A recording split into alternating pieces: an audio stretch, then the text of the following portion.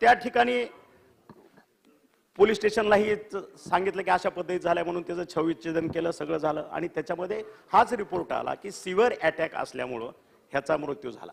त्या ठिकाणी ज्या आपण बाकीच्या ज्या गोष्टी सांगितल्या की तुमच्या त्या ठिकाणी व्हेकन्सीज आहे वगैरे वगैरे, त्या ठिकाणी फक्त एक व्हेकन्सी आहे, जागा आपल्या सगळ्या भरलेल्या आहेत। आज आपल्या जवळपास पुणे जिल्ह्यामध्ये एवढा मोठा जिल्हा आहे, त्याचा व्याप मोठा आहे, तरी सुद्धा त्या ठिकाणी आपण ज्या उपाययोजना केलेल्या आहेत, रिक्त असलेली पदं आपण भरलेली आहेत, पुन्हा वरिष्ठाच्या परवानगीशिवाय मुख्यालयातनं परत आता त्या झाल्यानंतर जे काय आपण अवेअरनेस केलेला आहे की बायोमेट्रिक हजेरी वरिष्ठ अधिकाऱ्यांना विचारल्याशिवाय हेडक्वार्टर न सोडणं, ह्या सगळ्या गोष्टी त्या ठिकाणी आपण केलेल्या आहेत। आणि अधिकाऱ्यांच्या ज्या भरत्या आहेत त्या सुद्धा आता जे काय 75,000 भरत्या आहेत त्याच्यामध्ये वैद्यकीय विभागाच्या मोठ्या प्रमाणात भरत्या त्या होऊन जातील।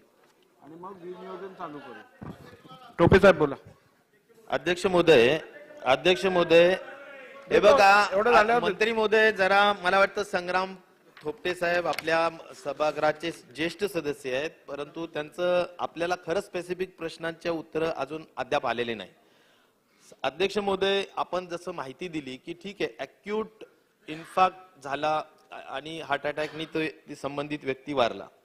अध्यक्ष महोदय, मला या निमित्ताने एकच सांगायचं आहे, मंत्री महोदय आम्ही मंत्री असताना स्टेमी नावाचा प्रोजेक्ट होता, स्टेमी म्हणजे एसटी इलिव्हेशन मायकार्डियल इन्फेक्शनच्या अनुषंगाने ज्यांना असे अॅक्यूट हार्ट अटॅक येतात अचानकपणे आणि त्याला काही करता येत नाही, त्यासाठी त्यांना थ्रॉम्बोलाइज करण्यासाठी म्हणजे त्यांचं रक्त पातळ करून त्यांचा जीव वाचवण्यासाठी अध्यक्ष महोदय हा प्रोजेक्ट आहे। तर हा प्रोजेक्ट सर्व दूर अजून काही सुरू झालेला दिसत नाही, अर्धवट झाला, त्यानंतर काही फार दिसत नाही। तर या तालुक्यामध्ये, वेल्हे तालुक्यामध्ये या प्रोजेक्टची अंमलबजावणी झाली का अध्यक्ष महोदय, पहिला प्रश्न। कारण असा जर का प्रोजेक्ट हा इम्प्लिमेंट झाला प्रत्येक तालुक्याच्या ग्रामीण रुग्णालयामध्ये अध्यक्ष महोदय, तर अशा शेकडो जीव, हजारो जीव वाचू शकतात। त्यामुळे स्टेमी प्रोजेक्ट इम्प्लिमेंट झाला का, आणि झाला नसेल तर काय, कारण हा हिली एरिया आहे। नंबर 2 अध्यक्ष महोदय, या ठिकाणी तुम्ही म्हणालात बायोमेट्रिक आम्ही करतोय, परंतु बायोमेट्रिक कुठेही अद्याप सुरू झालेली नाही। त्यामुळे बायोमेट्रिक अध्यक्ष महोदय कंपल्सरी सगळ्या सार्वजनिक आरोग्य विभागात अध्यक्ष महोदय उपस्थिती हाच महत्वाचा भाग, आणि ती मॉनिटर करण्यासाठी बायोमेट्रिक प्रत्येक ग्रामीण रुग्णालयामध्ये प्रत्येक पीएससी मध्ये असायलाच हवी, आणि ते कम्प्लिटली कुणावर तरी जिम्मेदारी दिली पाहिजे। मी तर म्हणेल सीओ सारख्या व्यक्तीवर किंवा जिल्हाधिकाऱ्यांवर की एकही बायोमेट्रिक बंद करता होता कामा नये, असलं तर त्याच्यावर रिस्पॉन्सिबिलिटी फिक्स केली पाहिजे। अध्यक्ष महोदय, ते एक आपण आश्वासन देणार का सभागृहाला की बायोमेट्रिक 100% चालू राहील आणि नसेल त्या ठिकाणी चालू केली जाईल। अध्यक्ष महोदय, या ठिकाणी ज्या अर्थी चार्ज दिला गेला याचा अर्थ ती जागा रिक्त होती, आणि त्यामुळे मेडिकल ऑफिसरच्या रिक्त जागा भरणं हे अवघड नाहीये। आणि मला असं वाटतं की हा काही आता एमपीएससीचाही विषय नाही, हा आपल्या डिपार्टमेंटचा विषय। त्यामुळे सगळ्या जागा कशा भरल्या जाणार, आणि क्लास 3 क्लास 4 या जागा आम्ही 50% भरल्या होत्या, आता 50% राहिल्यात, तर त्या तत्परतेने भरणं अध्यक्ष महोदय या ठिकाणी अत्यंत आवश्यक आहे। आणि जिथे जिथे फंड्स नाहीत अध्यक्ष महोदय, तर आदरणीय अजितदादा पवार साहेब ज्यावेळी आता उपमुख्यमंत्री होते, कॅबिनेटनी त्या काळाच्या 5,000 कोटी रुपये म्हाडाकडून स्पेशल अत्यंत नाममात्र दरावर व्याज दरावर कर्ज घेतलेलं आहे। असेच अर्धवट आणि नवीन मंजूर झालेल्या सगळ्या बांधकामांच्या दृष्टिकोनातून तर अध्यक्ष महोदय त्याची प्रगती काय आहे, त्याच्या संदर्भातले काही पैसे वाटप चालू आहेत का नाही, कारण 100% कर्ज मंजूर आहे, फक्त पैशाची कुठलीही अडचण नाही। त्यामुळे अध्यक्ष महोदय पॉइंटेड 3च प्रश्न आहेत की आपल्याला या कर्जाच्या संदर्भाने आर्थिक उपलब्धता सगळ्या गोष्टींची केलेली आहे, त्याची वापर लवकर करावा, 100% बायोमेट्रिक त्या ठिकाणी अंमलात आणावं, रिक्त जागा केव्हा भरल्या जाणार याचं ठोस आश्वासन या ठिकाणी पूर्ण सभागृहाला द्यावं, आणि स्टेमी प्रोजेक्टच्या बाबतीतली माहिती सांगावी, अशी 3-4 प्रश्न आहेत अध्यक्ष महोदय। तत्कालीन आरोग्यमंत्री यांनी जे प्रश्न उपस्थित केले, खरं तर त्यांना याच्याबद्दलचं नॉलेज आहे। खरं तर त्यांनी 2 वर्षामध्ये बऱ्यापैकी काम करायला हवं होतं, पण ते झालेलं नाही। ठीक आहे, तुमचा राहिलेला अर्धवट जे काम आहे, माननीय आरोग्यमंत्री, तत्कालीन आरोग्यमंत्री, उत्तर होऊ दे आज उत्तर होऊ दे, देतो उत्तर होऊ दे ना। पुणे जिल्ह्यामध्ये टोपे साहेब पुणे टोपे साहेब जिल्ह्यामध्ये टोपे साहेब उत्तर होऊ दे उत्तर देऊ द्या ना, उत्तर देऊ द्या ना, उत्तर होऊ दे. उत्तर देऊ द्या ना. आरोग्यमंत्री, तात्कालीन आरोग्यमंत्री उत्तर द्या. उत्तर घेतल्यानंतर बोलू ना, उत्तर घेतल्यानंतर बोला ना. ठीक आहे. मंत्री महोदय, अध्यक्ष महोदय, या ठिकाणी मी सांगतो, मी 50% जागा भरल्या हेही सांगितलं, 50% भरण्याची व्यवस्था झाली, पण ते पेपर फुटी वगैरे काय झाली असेल त्यावेळीच्या, त्यामुळे थांबलं, नाही तर तेही भरलं गेलं असतं. अध्यक्ष महोदय, 100% जागा भरण्याची व्यवस्था आम्ही केली होती. पैसे मोठ्या पद्धतीनं उपलब्ध करून दिलेले आहेत. अनेक आता या स्टेमी प्रोजेक्ट आम्ही सगळे इम्प्लिमेंट केले, ते चालू करा. मी तर मंत्री महोदयांची भेट घेऊन मुद्दाम सांगितलं की मोठ्या पद्धतीनं आम्ही सगळ्या गोष्टी तयार केलेल्या आहेत, फक्त आता जोरात जरा हंटर घेऊन उभा राहून काम करावं. तर ते म्हणतायत की अध्यक्ष महोदय अर्धवट काम, असं कसं काय म्हणता येईल अध्यक्ष महोदय? चला उत्तर घ्या, उत्तर नाही, घ्या, नाही, आता तेच सांगायला लागलो मी. अहो एक मिनिट, उत्तर घ्या. माननीय सदस्य, बसा, आपलं बसा, राहिलेलं उत्तर होते. अर्धवट काम मी पूर्ण करतोय म्हटलंय, माझा कम्प्लीटच करून घेतलं नाही तुम्ही. आलं का लक्षात? तुम्ही चांगल्या प्रोजेक्ट जे काय राहिलेले अर्धवट आहेत, आणि ऍक्च्युली आता तुम्ही सांगितलं की स्टेमी हे पुणे जिल्ह्यामध्ये नव्हतं झालेलं, तुमच्या काळात तुम्ही ते सुरू केलं असेल, पण ते राहिलेलं आहे ते मी पूर्ण करतो ना. चांगले प्रोजेक्ट कधी मागे ठेवणार नाही, याच्याबद्दल तुम्हाला विश्वास आहे. आपण चर्चा केलेल्या आहे 2 तास, तुमचं मार्गदर्शनही घेतलं मी नागपूरच्या अधिवेशनामध्ये. त्याच्यामुळं चांगले प्रोजेक्ट जे आहेत ते अजिबात मागे राहणार नाहीत. अतिशय ताकदीनं आरोग्य खातं तुम्हाला पुढच्या या 1.5 वर्षामध्ये ठीक आहे. महाराष्ट्रात 1 नंबर झालेलं दिसेल, ह्याचा मी ठीक आहे. तुम्हाला हे करतो, आश्वासित करतो. एक टोपे बाब. साहेब बोला, टोपे दुसरी गोष्ट आहे आपलं की थोपटे साहेब बोला. जो बायोमेट्रिक आहे, बायोमेट्रिक कंपल्सरी करतोय, बायोमेट्रिक कंपल्सरी करतोय, आणि हे बायोमेट्रिक गुगल वरती घेऊन तुमच्या आमच्या दोन्ही आरोग्य केंद्रामध्ये, मुंबई असेल पुणे असेल, ह्या ठिकाणी 24/7 मध्ये ह्याला मॉनिटरिंग करतोय ऑनलाईन. हे लक्षात घ्या. बायोमेट्रिक आहे, पण त्याच्या कशा पद्धतीनं त्याला ऑफ केलं जातं, कशा पद्धतीनं ऑन केलं जातं त्यांच्या सोयीनुसार, हे मी आता मान्य करणार नाही. ह्याच्यावरती ऍडिशनल आस्थापना तयार करून मुंबई आरोग्य विभागामध्ये आणि पुण्यामध्ये दोन्ही ठिकाणी 24/7 हे बायोमेट्रिक रियालिटी झाले की नाही हे मॉनिटर करतोय. त्याच्यामुळे हे दोन्ही प्रश्न मार्ग निघतील. दुसरा मुद्दा, एक मिनिट माझं कंप्लीट होऊ द्या. दुसरा मुद्दा, वैद्यकीय अधिकारी गट 1, एकूण पद 8,441. आपल्या काळामध्ये ज्यावेळेस असताना आपण भरायचा प्रयत्न केला त्यावेळेस गोंधळ झाला. आतापर्यंत 7,458 पदं आपली भरलेली आहेत.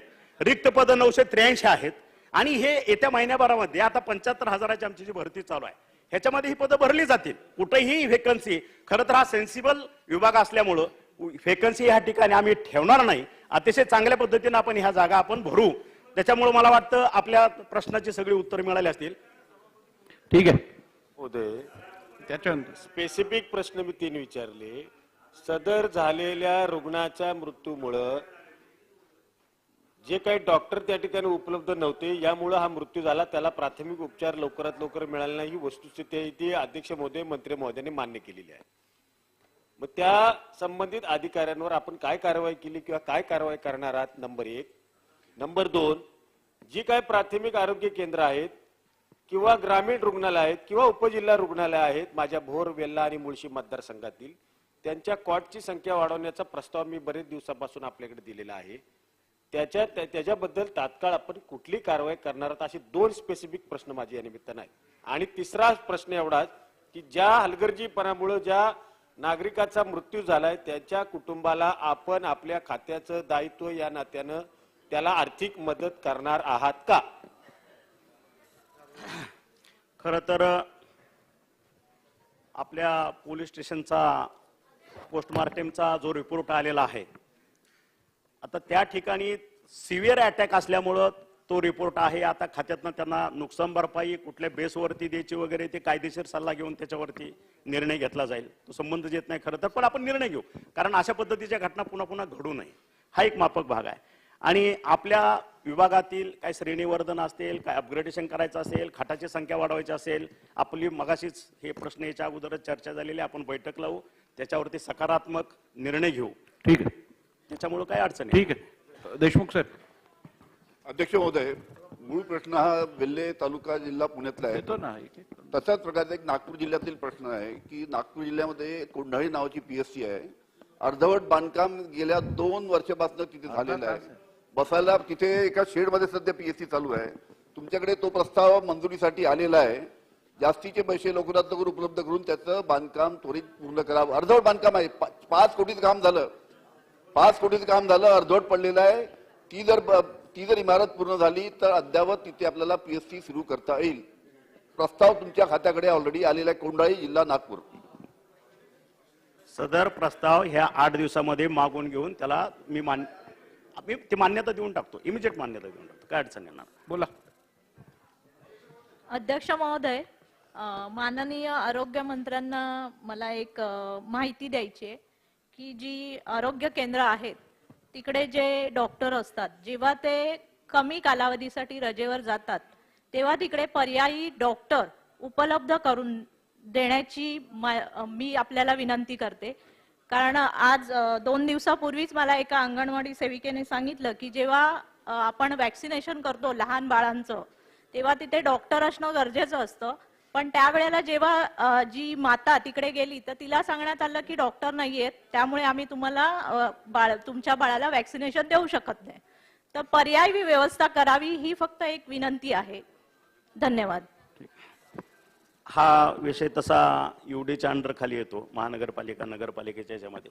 तरी सुद्धा आपली सूचना अतिशय चांगली आहे आणि त्याच्यावरती अल्टरनेटिव्ह सो करण्याच्या गाईडलाईन्स आम्ही आमच्या त्या खात्याकडे आपल्या युडीकडे आम्ही त्यांना शेवटचा प्रश्न रवी राणा. अध्यक्ष महोदय, अमरावतीमध्ये स्त्री रुग्णालय जवळपास 4 वर्षापासून रेडी आहे आणि जवळपास 54 कोटी रुपये आपण खर्च केले. 200 बेडचं हॉस्पिटल आहे, पण एक 6 कोटी रुपयासाठी त्या हॉस्पिटलचं शेवटचं काम बाकी आहे. ते जर आपण ताबडतोब केलं तर त्या ठिकाणी स्वतंत्र स्त्रियांसाठी एक रुग्णालय सुरू होऊन जाईल आणि लहान मुलांचं जे आयसीयू आहे, मागे आपण पाहिलं की 33 महिने सरकारमध्ये आयसीयू मध्ये जेव्हा आग लागली होती तर अनेक मुलांचे जीव धोक्यामध्ये आले होते, म्हणून ते आयसीयू सुद्धा इथे शिफ्ट केलं जाईल आणि त्या लोकांचं मुलांच्या संरक्षणासाठी एक चांगलं हॉस्पिटल सुरू होईल. किती दिवसात कराल? खरं तर अमरावती जिल्ह्यासाठी खास लक्ष ठेवलं पाहिजे. मी स्वतः वैयक्तिक ठेवलंय. मेळघाट सारखा आपला त्या ठिकाणी दुर्गम भाग आहे आणि ह्या ठिकाणी 6 कोटीसाठी एवढं मोठं हॉस्पिटल, ती मध्यंतरी घडलेली घटना सगळ्याला ज्ञात नाही संपूर्ण महाराष्ट्राला. म्हणून 6 कोटीसाठी एवढं जर काम थांबत असेल, तुमच्याबरोबर बैठक लावून त्याच्यावरती तात्काळ उपाययोजना करून ते 6 कोटी आपल्याला कसे मिळतील आणि ते रुग्णालय लोकार्पण कसं पटकन होईल हे आपण बघू. प्रश्न क्रमांक 56,567. प्रश्न क्रमांक 56,567. अध्यक्ष महोदय, छापल्याप्रमाणे. अध्यक्ष महोदय, महाराष्ट्र राज्य अंगणवाडी कर्मचारी संघटनेच्या देतो सगळ्यांना देतो. अनेक मागण्या गेल्या अनेक वर्षापासून आपण ऐकतोय आणि त्या विषयावरती हा प्रश्न आहे. आपल्याला चांगलं माहित आहे की अंगणवाडीच्या ज्या सेविका आणि मदतनीस आहेत ते या संपूर्ण ग्रामीण भागामध्ये खूप चांगलं काम करतात आणि खरं तर भविष्य ह्या देशाचं जे आहे, तरुण लहान मुलांना त्यांना घडवायचं काम करत असतानाच बालमाता संगोपन त्यांचं करत असतात. त्याचप्रमाणे बालमृत्यू कमी करण्याचं काम सुद्धा या अंगणवाडी सेविकांच्या माध्यमातून होतं आणि असं असताना सुद्धा गेल्या अनेक वर्षापासून आपण बघतोय की त्यांच्या मागण्यांकरता त्यांना अनेक वेळा आंदोलनं करावी लागतात, रस्त्यावरती उतरावं लागतं. आज सुद्धा जवळपास 10,000 अंगणवाडीच्या सेविका या आझाद मैदानावरती धरणे आंदोलनाला कालपासून बसलेल्या आहेत. त्यांच्या अत्यंत कमी मागण्या आहेत आणि त्या मागण्यांच्या संदर्भामध्ये माझा हा प्रश्न आहे.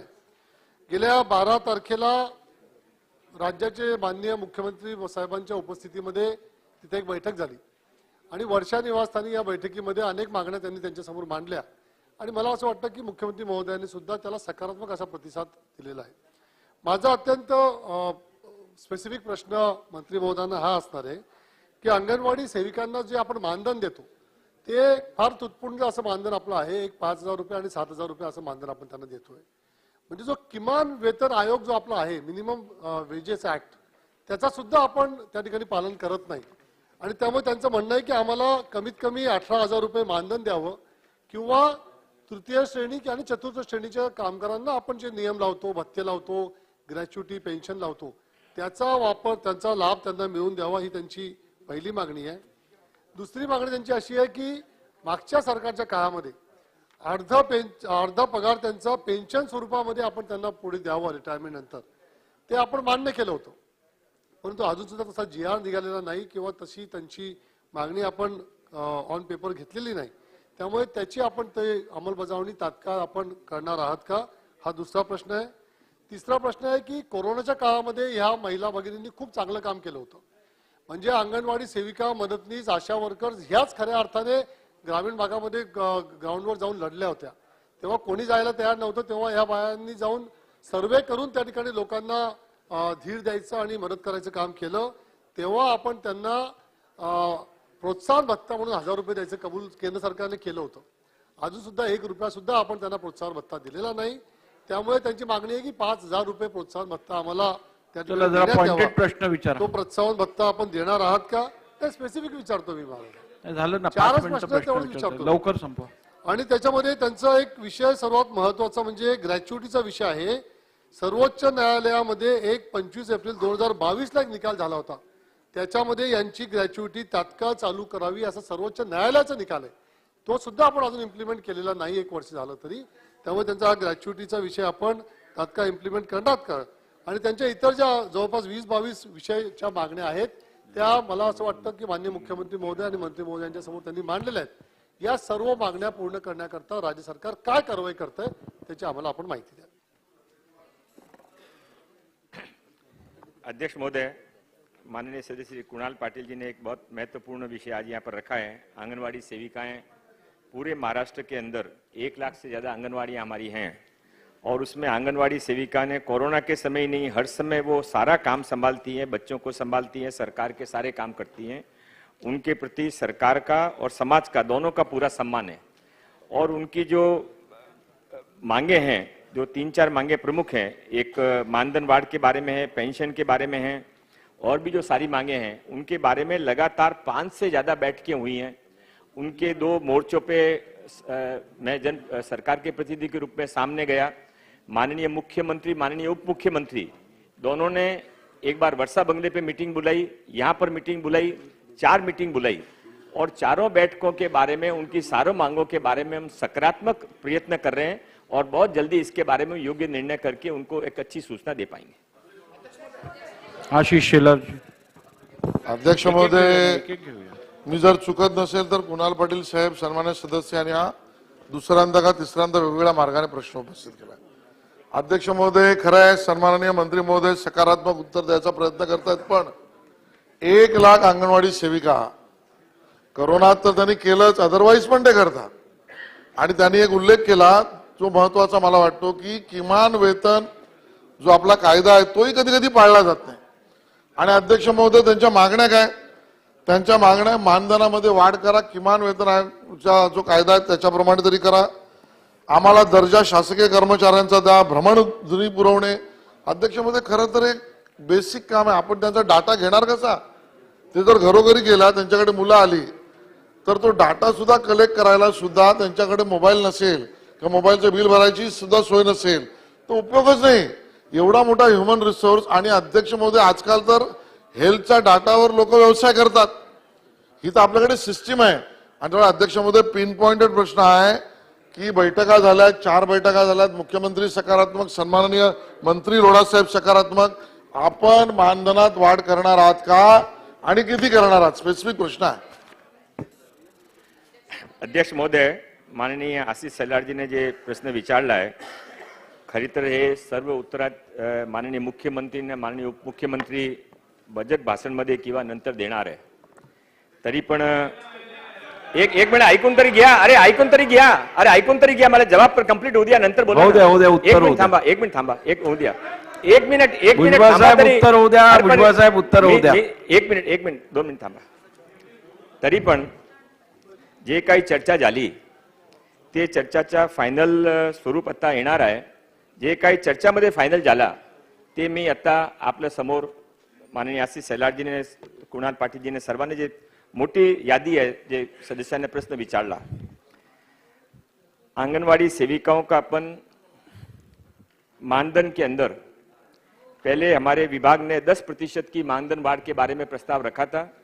माननीय उप मुख्यमंत्री एकनाथ राव जी शिंदे, माननीय उप मुख्यमंत्री देवेंद्र जी फडणवीस दोनों ने जो बैठक ली उसके अंदर ये करीब तय हुआ है कि ये वार्ड बढ़ाकर 20% की जाएगी, आंगनवाड़ियों को 20% वार्ड की जाएगी. आज के पूरा जवाब सुन लीजिए. आज के समय में महाराष्ट्र आंगनवाड़ियों को पगार देने में 8वें 7वें नंबर पे है. ये वार्ड होने के बाद में हम 4थे नंबर के ऊपर आ जाएंगे. केवल कुछ छोटे राज्य और कॉर्नर के राज्य एक जवाब पूरा दीजिए, समाधान नहीं होगा तो फिर और जवाब देंगे आपको। दूसरा, 20,183 रिक्त पद लंबे समय से रुके हुए थे। नई सरकार आने के बाद में नई सरकार ने निर्णय लेकर 1 जनवरी से रिक्त पद भरने का काम शुरू किया है। मई के पहले 20,183 रिक्त पद डायरेक्टली पूरे भर दिए जाएंगे। तीसरा, जो माननीय आशीष शेलार जी ने मोबाइल का विषय उठाया, मोबाइल के अंदर नए मोबाइल खरीदने का हमने करीब निर्णय लिया है। मैं करीब सध्या माननीय अध्यक्ष मोदी इसलिए इस्तेमाल कर रहा हूं। एक मिनिट अरे पण आपण उपमुख्यमंत्री होते, आपण ते समजू शकता। पण मी सदन से पटलावर सांगतो ना, मी सदनच्या पटलावर सांगतोय। आता आपण नवीन मोबाईल खरीद करायचा आपण निर्णय केलेला आहे।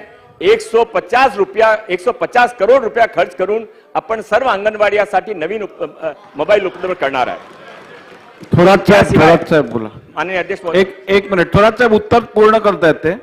लोढा साहेब उत्तर अजून द्यायचं आहे का? बोला। 2 मिनिट पूर्ण करू द्या।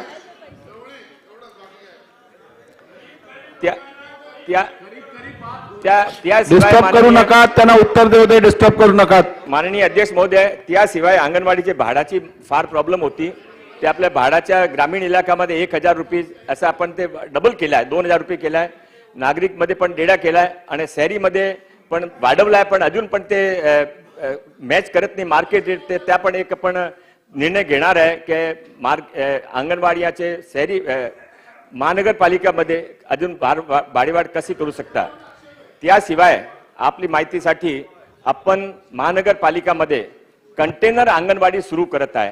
आज माननीय उपमुख्यमंत्री जे असते प्रथम कंटेनर अंगणवाडीच्या आत इथे उद्घाटन होणार आहे आणि ते मुंबईमध्ये प्रायोगिक तौरावर 200 महाराष्ट्रामध्ये फर्स्ट टाइम आपण कंटेनर अंगणवाडी ठेवत आहे।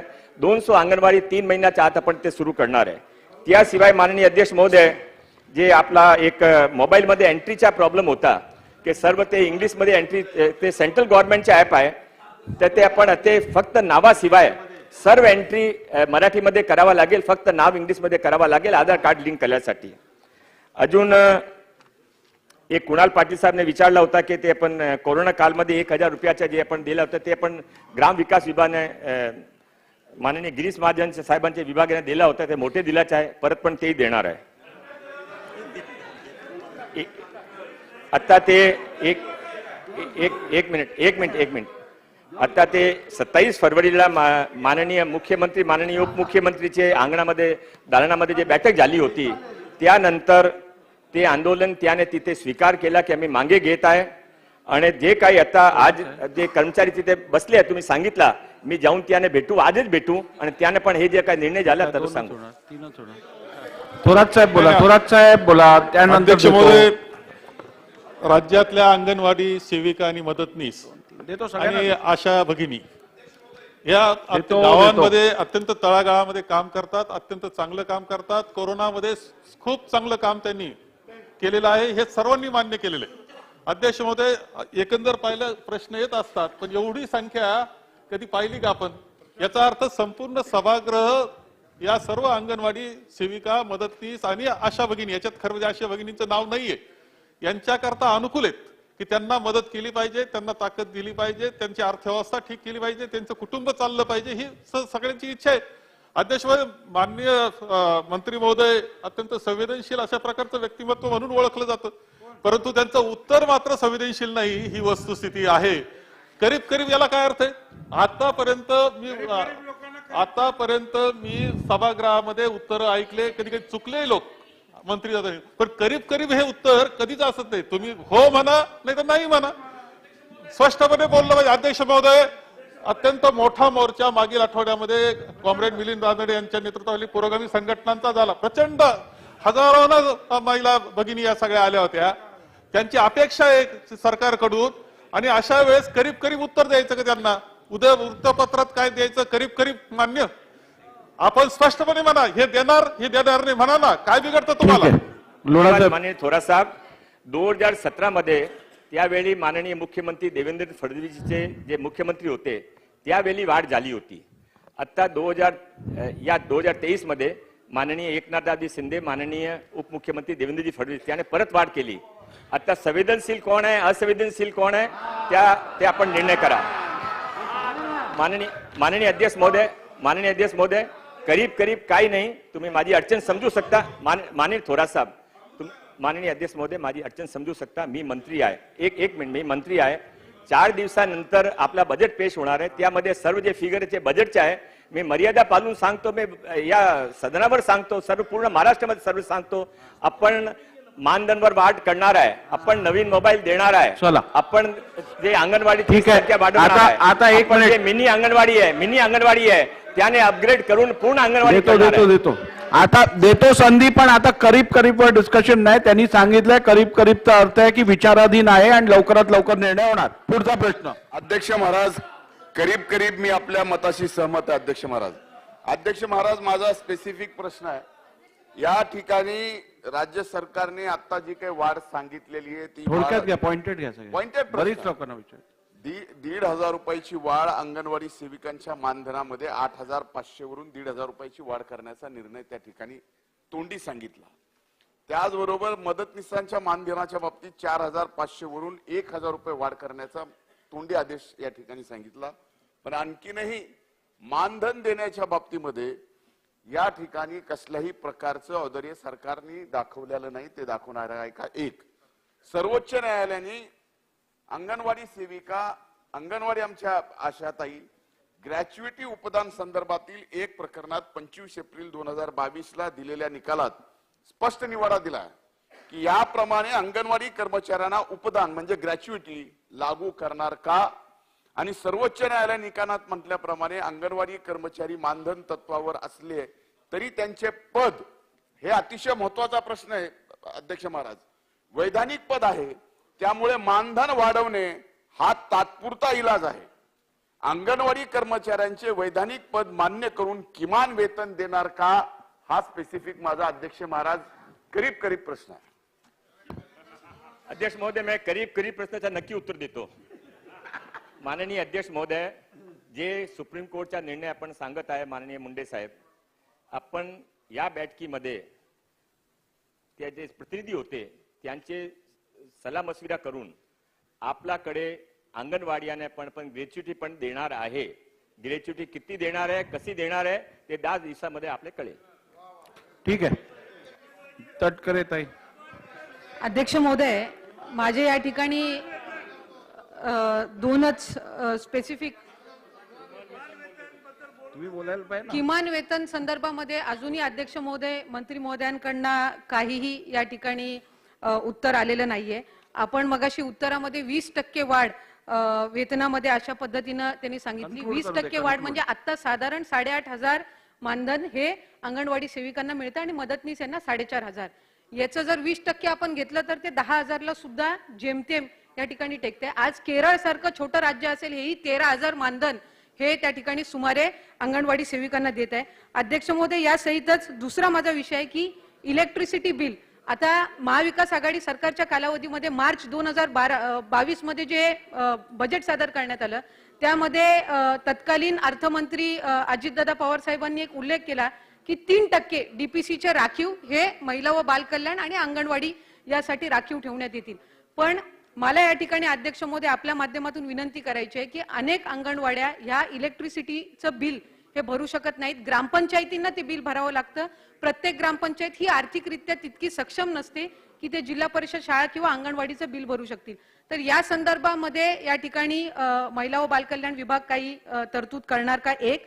आणि दुसरं, मोबाईल फोन त्यांना देत असताना अंगणवाडी आता डिजिटल व्हायला लागलेल्या आहेत, तर मोबाईल फोन मध्ये हे त्यांना त्या अंगणवाडी सेविका किंवा मदतनीस यांना देत असताना त्या मोबाईल फोन मध्ये काय त्यांच्यासाठी, अंगणवाडी सेविकांसाठी काय त्याच्यामध्ये डेटा हा अपलोड करण्यात येईल का? असे 2-3 स्पेसिफिक प्रश्न या ठिकाणी अध्यक्ष महोदय आपल्या माध्यमातून मंत्री महोदयांना विचारायचे. दादा बोला, उत्तर घेऊन मग बोला. अध्यक्ष महोदय, मी पूर्वी पण सांगितलं की आपण 20% वाढ करत आहे. 20% म्हणजे ते आजपर्यंत हायेस्ट वाढ एक वेळा आपण करत आहे. त्याशिवाय आपण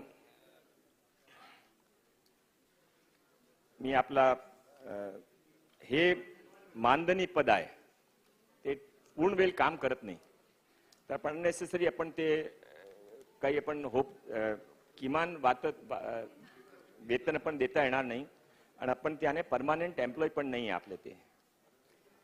त्याशिवाय आपले जे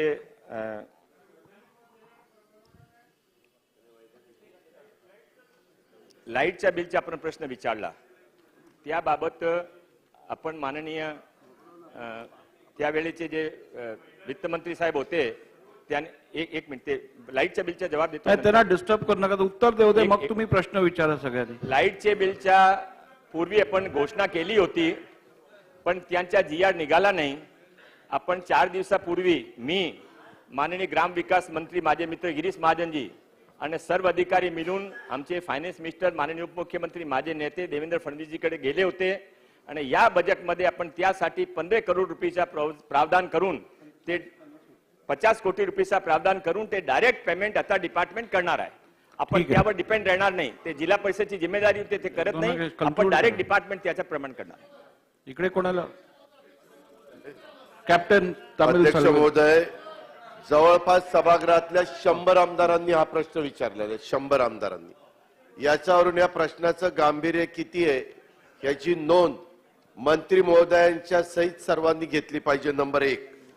अध्यक्ष महोदय, पोषण ट्रॅकर ऍप मध्ये अंगणवाडी सेविकांना भरवायची माहिती हे अध्यक्ष महोदय इंग्लिशमध्ये आहे आणि ग्रामीण भागातील कमी शिकलेल्या सेविकांचा विचार करून ही माहिती मराठीमध्ये भरण्याची सोय का केली जात नाही? काल आम्ही संध्याकाळी इथं होतो. इथं मेडिकलचं शिक्षण आणि इंजिनिअरिंगचं शिक्षण मराठीत द्यावं अशी काल चर्चा चाललेली होती. तो भाग वेगळा आहे, परंतु ह्या ग्रामीण भागातल्या महिला आहेत ह्याच्यामध्ये मराठीच्या संदर्भामध्ये तुम्ही का बोटचेप धोरण घेतात? ते मराठीमध्ये भरण्याची सोय केव्हा करणार? नंबर 1. नंबर 2, आज जे शेती करतात आणि ग्रामीण भागाचं प्रतिनिधित्व माझे लोकप्रतिनिधी दोन्ही बाजूचे करतात, तिथं आमच्या शेतामध्ये कुणाच्याही येणारी खुरपणीची महिला 300 ते 350 रुपये रोज होती. किती? 300 ते 350. याचा अर्थ किमान 10,000 रुपये महिन्याला मजुरी मिळाली तर तिचं कुटुंब चालतं, संध्याकाळी तिची चूल पेटते. आणि इथं मंत्री महोदय खुशाल सांगतायत अरे गॅस पण महाग. अहो मंत्री महोदय, गॅस पण 50 रुपयांनी मागलाय. आता ग्रामीण भागामध्ये रॉकेल दिलं जात नाही. ह्याही महिला गॅस सिलेंडर वापरतात. त्या गॅस सिलेंडरची पण किंमत वाढली. बरं झालं तुम्ही सांगितलं अध्यक्ष महोदय. त्यामुळं करीब न म्हणता यामध्ये सेविकेला आपण 15,000 रुपये मानधन आणि मदतनीसला 10,000 रुपये मानधन देणार का? आणि सगळी सभागृहाची मागणी केव्हा देणार? अध्यक्ष महोदय, माननीय विरोधी पक्ष नेता अजितदादांना जे प्रश्न मोबाईल एंट्रीसाठी विचारला ते मी पूर्वी पण सांगितलं होता. आता मोबाईलमध्ये फक्त हा सेंट्रल गव्हर्नमेंटचा ऍप आहे, तर ते फक्त नाव शिवाय काय एंट्री इंग्लिशमध्ये करायची नाही. फक्त नाव इंग्लिशमध्ये ठेवायच्या आणि त्यासाठी पण आमचे तिथे अधिकारी त्यांचे मदत करतात, एंट्रीसाठी मदत करतात. माननीय अध्यक्ष महोदय, एक वेळा नामची एंट्री झाली ते परत करावा लागणार नाही. आणि ते जे माननीय विरोधी पक्ष नेत्याने जे सांगितलं की ते आपले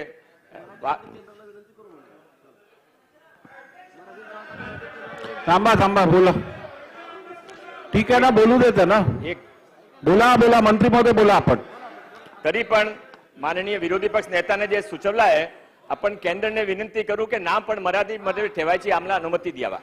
ठीक आहे. आणि ते आपले जे आपले मानधनसाठी आपण जे वाढसाठी सांगितलं आहे, मी पूर्वी पण दादा सांगितलं की आपण प्रामाणिकपणे प्रयत्न करत आहे. आपण जे आता वाढ प्रपोज केली आहे ते आता फायनल होऊ द्या. एक वेळा आपला पण मी सांगू ते माननीय मुख्यमंत्री माननीय उपमुख्यमंत्री त्यावर निर्णय घेणार आहे. पण आपण भरसाट वाढ करत आहे, 20% वाढ पण एकत्र करत आहे. ठीक आहे, एक करूया ना, एक घेऊया. काय बोला. मी ज्यावेळेस 100 आमदार हा प्रश्न विचारतो त्यावेळेस आमची पण काहीतरी अपेक्षा असते ना अध्यक्ष महोदय. आणि यामध्ये जर मंत्री महोदयांनी मुख्यमंत्री उपमुख्यमंत्री निर्णय घेणारे मग या मंत्र्यांना काही अधिकारच राहणार नाही. ठीक आहे, असं नाही. बसा खाली बसा.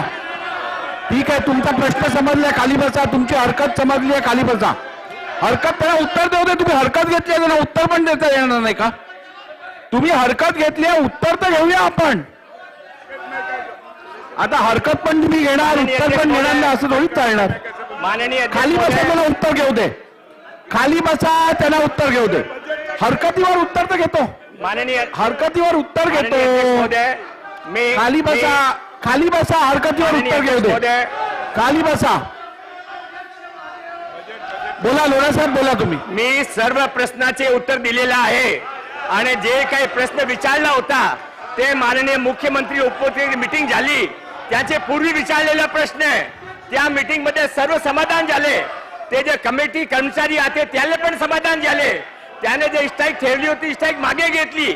आता पण काय काय विचारते सर्व पण प्रश्न सोडवला. चला जयंत पाटील साहेब बोला. महोदय, सन्माननीय मंत्री महोदय समाधानकारक उत्तर देत नाहीत आणि म्हणून आम्ही सभात्याग करतो. चला मंत्री महोदय बोला बोला. आशिष शेलार बोला. अध्यक्ष महोदय, मी या ठिकाणी सन्माननीय मंत्री मंगल प्रभात लोढा यांचं अभिनंदन करतो. अध्यक्ष महोदय, आणि माझा एकच प्रश्न आहे, मंत्री महोदयांना माझी विनंती आहे रेकॉर्डवर उत्तर द्यावं. अध्यक्ष महोदय, प्रश्न एवढाच आहे, आज जे बोलतायत हे सगळे पळपुटे गेलेत. हे बोटचेपी भूमिकेबद्दल बोलतायत, किमान वेतनबद्दल बोलतायत, मोबाईल बद्दल बोलतायत आणि त्या ठिकाणी लाईट बिलाबद्दल बोलतायत.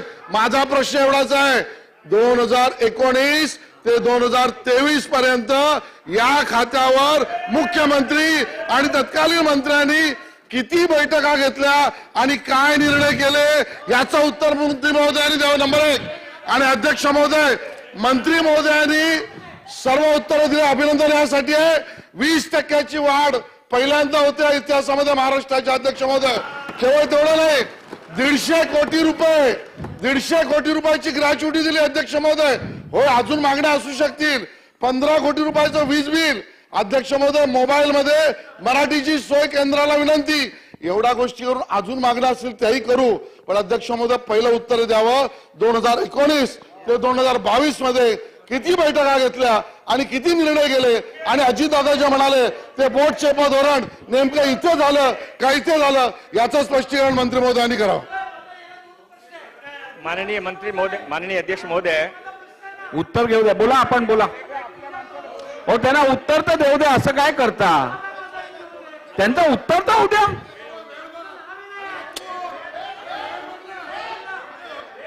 बोला मंत्री महोदय, आपण बोला. माननीय सदस्य आशिष शेलारजींनी प्रश्न विचारला की 2019 ते 2023 उत्तराशिवाय तुम्हाला परत प्रश्न विचारले देऊ का? त्यांचं उत्तर तर होते. बोला. 2019-2023 मध्ये सरकारने अंगणवाडीसाठी काय काय केले. मला पण खरा प्रश्न आहे की 2019 आणि 23 मध्ये सरकार काम पण करत होती की ना करत होती. अंगणवाडीसाठी काय करणार ते? एकही मीटिंग घेतली नाही, एकही निर्णय घेतला नाही. उत्तराचा तास अजून प्रश्न उत्तराचा तास 1 मिनिटांनी वाढवण्यात येत आहे. माननीय अध्यक्ष महोदय, हे जे काही प्रश्न विचारलेला होता, हे जे माननीय मुख्यमंत्री माननीय उपमुख्यमंत्री दालनामध्ये मीटिंग झाली, निर्णय झाला, त्यांचे पूर्वीचा प्रश्न होता. त्या मीटिंग मध्ये सर्व प्रश्न सोडून आल्या. आता ते विचारून ते नक्की करून आले होते की यावेळेला पॉलिटिक्स करायची, ते या त्याग करायचा.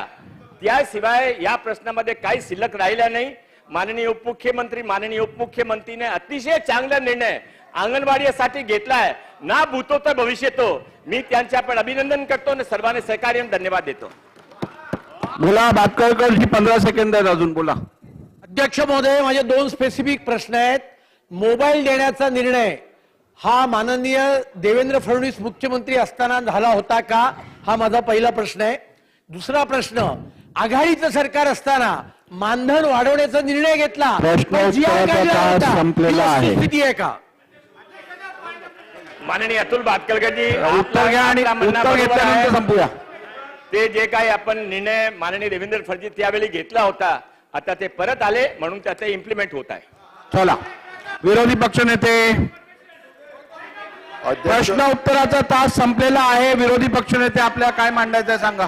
अध्यक्ष महोदय, मला पॉइंट ऑफ इन्फॉर्मेशनच्या निमित्तानं एक गोष्ट आपल्या लक्षात आणून द्यायची अध्यक्ष महोदय. अध्यक्ष महोदय, आम्ही सगळेच जण दोन्ही बाजूचे सन्माननीय सदस्य सभागृहामध्ये वेगवेगळे प्रश्न मांडण्याच्या करता येत असतो. त्याला न्याय मिळावा याच्यामध्ये वैयक्तिक कुणाचा काही स्वार्थ नसतो.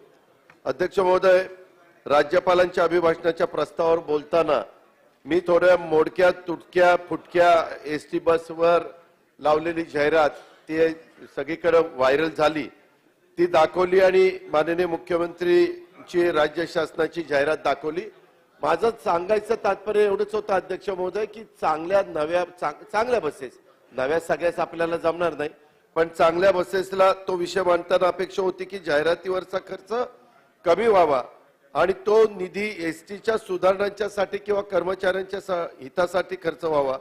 परंतु अध्यक्ष महोदय तसं घडलं नाही. अध्यक्ष महोदय, घडलं काय, उलट सरकारने आपला दोष लपवण्यासाठी भूम एसटी आगाराचे वाहक परीक्षक DB Edke, SN हराळ, AU Shaikh या तिघांना निलंबित केलं आणि खिडक्या नसणारी एसटी बस फेरीसाठी बाहेर काढण्यास कारणीभूत असल्याचा त्यांच्यावर आरोप ठेवला. अध्यक्ष महोदय, आणखी काही जणांवर कारवाई करण्यात येणार आहे असं कळतं. अध्यक्ष महोदय, मी त्यांच्यावर कारवाई करा म्हटलं नव्हतं. ती एसटी अशा प्रकारची भंगार एसटीवर जाहिराती करण्यापेक्षा त्या एसटी ह्याच्यामध्ये स्क्रॅपमध्ये काढावे, तसल्या बसेस, चांगल्या बसेस द्याव्या.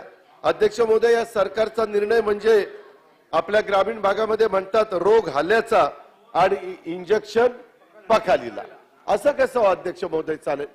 अध्यक्ष महोदय, असं जर चाललं तर फक्त मला एकच सांगायचं होतं की एसटीची अवस्था तशी नाहीये. हजारो एसटी आपल्याकडे नादुरुस्त मोडक्या तुटक्या आहेत.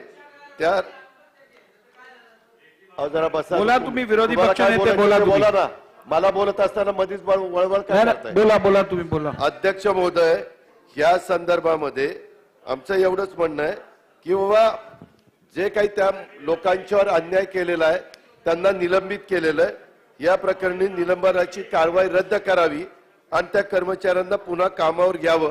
नाहीतर त्या लोकांचा गैरसमज असा होईल की आम्ही मुद्दे उपस्थित केले म्हणून त्यांच्या संसार म्हणजे त्यांचा संसार उघड्यावर पडण्याची पाळी आली, त्यांचं मुलंबाळ त्या ठिकाणी जेवणा वाचून वंचित राहतील, असं होऊ नये. एवढंच माझा पॉइंट ऑफ इन्फॉर्मेशनच्या निमित्तानं सांगायचं. ठीक आहे, बोला राणे साहेब बोला.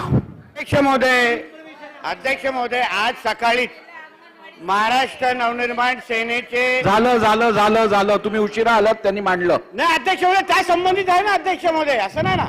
अध्यक्ष महोदय त्यांना हल्ला करत असताना अध्यक्ष महोदय गेल्या काही वर्षामध्ये मनसुख हिरेन असो, दिशा साल्यान असो, सुशांत सिंग राजपूत त्यांचा करण्याचा प्रयत्न झालेला आहे. अध्यक्ष महोदय, सकाळी अध्यक्ष महोदय जे हल्लेखोर होते ते करत असताना काही लोकांची नावं पण त्यांनी घेतले. उद्या पोलिसाच्या तपासामध्ये ती नावं बाहेर येतील.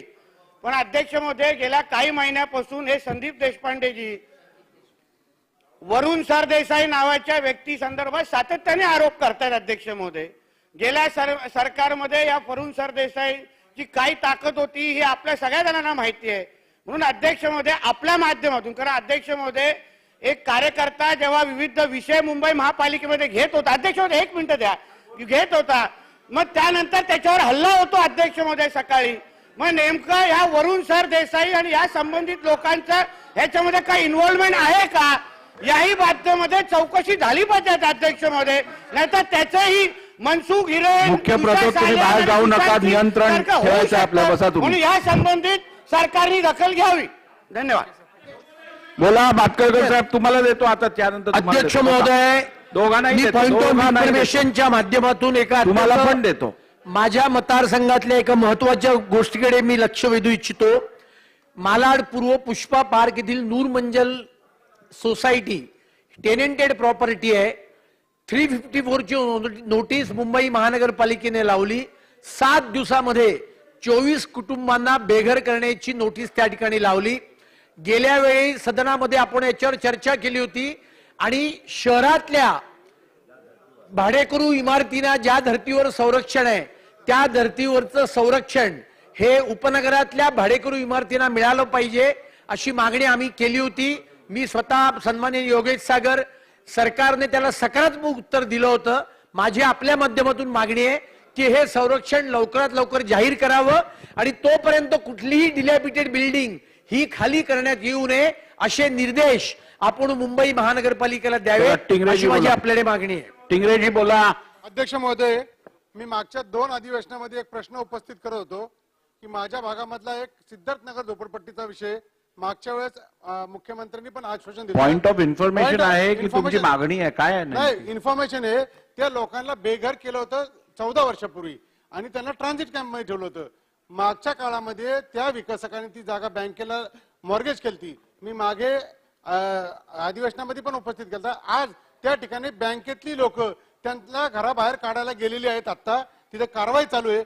माझी या ठिकाणी सभागृहाला विनंती आहे, अध्यक्ष आपल्याला विनंती आहे की ती कारवाई तुरंत थांबवायची. कारण त्या लोकांनी झोपडपट्टी आहे का? झोपडपट्टी होती, रस्ता बाधित झाल्यामुळे त्यांना घर देण्याचं आश्वासन दिलं गेलं एक मिनिट होतं. टिंगरेजी, एक मिनिट. सन्मान्य सदस्य टिंगरेजींनी मांडलेला मुद्दा अत्यंत गंभीर आहे. ह्या झोपडपट्ट्या आहेत ज्याच्यावर SRA स्कीम होणार आहेत, ज्यांना फोटो पासेस दिलेले आहेत. ते फोटो पासेस मॉर्गेज करून त्याच्यावर लोन दिलं जातं आणि मग बँक्स येऊन त्या झोपड्यांचं अटॅचमेंट करायला बघतात.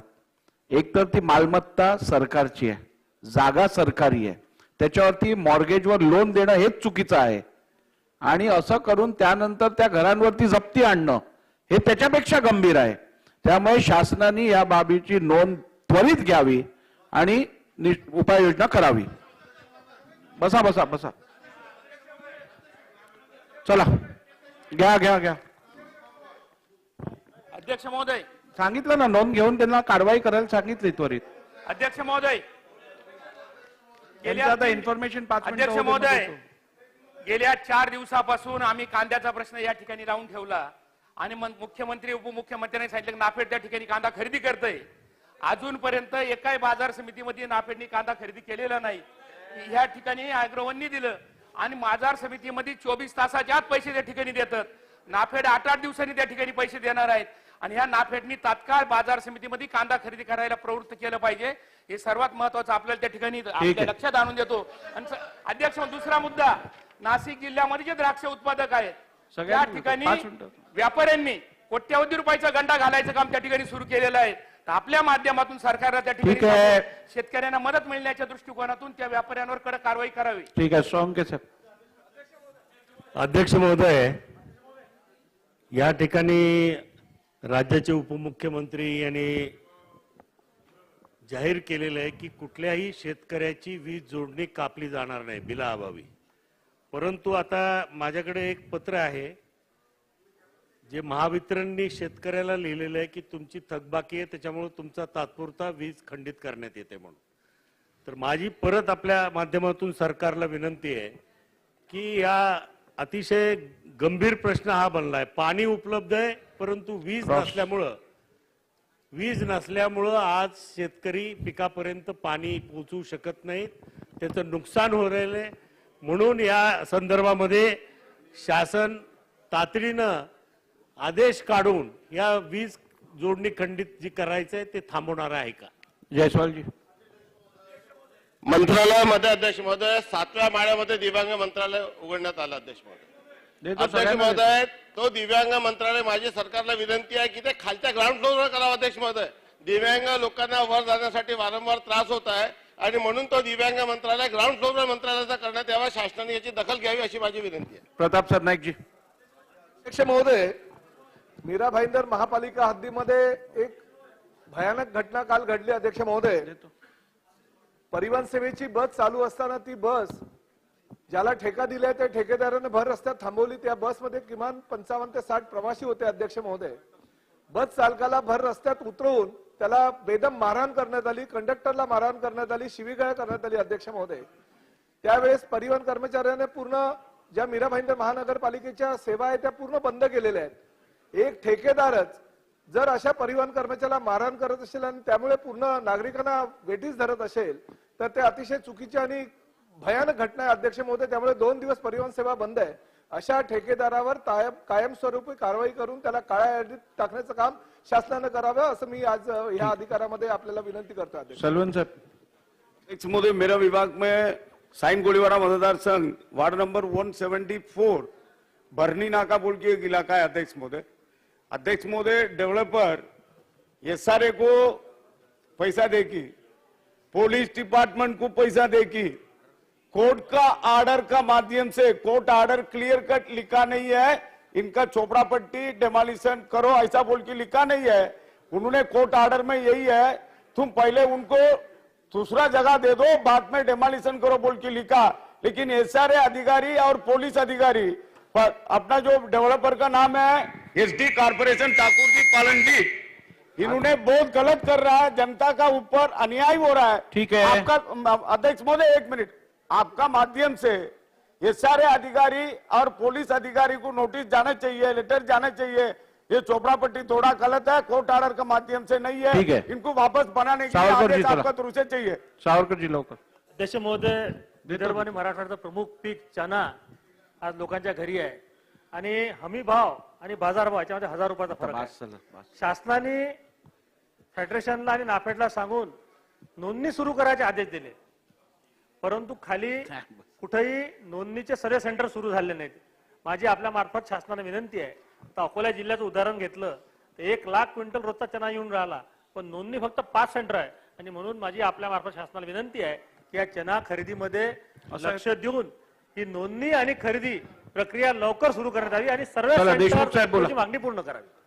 अध्यक्ष महोदय, सोलापूर शहरामध्ये औद्योगिक वसाहत आहे.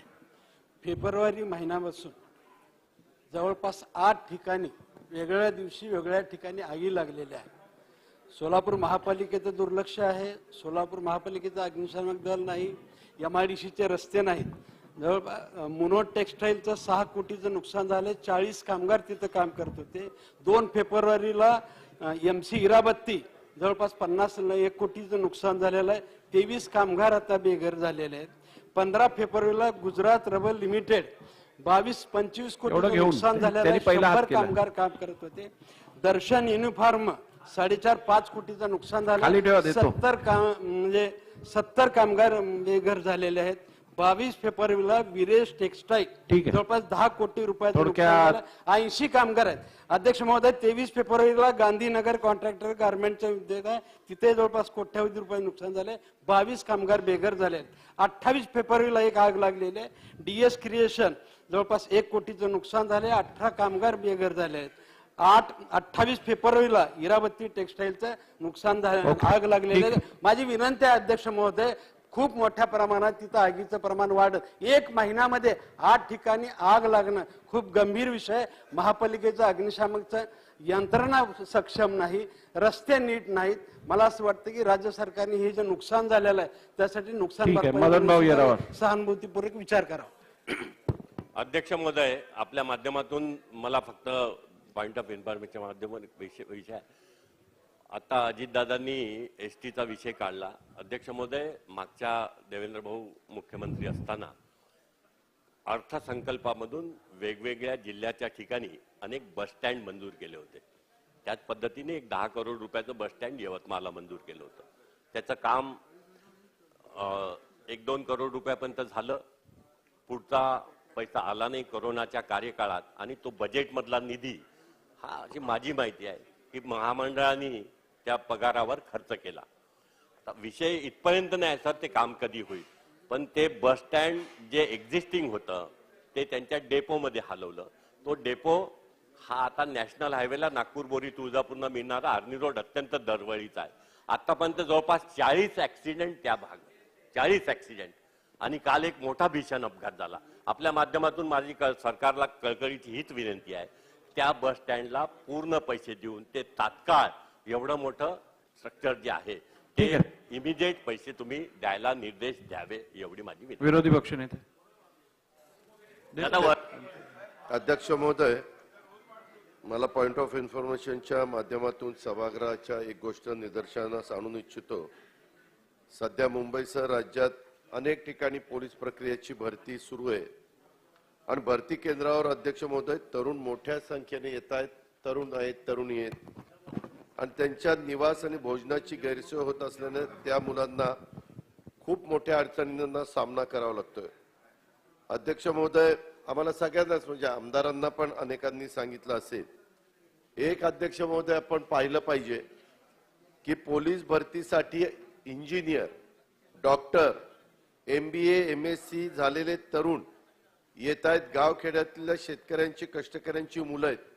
उच्च शिक्षण घेऊनही नोकऱ्या सध्या मिळत नसल्यामुळे तरुण पोलीस भरतीच्या करता येत आहेत आणि त्याची काळजी अध्यक्ष महोदय शासनाने घेतली पाहिजे. मी उदाहरण देतो. मुंबई विद्यापीठात कलिना कॅम्पमध्ये भरतीच्या वेळेस गणेश उगले हा 17 वर्षाच्या तरुणाला 1600 मीटर धावल्यानंतर चक्कर आली आणि तो तिथंच कोसळला आणि त्याला हॉस्पिटलमध्ये दाखल करावं लागलं. तिथं त्याचा अध्यक्ष महोदय मृत्यू झाला. मुंबईमध्ये भरतीत आलेल्या अमर अशोक सोळंके 27 वर्षाच्या तरुणाला तो राहत असलेल्या हॉटेलमध्ये हार्ट अटॅक आला आणि हॉस्पिटलमध्ये त्याचा मृत्यू झाला.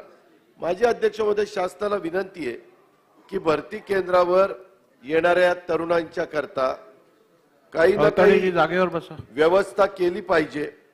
किमान त्यांना आंघोळ सकाळी करता येईल, किमान त्यांना स्वच्छतागृह त्या ठिकाणी जाता येईल. मोबाईल स्वच्छतागृह केली तरी हरकत नाही. आपल्याकडे तशा प्रकारची व्यवस्था आहे. आणि याच्यामध्ये विशेष महिला ज्या आहेत, मुली ज्या आहेत, त्यांची तर विशेष काळजी घेतली पाहिजे. धावण्याच्या चाचण्या सध्या ऊन वाढलेलं आहे, ते दुपारी भर उन्हात घेतात. माझी त्याही बद्दल शासनाला विनंती आहे की पोलीस भरतीची धावण्याची तरुणांची चाचणी पहाटे 5 वाजल्यापासून सकाळी 10 वाजेपर्यंत असं घेतलं आणि संध्याकाळी 4च्या 5च्या पुढे घेतलं तर अध्यक्ष महोदय त्याच्यामध्ये कुठंतरी त्या मुलांना मुलींना दिलासा मिळेल. ही बाब फार महत्वाची आहे, गंभीर आहे. त्याचा नोंद सरकारने घ्यावी आणि त्याच्या पुढची कारवाई करावी. शासनाने नोंद घ्यावी. त्याच्यामध्ये गेल्या 4 दिवसामध्ये ठाण्यामध्ये कल्याण येथे चला आपण गेली 16 मिनिटं याच्यावरती पॉइंट ऑफ इन्फॉर्मेशन घेतलं. आता लवकर संपूया. पुढच्या 2 मिनिटात जेवढे असतील तेवढे संपवायचे आहेत. मागच्या 4 दिवसापूर्वी दीपक भिंगार दिवे नावाचा इस्माला पोलिसांनी पकडलं, चौकीत नेलं, चौकीत मारलं, तो मेला. ठाण्यामध्ये भर रस्त्यात एक परदेशी नावाचा गुंड होता, पण त्याचा भर रस्त्यात गळा कापून खून करण्यात आला. काल रात्र जीवन पाटील नावाच्या एका इस्मावरती सुनील पाटील नावाच्या गुंडाने घरात घुसून वार केला. 14 टाके पडले. कुठलाही गुन्हा नोंद झालेला नाही. महोदय, ठाण्यातली कायदा आणि सुव्यवस्थाची पार 12 वाजली. नको त्यांना बंदुकीचे लायसन्स दिले जात आहेत. अध्यक्ष महोदय, मी आपल्या निदर्शनास आणून इच्छितो की ठाण्यामध्ये मुंबईचे सगळे उच्चांक तोडलेत. ठाण्यातले बार 6-6 वाजेस्तोवर चालू राहतात. येऊरमध्ये जंगल आहे, त्या जंगलामध्ये हॉटेल बार उघडण्याला कुठलीही परवानगी नाही. असं असताना तिथे 6-6 वाजेस्तोवर दारू पाजली जाते आणि त्याच्यातनं प्रचंड गुंडगिरी वाढली आहे, दहशत वाढली आहे. गुंडांना पोलिसांनी लायसन्स देऊन ठेवलेत. ठाण्यातल्या कायदा आणि सुव्यवस्थेबाबत काहीतरी सन्मान्य सदस्य आव्हाड साहेबांनी मांडलेला मुद्दा, माहितीचा मुद्दा जो आहे गंभीर असल्यामुळे शासनाने याची नोंद घ्यावी. देशमुख साहेब. अध्यक्ष महोदय, नागपूर जिल्ह्यामध्ये अध्यक्ष महोदय एक Nagpur district central cooperative bank आहे आणि या बँकेच्या माध्यमातून जे शेतकऱ्यांना कर्ज दिलं जातं, पण जे काही अनेक शेतकऱ्यांच्या आर्थिक अडचणीमुळे त्यांनी आपलं कर्ज वापस करू शकले नाही, भरू शकले नाही बँकेत. अशा जवळजवळ 5,500 शेतकऱ्यांच्या जमिनीचे लिलाव नागपूर डिस्ट्रिक्ट सेंट्रल कोऑपरेटिव्ह बँकने लावलेले आहेत अध्यक्ष महोदय. आणि हे लावत असताना भर चौकात अध्यक्ष महोदय असे मोठे मोठे बॅनर, अध्यक्ष महोदय असे मोठे मोठे बॅनर भर चौकात लावून शेतकऱ्यांचा अपमान करण्याचं काम बँकेच्या माध्यमातून चालू आहे. बँकेमध्ये होर्डिंग लावायचे, शेतकऱ्याचं नाव, त्याची जमीन, त्याचं गाव आणि या तारखेला त्याचा लिलाव होणार. असे 5,500 शेतकऱ्यांचे लिलाव त्या निमित्तानं बँकेच्या माध्यमातून चालू आहे.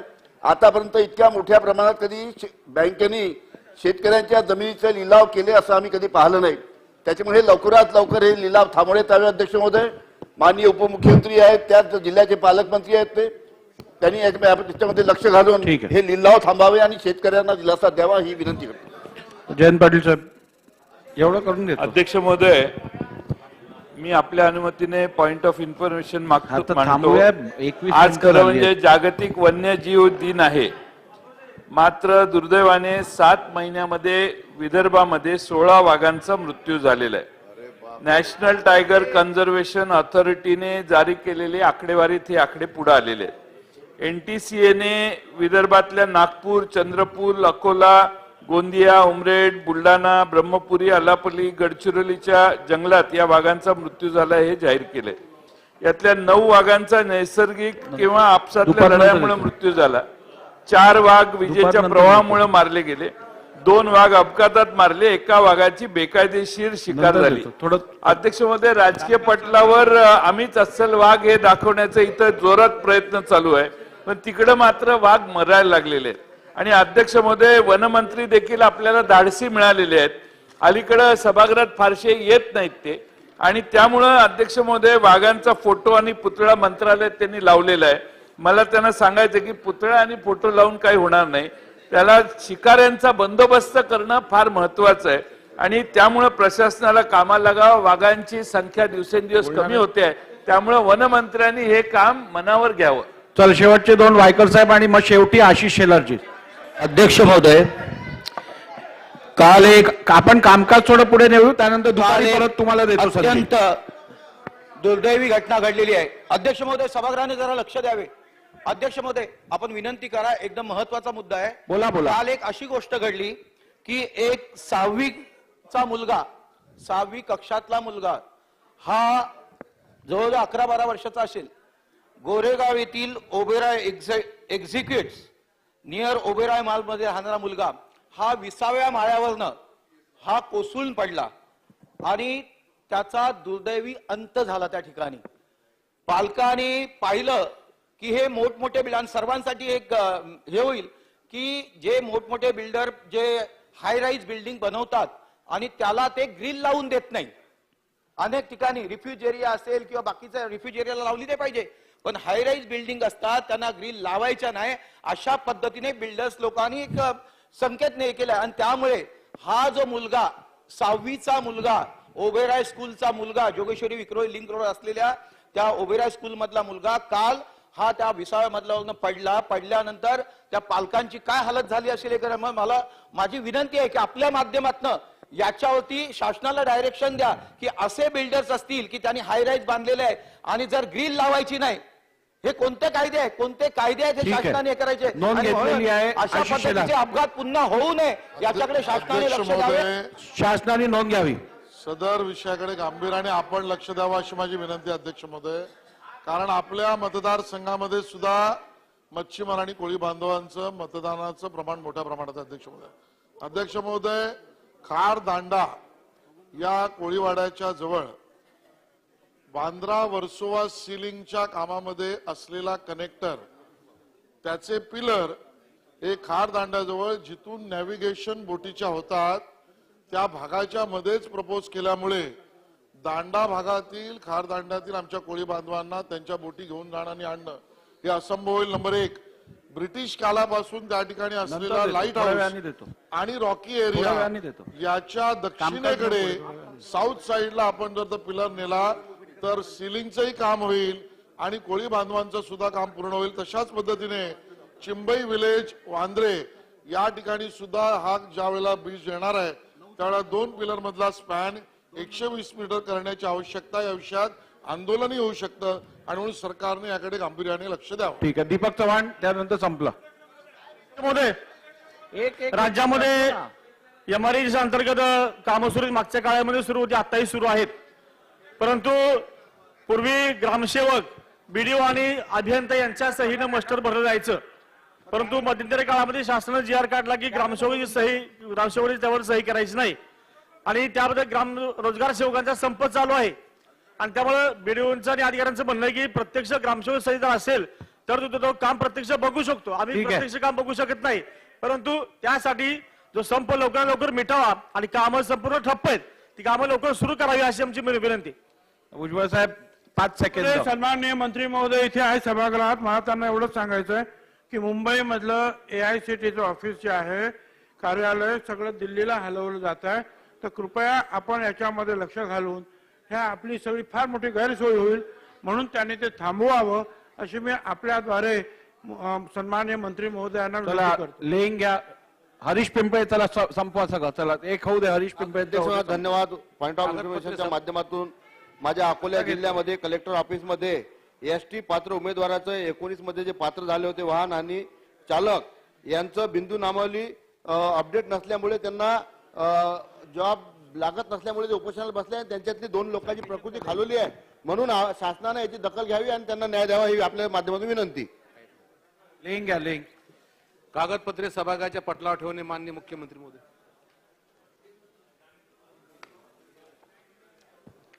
अध्यक्ष महोदय, मी आपल्या अनुमतीने कंपनी अधिनियम 2013च्या कलम 395(1)(a)(b) अन्वये महाराष्ट्र नागरी पायाभूत सुविधा निधी विश्वस्त कंपनी मर्यादित यांचा सन 1920 व 2021चा वार्षिक अहवाल तसेच महाराष्ट्र नागरी पायाभूत सुविधा विकास कंपनी मर्यादित सन 1920-2021चा वार्षिक अहवाल सभागृहासमोर ठेवतो. अहवाल सभागृहासमोर ठेवण्यात आले. सदर अहवाल विधिमंडळाच्या संकेतस्थळावर उपलब्ध करून देण्यात येतील.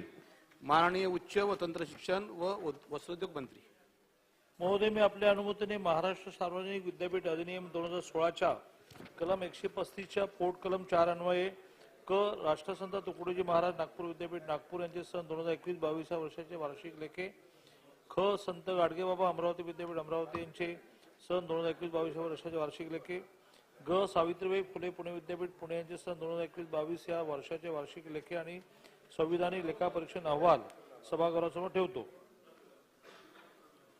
पुढचंही करू. महोदय, मी आपल्या अनुमतीने यशवंतराव चव्हाण महाराष्ट्र मुक्त विद्यापीठ अधिनियम 1989 मधील कलम 27 पोट कलम 3 अन्वये यशवंतराव चव्हाण महाराष्ट्र मुक्त विद्यापीठ नाशिक यांचे सन 2020-2021 या वर्षाचे वार्षिक लेखेने अंतर्गत लेखा परीक्षण अहवाल सभागृहासमोर ठेवतो. सदर अहवाल विधानसभेच्या पटलावर ठेवण्यास झालेल्या विलंबाची कारणे सोबत जोडली आहेत. महोदय, मी आपल्या अनुमतीने कंपनी अधिनियम 2013च्या कलम 395च्या पोट कलम 1 मधील खंड ब अन्वये महाराष्ट्राच्या हातमाग महामंडळ मर्यादित नागपूर यांचा सन 2021-22 या वर्षाचा 51वा वार्षिक अहवाल आणि वित्तीय पत्रके सभागृहासमोर ठेवतो.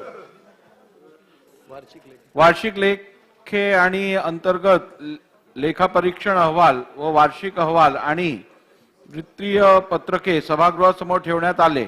सदर वार्षिक लेखे आणि अंतर्गत लेखा परीक्षण अहवाल व वार्षिक अहवाल आणि वित्तीय पत्रके विधिमंडळाच्या संकेतस्थळावर उपलब्ध करून देण्यात येतील. आज शुक्रवार दिनांक 3 मार्च 2023 रोजी स्थगन प्रस्ताव एकूण 5 सूचना प्राप्त झालेल्या आहेत. परंतु आज शुक्रवार दिनांक 3 मार्च 2023 रोजी 2022-23 या वर्षाच्या पुरवणी मागण्यांवर चर्चा व मतदान दुसरा व शेवटचा दिवस व चर्चारोध गिलोटीन असल्यामुळे महाराष्ट्र विधानसभा नियम 265 अन्वये स्थगन प्रस्ताव घेता येणार नाहीत. तथापि विषयाचे गांभीर्य लक्षात घेता शासनाने निवेदन करावे असे निर्देश देऊन मी म्हणजे जे सदन प्रस्ताव सन्मान्य सर्वश्री जयंत पाटील साहेब, श्री दिलीप वळसे पाटील साहेब, डॉक्टर जितेंद्र आव्हाड साहेब यांनी तलासरी तालुक्यातील डोंगरी येथे दिनांक 2 मार्च 2023 रोजी एकूण 10 वर्षीय अल्पवयीन मुलीवर बलात्कार करून व तिचा गळा दाबून हत्या केल्याची क्रूर घटना या संदर्भातला जो स्थगन प्रस्ताव दाखल केलेला आहे त्यावर शासनाने निवेदन करावे. चला पुढे जाऊ. महोदय, माझा तुम्ही मला म्हणला होता की मी देतो. अध्यक्ष महोदय, माझा मी एक स्थगन दिलेला होता. अध्यक्ष महोदय, जवळपास राज्यातल्या 30,000 शेतकऱ्यांच्या पैकी 15,000 शेतकऱ्यांचं धान्य, काही त्याला धान म्हणतात, काही त्याला भात म्हणतात, शासनानं 31/3/2023 रोजी त्या सुमारास पालघर जिल्ह्यातील जव्हार तालुक्यातील भात खरेदी केंद्र शासनानं शेतकऱ्यांना कल्पना न देता अध्यक्ष महोदय अचानक बंद केलं. भात खरेदी केंद्र अचानक बंद केल्यामुळं शेतकऱ्यांच्या मध्ये खूप असंतोष पसरलेला आहे. आणि अध्यक्ष महोदय, नुसतं पालघर नाही, पालघर प्रमाणे कोकण, विदर्भ आणि राज्यातील ज्या भागामध्ये भात पिकतो, धान पिकतं, इथं खरेदी केंद्र अचानक बंद केल्यामुळं शेतकऱ्यांना नाईलाजास्तव स्वस्त किमतीमध्ये व्यापाऱ्यांना त्यांचा भात विकण्याची परिस्थिती ओढावलेली आहे. परिणामी शेतकऱ्यांचा अध्यक्ष महोदय खताच्या किमती वाढल्यामुळं आणि याला किंमत नसल्यामुळं अतोनात नुकसान आर्थिक होतंय आणि त्याच्यामुळं शासनाने याबद्दल अतिशय शांतपणे विचार करून या गंभीर विषयावर ताबडतोब कारवाई करावी आणि जी बंद केलेली भात खरेदी केंद्र आहेत पालघर जव्हार भागासहित वेगवेगळ्या भागातली रायगड जिल्ह्यात माणगावचं सेंटरचं केंद्र बंद केलं त्याच्यामध्ये अशा वेगवेगळ्या भागातली आहेत ती केंद्र स्थगिती ताबडतोब उठवावी आणि केंद्र सुरू करून त्या भागातल्या धान उत्पादक शेतकऱ्यांना दिलासा द्यावा याकरता अध्यक्ष महोदय माझा तो स्थगन होता. चला लक्षवेधी सूचना. लक्षवेधी क्रमांक 1 आणि लक्षवेधी क्रमांक 2 या आपण राखून ठेवणार आहोत ते मागवून घेऊ. आता लक्षवेधी क्रमांक 3 सांगितलं ना निवेदन करायला.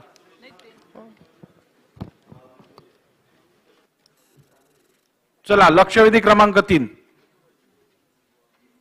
कोणाची? सुनील कांबळेजी.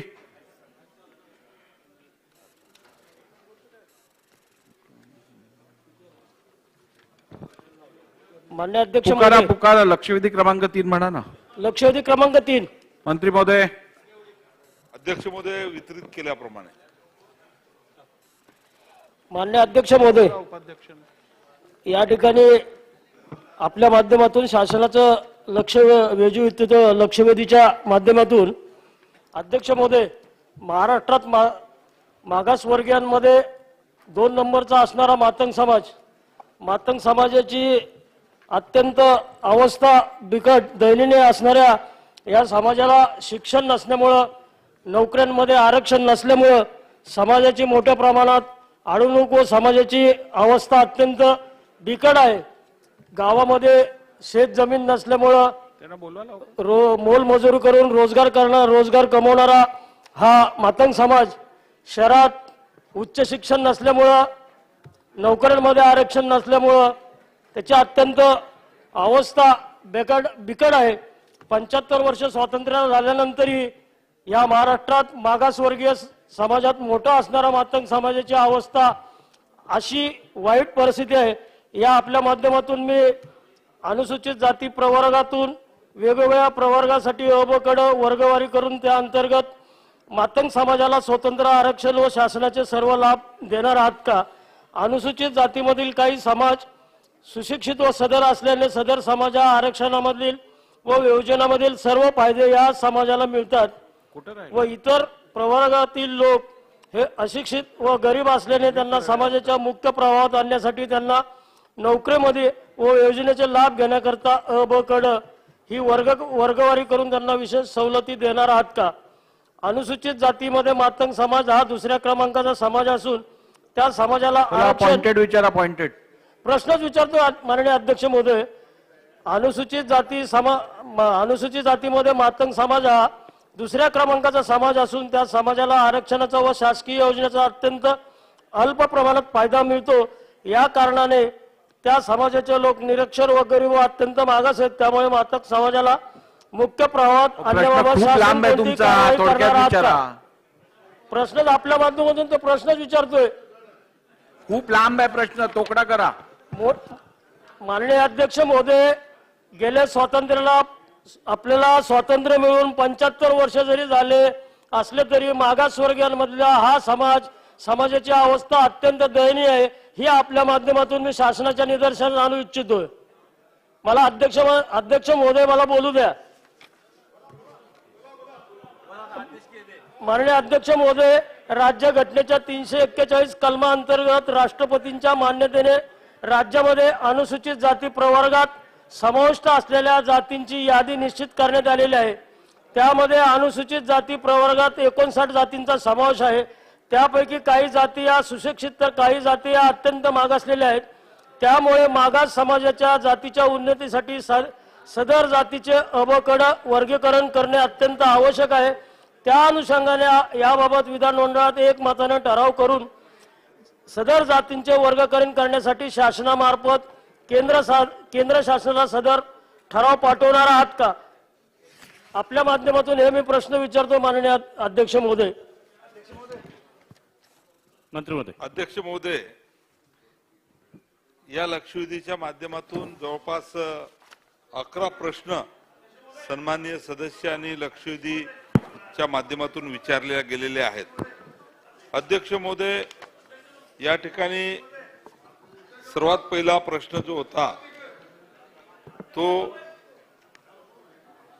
या ठिकाणी अध्यक्ष महोदय की मातंग समाजामध्ये जे आरक्षण आहे त्या आरक्षणामध्ये स्वतंत्र आरक्षण किंवा अबकड अशा पद्धतीची जी मागणी सन्माननीय सदस्यांनी केलेली आहे त्या संदर्भात अध्यक्ष महोदय मी सभागृहाला माहिती देऊ इच्छितो की अनुसूचित जातीमध्ये जवळपास 59 जाती त्यांना वेगवेगळे या ठिकाणी करता येणार नाही, कारण आपण जे पाहतो की घटनेचे कलम 341 नुसार अध्यक्ष महोदय यामध्ये बदल करण्याचा अधिकार हा राज्य सरकारला नाही आणि म्हणून घटनेच्या कलम 14 नुसार जे विभाजन करता येणार नाही.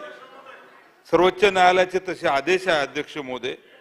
दुसरा मुद्दा सन्माननीय सदस्यांनी जो विचारला की भूमिहीन संदर्भामध्ये आमचे लोक आहेत, तर अध्यक्ष महोदय मी सभागृहाला या संदर्भात माहिती देऊ इच्छितो की दादासाहेब गायकवाड सबलीकरण योजना ही या ठिकाणी सर्व अनुसूचित जातीमध्ये जे लाभधारकांसाठी राज्य सरकारकडून सुरू आहे आणि जे लोक भूमिहीन आहेत त्या लोकांनी जर अर्ज त्या ठिकाणी दाखल केला तर ही योजना या ठिकाणी त्यांना आपण लागू करण्याचं शासनाचं धोरण आहे. अध्यक्ष महोदय उच्च शिक्षणाच्या संदर्भामध्ये संबंधित सन्माननीय सदस्यांनी उल्लेख केला की आज या ठिकाणी जर आपण विचार केला तर उच्च शिक्षणाच्या संदर्भात हा समाज जो वंचित आहे असं म्हटले जाते, तर अनुसूचित जातीच्या प्रवर्गासाठी पहिल्या वर्गापासून तर 10वी पर्यंत आणि 10वी पासून पुढे उच्च शिक्षणासाठी विविध शिष्यवृत्त्या या ठिकाणी देण्यात येतात. राजश्री शाहू महाराज प्रदेश शिष्यवृत्ती सुद्धा, तसेच शिक्षणापासून वंचित राहू नये म्हणून आवश्यक त्या सर्व सुविधा शासनाकडून या ठिकाणी दिल्या जातात. त्याचप्रमाणे वसतिगृह असते, निर्वाह भत्ता असेल, शैक्षणिक साहित्य या ठिकाणी देण्याच्या संदर्भात हे सुद्धा धोरण राज्य सरकारचं आहे. अध्यक्ष महोदय, या ठिकाणी शासकीय सेवेत देखील समाजातील युवकांची संख्या ही या ठिकाणी अत्यंत कमी आहे अशा पद्धतीचा उल्लेख त्या ठिकाणी सन्माननीय सदस्यांनी केला. अनुसूचित जाती प्रवर्गामध्ये या ठिकाणी आपण सुरुवातीला जसं मी म्हटलं की 59 जातीचा या ठिकाणी समावेश आहे आणि 13% आरक्षण आहे. या आरक्षणाचा सर्व जातीच्या प्रवर्गांना या ठिकाणी समान संधी खऱ्या अर्थानं उपलब्ध आहे. अध्यक्ष महोदय, अतिशय महत्वाचा मुद्दा त्यांनी आता जो उल्लेख केला की साहित्य रत्न अण्णाभाऊ साठे यांना भारतरत्न पुरस्कारा लक्षवेधीमध्ये उल्लेख आहे. तर भारतरत्न पुरस्कार खऱ्या अर्थानं याच्यापूर्वी सुद्धा महाराष्ट्राच्या सामाजिक न्याय विभागाकडून तत्कालीन मुख्यमंत्री 13/8/2020 ला त्यांनी पत्राद्वारे केंद्र सरकारकडे तशा पद्धतीची शिफारस केली होती आणि गृह विभागाने या संदर्भामध्ये स्पष्टपणे जे काही उत्तर या ठिकाणी दिलेलं आहे. मी सन्माननीय सदस्याला एवढंच म्हणणार आहे की वेगवेगळे विषय आहे.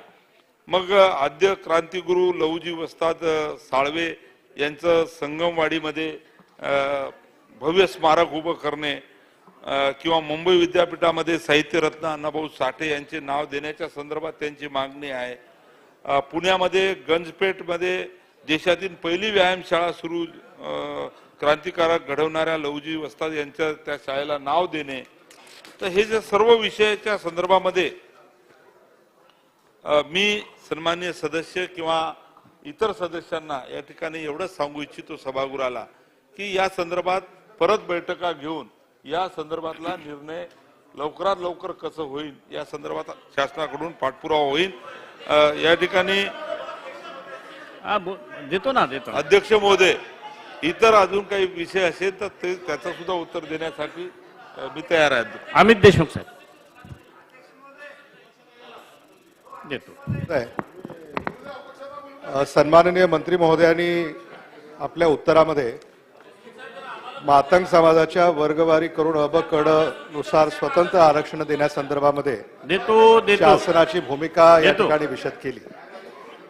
पण मातंग समाजाचे समाज बांधव ज्या अर्थी अध्यक्ष महोदय आजही आंदोलनाच्या पावित्र्यामध्ये आहेत, याचाच अर्थ असा आहे की या समाजाचं समाधान शासनाच्या वतीनं अजूनही झालेलं नाही. आणि म्हणून मंत्री महोदयांना माझा हा प्रश्न आहे आणि सभागृहासाठी सुद्धा, सभागृहाला सुद्धा याची माहिती असणं आवश्यक आहे की हा जो काय अ ब क ड मातंग समाजाची जी मागणी आहे ती शासनाकडं किती वर्षापासून प्रलंबित आहे, म्हणजे किती वर्ष ही मागणी प्रलंबित आहे. आपण म्हणालात की ही राज्य शासनाचा अधिकार नाही, हा केंद्र सरकारकडं या संदर्भामध्ये आपल्याला प्रस्ताव द्यावा लागतो, हे खरं आहे. राज्य सरकारकडं हा किती वर्ष झाला हा मुद्दा प्रलंबित आहे आणि केंद्र सरकारकडं आपण ते केव्हा पाठवलंय, पहिला प्रश्न तो आहे माझा. आणि दुसरा प्रश्न असा आहे की ज्या योजना आपण या समाजाचं मागासलेपण दूर करण्यासाठी कार्यान्वित केल्या, त्यानुसार या समाजाचं, समाज बांधवाचं किती टक्के मागासलेपण निर्मूलन करण्यामध्ये शासन यशस्वी राहिलं, म्हणजे शासनाकडं हा आरक्षणाचा मुद्दा किती वर्ष प्रलंबित आहे आणि ज्या उपाययोजना आपण केलेल्या आहेत त्यानुसार किती टक्के निर्मूलन मातंग समाजाचं मागासलेपणाचं झालं, हे दोन उत्तरं मला आपण मंत्री महोदय द्या. मंत्री महोदय. अध्यक्ष महोदय, मी सुरुवातीलाही सांगितलं की मातंग समाज बांधवांकडून सातत्यानं आरक्षणाच्या संदर्भामध्ये आम्हाला वेगळ्या पद्धतीचं, अनुसूचित जातीमध्येच वेगळ्या पद्धतीचं आरक्षण किंवा त्याच्यामध्ये अ ब क ड असं वर्गवारी करा अशी मागणी सातत्यानं होत आहे. परंतु ही मागणी अनेक वर्षापासून आहे. आता हे मला या ठिकाणी सांगता येणार नाही, सर्व मी ही माहिती घेऊन पटलावर ठेवतो. परंतु मी सुरुवातीलाच अध्यक्ष महोदय सांगितलं की घटनेच्या कलम 14 नुसार असं विभाजन आपल्याला करता येणार नाही. सर्वोच्च न्यायालयाचे तसे स्पष्ट आदेश आहे, त्याच्यामुळे असं विभाजन करता येणार नाही. ही स्पष्ट भूमिका केंद्र किंवा राज्य दोन्ही सरकारची आहे आणि त्याच्यामुळे ही मागणी समाज बांधव करतात. दुसरा आपण जो विषय या ठिकाणी विचारला की वेगवेगळ्या योजना अनुसूचित जातीसाठी राज्य सरकारच्या आहेत, केंद्र सरकारच्या आहेत. मोठ्या प्रमाणात राज्य सरकार, केंद्र सरकार बजेट सुद्धा या ठिकाणी या माध्यमातून खर्च करते. परंतु या संदर्भामध्ये या लक्षवेधीमध्ये आज तो मुद्दा नाही. परंतु सन्माननीय सदस्य, ज्येष्ठ सदस्य अमितजी भैया देशमुख यांनी ही माहिती घेऊन एक तर आपल्याला पुरवण्यात येईल किंवा पटलावर ठेवण्यात येईल. त्यांना एक अक्षांना देऊ. अध्यक्ष महोदय, पहिले तर मंत्री महोदयाचा मगाशी उत्तर दिलं त्यांनी, सन्मानित सदस्य कांबळे साहेबांनी विचारल्याबद्दल.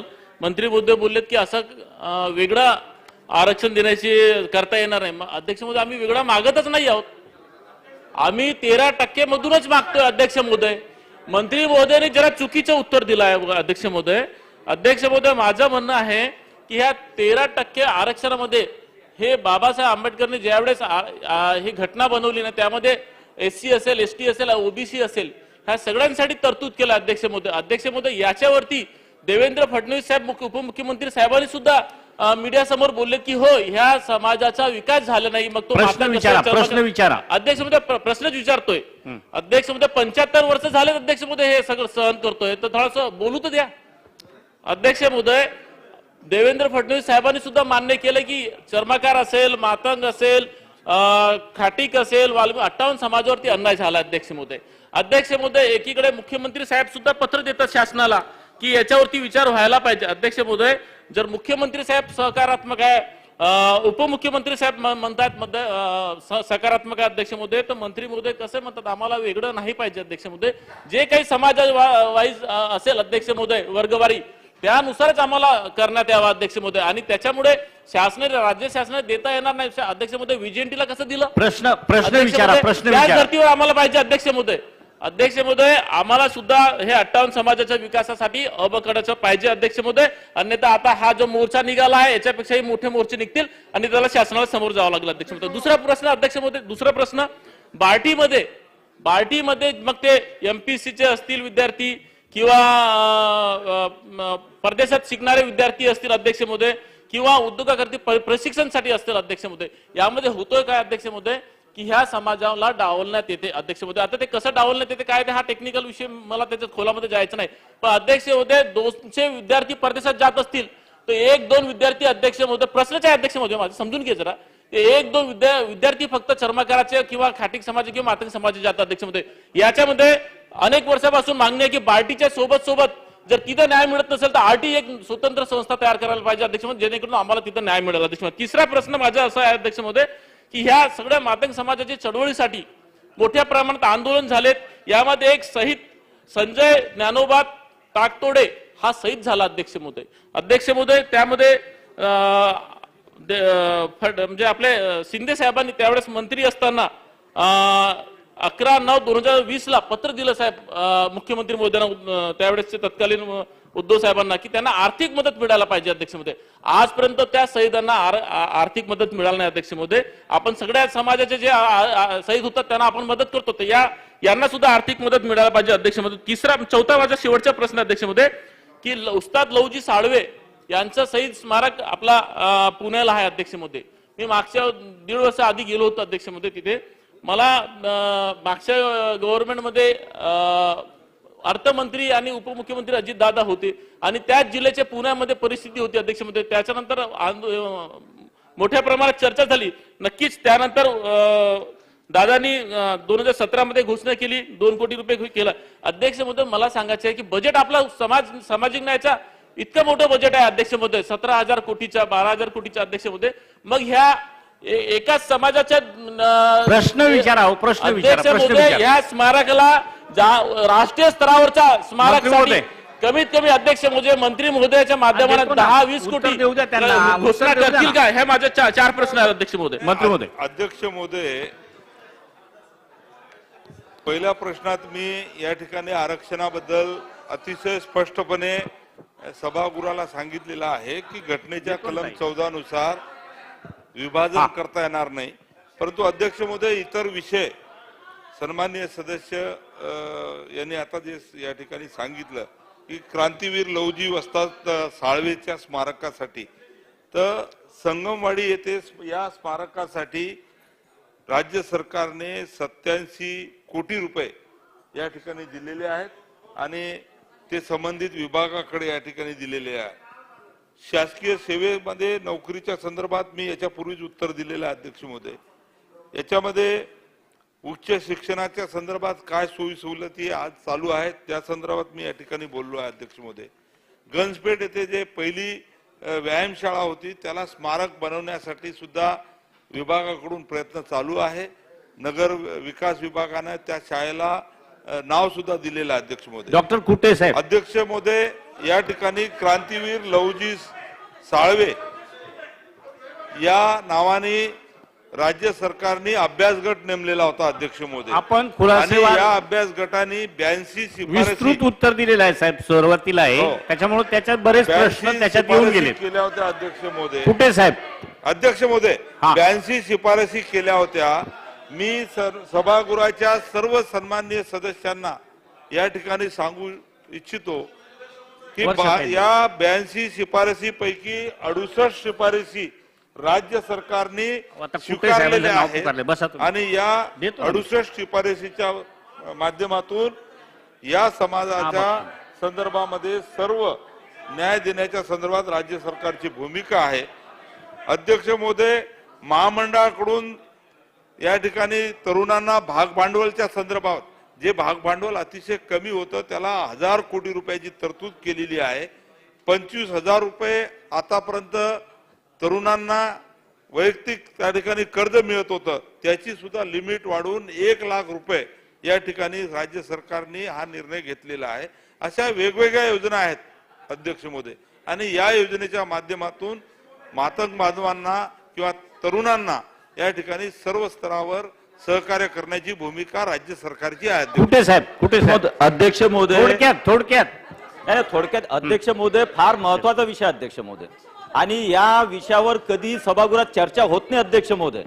कधीच चर्चा होत नाही आणि लक्षवेधी पुरता मर्यादित हा विषय नाही आहे, याच्या स्वतंत्र चर्चा एवढा मोठा विषय अध्यक्ष महोदय. ही भावना मातंग समाज असेल, खाटीक समाज, छोट्या समाजात का निर्माण झाली महाराष्ट्रात हे कधीतरी शोधावं लागेल अध्यक्ष महोदय. आणि म्हणून घाई करून अध्यक्ष महोदय थोडासा 5-10 मिनिट वेळ द्या. प्रश्न विचारा ना तुम्ही. अध्यक्ष महोदय, या मातंग समाजाचा विषय हा 40 वर्षापासून हा लढा चालू आहे अध्यक्ष महोदय. आणि मातंग ऋषींपासून तर अण्णाभाऊ साठेपासून तर लवजी वस्ताद इथपर्यंत मोठी परंपरा समाजाला. अध्यक्ष महोदय, ही भावना का निर्माण झाली एवढंच मी सांगणार आहे आणि त्याचं उत्तर मागणार अध्यक्ष महोदय. कारण ओबीसी मध्ये ज्याप्रमाणे अध्यक्ष महोदय, अदर बॅकवर्ड क्लास मध्ये अध्यक्ष महोदय जेव्हा आरक्षण दिलं गेलं अध्यक्ष महोदय, याचा फायदा खरा अर्थानं कोणाला होतो अध्यक्ष महोदय? जे त्या ओबीसी मधले जे समाज पुढारलेले असतात किंवा सक्षम असतात, मोठे असतात, त्याच लोकांना ओबीसी मध्ये जास्तीत जास्त आरक्षण मिळतं अध्यक्ष महोदय. त्यातही चांगलं केलेलं आहे की त्यात क्रीमी लेअर लावलेली आहे, त्यामुळे गरिबांनाच आरक्षण मिळतं. परंतु छोटे छोटे समाज ओबीसी मधले ज्या भावना निर्माण झाल्या अध्यक्ष महोदय, तिथपर्यंत आरक्षण पोहोचत नाही अध्यक्ष महोदय त्या गरिबांपर्यंत. आणि हीच भावना अध्यक्ष महोदय सामाजिक न्याय विषयामध्ये अध्यक्ष महोदय, एससीचे आरक्षण हीच भावना छोट्या समाजांमध्ये अध्यक्ष महोदय. आणि म्हणून अबकड वर्गीकरणाची मागणी का होते अध्यक्ष महोदय? 13% आरक्षण 13% वाढू नये सगळ्यांची भावना आहे, त्याच्यावर जाता येत नाही. पण ते 13% अध्यक्ष महोदय हे जे छोटे समाज आहेत, मातंग समाजापासून खाटीक असतील, बाकी असतील, चर्मकार असतील, अध्यक्ष महोदय डॉक्टर बाबासाहेब आंबेडकरांनी कशासाठी आरक्षण दिलं अध्यक्ष महोदय? की जो शेवटच्या याच्यावर आहे, जो गरीब आहे, जो मागास आहे, जो शिक्षणापासून वंचित आहे, त्याचं उत्थान झाल्यासाठी करण्यासाठी हा आरक्षण दिलं अध्यक्ष महोदय. पण फायदा कोण घेते अध्यक्ष महोदय? जे पुढे अध्यक्ष महोदय, यामध्ये सगळ्यात पहिले तर माझी मागणी आहे अध्यक्ष महोदय की हे जर आपल्याला खरोखर गरिबांना शेवटच्या तबक्याला जर आरक्षण द्यायचं असेल तर ओबीसी प्रमाणे क्रीमी लेअर का लावू नये? कारण जेव्हा आता आपण पाहतोय अध्यक्ष महोदय, मला माहिती आहे पण मी काय बोलतोय ऐका, मग तुम्ही बोला. माझी भावना ऐकून घ्या अध्यक्ष महोदय. क्रीमी लेअर मी एवढ्यासाठी म्हणतो अध्यक्ष महोदय की जे प्रश्न निर्माण होतात, परदेशामध्ये 15 मुलं पाठवायचे आहेत, परंतु क्रीमी लेअर मुळे सेक्रेटरीचे मंत्र्याचे मुलं जर परदेशामध्ये शिकायला जात असतील आरक्षणाच्यातून, तर तो गरीब झोपडीतला कधी जाणार आहे? त्याला कधी आरक्षण मिळणार आहे? म्हणून कुठेतरी आता सविस्तर विचार सभागृहात केला पाहिजे अध्यक्ष महोदय. आणि म्हणून माझ्या स्पेसिफिक 2 मागण्यात अध्यक्ष महोदय, जरी आपण अबकडचं म्हणत असला, ओबीसी मध्ये ज्याप्रमाणे अबकड कॅटेगरी केली, यामध्ये का करता येत नाही हे आपण सांगितलं, पण ओबीसी प्रमाणे याच्यात कॅटेगरी आपल्याला करता येईल का, यासाठी मुख्यमंत्री उपमुख्यमंत्री यांच्यासोबत बैठक लावून सगळ्या घटना तज्ञांचं मत घेऊन यामध्ये फायनल निर्णय आपण करणार आहात का, हा पहिला प्रश्न अध्यक्ष महोदय. आणि दुसरा प्रश्न अध्यक्ष महोदय, तोपर्यंत अध्यक्ष महोदय हे जे मातंग समाजाचे प्रश्न आहेत, जे छोटे छोटे प्रश्न आहेत, मग शेतीपासून असतील, मंडळाचे प्रश्न असतील, यासाठी एक स्वतंत्र बैठक मुख्यमंत्र्यांकडे लावून या संबंधी जे आमदार लोकप्रतिनिधी असतील त्यांना सोबत घेऊन कमीत कमी हे तरी प्रश्न तोपर्यंत सोडवण्यास आपण पुढाकार घेणार आहात का? मंत्री महोदय. अध्यक्ष महोदय, दोन्ही महत्वाचे विषय मांडले, ते तपासून घेऊ आणि लवकर बैठक घेऊ अध्यक्ष महोदय. चव्हाण साहेब. महोदय, या ठिकाणी माझे आपल्या मार्फत मंत्रिमंडळाला 2 प्रश्न आहेत. अनुसूचित जातीमध्ये एक 5-6 समाज आहेत, त्यामध्ये मातंग आहे, चर्मकार आहे, बौद्ध आहे इत्यादी आहेत. आणि शासनाच्या वतीनं या समाजाला सवलती येतात, परंतु वस्तुस्थिती अशी की मातंग समाज हा नेहमीच यामध्ये सवलती घेण्यासाठी थोडासा मागे आहे. खऱ्या अर्थानं या समाजामध्ये हे जे पूर्वीचे व्यवसाय होते ते दोरी वळणे वगैरे किरसुनी करणे असे व्यवसाय होते, ते सर्व व्यवसाय बंद पडत चाललेत. आता माझी आपल्याला विनंती या समाजामध्ये शिक्षणाचा प्रसार करण्यासाठी आणि जागृती करण्यासाठी आपण उपक्रम काय हातामध्ये घेणार आहात का, हा पहिला प्रश्न. दुसरा प्रश्न आहे की आपण महामंडळामार्फत जे थेट कर्ज आपण योजना आहे त्यामध्ये 25,000 आणि 1 लाख, आपण साधा व्यवसाय करायचा म्हटलं तर 1-2 लाख रुपये सहज लागतात. आणि त्यामुळे ही मर्यादा आपण वाढवणार का? 1 लाखाऐवजी 25 लाख रुपये ही मर्यादा आपण करणार का, हा माझा दुसरा प्रश्न आहे. आणि मगाशी म्हणल्याप्रमाणे संजय कुटे यांनी बोलल्याप्रमाणे निश्चितपणे या समाजातल्या जे तळागाळातले लोक आहेत, खरोखर गरीब लोक आहेत, त्याचं उत्पन्न अतिशय कमी, अशा लोकांना लाभ घेण्यासाठी यामध्ये आपण काही निर्णय घेणार का? मंत्री महोदय. अध्यक्ष महोदय, मधल्या काळामध्ये अध्यक्ष होते, मी सुरुवातीला स्पष्टपणे सभागृहाच्या लक्षात आणून दिलेला आहे की या समाजाच्या सर्व स्तरावर विकास होण्याच्या दृष्टीनं मी वंचितच आहे. अभ्यास गट नेमण्यात आला होता आणि या अभ्यास गटामध्ये 82 शिफारसी त्या अभ्यास गटाने शासनाकडे केल्या होत्या. त्या 82 शिफारसीतून 68 शिफारसी राज्य सरकारने स्वीकारलेल्या आहेत आणि त्याच्यावर तात्काळ कारवाई करण्याचं सर्व विभागाला निर्देश दिलेले आहेत. या संदर्भात मी बोललो की या शिफारसीच्या संदर्भात सर्व सन्माननीय सदस्य जे आज या चर्चेत भाग घेतले त्यांच्यासोबत एक बैठक घेऊन या शिफारसीवर परत शासनाच्या इतर विभागानं काय कारवाई केली त्या संदर्भामध्ये आम्ही आढावा घेऊ. ती बैठक ताबडतोब ठेवू. या शिफारसीमध्येच आपण जे उल्लेख केलेला आहे, मग सामाजिक प्रश्न असतील, शैक्षणिक प्रश्न असतील, या समाजाचे आर्थिक प्रश्न असतील, या सर्वाचा या शिफारसीमध्ये समावेश आहे. अण्णाभाऊ साठे महामंडळातर्फे भाग भांडवल पूर्वी आपल्यालाही माहित होतं, पण आता 1000 कोटी रुपये या ठिकाणी भाग भांडवल वाढवलेलं आहे. आणि पूर्वी जसं वैयक्तिक कर्ज कोणाला पाहिजे नसेल तर 25,000 रुपयेच आपण देत होतो, परंतु आता त्याची मर्यादा वाढून 1 लाख रुपये या ठिकाणी केलेला आहे.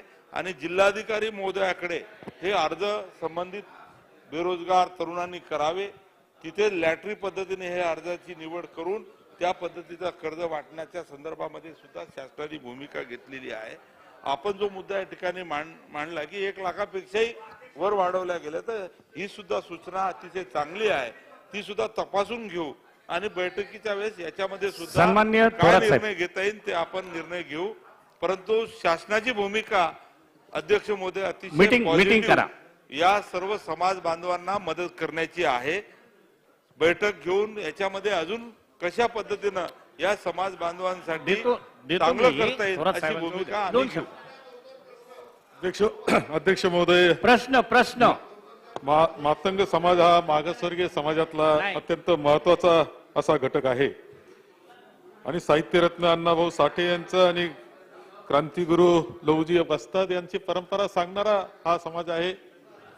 अध्यक्ष महोदय, या समाजाच्या बाबतीत आज आपण सभागृहामध्ये सुद्धा पाहिलं असेल की सगळ्यांच्या भावना अत्यंत तीव्र आहे. सगळ्या सभागृहातून सदस्य मागणी करतायत. यामध्ये आपण स्मारक बांधतायत, आम्हाला त्याच्याबद्दल काही म्हणणं नाही, स्मारक बांधा, त्यापासून काही प्रेरणा मिळाली तर काही प्रेरणा घेता येईल. परंतु त्या व्यतिरिक्त या समाजातल्या काही जे घटक आहेत, समाज घटका शिक्षणावर जास्त लक्ष केंद्रित करणं हे सगळ्यात महत्वाची गोष्ट आहे. बार्टीमध्ये त्या ज्यावेळेस आपण देतो विद्यार्थ्यांना अनुदान त्यावेळेस ती संख्या कमी असते हे दिसतंय. याला कारण बेसिक जे मूलभूत शिक्षण त्याला प्राथमिक शाळेपासूनच असेल, विद्यालयीन असेल, याकडे सुद्धा या समाजातल्या युवकांकडे मुलांकडे लक्ष देणं अत्यंत आवश्यक आहे. आपण सांगितलं की अहवाल आहे आणि त्याच्यावर आम्ही आता विचार करतो. माझा प्रश्न असा आहे की शिक्षण क्षेत्रावर जास्त लक्ष केंद्रित करा. दुसरं असं आहे की जो अहवाल आहे आणि त्याच्यावर तुम्ही काय काय कार्यवाही झाली हे पाहणार आहात, हे किती कालखंडामध्ये ही तपासणी तुमची पूर्ण करणार आहात आणि त्यानंतर काय करणार कृती हे जाहीर करणार आहात. याला कालबद्ध काही कार्यक्रम करा ना. 1 महिना घ्या, 2 महिने घ्या, पण 2 महिन्यामध्ये यावर कार्यवाही केली आम्ही अशा पद्धतीने तपासलं. या मातंग समाजाकरता त्याच्या चांगलं जीवन त्यांना मिळावं यासाठी ह्या गोष्टी आम्ही करतो आहोत. हे किती महिने, 2 महिन्यामध्ये आपण जाहीर करणार का? अध्यक्ष महोदय, सन्माननीय ज्येष्ठ सदस्य बाळासाहेबांनी अतिशय महत्वाचा मुद्दा या ठिकाणी लक्षात आणून दिलेला आहे की या समाजाच्या शिक्षणाच्या संदर्भामध्ये थोडंसं ज्या पद्धतीनं आमच्या विभागाकडून प्रचार प्रसार करून पहिली प्राथमिक शिक्षणापासून त्या पद्धतीचं काय भूमिका किंवा एखादा कार्यक्रम आयोजित करता येईल का हे आम्ही तपासून घेतो. आणि दुसरा मुद्दा की ज्या शिफारसी 68 आम्ही स्वीकारलेल्या आहेत त्या 2 महिन्यामध्ये आम्ही पूर्ण करण्याच्या संदर्भामध्ये या ठिकाणी कारवाई करू अशा पद्धतीचं आश्वासन देतो. अध्यक्ष, दोन मिनिटं अध्यक्ष महोदय, 2 मिनिटं. अध्यक्ष महोदय, महाराष्ट्रातील मातंग समाजाची जी काही परिस्थिती या विषयावर चर्चा होतीये. अध्यक्ष महोदय, माझ्या मतदारसंघामध्ये सुद्धा मोठ्या प्रमाणात मातंग समाज आहे. त्या ठिकाणी या मातंग समाजाचे वेगवेगळे प्रश्न आहे. 17 फेब्रुवारी 1881 ला ज्यावेळेस आद्य क्रांतिकारक लहुजी वस्ताद साळवे त्या ठिकाणी या देशासाठी लढले, जगेन तर या देशासाठी आणि मरेन तर या देशासाठी, ही भावना घेऊन आद्य क्रांतिकारक लहुजी वस्ताद साळवे लढले. मी या ठिकाणी सांगतो, ज्यांनी या देशासाठी सर्वस्व पणाला लावलं त्या आद्य क्रांतिकारक लहुजी वस्ताद साळवे यांचं त्या ठिकाणी राष्ट्रपुरुषाच्या यादीमध्ये नाव आपण त्या ठिकाणी केंद्र सरकारला करण्यासाठी शिफारस पाठवणार का?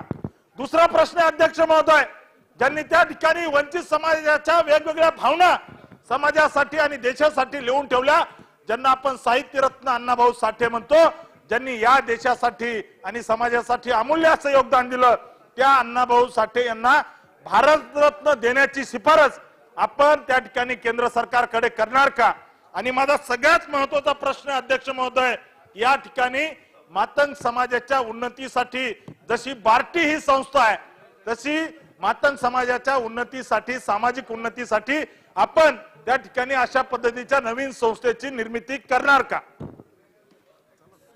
अध्यक्ष महोदय, यापूर्वीच मी म्हटलं की साहित्य रत्न अण्णाभाऊ साठे यांना भारतरत्नाच्या संदर्भामध्ये एकदा शासनाने शिफारस करून पाठवली होती. परत आपण जर म्हणलं तर सरकार अजून परत माननीय मुख्यमंत्र्यांच्या सहीने हा प्रस्ताव किंवा हा पत्रव्यवहार आम्ही करू. दुसरं या ठिकाणी आपण जे म्हटलं की लहुजी वस्ताद साळवे यांच्या यादीमध्ये समाविष्ट, याच्या सुद्धा काही गाईडलाईन केंद्र सरकारच्या आहेत आणि त्याच्यामध्ये ती सुद्धा आम्ही पत्रव्यवहार करू. आणि याच्यापूर्वी मी अनेक गोष्टी सांगितलेल्या आहेत सन्माननीय सदस्य, या संदर्भात मी बैठक घेतो. बैठकीमध्ये आपण ज्या ज्या गोष्टी सुचवाल त्या सर्व गोष्टी आपण त्याच्यामध्ये पाठपुरावा करू आणि लवकरात लवकर ज्या काही शिफारसी याच्यामध्ये अभ्यास गटाने केलेल्या आहेत त्याच्यामध्ये जे सर्व प्रश्न आहेत, या प्रश्नाला आपण त्या माध्यमातून सोडून घेऊ. लवकरात बैठक घेऊन मंत्री महोदयांनी कालावधी आपण जाहीर केलेला आहे. काय हा अध्यक्ष महोदय, आपण मंत्री महोदय उत्तर देतात आणि त्या दिवशी मातंग समाजाचा मोर्चा निघाला. आपले सन्माननीय मंत्री महोदय शंभूराज देसाई हे त्यावेळेस मोर्चाला सामोरे गेले. तिथं त्यांनी आश्वासन दिलेलं आहे की बार्टीच्या धर्तीवर आरटी आम्ही मातंग समाजासाठी निर्माण करू असं आश्वासन दिलेलं आहे आणि आपण इथं सांगते दुसरी काढता येणार नाही.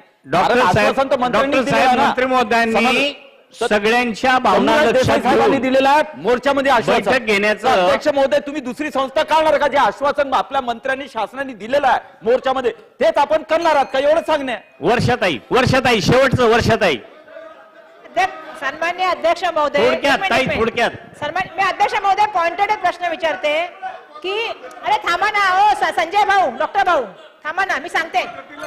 तुम्ही जे म्हणताय ना, मी तुमच्या मताला सहमत करते. का माहितीये का? कारण काय झालेलं आहे, ते काय त्या खात्याच्या आता त्यांना फक्त अधिवेशनाच्या काळात तो चार्ज दिलेला आहे. या ऐका माझं खरं चार्ज जो आहे तो माननीय मुख्यमंत्री महोदयाकडे या विभागाचा आहे. माझा पहिला प्रश्न तोच आहे. त्याला मगाचपासून मी लक्षवेधी ऐकते. मी सुरुवातीपासून यांना माहिती साहेबांना मी हात वर करते. या लक्षवेधीला जर आपल्याला, कारण खूप प्रश्न आहेत, मी बघितलं स्मारकाचा प्रश्न आहे, अण्णाभाऊ साठेंना भारतरत्न देण्याचा प्रश्न आहे, त्यांच्या स्मारकाचा प्रश्न आहे, 15 प्रश्न वित्तीयमध्ये केंद्राचे प्रश्न आहेत, राज्याचे प्रश्न आहेत. याला उत्तर, कारण ते बिचारे अधिवेशनाच्या काळात त्यांच्या प्रामाणिकपणे ते उत्तर देण्याचा प्रयत्न करतात. त्यामुळे माझा पहिला स्पेसिफिक प्रश्न आहे, या संदर्भामध्ये माननीय मुख्यमंत्री आणि माननीय उपमुख्यमंत्री महोदयांची बैठक होणार का? एक, सगळ्यांना बोलून घेणार का? दुसरा माझा स्पेसिफिक प्रश्न आहे की साहेब तुम्ही पण एक कशा वर्गातून आला, आम्ही पण तिथून आलेलो आहोत. तर मला एक सांगायचं आपल्याला की साहित्यरत्न अण्णाभाऊ साठे यांच्या कुटुंबाची परिस्थिती काय आहे ती एकदा बघून घ्या. आपण सगळे इथे चर्चा करतोय की त्यांना भारतरत्न दिला गेला पाहिजे, पण त्याचबरोबर त्यांच्या परिस्थिती कशी आहे घरकुटुंबाची ती एकदा त्यांना मदत करण्याची भूमिका घेतली गेली पाहिजे. त्यामुळे त्यांच्या कुटुंबाला आपण मदत करणार का? हा माझा दुसरा प्रश्न आहे. तिसरा, एक राष्ट्रीय स्मारक आम्ही त्या ठिकाणी सन्माननीय लोकशाही अण्णाभाऊ साठे साहेबांचं बांधलेलं आहे. त्याच्या सुशोभीकरणासाठी धनंजय मुंडे साहेबांकडे आम्ही त्यावेळी सामाजिक न्याय मंत्री असताना त्यांचा मोठा स्मारक त्या ठिकाणी व्हावा अशी आमची इच्छा आहे. त्यामुळे त्याला त्या ठिकाणी निधी देण्यात येणार आहे का? हे 3 प्रश्न माझे आहेत. आणि सगळ्यात महत्वाचं की बैठक आयोजित करा, कारण अध्यक्ष महोदय मंत्री महोदयांनी सुरुवातीलाच म्हणजे तसं खुलासा केला का मंत्री महोदयांच्या बरोबर बैठक लावू असं म्हणून. टोपे साहेब थोडक्यात, टोपे साहेब एकत्रच उत्तर द्या साहेब. टोपे साहेब. अध्यक्ष महोदय सभागृहाच्या भावना या संदर्भात खूप तीव्र आहे. अध्यक्ष महोदय की अण्णाभाऊ साठेंच्या संदर्भातले जेवढे प्रश्न आहेत केंद्र राज्याशी संबंधित असतील Meeting अध्यक्ष घेणार महोदय आहेत. ते सगळे सुटले पाहिजे. अध्यक्ष महोदय, मंत्री महोदयांचं मी पहिल्यापासून उत्तर पाहतोय. अब कड जसं व्हीजेएनटी मध्ये झालं, जसं सन्मान्य कुटेंनी सांगितलं की अध्यक्ष महोदय आपण एबीसीडी करता येऊ शकेल, परंतु ते 14वा आर्टिकल 14चा संदर्भ देऊन म्हणतायत की ते करता येणार नाही. अध्यक्ष महोदय, माझं एवढंच या निमित्ताने मंत्री महोदयांना विनंती आहे की जरी सुप्रीम कोर्टाचा एक बेंचचा निर्णय असेल तरी पुढे जाऊन अजून 7 बेंचचा निर्णय घ्यावा. परंतु अध्यक्ष महोदय, समाजामध्ये ज्यावेळी आरक्षणाचा मुख्य अर्थ असा आहे की त्या समाजामध्ये एससी मध्ये 13% आरक्षण आहे, परंतु त्याच्यामध्ये जे काही छोटे छोटे सुद्धा समाज आहेत त्या समाजावर सुद्धा अन्याय होतो. ते फार कमी शिकलेले आहेत आणि त्यांना पुढे जायचंय. तर अध्यक्ष महोदय, हे करता येऊ शकेल. केंद्र राज्य सरकारने जर ठरवलं तर हे करता येणं शक्य आहे. इच्छाशक्तीचा अभाव आहे आणि त्यामुळे अध्यक्ष महोदय, ही इच्छाशक्ती मंत्री महोदय ठेवतील का?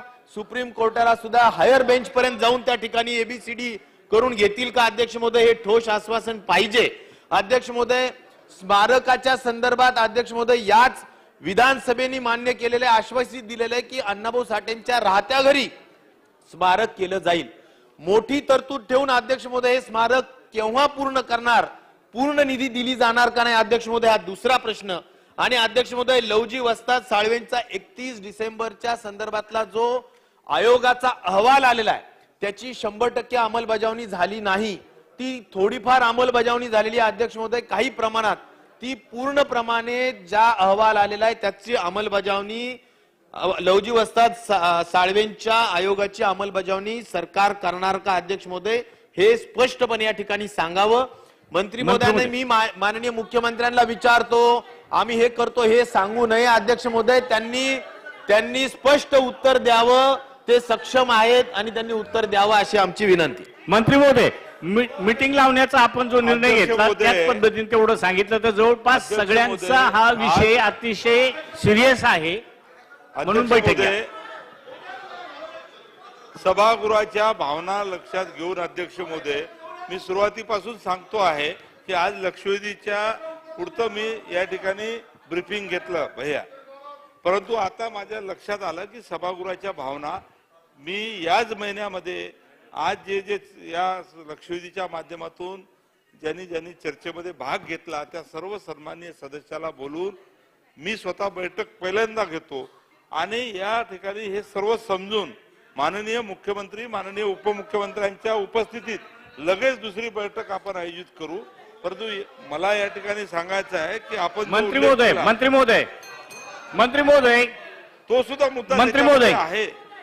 मंत्री महोदय, आरक्षणाची वर्गवारी करता येत असेल, आपण जसं म्हणलं की जास्त बेंचच्या समोर जा, तर हे सर्व तपासून घेऊ आपण. आणि आपण जसं म्हणलं की 31/12/2011 ज्या अभ्यास गटाने शिफारसी केल्या त्याच्यातल्या 68 शिफारसी सरकारने स्वीकारलेल्या आहेत. मंत्री महोदय, तर याही संदर्भामध्ये आम्ही या ठिकाणी त्या सोडवण्यासाठी पाठपुरावा. ह्या लक्षवेधीवर खूप सविस्तर अशी चर्चा झालेली आहे. मीटिंग घेताना जे मागासवर्गीय एससी जेही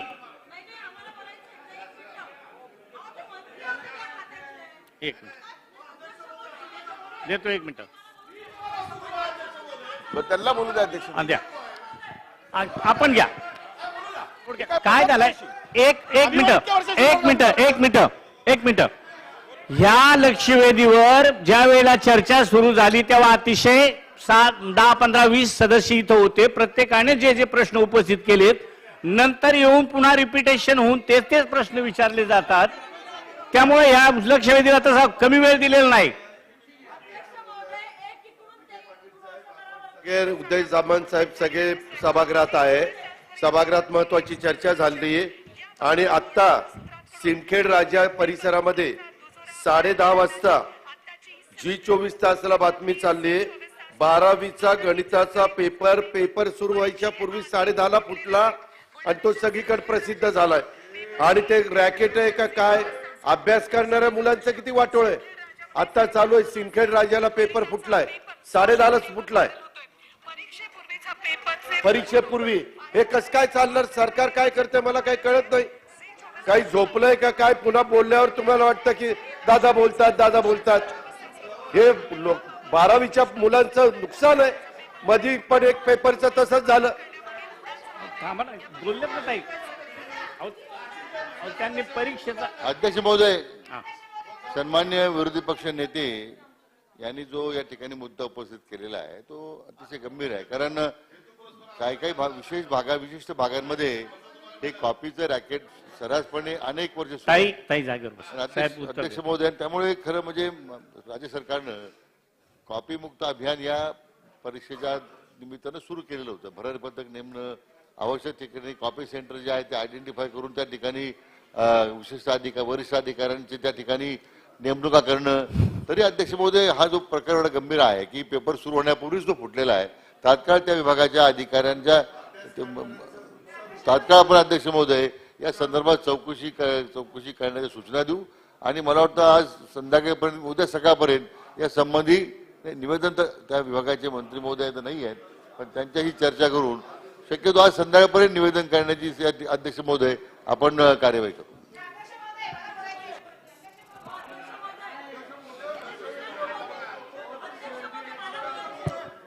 नाही, आता आपण पुढची लक्षवेधी घेऊ. लक्षवेधी क्रमांक 4.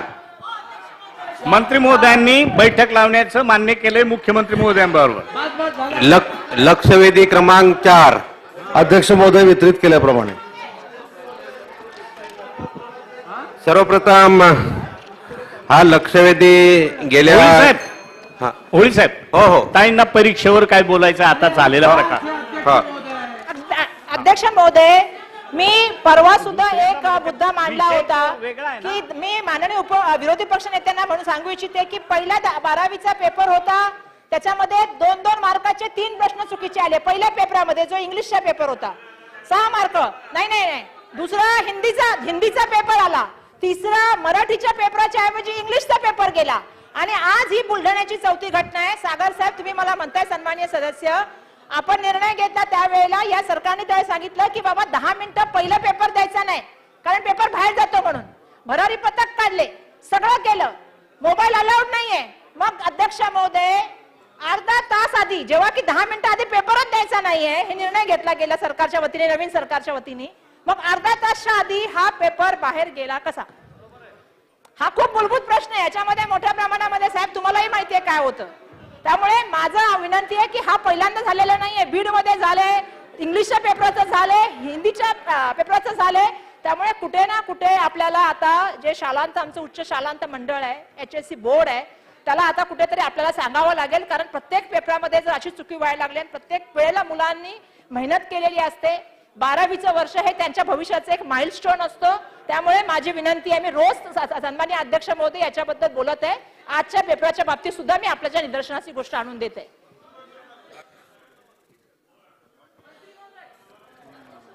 सन्मान्य सदस्य वर्षाताई गायकवाड यांनी हा जो प्रश्न उपस्थित केला मी मान्य सन्मान्य विरोधी पक्ष नेत्यांनी मांडल्यानंतर तो गंभीर आहे. त्याच्यामध्ये अशा प्रकारे विद्यार्थ्यांचं नुकसान होणार आहे. आणि अध्यक्ष महोदय, ही काही सरकारनं या विषयाचं गांभीर्य लक्षात घेऊनच जर सातत्यानं असे प्रकार घडत असतील तर या बाबतीमध्ये जे काही त्या बाबतीतले जे कारवाई करण्याची आवश्यकता आहे, मग ते सेंटर प्रमुख असतील, त्या जिल्ह्याचा कोणी ज्याच्यावर जबाबदारी परीक्षा कंडक्ट करण्याची ते अधिकारी असतील, म्हणून संबंधित शिक्षण मंत्र्यांच्या समितीत चर्चा करून आजच संध्याकाळपर्यंत या बाबतीमध्ये कारवाई काय करण्यात आली आणि भविष्यात या गोष्टी कशा टाळता येतील या संदर्भात राज्य सरकार काय भूमिका घेणार आहे असं अध्यक्ष महोदय आपण त्याचं निवेदन करू. होळी साहेब. धन्यवाद अध्यक्ष महोदय. गेल्या 1 वर्षापासून त्यांनी पुकारलेली आहे, वाचलेली आहे. गेल्या 1 वर्षापासून हा प्रश्नाच्या मागे हा महाराष्ट्राचा मी प्रश्न आहे, लागलेला होता. मतदारसंघाचा विषय नाही तो. तर हे पहिल्यांदा हा लक्षवेधी लागल्याबद्दल अध्यक्षाचे मी अभिनंदन करतो. कल्याण डोंबिवली महानगरपालिका अंतर्गत विकास योजनेच्या आरक्षण क्रमांक 27 नुसार लाल चौकी कल्याण येथील आर्ट गॅलरी म्युझियम आणि व्यापार संकुल प्रकल्प शासनाच्या मनात सर्व नियम अटी पाळून गेल्या 10 वर्षापासून तो बांधकाम पूर्ण झालेला आहे. तरी परंतु त्या ठिकाणी ज्या पद्धतीनं गेल्या 10 वर्षापासून तर विकासाचा खूप मोठा हानी होत आहे आणि त्यानुसार महाराष्ट्र शासनाने पूर्ण अटी शर्ती नियम अटी घालून त्याला परवानगी मिळालेली आहे. परंतु कल्याण डोंबिवली महानगरपालिकेच्या अधिकारी जे सिस्टीम मधले आहेत समितीमधले ते गेल्या 10 वर्षापासून तो विकासाचा खूप नुकसान होता. पर्यायानं महाराष्ट्र सरकारचा सुद्धा नुकसान होत आहे आणि त्या ठिकाणी त्या विकासाचं नुकसान होत आहे आणि कल्याण डोंबिवली महानगरपालिकेचं सुद्धा नुकसान होत आहे. याचा नुकसान भरपाई गेल्या 10 वर्षापासून विकासाला किती देणार हा एक प्रश्न आहे. माझी विनंती आहे, या ठिकाणी 2-3 प्रश्न आहेत की ज्या पद्धतीनं 20/12/2022 ला विठ्ठलवाडी कल्याण येथील आरक्षण क्रमांक 412 वाहनतळ यानुसार भाजी बाजार क्रमांक 415 दुकान केंद्र चौरस 4 मीटर बीओटीच्या तत्वावर विकसित करणे याला 10/12/2022 ला मान्यता दिलेली आहे. या मान्यतेप्रमाणेच या आपल्याला आर्ट गॅलरी म्युझियमला मान्यता देणार आहे किंवा नाही हा एक माझा प्रश्न आहे. दुसरा, या ठिकाणी गेल्या 10 वर्षापासून तो आर्ट गॅलरी पूर्ण होऊन सुद्धा त्या ठिकाणी जे अधिकारी या ठिकाणी दोषी आहेत त्याच्यावर कारवाई होणार किंवा नाही, मंत्री करणार का? अध्यक्ष महोदय, कल्याण डोंबिवली महानगरपालिकेमध्ये मूळ आरक्षण जे होते सन्माननीय सदस्यांनी जो या ठिकाणी मुद्दा मांडलाय ते मूळ आरक्षण होतं आर्ट गॅलरी आणि म्युझियम. आणि हे आरक्षण असताना कल्याण डोंबिवली महानगरपालिकेनं आर्ट गॅलरी, कम्युनिटी सेंटर आणि व्यापारी संकुलचं बीओटी तत्वावरचं व्यापारी संकुल उभारण्याचा आणि आर्ट गॅलरी उभारण्याचा निर्णय घेतला. त्याचा प्रकल्प अधिमूल्य होतं 5,15,00,000 रुपये. परंतु आर्ट गॅलरी आणि म्युझियम हे प्रयोजन असताना ज्यावेळी आपण दुसऱ्या पद्धतीचं त्या ठिकाणी बांधकाम करतो त्याला शासनाची परवानगी लागते आणि म्हणून 69(2) अंतर्गत शासनाकडे ही परवानगी मागण्यात आली. शासनाने ती परवानगी नाकारली. पुन्हा एकदा शासनाकडे 37 नुसार आपण ऍप्लिकेशन केलं. त्याच्यानंतर शासनानं परवानगी दिली. पण शासनानं परवानगी दिल्यानंतर जवळजवळ 6,30,00,000 रुपये ही रक्कम ही विलंब शुल्क भरणं गरजेचं होतं. त्याच्यातले 2 हप्ते 2,57,50,000 विकासकानं भरलेली आहेत. उर्वरित पैसे भरल्यानंतर त्यांना परवानगी देण्यात येईल. अध्यक्ष महोदय, हा आर्ट गॅलरी आणि म्युझियमचा विषय जो आहे तो कल्याण शहरातल्या नागरिकांच्या दृष्टीने अत्यंत महत्वाचा आहे. कल्याण हे ऐतिहासिक शहर पण आहे, सांस्कृतिक शहर पण आहे आणि आर्ट गॅलरीचा हा विषय 20 वर्ष मंत्री महोदय हा प्रकरण जे आहे ते 2003 ते 2023 त्या ठिकाणी एक पिढी याच्यापासून वंचित राहिली असा हा प्रकार आहे. अध्यक्ष महोदय, माझी या निमित्ताने मागणी आहे की याच्या संबंधामध्ये ही खरं म्हणजे संगनमताने चालढकल सुरू आहे. तिथली जी समिती असेल, काही अधिकारी असतील महापालिकेतले, कोणावरच काही कारवाई नाही आणि त्याच्यामुळे माझी विनंती आहे, माझी मागणी आहे की या संबंधामध्ये जे अधिकारी याच्यामध्ये चालढकल करण्यामध्ये दोषी असतील त्याची चौकशी करणार का आणि त्वरित ताबडतोब याच्या संबंधी सुरू करण्याच्या संबंधी ज्या ज्या प्रक्रिया करायच्या असतील त्या प्रक्रिया करण्याकरता शासन निर्देश देणार का? अध्यक्ष महोदय, मी सुरुवातीला जसं सांगितलं की आर्ट गॅलरी आणि म्युझियमचं हे आरक्षण होतं. त्याच्या जागी आर्ट गॅलरी, म्युझियम सेंटर आणि व्यापारी संकुलची जाहिरात काढण्यात आली. जाहिरात काढल्यानंतर 69(2) खाली शासनाकडे आपण परवानगी मागितली. ती परवानगी शासनानं दिली नाही. शासनानं ती परवानगी दिली नसल्यामुळे पुन्हा एकदा MRTP ऍक्ट खाली 37 नुसार आपण शासनाकडे गेलो. त्याच्यानंतर शासनाने परवानगी दिली. परंतु जो विलंब शुल्क होता 6,50,00,000 रुपये तो अजून विकासकांना भरलेला नाही. त्याच्यातले 2च हप्ते भरलेले आहेत 2,57,50,000 आणि महानगरपालिकेनं विकासकाला 30/11/2022 ला हे सर्व पैसे भरावेत अशा पद्धतीचं पत्र देखील दिलेलं आहे. उर्वरित पैसे भरल्यानंतर कुठचाही विलंब न करता विकासकाला परवानगी देण्यात येईल. होळी साहेब. अध्यक्ष महोदय, माझी एक विनंती आहे.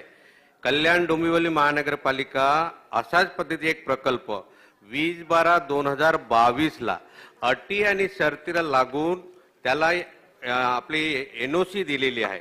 तो त्याने सुद्धा आपल्याला मे माधव कन्स्ट्रक्शन उल्हासनगर विकासक ते सुद्धा अशाच पद्धतीनं आखरी कोर्टात गेलं.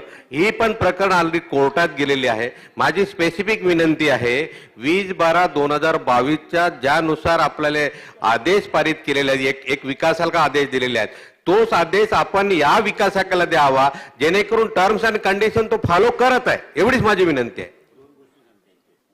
महोदय, सन्माननीय कोर्टानं एखाद्या विकासकाला त्याच्यापुरता जर मर्यादित निकाल दिला असेल तर तो पूर्ण महानगरपालिकेच्या विकासासाठी लागू होत नाही. तरी सन्माननीय सदस्यांनी जे सांगितलेले तपासून बघितलं जाईल. लक्षवेधी क्रमांक 5 बोलायचं. सागर साहेब. चांगल्या पद्धतीने उत्तर देत आहेत. दोन गोष्टी अध्यक्ष महोदय याच्यामध्ये विसंगत येत आहेत त्या उत्तरामध्ये. एकतर अध्यक्ष महोदय, मंत्री महोदय म्हणतात त्याप्रमाणे उत्तरामध्ये की त्यांनी 6,30,33,594 रुपये जे भरायचे आहेत त्यापैकी 2 कोटी समथिंग पैसे भरलेत. पुढचे पैसे त्यांनी भरले नाही. नंतर तो कोर्टात गेला, हायकोर्टामध्ये. हायकोर्टाने अध्यक्ष महोदय त्यांना उच्च न्यायालयाने सांगितलं की महापालिकेच्या स्तरावरती आपण त्याची सुनवाई करा. महापालिकेच्या स्तरावरची सुनवाईची तारीख आता 9 तारीख आली आहे, 9 मार्च. अध्यक्ष महोदय, महापालिकेच्या स्तरावरची सुनवाईमध्ये जे निर्णय होणार आहे ते ठरणार आहे किंवा महापालिकेने त्याच्याकडे काढलेले 6,30,33,000 पैकी 2 कोटी भरलेत आणि उर्वरित भरले तर ते मान्य होणार आहेत किंवा महापालिका आता त्या स्तरावरती जे निर्णय करणार आहे ते होणार आहे. त्या 2 पैकी काय होणार आहे ते मंत्री महोदयांनी क्लिअर करा. अध्यक्ष महोदय, सन्माननीय सागर साहेबांनी जो मुद्दा मांडला त्याचं उत्तर मी दिलेलं आहे. पुन्हा एकदा सांगतो की उर्वरित पैसे जे आहेत 6,30,33,594 त्याच्यापैकी 2,50,00,000 आणि समथिंग जे भरलेले आहेत ते वजा जाता सगळे पैसे भरल्यानंतर बांधकामाची परवानगी विकासकाला दिली जाईल, हे या ठिकाणी मी सभागृहाला आश्वस्त करतो. लक्षवेधी सूचना क्रमांक 5 व 6 नंतर 7 ची पहिली घेऊ, नंतर 5-6 घेऊ. लक्षवेधी क्रमांक 7. अध्यक्ष महोदय, लक्षवेधी क्रमांक 7. अध्यक्ष महोदय, वितरित केल्याप्रमाणे. अध्यक्ष महोदय, आजच्या या सभागृहामध्ये अतिशय महत्वाची लक्षवेधी आम्ही मांडलेली. अध्यक्ष महोदय, राज्यामध्ये दिवसेंदिवस भटक्या कुत्र्यांची संख्या वाढत चाललेली आहे. ह्या भटक्या कुत्र्यांमुळे अनेक मनुष्य जातीवर हल्ले होत आहेत. लहान लहान बालकांवर, 6-6, 7-7 वर्षाच्या मुलांवर हल्ले होऊन अनेक बालकं मृत्युमुखी पडलेली आहेत. मला मिळालेल्या माहितीनुसार आपल्या राज्यामध्ये 2020-21 मध्ये भटके कुत्रे जी आहे ती चावण्याची संख्या 2680 झालेली आहे आणि पूर्वी 2020 मध्ये ही नोंद 1296 होती. म्हणजे दुप्पट ही संख्या वाढलेली आहे. अध्यक्ष महोदय, आपल्या राज्यामध्ये जवळजवळ 12 लाख भटके कुत्रे आहेत आणि प्रामुख्यानं प्राणी मित्रांची संख्या पण फार मोठ्या प्रमाणात आहे. राज्य शासनानं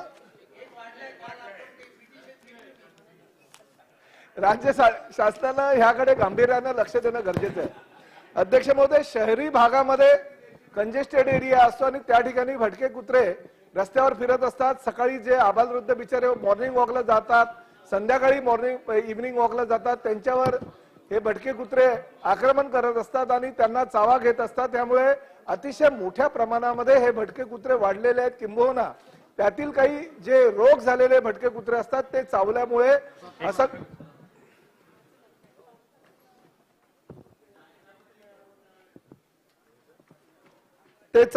असंख्य नागरिकांना आपला जीव गमवावा लागला. अध्यक्ष महोदय, अतिशय महत्वाची ही लक्षवेधी ह्यासाठी आहे की राज्य शासनाने या प्रकरणी जर लवकरात लवकर लक्ष दिलं नाही आणि राज्यामध्ये श्वान दत्तक योजना जर लागू केली नाही तर ह्या भटक्या कुत्र्यांची संख्या अजून वाढू शकते.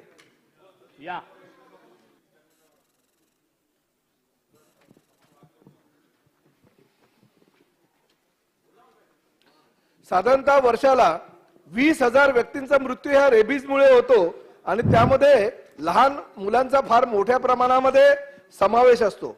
आपल्या देशात जवळजवळ 36% अधिक मृत्यू हे रेबीजमुळे झालेल्या घटना घडलेल्या आहेत आणि तशी नोंद आहे. अध्यक्ष महोदय, अध्यक्ष महोदय, ह्या लक्षवेधीच्या माध्यमातून मी जास्त वेळ घेत नाही, परंतु एक गोष्ट मात्र निश्चित आहे की कुत्रे हा मनुष्य जातीचा अतिशय जवळचा मित्र आहे आणि ते गेल्या शिवराजांच्या जमान्यापासून ह्या कुत्र्यांचा वापर अतिशय चांगल्या प्रकारे आपल्या पूर्वजांनी सुद्धा केलेला आहे. परंतु हल्ली शहरी भागामध्ये हे कुत्रे अनेक लोकांना नकोसे झालेले आहेत. त्यामुळे पाळीव कुत्रे सुद्धा रस्त्यावर फेकून ते लोक निघून जात आहेत. मला एक सूचना ह्या लक्षवेधीच्या माध्यमातून करायची अध्यक्ष महोदय, की 12 लाख कुत्रे हे श्वान आपल्या राज्यामध्ये असताना जर महानगरपालिका स्तरावर, जिल्हा परिषदा स्तरावर, नगर परिषदेच्या स्तरावर ह्या जे श्वान दत्तक योजना आपण जर लागू केली, श्वान दत्तक योजनेच्या माध्यमातून महापालिकेनं किंवा नगर परिषदेने किंवा जिल्हा परिषदेने त्यांची जबाबदारी घेतली, त्यांना पूर्णतः निरोगी केलं आणि निरोगीकरण जर दत्तक योजना जर चालू केली तर अनेक लोक ह्या भटक्या कुत्र्यांना दत्तक घ्यायला तयार आहेत. अध्यक्ष महोदय, अनेक प्राणी मित्र संघटनांनी माझी भेट घेतली. त्यांची विनंती सुद्धा आहे की राज्य शासनाने यावर गंभीरतेने लक्ष जर दिलं, मलेशियामध्ये किंवा अन्य देशामध्ये ज्या पद्धतीने भटक्या कुत्र्यांचं प्रमाणच नाहीये, बिलकुल 0 प्रमाण आहे, अशा पद्धतीने जर योजना ती कार्यान्वित केली, राज्य शासनाने त्यांच्या आरोग्यावर जर खर्च केला आणि जर ही योजनेची अंमलबजावणी योग्य प्रकारे केली तर राज्यामध्ये हे जे भटक्या कुत्र्यांचं प्रमाण आहे ते 100% कमी होईल. आणि त्याचबरोबर जबाबदारी जर निश्चित केली तर जी दत्तक योजना आपण राज्यामध्ये लागू केली ती इतर राज्यांमध्ये सुद्धा लागू झाली तर देशामधलं जे भटक्या कुत्र्यांचं प्रमाण आहे ते कमी होईल. माझा स्पेसिफिक प्रश्न आहे पशुसंवर्धन मंत्र्यांना की भटक्या कुत्र्यांची वाढलेली संख्या लक्षात घेता महानगरपालिका स्तरावर, नगर परिषदा स्तरावर आणि जिल्हा परिषदे स्तरावर श्वान दत्तक योजना लागू करणार का? त्याचा सर्व खर्च त्या महानगरपालिकेनं, नगर परिषदेनं आणि जिल्हा परिषदेनं करण्याच्या सूचना आपण कार्यान्वित करणार का? आणि ताबडतोब एक समिती न नेमता, कारण समिती नेमल्यानंतर आतापर्यंत मी उत्तरामध्ये बघितलेलं अध्यक्ष महोदय, शेकडो समित्या झाल्यावर पण निर्णय काही होत नाही. काही प्राणी मित्र संघटनेचे लोक तर आपल्या दिल्लीतून फोन करतात अध्यक्ष महोदय आपल्या सिनियर पीओ किंवा पीएसआय आणि सांगतात की यांच्यावर गुन्हे दाखल करा म्हणून. त्यामुळे त्या प्राणी मित्राच्या संघटनेला सुद्धा जास्त वाव न देता ताबडतोब राज्य शासनाने आपली जबाबदारी निश्चित करावी. प्रत्येक जिल्ह्याच्या आणि प्रत्येक महानगरपालिका स्तरावर ही योजना चालू करण्याच्या संदर्भात आदेश पारित करावे. आरोग्याचा कुत्र्यांचा खर्च आहे तो महानगरपालिका स्तरावर, जिल्हा परिषद स्तरावर करावा आणि दत्तक ज्यांना आपण देऊ त्यांनी तो त्यांच्या कुत्र्यांचा जो संगोपनाचा खर्च तो त्यांनी करावा अशी योजना राज्य शासनाच्या आपल्या खात्यातर्फे चालू करणार का? मंत्री महोदय. अध्यक्ष महोदय, सन्मान्य सदस्य प्रतापराव सरनाईक साहेबांनी या मुद्दा जो या ठिकाणी उपस्थित केलेला आहे, या अगोदरच मान्य सर्वोच्च न्यायालयाच्या निर्देशाप्रमाणे animal welfare board of India विरुद्ध जी याचिका त्यांनी जी याचिका दाखल केली होती यामध्ये काही निर्देश मान्य सर्वोच्च न्यायालयाने दिले होते आणि त्या निमित्तानं शासन स्तरावरून ऑगस्ट 2016ला नगर विकास विभागाच्या सचिवांच्या अध्यक्षतेखाली एक समिती स्थापन करण्यात आली होती आणि त्यामध्ये बऱ्याच गोष्टींचा त्या ठिकाणी अंतर्भाव केलेला आहे. काय उपाययोजना करायच्या अॅनिमल बर्थ कंट्रोल रूल्स अनुसार स्थानिक पातळीवर त्यासंबंधी नियंत्रण समित्या स्थापन करणं, त्यांची जनगणना करणं आणि 11 नोव्हेंबरच्या या परिपत्रकाप्रमाणे establishment of animals birth control monitoring committees या बाबतीमध्ये अशा समिती स्थापन करून याच्या संदर्भात काही नियंत्रण करावं अशा सूचना दिलेल्या होत्या अध्यक्ष महोदय. पण अध्यक्ष महोदय, यामध्ये महानगरपालिका क्षेत्रामध्ये, नगरपालिका क्षेत्रांमध्ये, ग्रामपंचायती, स्थानिक स्वराज्य संस्थेच्या स्तरावर सुद्धा अशा प्रकारच्या समित्या स्थापन कराव्यात अशा निर्देश यापूर्वी दिलेले अध्यक्ष महोदय. परंतु सन्मान्य सदस्यांनी जे या ठिकाणी माहिती दिली, साधारण 12 लाखाच्या वर ही संख्या भटक्या कुत्र्यांची आपल्याकडे आहे आणि याचा मोठ्या प्रमाणात त्याचा जो प्रादुर्भाव आहे, विशेष करून ज्या घटना मध्यंतरी घडल्या लहान मुलांच्या बाबतीमध्ये, या दुर्दैवी घटना आपण अध्यक्ष महोदय जे पाहतोय आणि त्यामुळे या सगळ्या अशा भटक्या कुत्र्यांच्यावर नियंत्रण आणणं हे आवश्यक झालेलं आहे अध्यक्ष महोदय. आणि म्हणून सन्मान्य सदस्यांनी म्हटलं की शेवटी अनेक मंडळी त्या ठिकाणी अशा प्रकारच्या सेवाभावी संस्था दत्तक घ्यायला तयार आहेत. त्यामध्ये विशेष करून स्थानिक स्वराज्य संस्थेची जास्त मोठी जबाबदारी आहे आणि त्यामुळे निमित्तानं ही जी मागणी सन्मान्य सदस्यांनी केलेली आहे ते बोर्ड स्थापन करण्याबद्दलची की ज्या महापालिका क्षेत्रामध्ये महापालिकेने त्याची जबाबदारी घ्यावी, नगरपालिका क्षेत्रामध्ये नगरपालिकेने घ्यावी आणि त्याच पद्धतीने ग्रामीण भागामध्ये जिल्हा परिषदेच्या मुख्य कार्यकारी अधिकारी यांच्या नियंत्रणाखाली एक समिती स्थापन करून स्थानिक स्वराज्य संस्था ज्या आहेत त्यांच्या स्तरावर त्यांनी या अशा प्रकारची जबाबदारी स्वीकारावी अशा प्रकारची त्यांनी मागणी केलेली आहे. आणि अध्यक्ष महोदय या बाबतीमध्ये हा प्रस्ताव त्यांनी जे विनंती केली ती तपासून पाहिली जाईल. अशा पद्धतीने काही कारवाई करता येईल का म्हणून अध्यक्ष महोदय निश्चितपणे शासन या त्यांच्या सूचनेचा सकारात्मक विचार करेल अध्यक्ष महोदय असं मी त्यांना आश्वासित करू इच्छितो. भातकर सर. अध्यक्ष महोदय, भटक्या कुत्र्यांच्या बाबतीतली लक्षवेधी आज या ठिकाणी मांडली गेलेली आहे. मंत्री महोदयांनी आता उत्तर देताना काही गोष्टींचा उल्लेख केला आणि जे लेखी उत्तर आहे ते फार विस्तृत आणि यातले कुठले कुठले नियम्स आहेत, निर्बीजीकरणाकरता काय केलंय वगैरे वगैरे बऱ्याच गोष्टी सांगितलेल्या आहेत. पण अध्यक्ष महोदय, प्रश्न एवढा गंभीर आहे.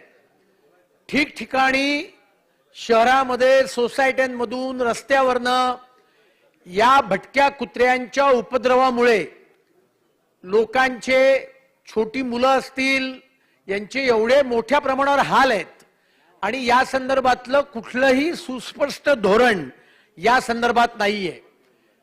महानगरपालिकेकडनं उत्तर असं मिळतं की कायद्यामध्ये आम्हाला निर्बीजीकरण करण्याचे फक्त अधिकार आहेत आणि आम्ही कुत्रे त्याच ठिकाणी परत आणून सोडू शकतो, अन्य आम्ही काही करू शकत नाही.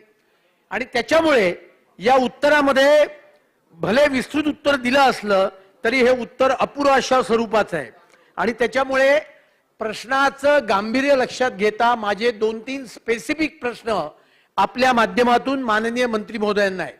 मुळात किती भटक्या कुत्र्यांचं निर्बीजीकरण आतापर्यंत स्थानिक स्वराज्य संस्थेच्या माध्यमातून झालं याची काही निश्चित संख्या सरकारकडे आहे का, हा माझा पहिला प्रश्न आहे. त्याच्याकरता एक ड्राईव्ह आपण त्याकरता निर्माण करणार का, हा माझा दुसरा प्रश्न आहे. उत्तराच्या शेवटी काय म्हटलंय की यासाठी सर्व संबंधित विभागाच्या अधिकाऱ्यांची समिती गठीत करण्याची कार्यवाही चालू आहे आणि चालू आहे म्हणतानाच सदर समितीच्या शिफारसी प्राप्त झाल्यानंतर पुढील कार्यवाही करण्यात येईल. म्हणजे समितीची गठीत करण्याची कार्यवाही चालू आहे आणि ज्या शिफारसी येतील त्या शिफारसी स्वीकारल्या जातील. माझे 2 स्पेसिफिक प्रश्न आहेत. खरं तर याच्यामध्ये फार मोठा काही रॉकेट सायन्स नाहीये आणि त्याच्यामुळे समिती कधीपर्यंत गठीत करणार हा पहिला मुद्दा. त्या समितीमध्ये या विषयात काम करणाऱ्या लोकांना त्यांचे सल्ले घेणार का, हा दुसरा मुद्दा. आणि या समितीच्या शिफारसी जसं उच्च न्यायालयाने सुद्धा एका पिटिशन मध्ये म्हटलेलं आहे की याच्यामध्ये प्रायव्हेट एनजीओची मदत घेऊन भटक्या कुत्र्यांकरता काही केंद्र उभी आपल्याला करता येतील, तर अशा प्रकारची सूचना स्वीकारण्याची मनस्थिती राज्य सरकारची आहे का, असे माझे 3-4 स्पेसिफिक प्रश्न आहेत.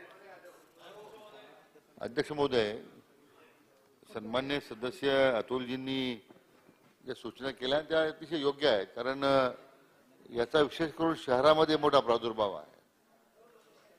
हाऊसिंग सोसायटीतून अध्यक्ष महोदय कचरा बाहेर फेकला जातो, त्या ठिकाणी मग स्ट्रे डॉग्स अशा भटके कुत्रे त्या ठिकाणी जमतात, हल्ले होतात. ज्या रेस्टॉरंटची घाण जी आहे उपाहारगृहांची त्या ठिकाणी रस्त्यावर फेकली जाते, त्यातून ते एकत्र येऊन त्या शेवटी अध्यक्ष महोदय कायदे बरेच आहेत, अनेक निर्देश आहेत, समिती आपण यापूर्वी गठीत केलेल्या आहेत आणि म्हणून या बाबतीमध्ये सन्मान्य सदस्यांनी जी सूचना केली की एक समिती गठीत करताना त्यामध्ये प्रोटेक्शन ज्या अशा प्रकारचे एनजीओ जे काम करतात त्या एनजीओचा अंतर्भाव त्यामध्ये असावा. त्या या विषयात काम करणारी जी मंडळी आहे त्यांना एकत्र करून अशा प्रकारची राज्य स्तरावर एक समिती गठीत करण्यात येईल की ज्यामध्ये ते तात्काळ म्हणजे साधारण एक महिन्याच्या आत ती गठीत करण्यात येईल. कारण वेगळ्या क्षेत्रातून ते नावं घेतली जातील आणि त्या लोकांचा त्या अंतर्भाव करून मग जे काही निर्णय करायचे आहेत, विशेष करून अध्यक्ष महोदय व्यापक लसीकरण हातामध्ये घ्यावं लागेल. कारण रॅबिसच्या संदर्भात होणारा जो प्रादुर्भाव आहे त्यातून ते लसीकरणाचा कार्यक्रम हातात घ्यावा लागेल. त्यांचा स्टरलायझेशनचा कार्यक्रम अध्यक्ष महोदय हातात घ्यावा लागेल. पण ही समिती गठीत केल्यानंतर आणखी त्याची व्याप्ती वाढवता येईल. ज्या सूचना येतील, राज्य सरकार सकारात्मक आहे या सूचना स्वीकारण्यामध्ये. परंतु सन्माननीय सदस्य जो या ठिकाणी सरनाईक साहेबांनी सूचना केली की श्वान दत्तक योजना ही राज्यामध्ये सुरू करता आली तर त्यानिमित्तानं मग महापालिका क्षेत्र, नगरपालिका क्षेत्रामध्ये हे सरेच अशा प्रकारचे जसं आपण जनावरांचे कोंडवाडे करतो तसे जर करून त्या ठिकाणी मग त्या महापालिकेने खर्च करावा, नगरपालिकेने खर्च करावा. आता ग्रामपंचायतीच्या मर्यादा आहेत, परंतु त्या ठिकाणी जर अशी काही मंडळी पुढेच असेल दत्तक घेण्यासाठी तर त्यांना सुद्धा हे दत्तक देण्याबाबतीमध्ये तो एक विचार करता येईल. पण श्वान दत्तक योजना ही राज्यामध्ये आपण तात्काळ सुरू करू, त्यात काही सरकारची अडचण नाही. आणि सन्मान्य सदस्य अतुलजींनी सूचना केलेली आहे तर साधारण एक महिन्याच्या आत ही समिती गठीत करून आपण कार्यवाही करू. टिंगरे साहेब. मान्य अध्यक्ष महोदय, खरं तर हा विषय शहरी भागासाठी अतिशय गंभीर विषय बनून बसलेला आहे. पहिल्यांदाच मागच्याच आठवड्यामध्ये या ठिकाणी आपल्याला देतो ताई. माझ्या मतदारसंघातली परिस्थिती जर सांगितली तर मी तुम्हाला दाखवू इच्छितो 2 फोटो, ज्याच्यामध्ये एक 1.5 वर्षाच्या मुलाला कुत्र्यांनी चावा घेतला आणि त्याच पद्धतीने ब्रह्मा सनसिटी नावाच्या सोसायटीमध्ये अनिरुद्ध जावळे ह्या 6 वर्षाच्या मुलाला अशा पद्धतीने चावा घेतला गेलेला आहे. अध्यक्ष महोदय, आपलं लक्ष येतं, मी पालिकेकडे वारंवार या ठिकाणी आम्ही पाठपुरावा करतोय की कुत्र्यांसाठी काहीतरी नियोजन करण्यात यावं. त्यांच्याकडनं एका मुलाचा त्यामध्ये डोळा सुद्धा गेलेला आहे, लहान 1.5 वर्षाच्या मुलाचा.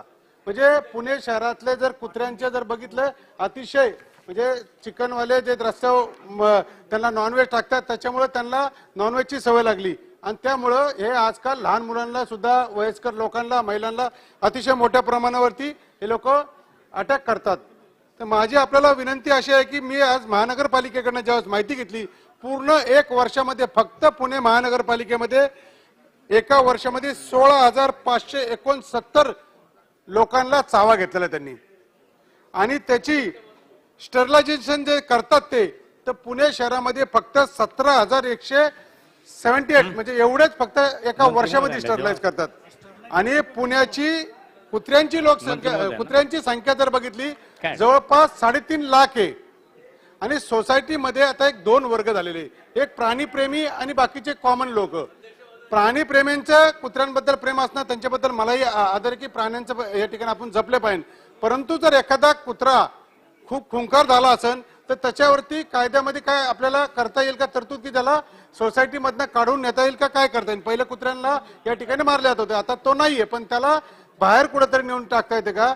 दुसरी गोष्ट, मला सोसायटीमध्ये जर कुत्रे पाळायचे असेल तर त्याला एक जसं नियमामध्येच एखादं केज बनवून तिथे त्यांना फिडिंग केलं तर असं काही नियमात करता येईल का, जेणेकरून कुत्रे या लिखा प्ले ग्राउंड मध्ये असन, गार्डन मध्ये असन, हे येणार नाही. पार्किंग मध्ये त्या ठिकाणी कुत्र्यांना खायला घातलं जातं आणि जर लहान मुलगा शाळेत जायला निघाला त्याच्यानंतर त्याच्यावरती अटॅक करणं, मुलांवरती अटॅक करणं, ज्येष्ठ नागरिकांवरती, तर त्यासाठी मला विचारायचं की त्याच्यामध्ये काय नवीन नियमावली आपण करणार आहोत का? आणि स्टरलायझेशन जास्त प्रमाणावरती व्हावं याच्यासाठी प्रायव्हेट संस्थांना अधिकार देणार आहात का, जेणेकरून त्यांना स्टरलाइज झाल्यानंतर पण असे काही घटना घडलेल्या आहेत. पुणे महानगरपालिकेच्या जीबी मध्ये तो विषय झाला होता की त्या ठिकाणी ज्या कुत्र्याला स्टरलाइज केलं, त्याचा मार्क केलाय, त्याला सुद्धा पिल्लं झाली. तर याच्यावरती कुठेतरी एक समितीने वेगळे नियम आणि त्याच्यावरती त्वरित कारवाई करावी, जेणेकरून आज शहरी भागामध्ये जी मुलं घाबरतात, रात्री घराच्या बाहेर निघणं, ट्युशनला जाणं किंवा गाडीवरनं जात असेल त्याच्यावरती अटक होणे हे होऊ नये. प्रश्न आणि अध्यक्ष महोदय, सन्मान्य सदस्यांनी जो मुद्दा उपस्थित केला आणि त्याचं गांभीर्य निश्चितपणे आपल्या सर्वांना आहे. त्यांनी जे आता फोटो पाठवले ते पाहिले अध्यक्ष महोदय, आणि निश्चितच मी म्हटल्याप्रमाणे ती समिती आपण गठीत करतोय की ज्यामध्ये या सगळ्या उपाययोजना आपल्याला ज्या करायच्या आहेत, वारंवार ज्या घटना घडतात त्या आपल्याला टाळता आल्या पाहिजे. पण आपण जो सन्मान्य सदस्यांनी उल्लेख केला हाऊसिंग सोसायटी बाबतीमध्ये, आता हाऊसिंग सोसायट्या स्थानिक जे हाऊसिंग सोसायटीचे पदाधिकारी आहेत, हाऊसिंग सोसायटीचे साधे पदाधिकारी आहे, हाऊसिंग सोसायटीचे सदस्य आहेत, त्यांनी सुद्धा काही स्वतःवर काही बंधनं घातली पाहिजे. कारण शेवटी नगरपालिका हद्दीमध्ये किंवा महानगरपालिका हद्दीमध्ये त्यांच्या हाऊसिंग सोसायटीच्या कंपाऊंडच्या जी सुरक्षा जी करायची जी ठेवायची आहे, तर मला वाटतं ते त्यांनी केलं पाहिजे. पण अध्यक्ष महोदय, ज्या सूचना त्यांनी केलेल्या आहे, स्टरलायझेशनचा प्रोग्राम आहे किंवा त्या भटक्या कुत्र्यांना ताब्यात घेऊन, मी मगाशी म्हटलं की कोंडवाडे तयार करणं, त्याचा खर्च महानगरपालिकेने करणं, नगरपालिकेने करणं, त्यातून जी दत्तक योजना सुरू करून सुरुवातीला खर्च तो स्थानिक स्वराज्य संस्था करतील, परंतु आणून कोणी पुढे येऊन जर असे दत्तक घेत असतील, ते खर्च करणार असतील, तर त्याला आपण प्रोत्साहन देऊ. म्हणून ती दत्तक योजना सुरू करण्याचं आपण आता जाहीर केलंच आहे. परंतु या ज्या उपाययोजना ज्या करायच्या आहेत, वारंवार अशा प्रकारचे जे घटना घडतात अध्यक्ष महोदय, याच्यावर पायबंद घालण्याच्या संदर्भामध्ये ही समिती शिफारस करील आणि तात्काळ याच्यावर अध्यक्ष महोदय शासन त्याची अंमलबजावणी करेल. बच्चू कडू साहेब.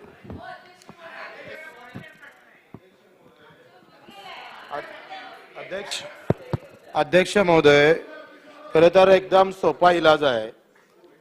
कुत्रे पाळीव असाल तर त्याच्या घरी असले पाहिजे, त्याच्यावर कारवाई केली पाहिजे जर रस्त्यावर येत असेल तर. मंत्री महोदय, मला वाटतं याच्यावर समिती करा, हे केल्यापेक्षा तुम्ही ऍक्शन प्लॅन जाहीर करा ना. एखादा शहर तुम्ही तशा प्रकारचा प्रयोग करा. जेवढे रस्त्यावर आहे तेवढे उचला आणि आसाम मध्ये नेऊन टाका. आसाम मध्ये या कुत्र्याला किंमत आहे अध्यक्ष महोदय, किमान हे 8-8, 9-9 हजाराले विकतं. नाहीतर माहिती घ्या, माझ्याकडे जे माहिती आहे, आम्ही गुवाहाटीला जाऊन आलो तेव्हा तिथं विचारलं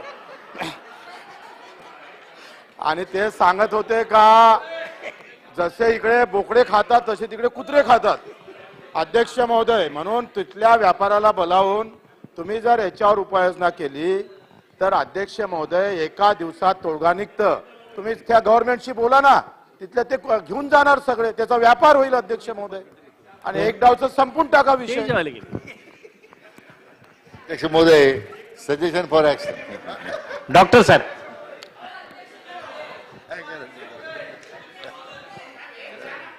चालू भटक्या कुत्र्यांचा अध्यक्ष महोदय, आपण ग्रामीण भागात न येता जेवढा शहरी भागामध्ये याचा प्रादुर्भाव आहे तेवढाच ग्रामीण भागामध्ये पण आता पोल्ट्र्यांमुळे मोठ्या प्रमाणामध्ये याचा प्रादुर्भाव वाढला आहे. माझं मंत्री महोदयांना एकच पॉइंटेड क्वेश्चन आहे फक्त. किती झाल्या? मागच्या 8 दिवसापूर्वी माझ्या इथे निमोन गावामध्ये एक 2 वर्षाच्या बालिकेला या पोल्ट्रीच्या आजूबाजूला त्यांचं घर होतं, त्या पोल्ट्रीच्या आजूबाजूचे सर्व हिंस्र कुत्र्यांनी त्या बालिकेला ठार केलं. आपण चालू करू ना आता. त्या बालिकेचे वडील हे गतिमंद आहेत, आई ही अंध आहे. रिप्लाय घेऊन मग तिला मदत पुनर्वसन कडनं रुटीन प्रमाणे 1-2 लाखाच्या वरती काही पैसे मिळत नाही, तर याला आपलं पशुसंवर्धन खात्यामधनं विशेष बाब म्हणून आपण काही मदत देऊ शकणार आहात का, असा माझा मंत्री महोदयांना प्रश्न. अध्यक्ष महोदय, सन्मान्य सदस्य डॉक्टर राहुल आर साहेब म्हटले त्याप्रमाणे तशी काही तरतूद नाही आहे. कारण अध्यक्ष महोदय, कारण ह्या वारंवार अशा घटना घडतात, पण निश्चितपणे त्यांच्याशी चर्चा करून त्या स्थानिक म्हणजे जिल्हा परिषद आहेत त्यांच्या सेसमधून काही मदत करता येईल का अध्यक्ष महोदय, त्याबाबतीत विचार करण्यात येईल. शेवटचा प्रश्न ताई. अध्यक्ष महोदय, मुंबईकरांसाठी अतिशय महत्वाची ही लक्षवेधी आहे. अध्यक्ष महोदय, सन्माननीय मंत्री महोदय पॉझिटिव्ह उत्तर देत आहेत, पण मुंबई महानगरपालिकेतर्फे कुत्र्यांचं निर्विजीकरण केल्यानंतर त्याच ठिकाणी कुत्रे आणून सोडतायत.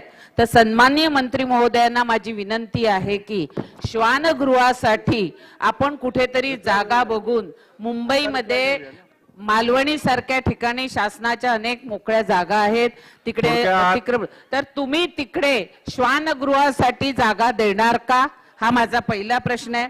आणि दुसरा प्रश्न आहे की अध्यक्ष महोदय, जे पाळीव प्राणी प्रेम करणाऱ्या एनजीओ आहेत ते दरवेळेला आम्हाला मेनका गांधींचा दम देतात. आणि अध्यक्ष महोदय, एक घटना अशी घडली माझ्या मतदारसंघामध्ये, प्लेझंट पार्क सोसायटीमध्ये कुत्र्याची 5 पिल्लं होती. एक पिल्लू कुठे गेलं ते कळलं नाही. सेक्रेटरी आणि चेअरमॅन वरती त्यांनी गुन्हा दाखल केला. अध्यक्ष महोदय, ह्या एनजीओ बाबत सुद्धा आपण काहीतरी निर्णय घ्यायला पाहिजे, कारण ह्या कुत्राप्रेमीवाल्यांकडनं माणसांवर सुद्धा अन्याय होतोय, तर त्याच्यावर आपलं लक्ष, आणि श्वानगृहासाठी जागा द्यावी. चला जोड मंत्री महोदय, एकच मिनिट. त्यांवर पूर्णपणे आळा आणायला तयार आहे, त्याच्यावर कारवाई करायला तयार आहे, त्याच्यावर आवर घालायला तयार आहे. फक्त शासनाची मागणी आहे की आता चर्चेवरही आवर घाला. ठीक, चला झालं, आता समाधानकारक उत्तर मिळालं. चला अध्यक्ष महोदय, अध्यक्ष महोदय 2019 पासून सकाळी 9 वाजता एक भटक्या कुत्र्याचा त्रास पूर्ण महाराष्ट्राला होतोय. अध्यक्ष महोदय, तर यावर राज्य शासन म्हणून नसबंदी किंवा कुठला उपचार करणार आहे का? एवढं फक्त पॉइंटेड प्रश्न विचारायचे. अनोळखी भटक्या कुत्र्यांबद्दल इथे काही कारवाई होऊ शकत नाही. तुम्ही स्पेसिफिक द्या. आता होऊ शकत नाही, बसा खाली. चला, नाही आता काय नाही, आता रिप्लाय घेऊ दे. रिप्लाय चला, रिप्लाय घ्या. चला, निवेदन करा. माननीय अध्यक्ष महोदय, स्वातंत्र्याच्या अमृत महोत्सवाच्या वर्षाच्या औचित्य साधून 75,000 पद भरतीच्या प्रक्रिया राबवण्यात येत आहे. त्या अनुषंगाने काही लोकप्रतिनिधींना प्राप्त झालेल्या मागण्या विचारात घेऊन दिनांक 31/12/2023 पर्यंत शासन सेवेत सरळ सेवेत नियुक्ती देण्यासाठी प्रसिद्ध होणाऱ्या जाहिरातीसाठी विविध केलेली कमाल वयोमर्यादा ओलांडणाऱ्या उमेदवारांना कमाल वयोमर्यादेत 2 वर्षाची शिथिलता देण्याचा प्रस्तावित आहे. या अनुषंगाने शासन निर्णय निर्गमित करण्यात येईल. ठीक आहे. सन्मान्य मुख्यमंत्री महोदय.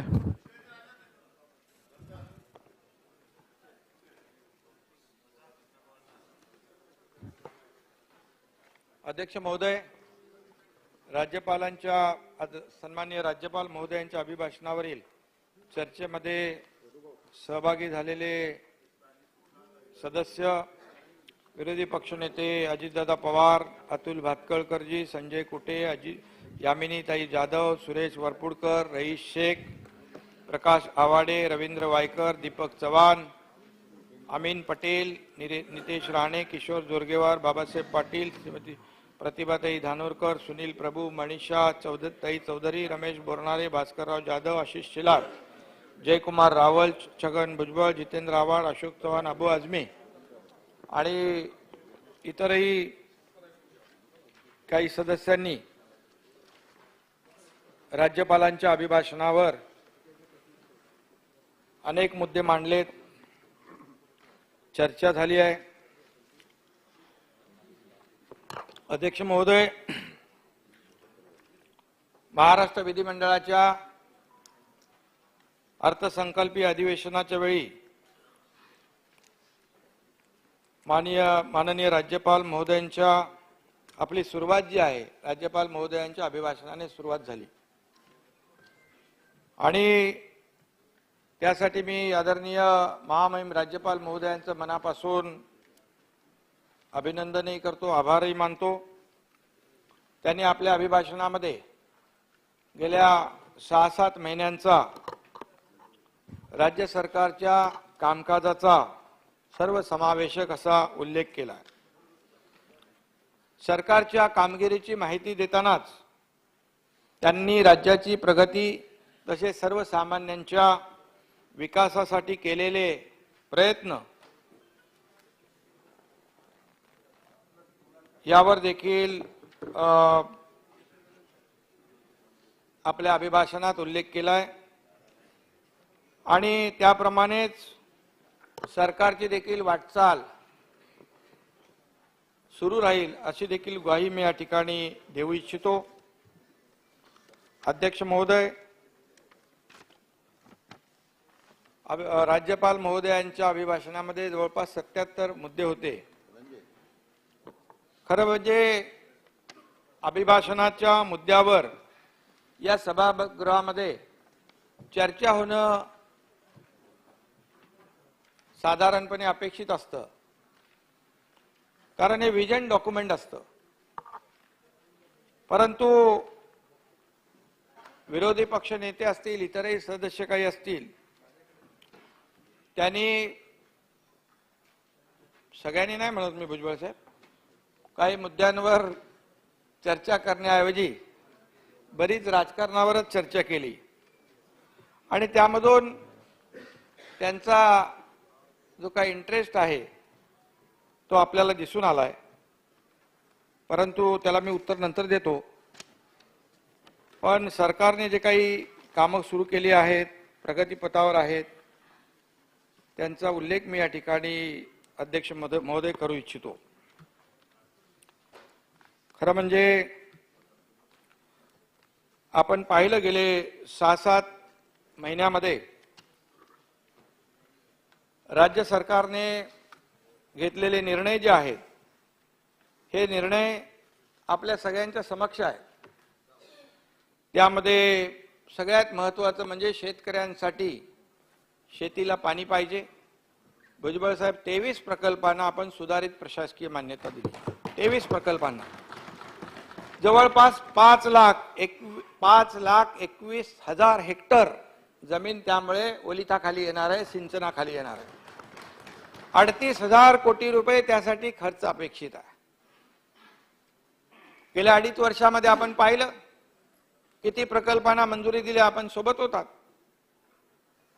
आणि पण त्याच्यामध्ये मी जाऊ इच्छित नाही. आम्ही जे काही पॉझिटिव्ह करतोय, सकारात्मक निर्णय घेतोय, प्रॅक्टिकल निर्णय घेतोय, त्या बाबतीतच मी बोलू इच्छितो.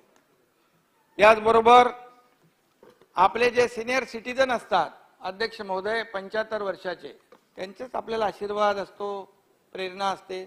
त्यांना आम्ही एसटी मोफत प्रवास देऊन टाकला, एसटीचा प्रवास. तेव्हा काही लोक म्हणाले अरे 75 वर्ष झाले तर काय त्यांना मिळणार. पण मला या ठिकाणी अध्यक्ष महोदय सांगायला अतिशय आनंद होतोय की 5,65,00,000 ज्येष्ठांनी त्याचा फायदा घेतलाय. मग तालुका प्लेसला येऊन आरोग्य सुविधा असतील, उपचार असतील, देवदर्शन असेल, आणि हे सगळं जे आहे एक त्यांना देखील एक त्याच्यामधून आता वयोवृद्ध झाल्यानंतर ज्येष्ठांचा सगळ्यांचाच विषय आपल्याला माहित आहे, परंतु या माध्यमातून सरकारने त्यांना जवळपास मदत करण्याचा एक दिलासा देण्याचा निर्णय घेतला. त्यासाठी 262 कोटी रुपये शासनाने त्याच्यावर खर्च केलेले आहेत.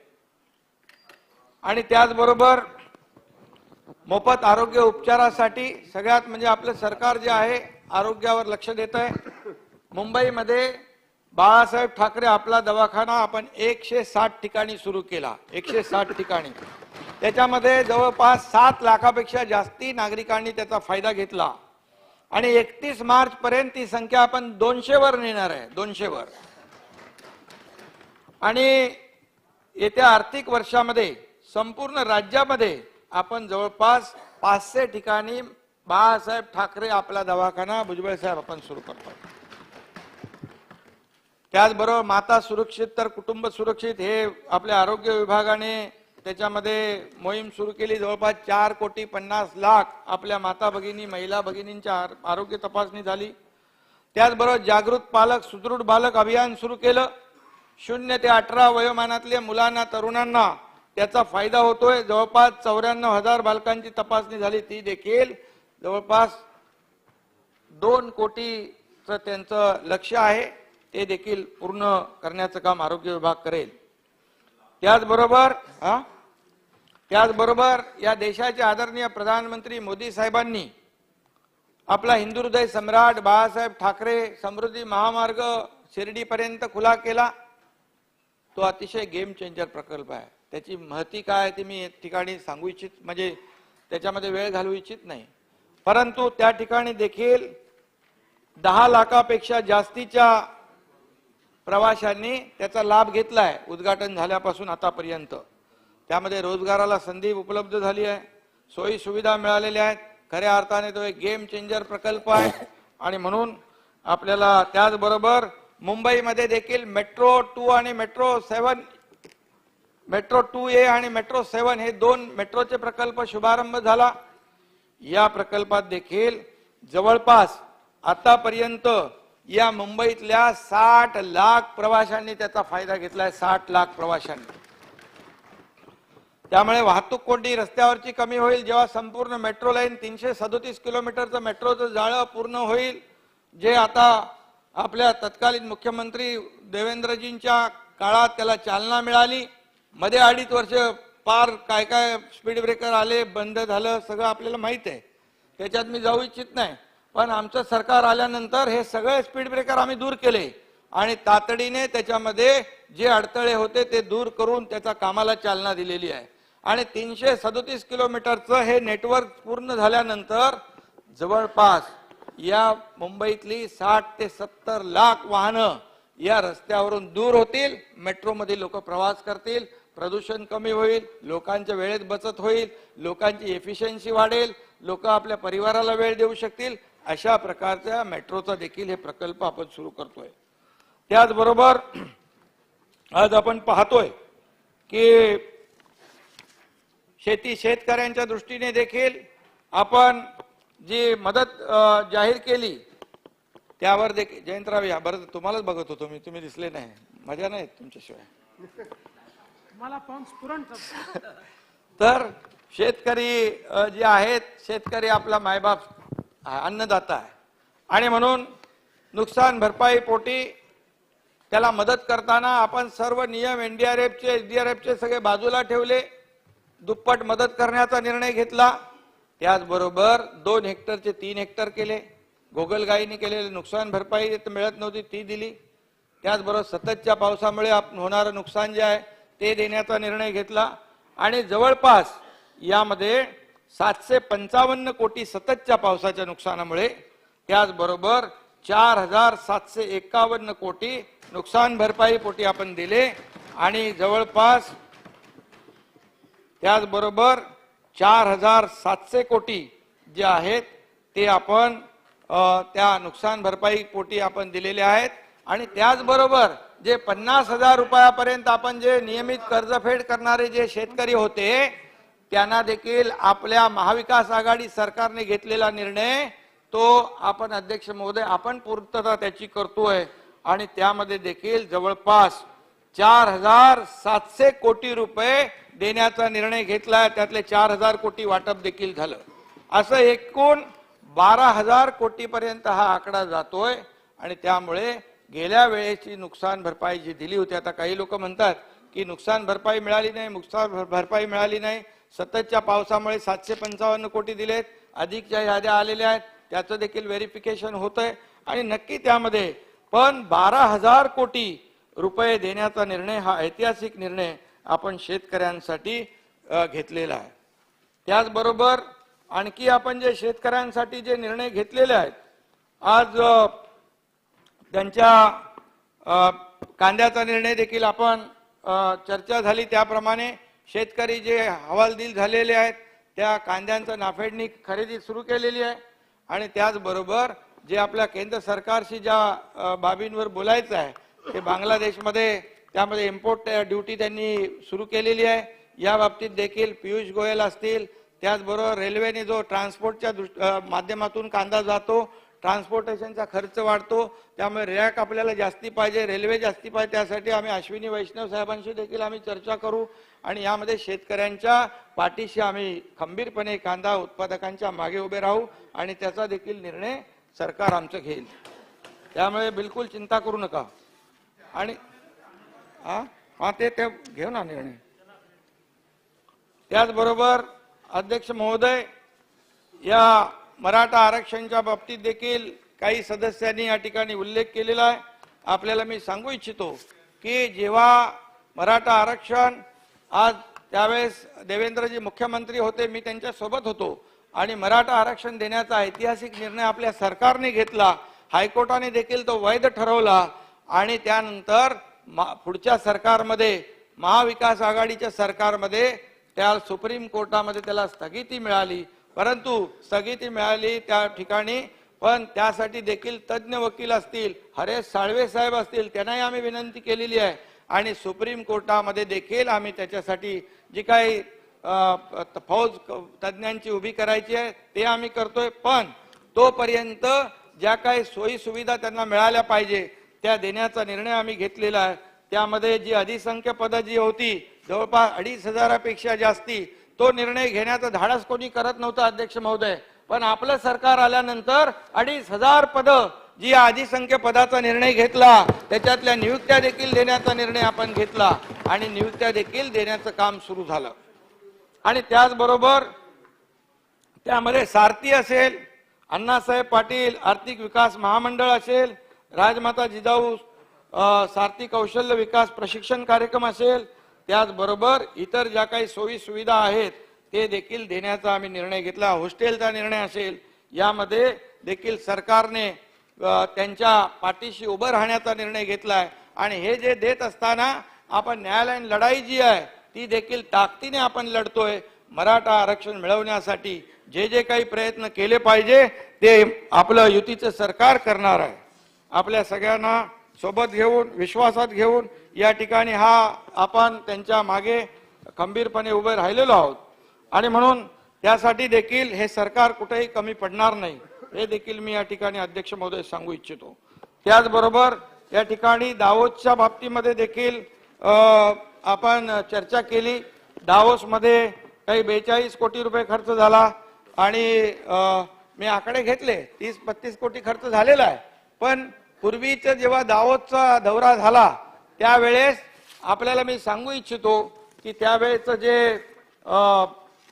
जे एमओयूज आहेत ते 80,000चे झाले होते आणि त्यामधले 10,000 कोटी पण इन्व्हेस्टमेंट आली नाही. ही वस्तुस्थिती आहे जयंतराव. आणि आपलं जे पॅव्हिलियन होतं, मला सांगायला अभिमान वाटतो, इंडिया पॅव्हिलियनच्या बाजूला आपलं महाराष्ट्र पॅव्हिलियन होतं. त्या पॅव्हिलियन मध्ये त्या लक्झमबर्गचे प्राईम मिनिस्टर आले, सिंगापूरचे मंत्री आले, सौदीचे काही प्रमुख लोक आले, खूप देशाचे त्या ठिकाणी प्रमुख लोक आले, अनेक उद्योगपती आले. आपल्या पॅव्हिलियनचा तिकडे उदो उदो होत होता. महाराष्ट्राचं पॅव्हिलियन सगळ्यात चांगलं होतं देशाच्या बरोबर आपल्या इंडिया पॅव्हिलियनच्या बाजूला. आणि मागच्या वेळेस काय झालं होतं त्याची माहिती मी घेतली. मध्य प्रदेशच्या पॅव्हिलियन मधून आपल्याला टेबल आणि खुर्च्या आपल्याकडे आणाव्या लागल्या होत्या. असं कसं चालेल? आपलं राज्य कुठं आहे? आणि मग यामध्ये 1,37,000 कोटीचे एमओयू साईन झाले. आणि मला सांगायला अभिमान वाटतो या ठिकाणी त्यापैकी 6 ज्या कंपन्या आहेत त्या कंपन्यांना देखील आपण जागा अलॉट करण्याचा निर्णय घेतला. त्याची कारवाई सुरू झाली. फक्त आकडे वाढवण्यासाठी जयंतराव आम्ही सांगत नाही.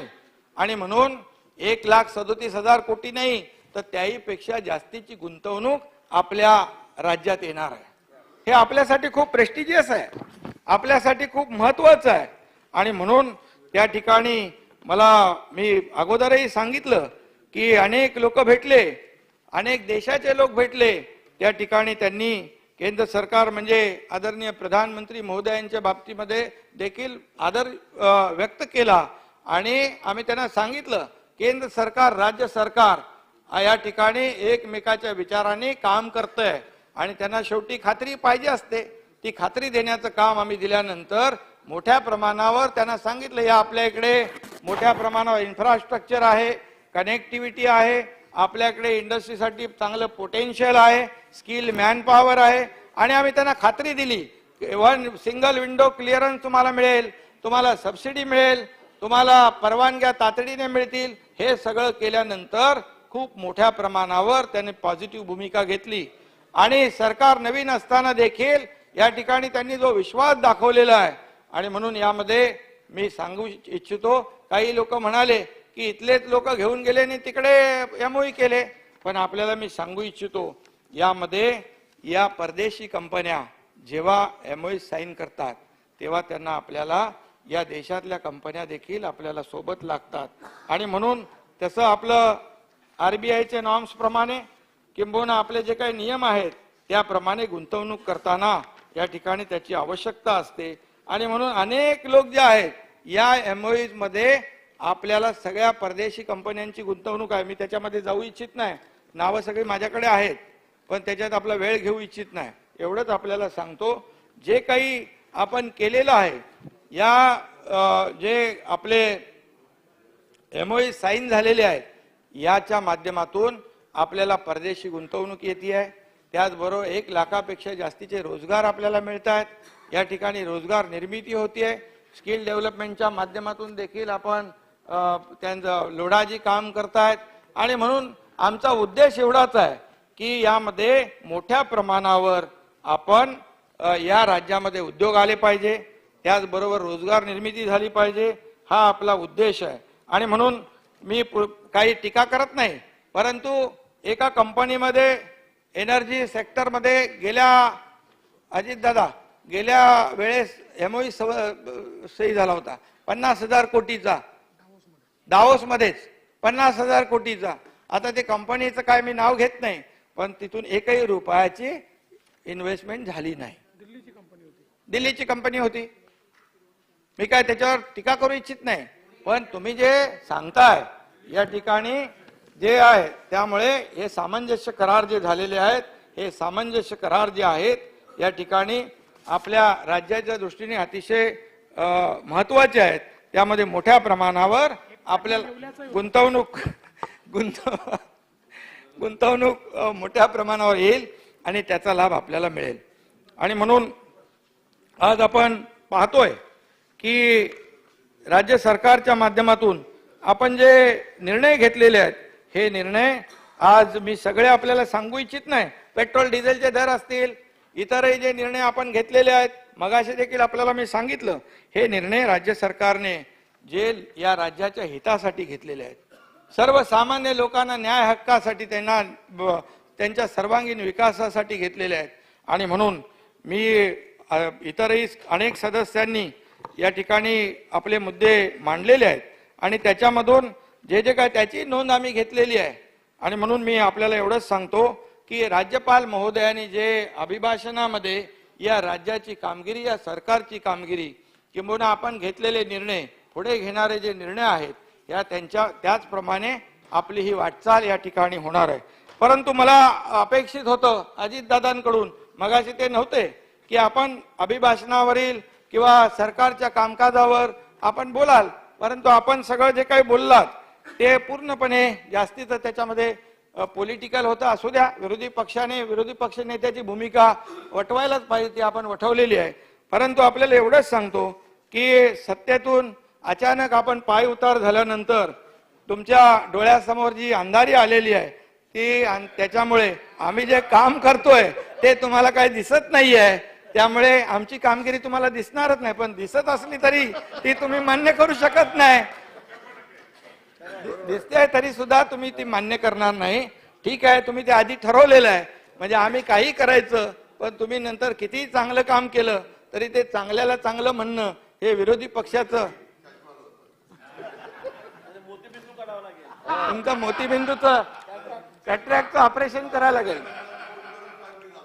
आज अध्यक्ष महोदय, आज मी सांगतो की समृद्धीचा मगाशी मी म्हटलं दुसरा टप्पा आपण भुजबळ साहेबांच्याकडून तो जातोय, तो आपण तातडीने करतोय. MTHL जो आहे, हे शिवडी नावाशेवा 22 किलोमीटरचा देशातला सगळ्यात लॉंगेस्ट सी ब्रिज आहे.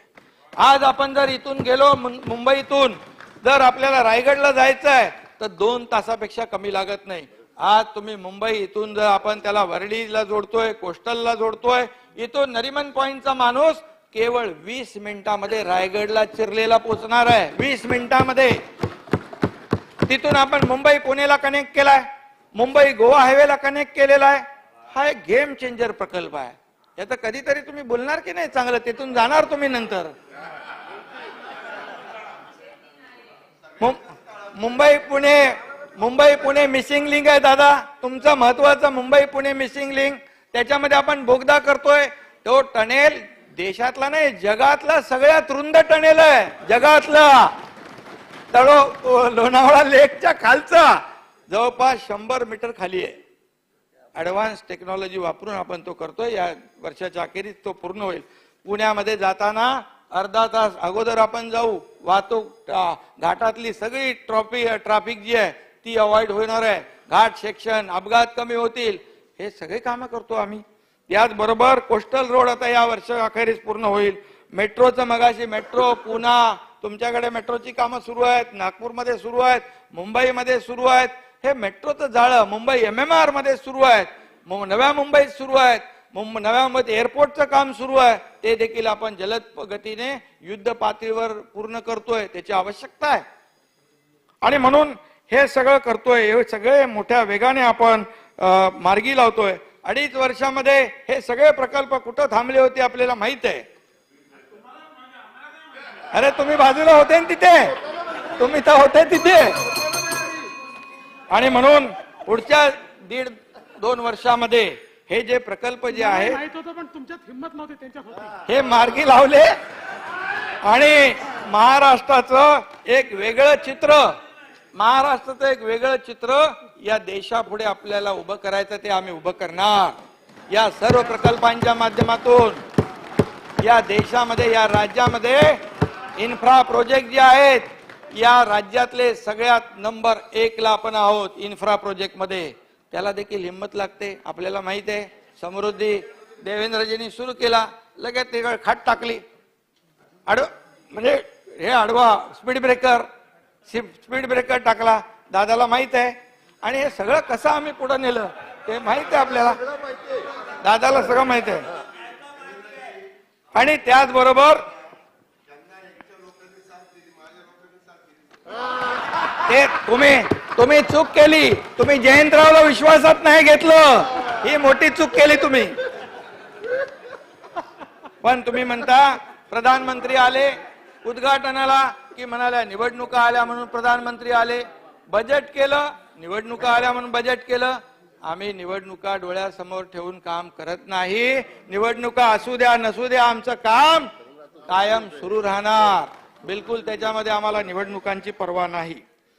आणि खरं म्हणजे दादा आपण बोलतात गोड, पण बरोबर काय ना काय तुमचं कार्यक्रम सुरू असतो.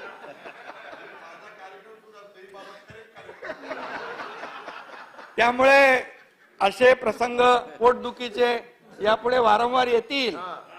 त्यासाठी एक जालिम औषध शोधून ठेवायला लागेल आपल्याला, आणि ते आम्ही ठेवलेलं आहे.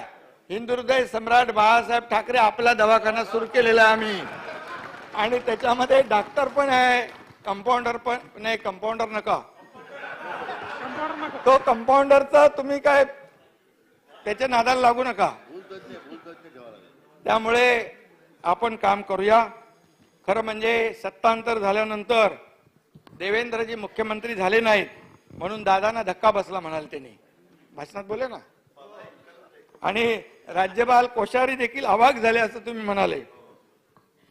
पण मन मी सांगू नाही, त्यांना माहित होतं ते आम्ही ठरवून घेतलेले सगळं. पण आपण देखील जेव्हा उपमुख्यमंत्री पदाची शपथ घेतली दादा सकाळी साखर झोपेत, मला फोन आला बोले काय बघा, मी टीव्ही लावली, टीव्ही बघतो तर दादा दिसतात तिथं शपथ घेताना. मी त्यांना बोललो नाही हे मागचं आहे. अरे बोले मागचं नाही आताच आहे. बोले जयंतरावांना फोन करतोय पण जयंतराव फोन नाही उचलत. मी बोले जयंतराव पण तिथंच आहेत, ते आपले कुठे गेले अनिल, असे पाठमुरे दिसले मला. तर तो खरं म्हणजे मोठा शॉक होता. आणि त्यामध्ये आपल्या त्याच्यात मी काही जात नाही, ते जुनं झालेलं आहे. पण त्यातल्या अनेक ज्या काही सुरस कथा आहेत त्या हळूहळू बाहेर येत आहेत. काही 2-4 मला यांनी सांगितल्यात, सगळ्यांना सांगितलं मला यांनी अजून, आणि त्यांनी काय सगळ्या स्पष्ट केलेले नाहीत. परंतु त्या मी इथे बोलू इच्छित नाही. अनेक लोकांची त्याच्यामध्ये पंचायत होऊ शकते. परंतु तुम्ही सांगितलेलं ते अर्धच सांगितलंय, बरोबर ना? पूर्ण सांगू नका इथे.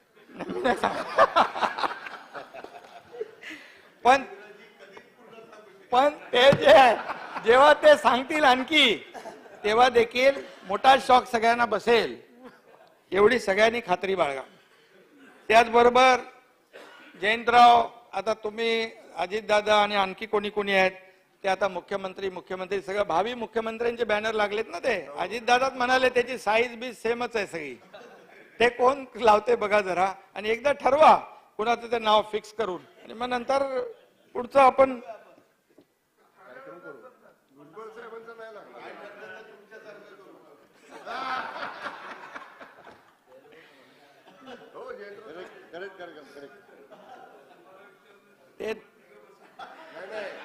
ते दादा मुहूर्त आम्हाला विचारून काढा.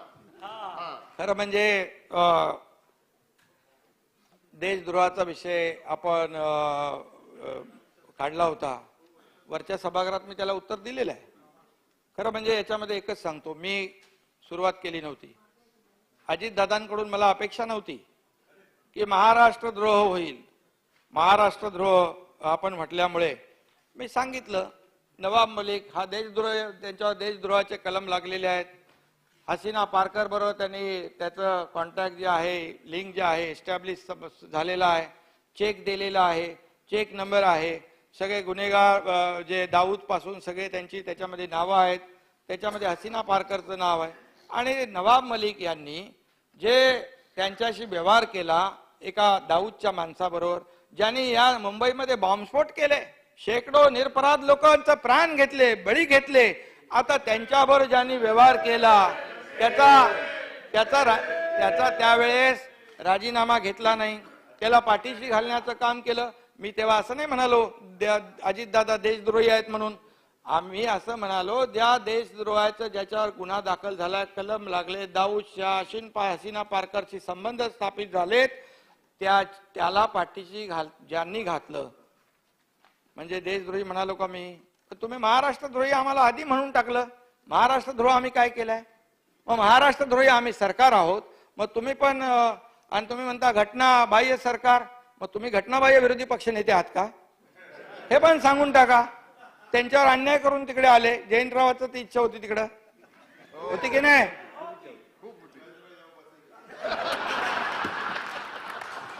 रेकॉर्डवर घेऊ का?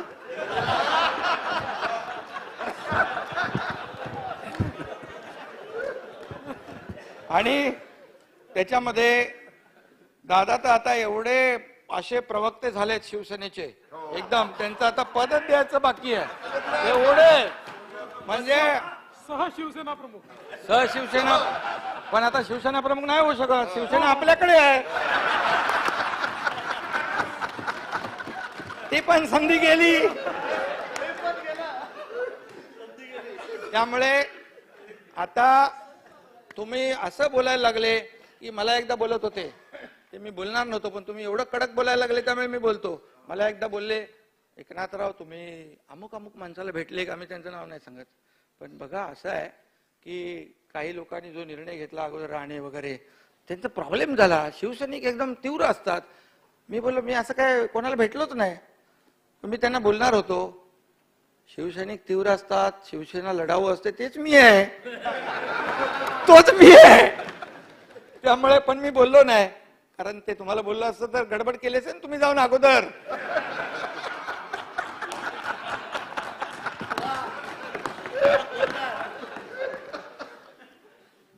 त्यामुळे आपण बघा, आपली मैत्री आहे. तुम्ही ठीक आहे पक्ष म्हणून ठीक आहे, परंतु एकदम कडवट कट्टर शिवसैनिक बनू नका. तिकडे ते बाकी लोकांना जागा ठेवा. हो, ते आपण हे केलं. दादांकडून मला अपेक्षा नव्हती अध्यक्ष महोदय. वर्षा बंगल्यावर 2,40,00,000 रुपयाचा खर्च, 2,40,00,000 रुपयाचा खर्च झाला चहा पाण्याचा. मला सांगा, 2.5 वर्ष तर वर्षा बंद होता पब्लिक साठी, बंद होता. तुम्ही सांगा. आणि तिकडे जायला पण कोविड टेस्ट करायला लागायची, सर्टिफिकेट दाखवायला. कोण मरायला जाईल तिकडे? दादा एकटेच होते तिथे. अरे दादा होते तिकडे, माणसं नाही. दादांना एकदम फुल परमिशन होती, पण दादांना माहित आहे तिकडे कोणी माणसंच नव्हती. आणि तिथं माणसं नसताना पण तुम्ही त्यांचं महिन्याला बिल किती झालं त्याची नाही माहिती घेतली तुम्ही. माणसं नसताना, फेसबुक लाईव्ह असताना, ऑनलाईन असताना कसं काय चापानी झाला? कसं काय झाला? आता माझ्याकडे राज्यभरातून तुम्ही म्हणाले त्याच्यामध्ये सोन्याचं पाणी टाकतात का? दादा, राज्यभरातून माझ्याकडे सोन्यासारखी माणसं येतात. आता त्यांना सांगा चहा पाणी पाजू नको. ही आपली महाराष्ट्राची संस्कृती आहे ना दादा.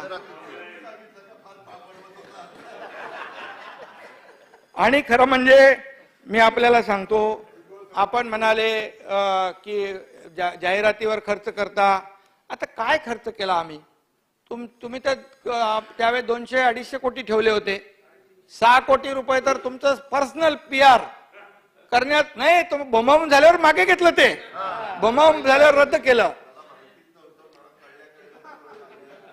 बरोबर ना? तर आम्ही तर ते नाही केलं. आणि जयंतराव तुमच्या बाजूने बोलतोय मी, असं काय करताय? आणि त्याच्यामध्ये आता आम्ही काय खर्च केला? आम्ही ज्या योजना आहेत त्या लोकांपर्यंत पोहोचू नये का? पोहोचवल्या पाहिजे ना? आम्ही सगळ्या वर्तमानपत्रांना देतोय, सामना सकट, सकाळ सकाळ तुमचा सगळ्यांना देतोय. आता मला सांगा, आता ज्या योजना ज्या आहेत त्या आम्ही लोकांपर्यंत पोहोचाव्या म्हणून दिल्या, मग तुम्ही सामनाच्या मालकाला विचारायला पाहिजे, तुम्ही योजनांचं देताय का पैशासाठी जाहिरात देताय? म्हणजे घटना भैया सरकारचे पैसे, जाहिराती, सगळ्या सुविधा चालतात, असं कसं चालेल? काहीतरी एक ठरवा. त्यामुळे मी आपल्याला एवढंच सांगतो की त्याच्यामध्ये मी जास्ती जात नाही. पाण्याचा विषय निघाला, पाणी तर तुम्ही आता, आम्ही तर 2-2.5 कोटीचे तुम्ही हिशोब काढला, त्यावेळेचा हिशोब काढला तर आपण 70,000 कोटी रुपये इरिगेशनवर खर्च केले. 0.1% पण सिंचन झालं नाही. पृथ्वीराज बाबा नाही इकडे, पृथ्वीराज बाबा नाही आहेत, पृथ्वीराज बाबा नाही आहेत.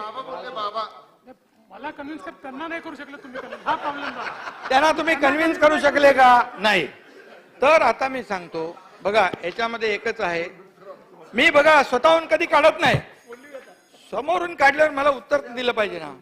त्यामुळे बघा ह्याच्यामध्ये आता आम्ही सिंचन प्रकल्पात 38,000 कोटीमध्ये 5,21,000 हेक्टर जमीन सिंचनाखाली आणणार, म्हणजे आणणार. 100% येणार. तुम्ही लगेच ते पकडायला बघता का? मला येणार. आपण काहीच निर्णय घेतला नव्हता ना मागे, आपण घेतले 23 सुप्रमा दिल्यात मगाशी. ठीक आहे, तुम्ही विरोधी पक्ष देता जबाबदार, आणि तुम्ही पोरटोरं बोलले तर चालतात हो, तुम्ही पण बोलायला लागले रोज. हा, तेवढी हिंमत लागते ना. आणि त्याचबरोबर घटना म्हणजे काय, आता सरकार आम्ही स्थापन केलं, कायदेशीर स्थापन केलं, राज्यपालांनी आम्हाला शपथ दिली, या देशामध्ये घटना आहे, कायदा आहे, नियम आहेत, त्याच्या आधारावर केलंय. आम्हाला निवडणूक आयोगाने चिन्ह दिलं, शिवसेना नाव दिलं, सुप्रीम कोर्टाने त्याला स्थगिती द्यायला नकार दिला, सगळं दिलंय. आम्ही मेरिट प्रमाणे चाललोय. लोकशाहीमध्ये आम्ही कुठलंही चुकीचं काम करणार नाही, केलेलं नाही. आणि म्हणून हे सरकार जे आहे, हे सरकार पूर्णपणे कायदेशीर कामकाज करते आहे. आणि म्हणून आम्हाला तुमच्याकडून अपेक्षा नाही. बाकी लोक बोलले त्यांच्यावर आम्ही लक्ष पण देत नाही, हो, बोलत पण नाही. कशाला बोलायचं? जे चुकीचं आहे चुकीचं आहे. त्याचबरोबर तुम्ही आता कालची पोटनिवडणूक झाली, त्याच्यामध्ये तर तुम्ही ते माझ्याकडे आलंय तुमचं हे ट्विट आलंय तुमचं फोटोचं. भले आता सर्वसामान्यांचं सरकार आणि मुख्यमंत्र्यांना पण रोड शो करायला लागले. रोड शो करतात, हे काय करायचे असतात का? मी तिकडे होतो तेव्हा तुम्ही पण होते तिकडे, तुम्ही पण गल्लीबोळात फिरत होते, बरोबर. आणि तुमचे ज्येष्ठ नेते आदरणीय पवार साहेबांनी पण 15-20 सभा घेतल्या, मिटिंग घेतल्या, छोट्या छोट्या ग्रुपला बोलवलं, घेतलं. आणि मी तर खुलेआम फिरत होतो. माझ्याकडे पण तुमची माहिती आली. तुम्ही तर गाडी बदलून पण कुठे कुठे गेलात ते माहिती आली मला. हो, अरे फोटो आपल्याला रात्री 3 वाजता नाही दाखवला तो.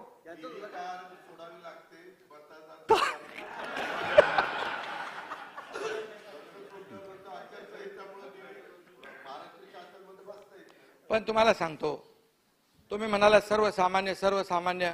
आता बघा, रोड शो तर तुम्ही केला, सगळे करतात, बरोबर. सर्वसामान्यांना आपण भेटतो, डायरेक्ट येतात जवळ, सभामध्ये येऊ शकत नाही. आणि मी कार्यकर्ता आहे, कार्यकर्त्यासारखं मी काम करणार. आता मोदी साहेब रोड शो करतात, तिकडे गुजरातमध्ये केला, अख्खं गुजरात जिंकून टाकलं ना त्यांनी, 1 साइड. पण आता नाना पटोले नाही तिकडे, राहुल गांधींनी रोड शो केला, अख्ख्या भारत जोडो. तिन्ही राज्य हरले, भाजप जिंकली.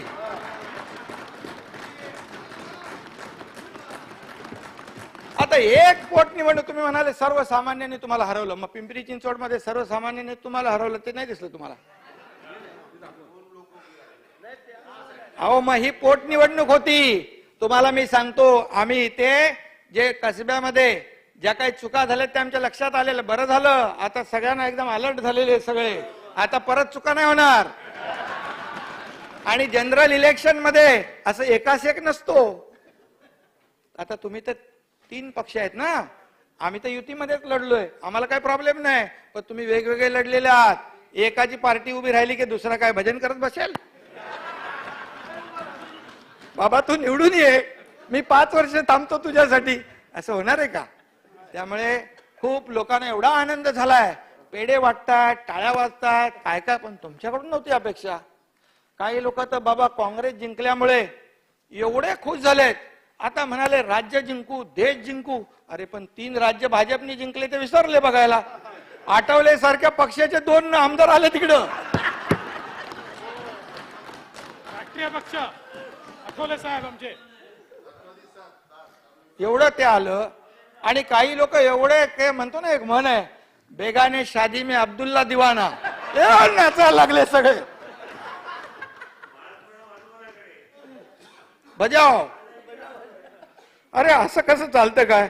आम्ही तुम्हाला सांगतो दादा, कसब्यामध्ये आमच्या चुका लक्षात आल्यात. आम्ही काय हे नाही की असं नाही, मतदारांनी मतदान आम्हाला केलं, त्यांना आम्ही कालच धन्यवाद दिलेले आहेत.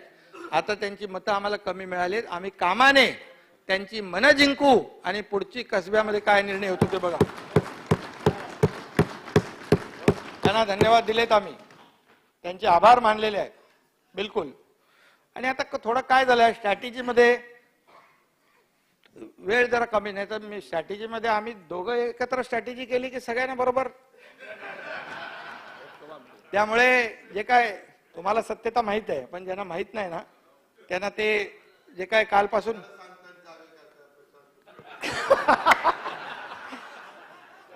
पण तुम्हाला मी सांगतो दादा, आतापर्यंत भारतीय जनता पक्षाचा इतिहास काय आहे. युपी मध्ये माझ्या माहितीप्रमाणे 4 विधानसभा तुम्ही हरले होते ना, युपीतल्या पोटनिवडणुका, 4ही पोटनिवडणुका हरल्या. लोकसभा हरले, सगळ्या पोटनिवडणुकीमध्ये हरतात आणि अख्खं राज्य जिंकतात. हा इतिहास आहे. आता तर महाराष्ट्रात मी पण आहे त्यांच्या सोबत. एवढं मी तुम्हाला माहित आहे, माझी पण मास्टरी आहे त्याच्यामध्ये निवडणुकांमध्ये. जितेंद्र आव्हाड नाही तिकडे गेले, तुमचे त्यांना माहित आहे. आणि त्यामुळे नाही त्यांना माहिती आहे काय काय होतं ते. त्यामुळे तुम्ही एवढा जबरदस्त मी घेतलेला निर्णय चुकीचा, एकनाथ शिंदेला विरोधामध्ये आहेत. दादा विरोधामध्ये किती लोक भेटतात मला, रस्त्याच्या दुतर्फा थांबतात, आशीर्वाद देतात, प्रेमाने बोलतात, हात दाखवतात, सभेला येतात. हे काय विरोधाचं चित्र नाहीये. कसबा म्हणजे अख्ख्या राज्याचा विचार आपल्याला तो ते करताय, ते ठीक आहे, ज्यांना करू द्या. परंतु आपल्याला मी सांगतो की तुम्ही जेव्हा शपथ घेतली होती तिकडे जाऊन, तेव्हा पण ठाण्यामध्ये काय झालं होतं, तुमचा पुतळा जाळला, काय काय शिव्या दिल्या, ते आता तुमच्या मागे ते नाही आहेत, मी त्यांच्या समोरच बोलणार होतो. ते सगळ्या घोषणा माझ्याकडे आहेत पूर्ण. आणि आमच्या विरोधामध्ये घोषणा जाळायला, पुतळे जाळायला लोकांना 10 वेळा फोन करायला लागले, तेव्हा बाहेर आले लोक. कारण आम्ही शिवसेना होतो ना ओरिजिनल, हे तुम्ही समजून घ्या. आणि म्हणून आम्ही घेतलेला जो निर्णय आहे तो निर्णय लोकांनी पसंत केला, आमच्या कार्यकर्त्यांनी पसंत केला, म्हणून तर लोक येत आहेत. तुम्ही आपल्या याच्यामध्ये एमपीएससी म्हणालात, एमपीएससीच्या पोरांवर अन्याय केलाय आणि त्यांना आंदोलन करायला लावलंय. एमपीएससीचा निर्णय ऑब्जेक्टिव्ह आणि डिस्क्रिप्टिव्हचा जो आहे, वर्णनात्मक आणि तो वस्तुनिष्ठ, कोणी केला? अगोदर झाला ना निर्णय आपल्या याच्यात, मी होतो तिकडे सरकारमध्ये. पण त्या पोरांच्या खांद्यावर बंदूक ठेवून चालवायची, याला काय अर्थ आहे? दुटप्पी भूमिका. आणि मी निवडणूक आयोग म्हणालो, मी त्याचं स्पष्टीकरण पण दिलं. तुम्ही 2-4 वेळा तेच निवडणूक आयोग, लोकसेवा आयोग. अरे निवडणूक आयोग का लोकसेवा आयोग? रिझल्टला महत्व आहे, रिझल्टला. रिझल्ट दिला मी लगेच, रिझल्ट दिला. मी क्रेडिट घ्यायला नाही गेलो, मी माझ्या पद्धतीने काम केलं. मी नाही तर गेलो असतो, मला बोलवत होते निर्णयाच्या अगोदर, या इकडं, गेलो का मी? त्याचे अधिकारी तुमच्या परिचित आहेत सगळे, पण मी तिथं श्रेय घ्यायला गेलो नाही, क्रेडिट घ्यायला गेलो नाही, कारण आम्हाला लोकांच्या भावनांशी खेळायचंच नाही बिलकुल. रडकत ठेवायचं आणि नंतर निर्णय घ्यायचा बिलकुल नाही. आणि मी बोललो, डायरेक्ट खुल्ला बोललो. माझ्याकडून निवडणूक आयोग सगळं दिल्लीचा कार्यक्रम चालू होता. तुम्ही 50 केस करून ठेवल्यात आमच्यावर तिकडं, त्याच्यामुळे तिकडे ते आलं माझ्या ह्याच्यातून. पण मी असं काही बोललो नाही की मला आता युती आहे, आघाडी आहे ना तुमची, आघाडी सगळ्यांना धरतोय मी, तुम्हाला एकट्याला धरू नका. पण मी त्याच्यावर बोललो, माझा खुलासा दिला. पण मी असं काही बोललो नाही की मला आत्मक्लेश करायला यशवंतराव चव्हाणाच्या समाधीकडे जायला लागेल, असं का बोललो का मी?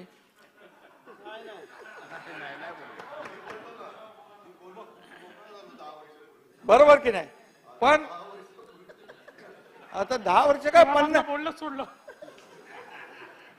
तर हे जे आहे ना, आता त्याचा रेफरन्स येतो ना, असं काय करता, रेफरन्स येतो ना.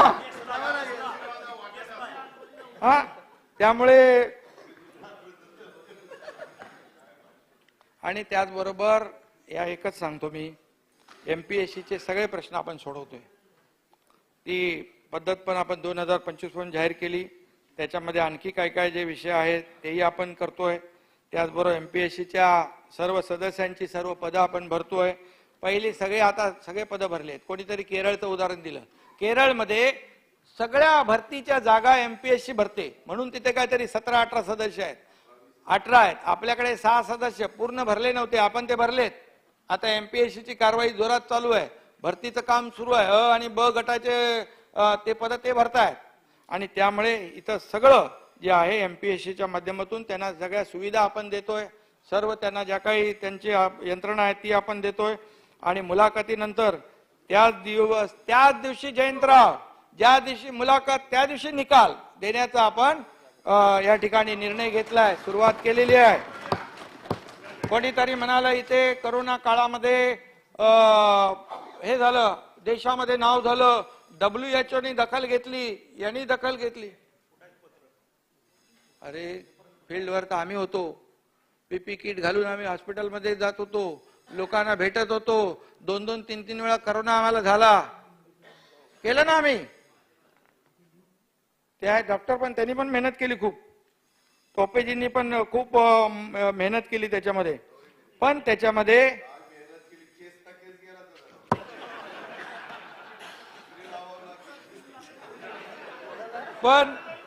पण याच्यामध्ये आपण पाहिलं की त्यावेळेची परिस्थिती आपण पाहिली, किती अंतर सगळ्या गोष्टी होत्या, किती आपण डिस्टन्स ठेवून होतो. डिस्टन्स एज्युकेशन आपण समजू शकतो, पण डिस्टन्स ऍडमिनिस्ट्रेशन पहिल्यांदा बघायला मिळालं, तिथं पहिल्यांदा बघायला मिळालं. लंबे रहो. आणि या सगळ्या गोष्टी आपण डोळ्यांनी पाहिलेत. आम्ही कार्यकर्ते, फील्डवर काम करणारे लोक आहोत. ऑक्सिजन पाहिजे, हे पाहिजे, ते पाहिजे, ते कुठलं रेमडेसिवीर इंजेक्शन पाहिजे, हे सगळं जे आहे हे इंजेक्शन देण्याचं काम आपण केलं. तुम्ही सगळे होतो आपण एकत्र. पण आता ते नाही आहेत कोणी इथं त्याचा उच्चार केला होता. आणि त्यामुळे आपण काम करतोय, काम करू. आणि कायदा सुव्यवस्थेचा आपण म्हणालात या ठिकाणी, कायदा सुव्यवस्थेमध्ये देखील बिलकुल पोलीस डिपार्टमेंटची परिस्थिती काय होती पूर्वी माहित आहे. मी आता ते बोलू इच्छित नाही, अनिल देशमुख त्या सभागृहामध्ये आहेत. मी अजित दादा तुम्हाला पण एकदा बोललो होतो, पोलीस त्यावेळेच्या आपल्या पोलीस डिपार्टमेंट गृह विभागाच्या बद्दल बोललो होतो ना मी तुम्हाला. मी मुख्यमंत्र्यांच्या तत्कालीन मुख्यमंत्र्यांनी बोललो होतो, कारण मी काय लपवत नाही, काय मी जे आहे ते बोलतो, कारण माझा काय कार्यक्रम तिकडे नसतो. आणि म्हणजे बदल्यामध्ये आपण कधी ते कुठं काय कुठे जे चांगला अधिकारी त्या पोस्टिंग मिळाली पाहिजे ही भावना असते आपली. आणि त्यावेळेस देखील आपण पाहिलं की जे तुम्ही म्हणाले याच्यावर हल्ला झाला, त्याच्यावर हल्ला झाला, अमकं झालं, पण त्याच्यावर सगळी कारवाई झाली, त्यांना अटक झालेली आहे, तपास सुरू आहे. कुणालाही पाठीशी स्पेअर करण्याचं काय काम सरकार करणार नाही. पण त्यावेळेस देखील आपण पाहिलं की साधू हत्याकांड झालं, आर्मी रिटायर ऑफिसरला मारहाण झाली, अनेक ती कुठली हे झालं, जळीत कांड झालं, याच्यामध्ये हिंगणघाटचं झालं, संभाजीनगरची दुर्दैवी घटना घडल्या, मुंबईमध्ये साकी नाक्याची दुर्दैवी घटना घडली, हा शर्जील उस्मानची झाली, हे सगळं झालं ना. मनसुख हिरेन ते सगळं झालं ना दादा. आणि यामध्ये आपल्याला मी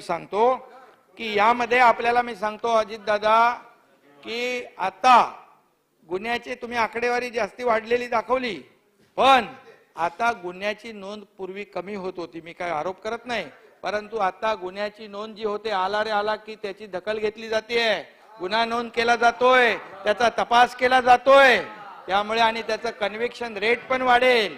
आणि म्हणून गुन्हेगाराला आळा घालण्याचं काम हे सरकार करणार आहे, निश्चितपणे करणार आहे.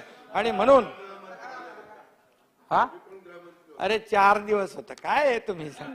आणि त्याच्यात तुम्हाला एक पण ते केलं की नाही तुम्हाला नीट सगळं. जाऊ दे ते बोलत नाही. बरं, आम्ही गुन्हेगारावर शासन करू म्हटल्यावर जितेंद्र का आला आतमध्ये? आणि तेव्हा देखील आपण पाहिलं की खोटे नाटे गुन्हे दाखल करण्याचं सगळं प्रमाण वाढलं. त्या रवी राणा इकडे आहे, रवी राणाला आतमध्ये घातला तर जाऊ दे, पण त्याच्या पत्नीला पण घातलं. ते कंगना राणावतचं घर तोडलं. मी अगोदर पण कुठेतरी बोललो. आणि त्याचबरोबर गिरीश महाजन, राणे साहेब, हे सगळं खोटं मोका, एकदम मोक्याला. आणि त्याचबरोबर इथे देवेंद्रजी बसलेत. मी त्याशी प्रेस कॉन्फरन्स मध्ये बोललो की 2 माणसं धरा, एक गिरीश महाजन आणि देवेंद्रजी. आणि देवेंद्रजींच्या कुटुंबाची सगळी चौकशी, त्यांना देखील सगळं प्लॅनिंग. आता नाही आता तो भेटलेले आहेत, आता काय सोडत नाही. ह्या सगळ्या गोष्टी झाल्या ना. आपण केलंय का असं कुठं काय खोटं केलंय का आपण? असं नाही चालत, असं चालत नाही. आणि जयंतराव मला माहित आहे ना, दादाला पण माहित आहे, ते दादा बोलणार नाहीत यांचं. आणि अनिल देशमुखांना माहित असतं, जाऊ दे त्यांना अडचणीत नको आणूया. त्यामुळे असे जे काही प्रकार त्यावेळेस केले असं नाही चालत, हे जास्त काळ चालत नाही. आणि आम्हाला तुम्ही सांगा कुठल्याही खोटं नाटक केलंय, कोणाला आम्ही आतमध्ये घातलंय, कुठला गुन्हा न करता अहो तुम्ही तिथे जाऊन त्या मॉलमध्ये माणसांना माराल तर कसं काय ते ना.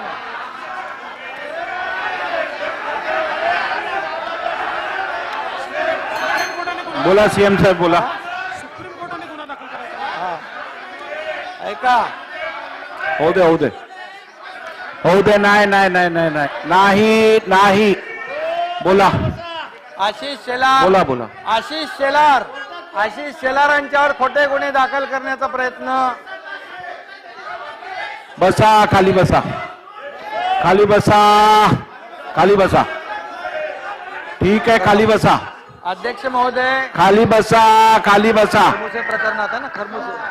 अध्यक्ष महोदय, जितेंद्र आव्हाड माझे चांगले मित्र आहेत, पण आपल्याला मी सांगतो सुप्रीम कोर्टाने आपल्या केसची दखल घेऊन त्याचं इन्व्हेस्टिगेशन करायची पोलिसांना सूचना दिलेली आहे.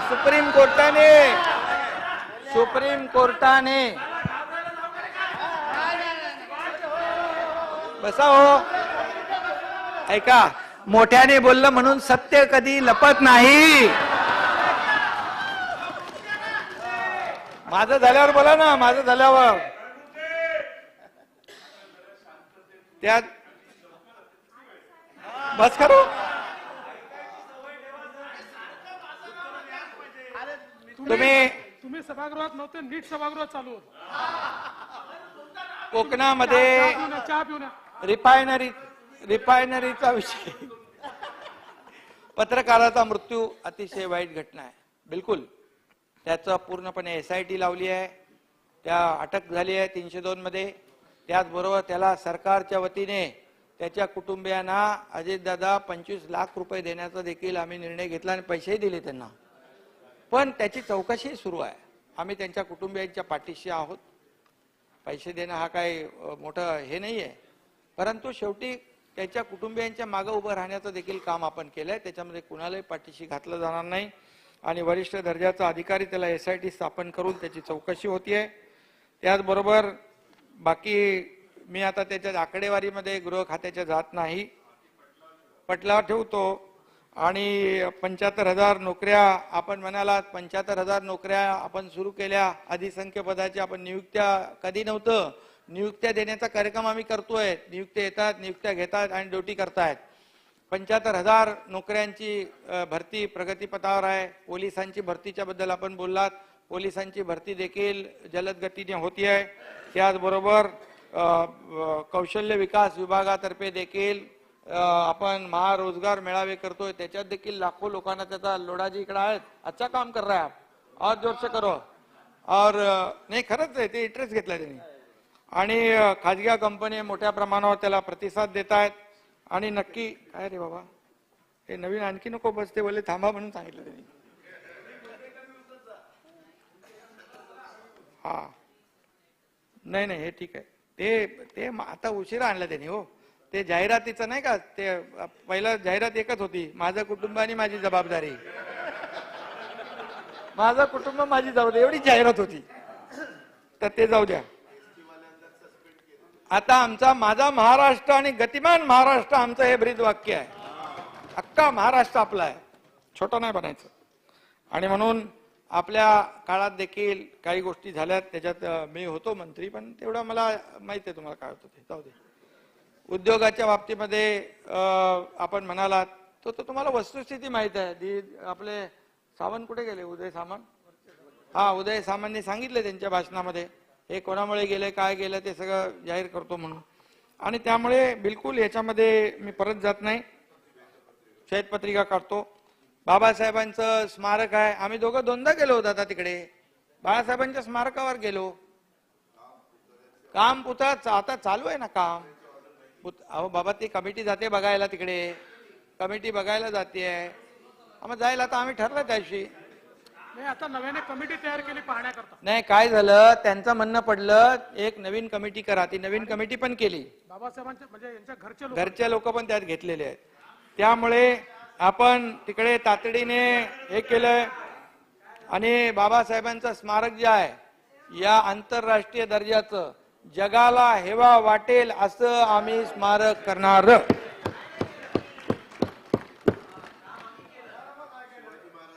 शिवाजी महाराजांचं पण ते सुप्रीम कोर्टात आहे, त्याच्या मागे लागलोय आम्ही. आमचा प्रयत्न सुरू आहे, ते आम्ही करतोय. महात्मा फुले तेही करणार आम्ही. भिडेवाडा आपलं करायचं आहे, करायचं. तुम्ही सांगितल्या फोटो लावले की नाही सांगा, फोटो लावले की नाही? कसं माझं काम आहे.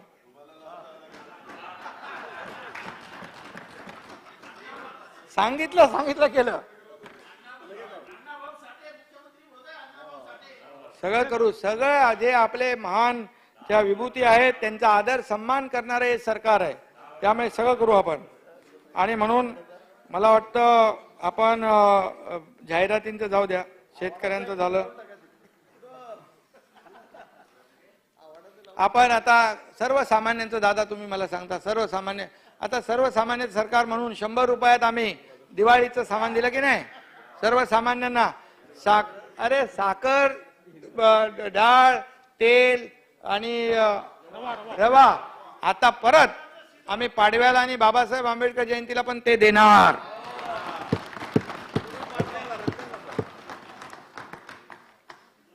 आणि बाकी मग बघा, हे सगळं केलेलं आहे. कोणी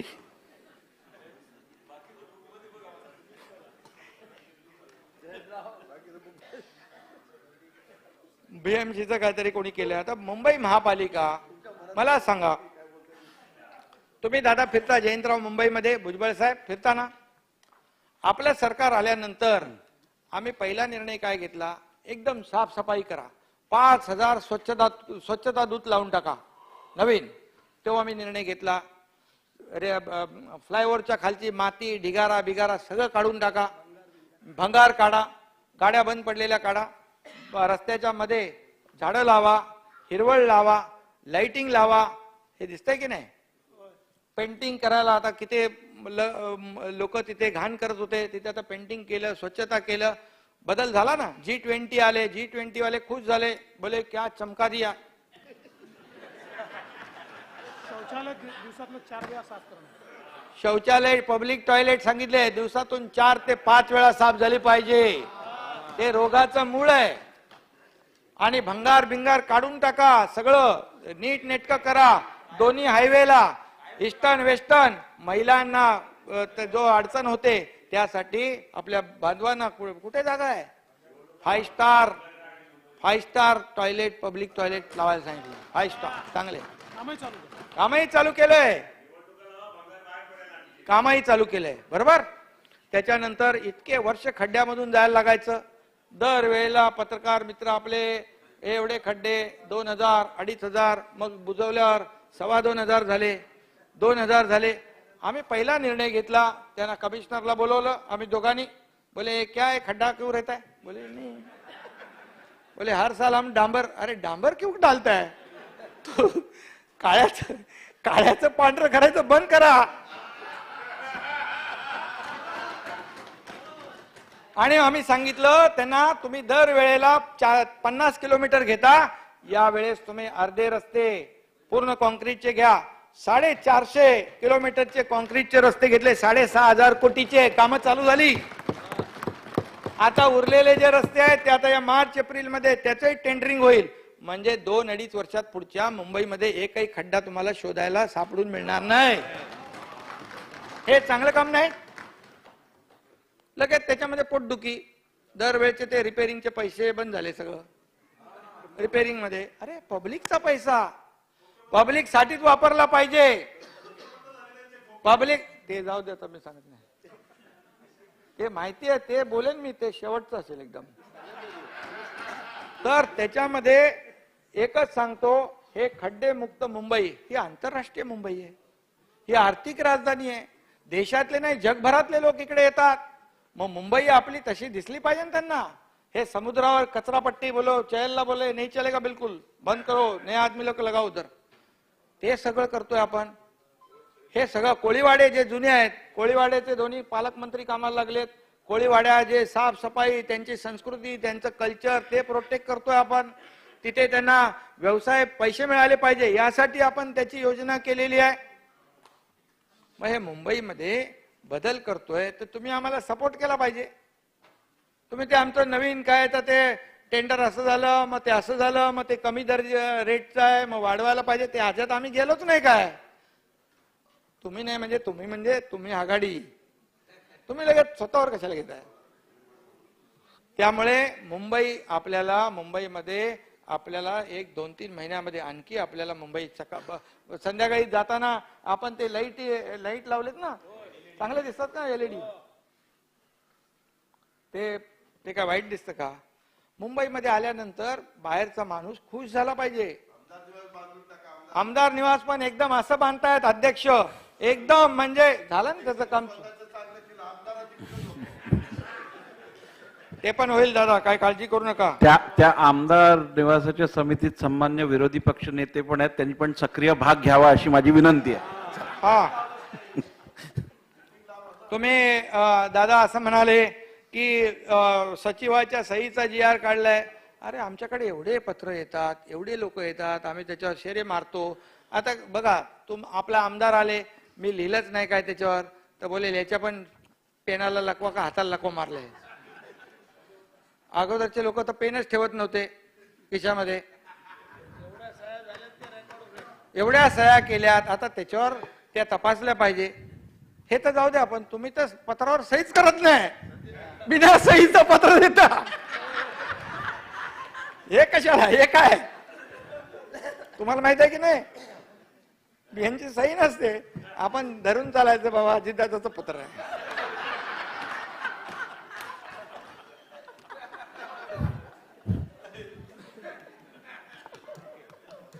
जे खरं आहे ते खरं आहे. आता ते सगळ्या करतो आपण सह्या आणि शेरे मारायला लागतात, कारण ते तेवढं समाधान असतं लोकांचं. त्याच्या पुढे त्याचे फाईल तयार होते. निधीचा विषय आपण काढला, हे काय तेच बोलतोय. निधीचा विषय आपण काढला, त्यामध्ये मला सांगा, नाही ते आमचं ठरलेलं आहे, पण तुम्हाला सांगतो, तुम्ही असे निर्णय घेतले टोपे साहेब, असे निर्णय घेतले, तुम्हाला माहित आहे आता चाललोय आम्ही, जातोय आम्ही, याची खात्री पटली होती, आणि ते जाता जाता पण अशा सह्या करून टाकल्या, जिथे 2000 कोटीची तरतूद होती तिथे 7000 कोटीच्या वर्क ऑर्डर देऊन टाकल्या, जिथे 4000 होते, तिथे काय माझा संबंध आहे? मी तिकडे होतो ना, गुवाहाटीला होतो, तिकडे होतो मी, तिकडे होतो, मग तुम्हाला खात्री झाली होती की अभी हम जा रहे हैं.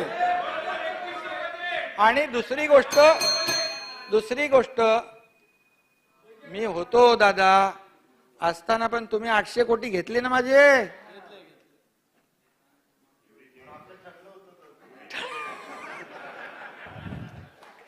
जाऊ द्या, त्याच्यामध्ये मी काय बोलत नाही. त्यामुळे हे स्थगिती जी आहे प्राधान्यक्रमाने आपण अत्यावश्यक ज्या काही बाबी आहेत त्या आपण ठरवू, बिलकुल त्यामध्ये बिलकुल काम हे नाही करणार. तुम्हाला निधी पण मिळेल, पण तुम्ही असं हे करत राहिलं तर कसं देणार?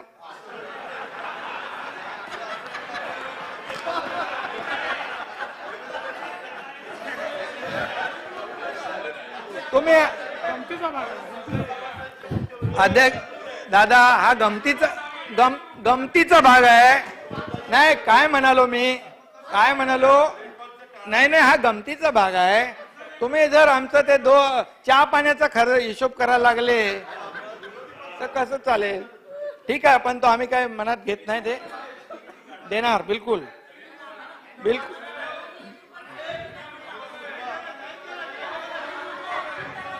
देणार.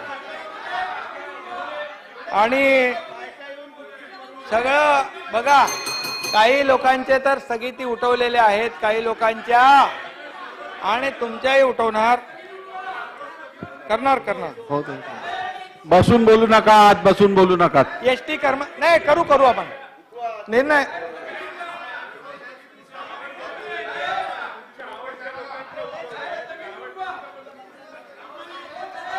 तुम्ही आवडीचे व्हा. शेखजी शांत राहा जरा. एसटी कर्मचाऱ्यांचा विषय आपण घेतला, तो देखील आपण एसटीचा आपण हे करतोय, स्थगिती उठवतो. आणि सीमावाद जो आहे महाराष्ट्र कर्नाटक, हा करूया ना ते आता. आणि त्याचबरोबर नाही चला, हो, त्याचबरोबर हे सगळं करू आपण. आणि त्यात सहकार, बघा सहकार विभागामध्ये ते बोलू, सहकार विभाग शांत राहा जरा, शांत राहा. उत्तर होऊ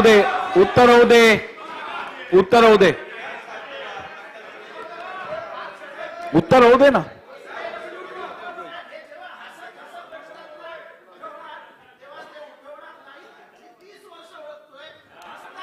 चला, त्यांच्या आशण्यावरती समाधान मान्य. चला चालू करा. आव्हाडजी, अजित दादांची आमची चर्चा झालेली आहे. अरे पण करूया ना, आम्ही सांगतो 100%. योग्य वेळी, हो धनंजयजी बसा, योग्य वेळी लगेच येईल.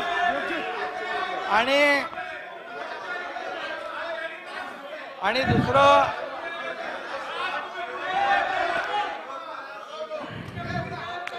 थांबा जरा, हो उत्तर पूर्ण होऊ दे. अरे बाबा, आपण करू ते ठरल्याप्रमाणे, आपण त्यांना पैसे पण देतो. उत्तर होऊ दे पूर्ण.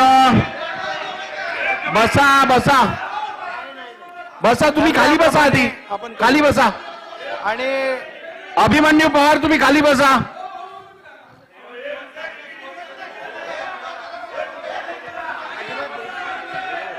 टोपे साहेब खाली बसा.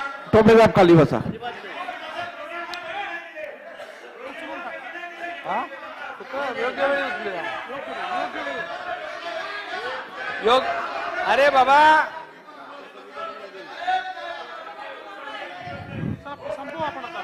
आता संपवतो.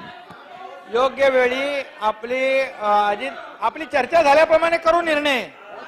चर्चा झाल्याप्रमाणे आपण निर्णय करू, हा विश्वास ठेवा.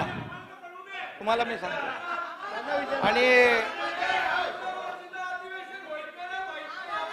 आता एवढंच सांगतो मी,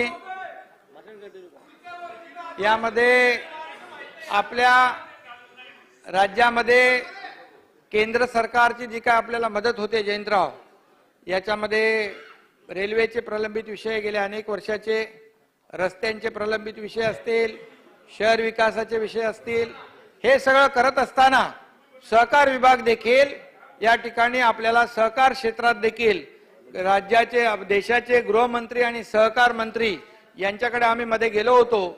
त्यावेळेस साखर उद्योग अडचणीत आला होता आणि त्यावेळेस देखील 10,000 कोटीचं इन्कम टॅक्स मध्ये दिलासा देण्याचा देखील निर्णय अमित शाह साहेबांनी घेतला, 10,000 कोटीचा.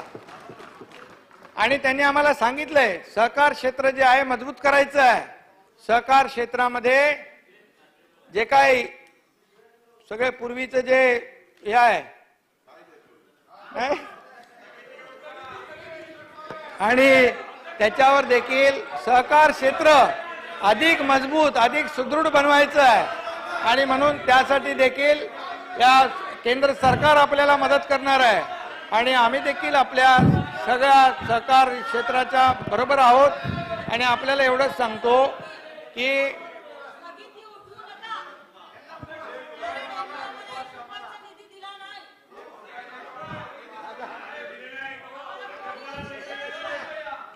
आणि त्याचबरोबर दादा अजित दादा खालती बसून बोलू नका. एक आहे धनंजय, यामध्ये एकच आहे की राज्य सरकारच्या माध्यमातून अनेक आपण पायाभूत सुविधेचे जे प्रकल्प आहेत ते आपण पुढे नेतोय.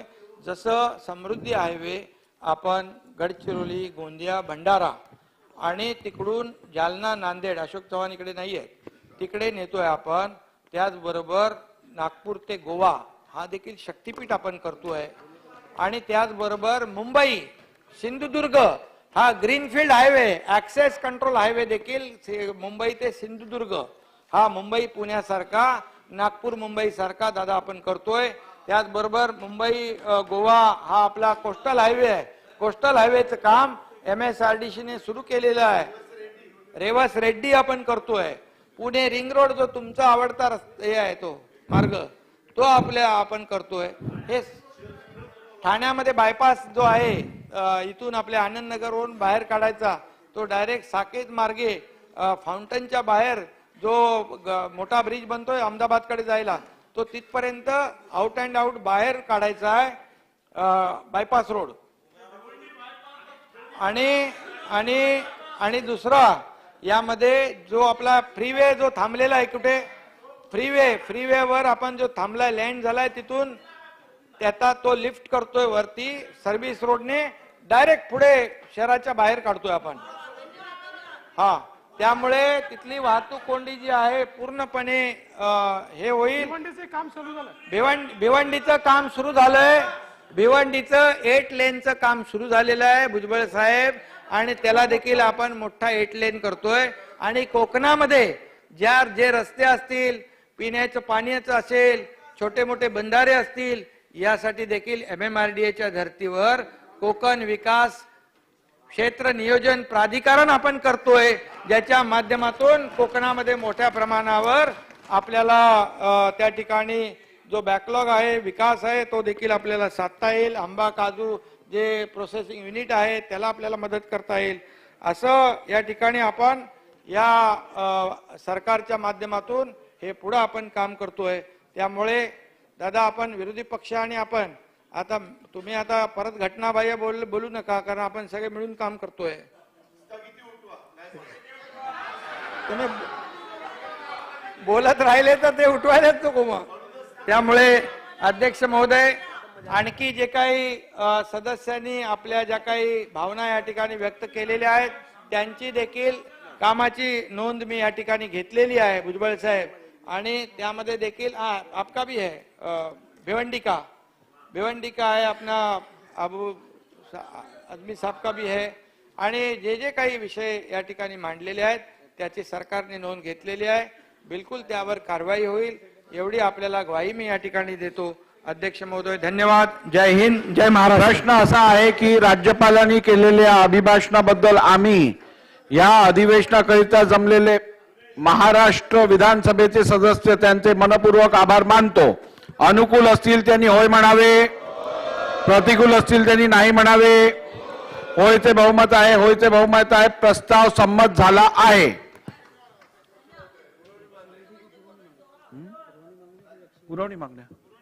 पुरवणी मागण्या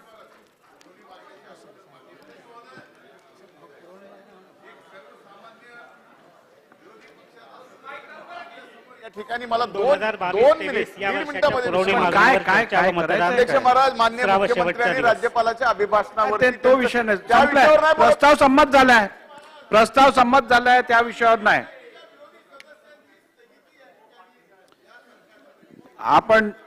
आपण योग्य आयुधातनं तो विषय घेऊ.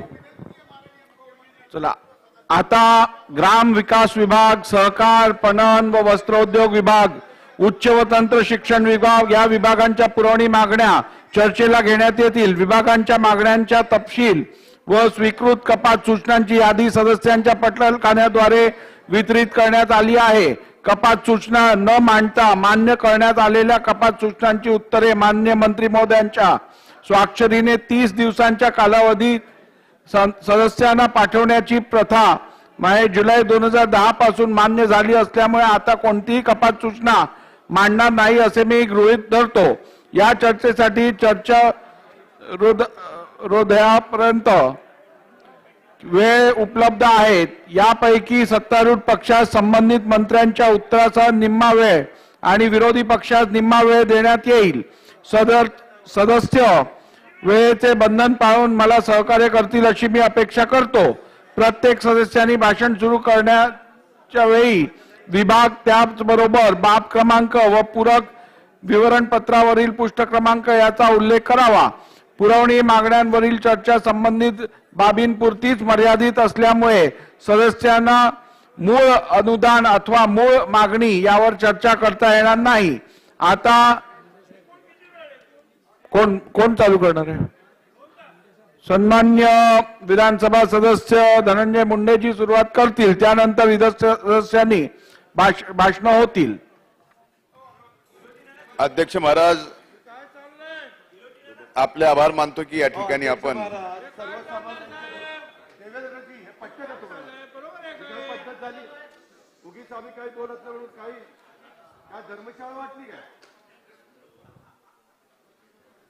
अध्यक्ष महाराज, पुरवणी मागण्यावरती या ठिकाणी चर्चा चालू झाली आहे. त्याच्यात आपण मला बोलायला परवानगी दिली. मी आपले शतशः या ठिकाणी आभार व्यक्त करतो. अध्यक्ष महाराज, या बसून घ्या नाही तर बाहेर जा. एक काहीतरी करा. बसून घ्या नाही तर बाहेर जा. शेतकऱ्यांच्या प्रश्नावरती फार मोठी चर्चा राहुल कुलजी घडून आली. बसा नाही तर बाहेर जा. अध्यक्ष महाराज, विभाग सहकार, पणन व वस्त्र उद्योग, बाब क्रमांक 94, पान क्रमांक 72, पुरवणी मागण्यामध्ये बाब क्रमांक 94, पान क्रमांक 52 नुसार कांदा बाजार हस्तक्षेप योजनेअंतर्गत कर्जाची परतफेड करण्यासाठी निधी देण्यात आला. मात्र कांदा उत्पादक शेतकऱ्याला डोक्यावरचे कर्ज फेडायची मुभा सरकार देईल या ठिकाणी असं यामधून वाटत नाही. माझ्या शेतकऱ्यांनी 40,000 रुपये एकरी खर्च करून शेतात राबला, कांदा पिकवला. मात्र अध्यक्ष महाराज, आज त्या कांदा उत्पादक शेतकऱ्याला 2 रुपये 1 रुपयानी जर या ठिकाणी टनावर कांदा घातल्यानंतर मिळत असेल तर अध्यक्ष महाराज, कांदा उत्पादक शेतकरी जगेल कसा? हा सगळ्यात गंभीर प्रश्न आज आपल्या समोर आहे. 2 महिने सातत्याने कांद्याचे दर घसरत आहेत. सरकारने वेळीच हस्तक्षेप करायला हवा होता. केंद्र सरकारकडे आग्रह धरून नाफेड मार्फत कांदा खरेदीचा निर्णय घ्यायला भाग पाडायला हवा होता. किंवा मध्य प्रदेश सरकारच्या धर्तीवर स्वतःच्या तिजोरीतून भावांतर योजना सुरू करायला हवी होती. पण अध्यक्ष महाराज, या सरकारकडून हे झालं नाही. परवा माननीय मुख्यमंत्री महोदयांनी नाफेडचा कांदा खरेदीची माहिती सभागृहाला दिली. त्यांनी सांगितलं की नाफेडच्या माध्यमातून 2,38,000 मेट्रिक टन कांद्याची खरेदी या महाराष्ट्रामध्ये या ठिकाणी झाली. पण ही आकडेवारी अध्यक्ष महाराज, माझा आक्षेप आहे, या ठिकाणी खरंच सरकारची सर्व यंत्रणा कामाला लावा. नाफेडच्या माध्यमातून आजच्या तारखेपर्यंत जर या ठिकाणी 2,38,000 मेट्रिक टन जर कांदा खरेदी झाला असेल तर आपण जी द्याल ती शिक्षा भोगायला अध्यक्ष महाराज मी या ठिकाणी तयार आहे. नाही झाली. आम्ही वर्षभराचा विषय काढू नका, आत्ताचा विषय. ज्यावेळेस बाजार पडला नाफेडची, ज्यावेळेस आवश्यकता सुरू आहे, पण तुम्ही जो आकडा दिला त्या आकड्याप्रमाणे खरेदी या महाराष्ट्रात झाली नाही. ही पण वस्तुस्थिती अध्यक्ष महाराज. ज्यावेळेस आम्ही बोलतो सदनामध्ये त्यावेळेस एक सदस्य बोलतो हे खरं मानून आपण या ठिकाणी अध्यक्ष महोदय सरकारने या बाबतीमध्ये काळजी घेणं गरजेचं आहे. अध्यक्ष महाराज, आम्ही या ठिकाणी माहिती घेतली, या वर्षी खरेदीची नाफेडची परवापासून सुरुवात झाली.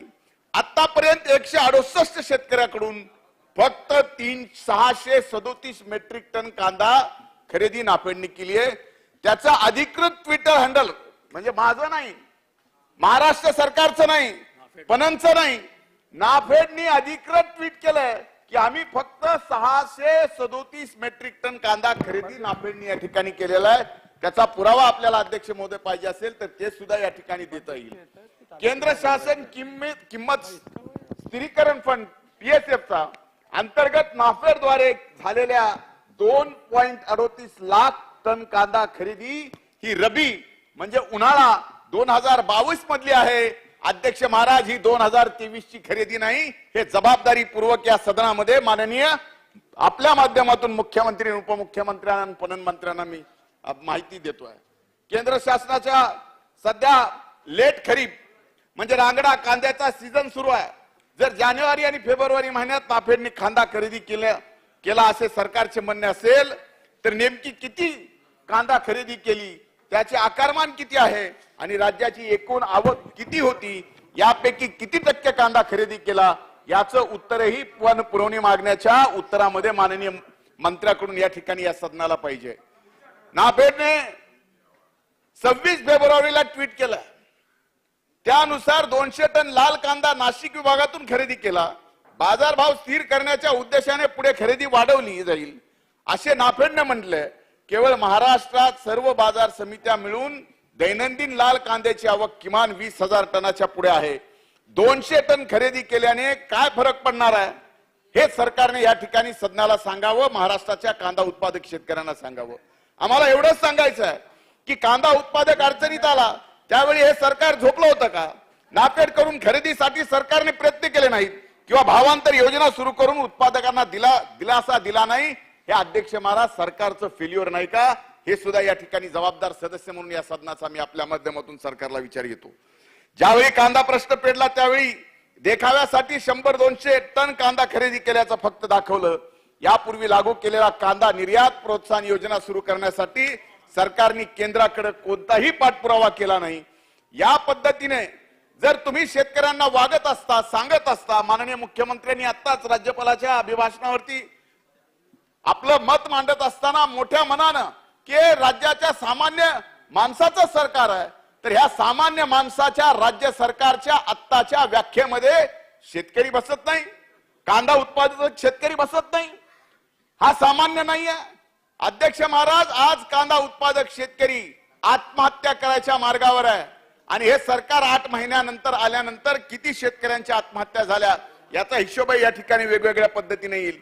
पण अध्यक्ष महाराज, मला एवढंच आपल्याला सांगायचं आहे की बीड मधील आष्टी तालुक्यातील कडा येथील एक शेतकरी नामदेव लटपटे यांनी 17 गोण्या विकलेल्या एक पावती मी आपल्याला दाखवतो.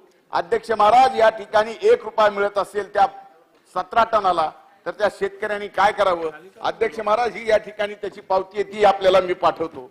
अध्यक्ष महाराज, एक महत्वाचा विषय, अनेकदा या सदनामध्ये मंत्री असताना सुद्धा आज विरोधी पक्षाचा एक सदस्य म्हणून या ठिकाणी आपल्या समोर मला एक गोष्ट सांगायची आहे की वारंवार त्यावेळेस राज्याचे उपमुख्यमंत्री म्हणून तत्कालीन उपमुख्यमंत्री आणि आज आमचे नेते आदरणीय दादा विरोधी पक्ष नेते म्हणून त्यांच्यावरती सांगितलं गेलं की सादर झालेल्या एकूण आत्ता जर बोलायचं झालं त्यावेळेस आरोप करायचे की बघा राष्ट्रवादीच्या आमदारांना किती पैसे जास्त दिले, काँग्रेसच्या आमदारांना किती कमी दिले, शिवसेनेला तर दिलेच नाहीत.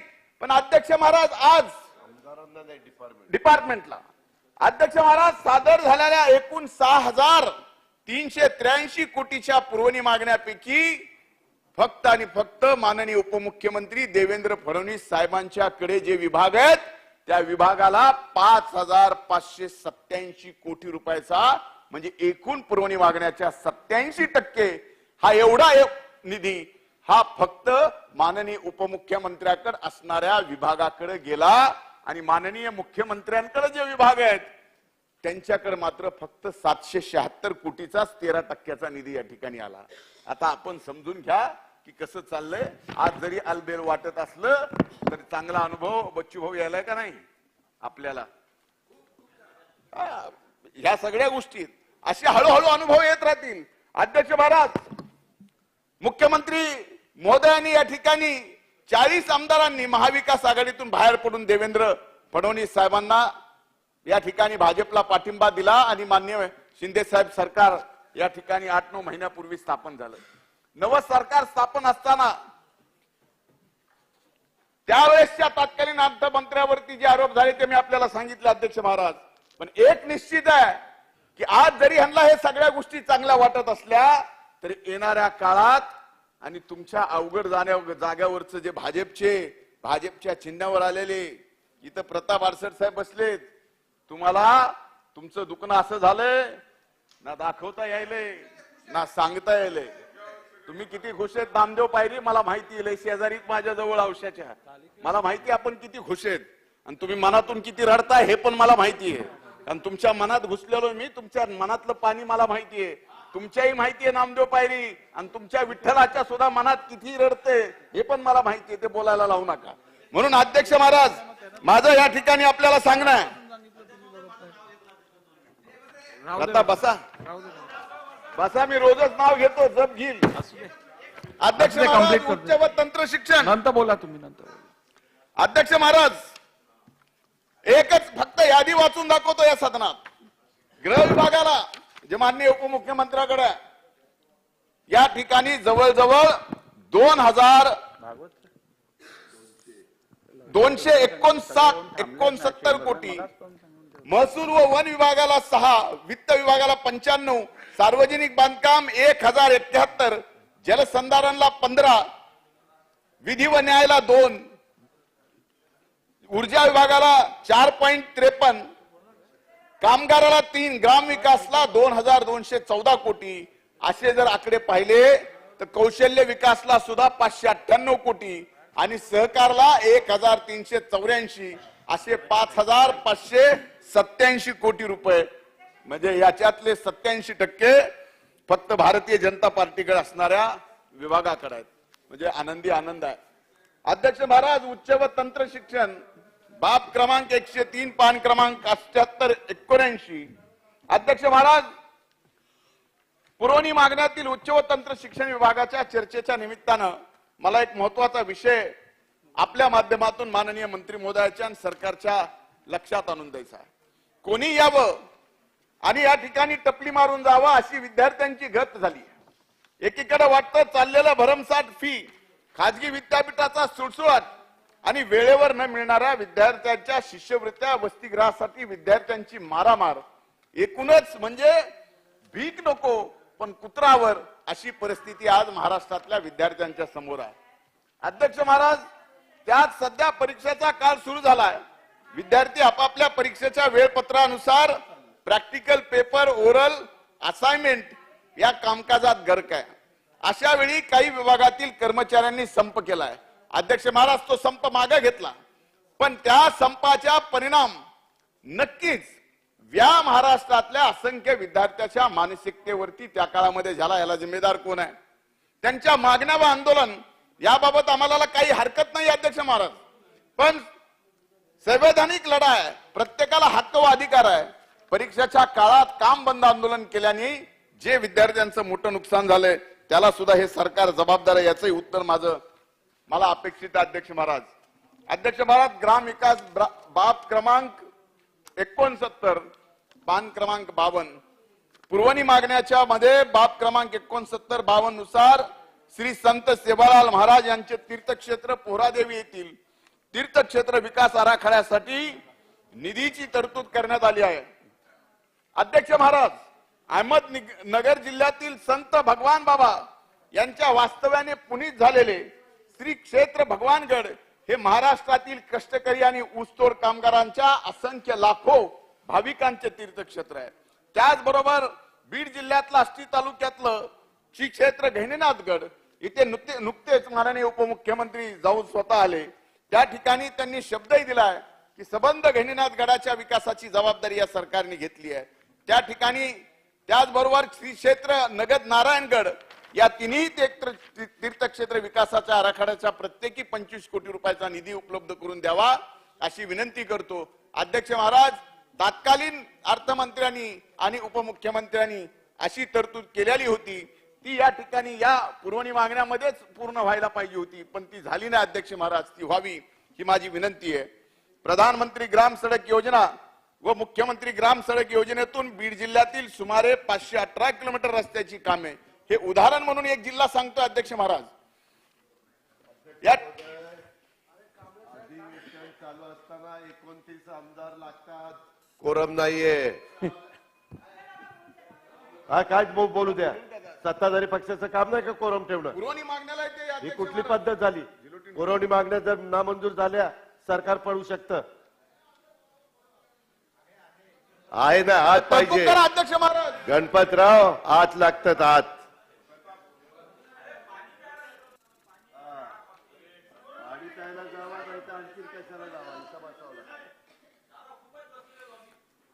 अध्यक्ष महाराज, या कामांना पूर्ण करण्यासाठी संबंधित कंत्राटदाराने 18 महिन्याच्या दिलेल्या कालावधी उलटून गेला तरी रस्ते पूर्ण नाहीत. वाहतुकीच्या दळणवळणाच्या दृष्टीने अत्यंत महत्वाचे रस्ते असल्याने संबंधित कंत्राटे रद्द करून नवीन निविदा प्रक्रिया राबवून हे काम पूर्ण केले जावेत आणि त्याची कालमर्यादा सुद्धा या ठिकाणी ठरवून घेतली पाहिजे.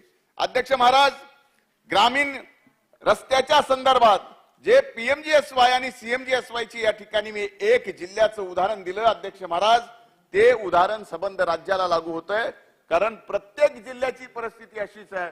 पीएमजीएसवाय चे कॉन्ट्रॅक्ट घेतले, सीएमजीएसवाय चे कॉन्ट्रॅक्ट घेतलेत, काल मर्यादा संपली आहे, काम करायची वेळ संपलाय, तरी पण या ठिकाणी काम संपत नाही. म्हणून या ठिकाणी माझी विनंती आहे की ते वेळेत या ठिकाणी काम व्हावं. अध्यक्ष महाराज, या ठिकाणी या विभागावर चर्चा करत असताना मला असं वाटलं होतं की ज्या मोठ्या मनाने माननीय मुख्यमंत्र्यांनी राज्यपालाच्या अभिभाषणावरती भाषण करत असताना की त्यांचं मन किती मोठं आहे आणि ह्या ठिकाणी महाराष्ट्र गतिमान, सरकार गतिमान वगैरे वगैरे सगळ्या नवीन व्याख्या दिल्यात. पण अध्यक्ष महाराज, शेवटी एक अटलजींची 4 ओळीची कविता या ठिकाणी म्हणावीशी वाटते. तेवढं मोठे मन माननीय मुख्यमंत्र्याचं आणि उपमुख्यमंत्र्याचं, सरकारचं नाही. कारण फक्त आज आम्ही विरोधी पक्षात बसलोत म्हणून त्या काळातल्या तत्कालीन सरकारने या सदस्यांना दिलेला जो निधी आहे तो निधी बजेटेड निधी आहे, बजेट बुक मध्ये आलेला निधी आहे.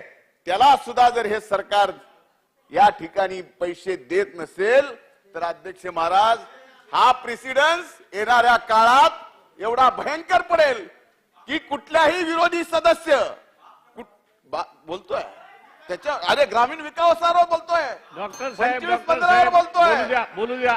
ग्रामीण विकास 25-15 बोलतोय. अध्यक्ष महाराज, पीएमजीएसवाय सीएमजीएसवायच्या बाबतीत बोलतोय. बाप क्रमांक अध्यक्ष महाराज, कदाचित डॉक्टर कुटे साहेबांना हेच ऐकायचं असेल की अटलजींचे 4 ओळी मी सांगतो. अध्यक्ष महाराज, छोटे मन से कोई बड़ा नहीं होता और टूटे मन से कोई खड़ा नहीं होता. म्हणून अध्यक्ष महाराज, आपल्याला किती पैसे दिले हिशोब देऊ, आपल्याला किती पैसे दिले हिशोब देऊ. बोला साहेब, बोला साहेब. पवार साहेब बसा. अध्यक्ष महाराज, म्हणून कुठलंही मोठं व्हायचं असेल, हे सरकार पुढे टिकायचं असेल, टिकून आणखीन सदस्याची संख्या मोठी करायची असेल तर असं लहान मन करून तुम्ही मोठं व्हाल. हे जर स्वप्न बघणार असाल तर हे मुंगेरी लाल के हसीन सपने होईल. म्हणून हात जोडून माझी विनंती अध्यक्ष महाराज आपल्याला की तात्काळ या सर्व विभागाच्या कामाची जी काही स्थगिती यांनी आम्हाला दिलेल्या आर्थिक निधीची थांबवलेली आहे ती स्थगिती उठवावी. आणि अध्यक्ष महाराज, या पुरवणी मागण्यावर मी चर्चेत जे विषय उपस्थित केले त्याचे उत्तर आम्हाला या ठिकाणी मान्य मंत्र्याकडून सन्माननीय विभागाकडून मिळावं. अभिमन्यू धन्यवाद. पवार साहेब. अध्यक्ष महोदय धन्यवाद. सन 2022-23च्या पुरवणी मागण्यावर मी चर्चा करण्यासाठी उभा आहे. सर, मी सर्वप्रथम माननीय मुख्यमंत्री महोदयांनी उपमुख्यमंत्री महोदयांचं अभिनंदन करेल की संत सेवालाल महाराज पोहरादेवी यांनी उमरीच्या तीर्थक्षेत्राच्या विकासासाठी साधारण 44 आणि 81 कोटी तरतूद केली. याबद्दल मी शासनाचे जाहीर आभार मानतो. अध्यक्ष महोदय, आपलंच आहे. त्याचबरोबर या राज्याचे ग्रामीण विकास मंत्री आदरणीय गिरीश भाऊ महाजन यांचंही मी अभिनंदन करेल आणि आभारी मानेल की ग्रामीण भागासाठी भरघोस निधी या माध्यमातून, मूलभूतच्या माध्यमातून ते देत आहेत. सर्वांनाच समावेश करण्याचा आमचा प्रयत्न चाललेला आहे. परंतु आम्हाला सगळ्यांनाच खरं म्हणजे ग्रामीण भागाचा विकास करण्यासाठी जे काम माननीय गिरीश भाऊ करतायत त्याबद्दल मी त्यांचं अभिनंदन करेल, आभारही मानेल आणि धनुभाऊच्या दुःखामध्येही थोडा मी सहभागी आहे. त्यात काय मला म्हणायचं नाही. अध्यक्ष महोदय, खरं म्हणजे आता आपण स्वातंत्र्याचा 75 वर्ष पूर्ण केले. आमचा मराठवाडा तर 75 वर्ष पूर्ण करतोय. अमृत महोत्सव साजरा करतोय आम्ही. अध्यक्ष महोदय, आज सुद्धा अनेक तांडा वाडी वस्त्यांच्या म्हणजे ग्रामपंचायत फोडण्याची आवश्यकता आहे.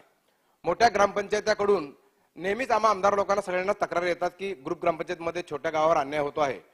त्यामुळे या ग्रुप ग्रामपंचायतीची फोड करून तांडा आणि वाड्या वस्त्याची एक सुंदर ग्रामपंचायत करण्याची आवश्यकता, ही मागणी गेल्या अनेक वर्षापासून ही मागणी अध्यक्ष महोदय चाललेली आहे. खरं म्हणजे ही त्यावेळेसच व्हायला जाऊ द्या, क्रॉस नाही क्रॉस नाही चला. त्यामुळे अध्यक्ष महोदय, करू स्वातंत्र्याचा अमृत महोत्सव साजरा करत असताना ही माझी मागणी आहे. खरं म्हणजे सरकारकडे माझी विनंती आहे, माझी मागणी आहे की तांडा आणि वाडी वस्त्यासाठी स्वतंत्र ग्रामपंचायत या निमित्तानं करावी आणि त्याचबरोबर विमुक्त आणि भटक्या जमातीच्या आवासासाठी सुद्धा एक वेगळी योजना किंवा या योजनेमध्ये सुद्धा वाढ करावी अशी माझी या निमित्तानं मागणी आहे. अध्यक्ष महोदय, खरं म्हणजे खरंच ही खूप गरज आहे आणि काही अंशी हे खरंही आहे की मोठ्या ग्रामपंचायतीकडून छोट्या गावावर अन्याय होतोच आहे. त्यामुळं या विषयाला आपण सगळ्याच सदस्य माझ्या मताशी सहमत असतील असं या निमित्तानं मला म्हणायचं आहे. अध्यक्ष महोदय, तीर्थक्षेत्राचा राज्यामध्ये राज्य सरकार म्हणून तीर्थक्षेत्र ब विकासाच्या आराखड्याला फक्त मंजुरी करता. आमची मागणी अध्यक्ष महोदय, यावर क वर्गाच्या सुद्धा गावाला मदत आली पाहिजे. कारण क वर्गाच्या तीर्थक्षेत्राच्या ठिकाणाला किंवा त्या आराखड्यासाठी फक्त डीपीसीतून पैसा कमी पडतो. डीपीसी काय निधी पूर्ण करू शकत नाही. त्यामुळे आमची मागणी आहे की ब सोबतच अ आणि ब सोबतच क वर्गाच्या सुद्धा तीर्थक्षेत्राच्या आखाड्यांना सुद्धा राज्य शासनाने मंजूर करावी. आता माझ्या मतदारसंघाचा विचार केला तर माझ्याकडे खरोसा एक गाव आहे औसा तालुक्यामध्ये. त्या गावामध्ये खरोसा लेणी खूप जगप्रसिद्ध लेणी आहेत. तिथं एक शिव मंदिर खूप मोठं मंदिर महादेवाचं, त्या मंदिराचा सुद्धा विकास या तीर्थक्षेत्रातून व्हावा अशी ते सांगितलं ना. लेण्याचा आराखडा 14 कोटीचा मंजूर होतोय. 14 कोटीचा आराखडा प्रस्तावित आहे. हो, लेण्याचाच, बुद्ध लेण्याचाच. खरोसाची लेणी बुद्ध लेणीचा आहे, सगळ्या जगाला माहिती आहे. आणि त्याचा आराखडा आम्ही तयार केलेला आहे.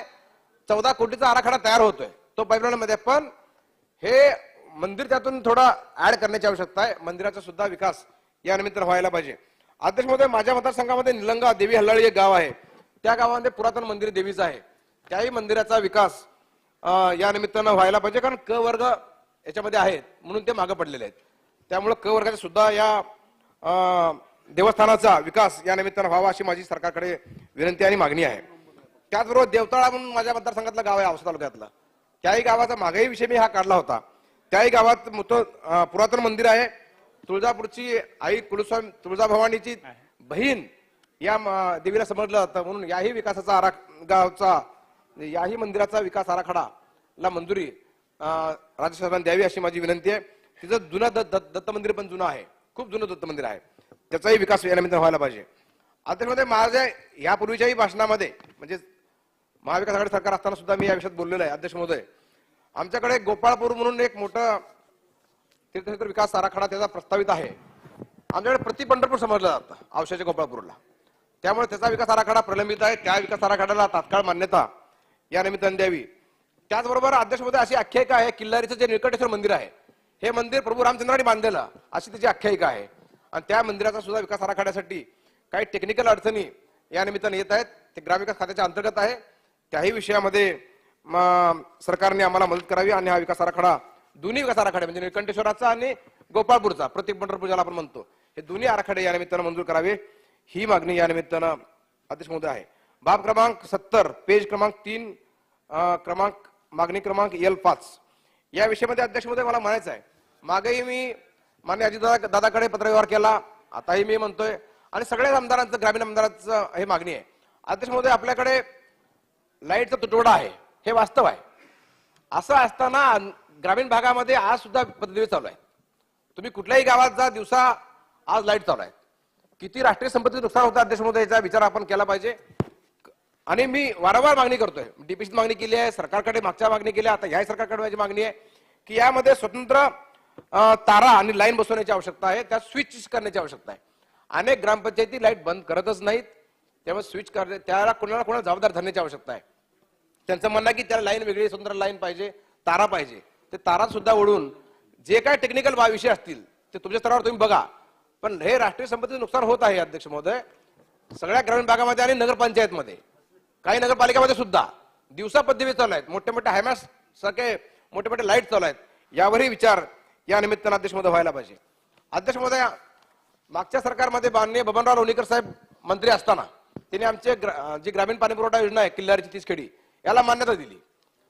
तर आता अडचण आता काय होते त्याच्यामध्ये की त्यावेळेस एमएससीबीच्या माध्यमातून दंड व्याज आणि व्याज लावून त्याच्यावर भरमसाठ लोड टाकलेला आहे. मी वारंवार विनंती केलेली आहे, आताही विनंती या माध्यमातून, माझ्या भाषणाच्या माध्यमातून सरकारला करतोय की हे दंड आणि व्याज हे माफ करावं आणि हे म्हणजे ग्रामीण ग्रामपंचायतीवर जो बोजा पडतोय हा बोजा कमी करून सरकारने ही योजना आमची ताबडतोब चालू करावी ही मागणी या निमित्तानं मी करतोय अध्यक्ष महोदय. दुसरा अध्यक्ष महोदय, ग्रामपंचायतीचा भार हलका करण्यासाठी अध्यक्ष महोदय ज्या पाणी पुरवठा योजनात मोठ्या मोठ्या माझ्या मतदारसंघात असतील किंवा महाराष्ट्रातल्या कुठल्याही असतील त्या धरणामध्ये फ्लोटिंग सोलारची एक सिस्टीम लागू करावी जेणेकरून लाईटचं बिल त्या ग्रामपंचायतीला कमी येईल. त्यामुळे फ्लोटिंग, मी मागच्या सरकारमध्ये तारांकित प्रश्न केला होता, त्यावेळी उत्तरही मला त्यावेळेसच्या मंत्री महोदयांनी दिलं होतं, पण त्यावर आणखी काय झालं नाही. मला त्या सरकारकडून काय अपेक्षा नव्हती, पण आता ह्या सरकारकडून मला मोठ्या अपेक्षा आहेत आणि माननीय सीएम डीसीएम साहेब याची दखल घेतील आणि हा विषय मार्गी लावतील अशी मला या निमित्तानं अपेक्षा आहे. त्याबरोबर अध्यक्ष महोदय, आज सुद्धा आपल्याला स्वातंत्र्य मिळून 75 वर्ष पूर्ण झाली, पण आज सुद्धा ग्रामीण भागामध्ये पाणी पुरवठ्याची अवस्था फारशी चांगली नाही. माननीय प्रधानमंत्री महोदयाच्या माध्यमातून हर घर नल से जल ही योजना आलेली आहे. आता घराघरामध्ये नळाची योजना चाललेली आहे, घराघरामध्ये नळाद्वारे पाणी जाणार आहे, काही ठिकाणी जात आहे, योजना चालू आहेत, योजना कार्यान्वयन चालू आहे.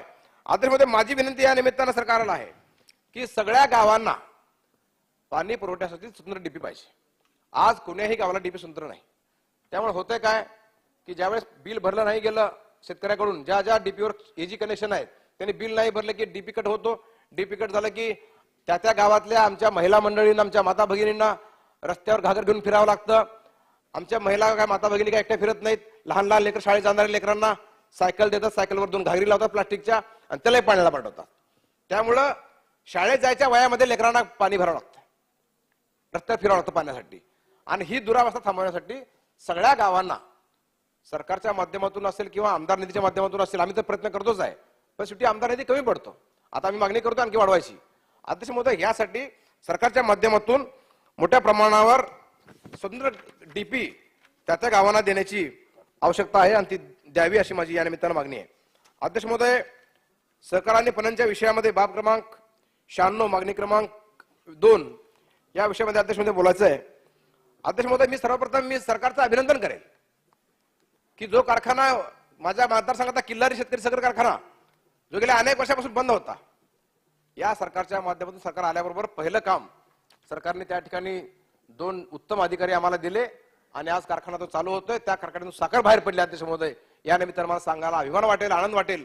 आणि या निमित्तानं सहकार मंत्री महोदय असतील, या संबंधित सहकारातले अधिकारी असतील, शुगर कमिशनर असतील, माननीय सीएम डीसीएम साहेबांचं मी अभिनंदन आणि आभार मानेल मनपूर्वक तिथल्या जनतेच्या वतीनं, शेतकऱ्याच्या वतीनं की तो कारखाना आज चालू झालेला आहे.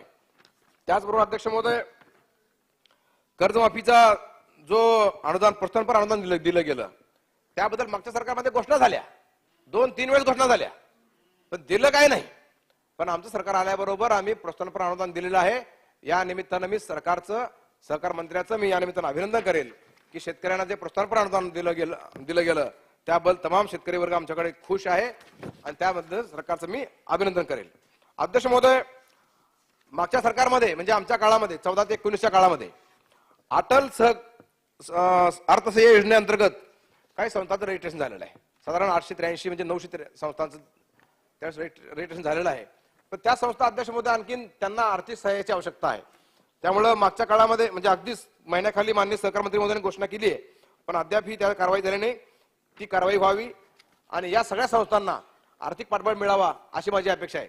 याचबरोबर अध्यक्ष महोदय, काही महिला एफपीओ महाराष्ट्रामध्ये तयार झालेल्या आहेत. सुंदर महिलांच्या ज्या शेतकरी महिला मंडळी आहेत त्यांनी आपली आपली एफपीओ तयार केली आहे. त्या महिला एफपीओना सुद्धा या अटल योजनेसारखंच अर्थ योजनेसारखंच त्यांनाही त्याच्यामध्ये समावेश करून घ्यावा किंवा त्यांच्यासाठी महिला एफपीओ साठी सुंदर काहीतरी योजना आखावी अशी माझी मागणी या निमित्तानं शासनाकडे आहे.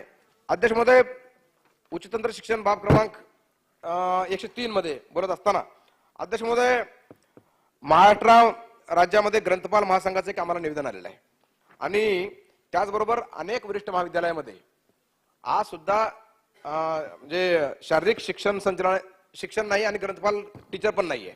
पीटी पीटी शिक्षक पण नाहीये, त्याची भरती गेल्या अनेक वर्षापासून बंद आहे. त्याची भरती व्हायला पाहिजे अध्यक्ष महोदय. आणि ग्रंथपाल जी रिटायर झाले ते रिटायर झाले, आता शिपाईच अनेक ठिकाणी लायब्ररीमध्ये ग्रंथपालाचं काम करतायत. ग्रंथपालाची खूप आवश्यकता आहे अध्यक्ष महोदय. एवढंच मला या निमित्तानं बोलायचं आहे. आपण मला संधी दिली याबद्दल धन्यवाद. जय हिंद, जय महाराष्ट्र. सन्माननीय अध्यक्ष महोदय, मी आपले या ठिकाणी धन्यवाद मानते की आपण मला पुरवणी मागण्यावर चर्चा करण्यासंदर्भामध्ये संधी दिली.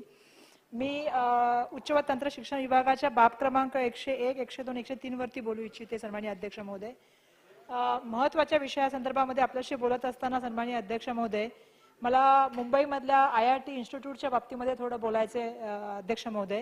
अध्यक्ष महोदय, मला या खरं मला इच्छा होती की उच्च व तंत्र शिक्षण मंत्री या ठिकाणी असायला हवे होते, कारण मी खूप महत्वाचा मुद्दा विद्यार्थ्यांच्या दृष्टिकोनातून मांडण्याचा या ठिकाणी प्रयत्न करत आहे. 12 फेब्रुवारी रविवारी दर्शन सोळंकी या IIT मध्ये मुंबईमध्ये शिकणाऱ्या विद्यार्थ्यांनी 7व्या मजल्यावरून उडी मारून आत्महत्या केली. खरं तर सन्माननीय अध्यक्ष महोदय, ग्रामीण भागामधले हे विद्यार्थी कठोर परिश्रम करून IIT मध्ये ऍडमिशन घेतात. IIT मध्ये ऍडमिशन घ्यायचं म्हणजे आपण इथे बसलेले सगळेजण समजू शकतो की त्या विद्यार्थ्यांनी आणि त्याच्या कुटुंबाची किती मोठी अपेक्षा असेल, परंतु त्या विद्यार्थ्यांनी 7व्या मजल्यावरून उडी मारून आत्महत्या केली. सन्माननीय अध्यक्ष महोदय, एक तर समस्या अशी आहे की ती मुलं ग्रामीण भागातून आलेली असतात, दुसरं त्यांना इंग्लिशमध्ये संवाद करताना त्रास होतो. त्यामुळे सन्माननीय अध्यक्ष महोदय, मी हा मुद्दा यासाठी मांडला की ही जर परिस्थिती ग्रामीण भागातल्या मुलांची असेल तर आपल्याला माहिती आहे की अनुसूचित जाती जमातीची जी मुलं आहेत त्यांच्या बाबतीमध्ये किती मोठ्या प्रमाणामध्ये ही आव्हानात्मक अशी परिस्थिती आहे. सन्माननीय अध्यक्ष महोदय, त्या ठिकाणी ST-SC सेल आहे. त्या ठिकाणी अशीच घटना 2014 मध्ये झाली होती, ज्यावेळेस अनिकेत आंबोरेने सुद्धा त्या ठिकाणी आत्महत्या केली होती आणि त्याच्यानंतर हा सेल निर्माण झाला होता. परंतु सन्माननीय अध्यक्ष महोदय, या घटना झाल्या की आम्हाला दुर्दैवाने रोहित विंबुर्लाची आठवण होते, कारण या घटनेच्या माध्यमातून पुन्हा एकदा ऐरणीचा प्रश्न येतो. सन्माननीय अध्यक्ष महोदय, आपण आदिवासी समाजामधले आहात, आम्ही सुद्धा त्या ठिकाणी आहोत.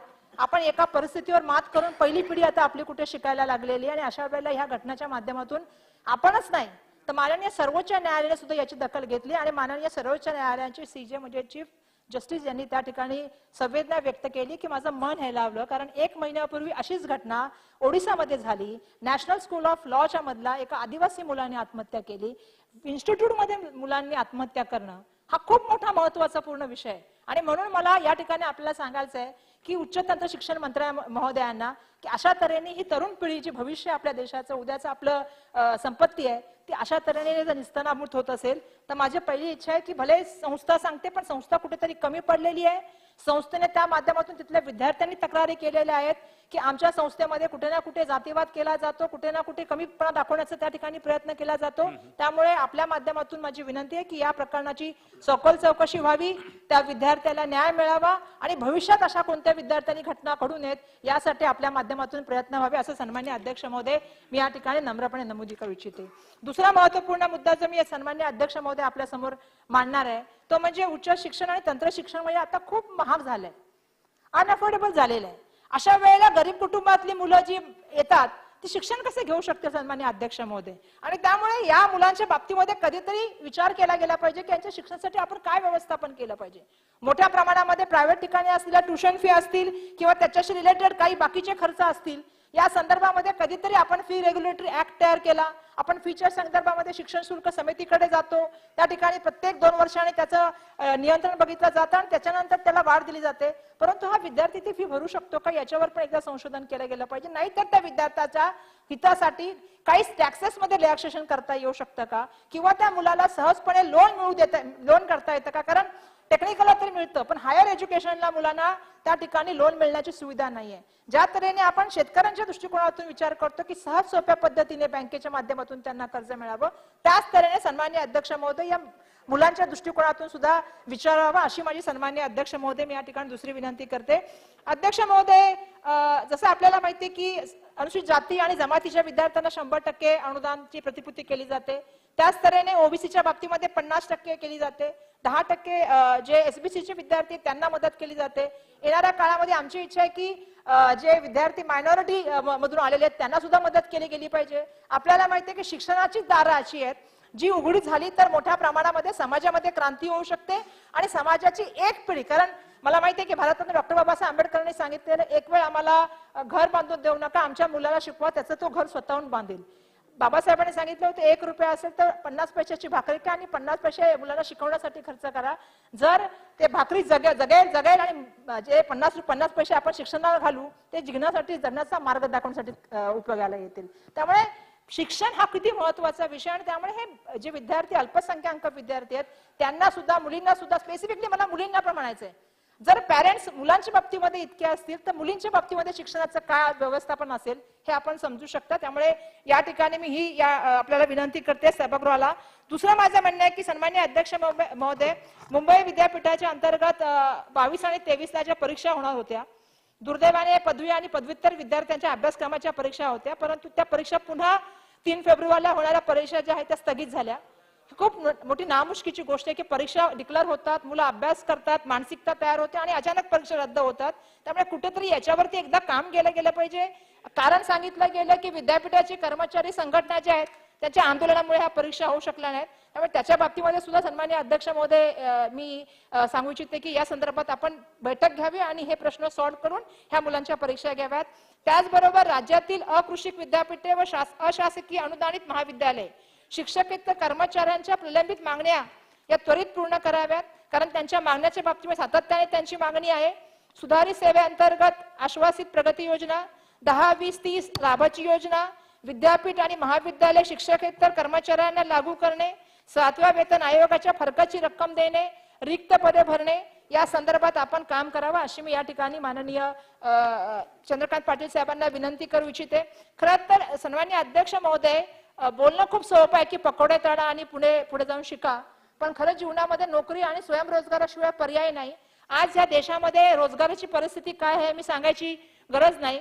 2 करोड युवकांना रोजगार मला माहित नाही मिळाला की नाही मिळाला. सन्माननीय अध्यक्ष, काय परिस्थिती आहे मी सांगायची गरज नाही, आपण सुद्धा जाणता.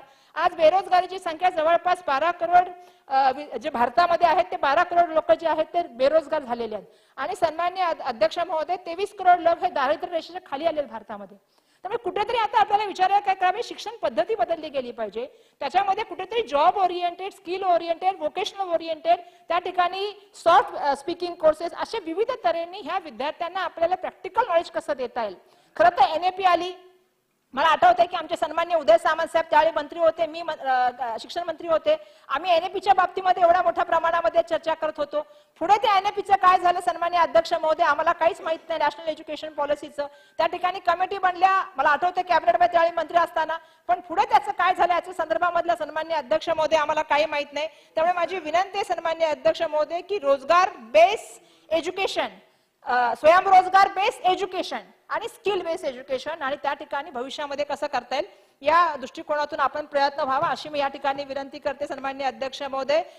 त्या ठिकाणी अध्यक्ष महोदय मी एक गोष्ट आपल्याला सांगू इच्छिते की ग्राम विकास या विभागावर बोलत असताना ग्राम विकासच्या बाबतीमध्ये सन्माननीय अध्यक्ष महोदय खरं तर आम्ही शालेय शिक्षण विभागाशी त्याचा संबंध आहे, कारण शालेय शिक्षण विभागाचे शिक्षक जरी आमचे असले तर त्याची भरती, त्यांच्यावर ऍक्शन घेणं, त्यांना बदली करणं, हे सर्व अधिकार जर कोणाला असतील तर ते ग्रामविकास विभागाला असतात.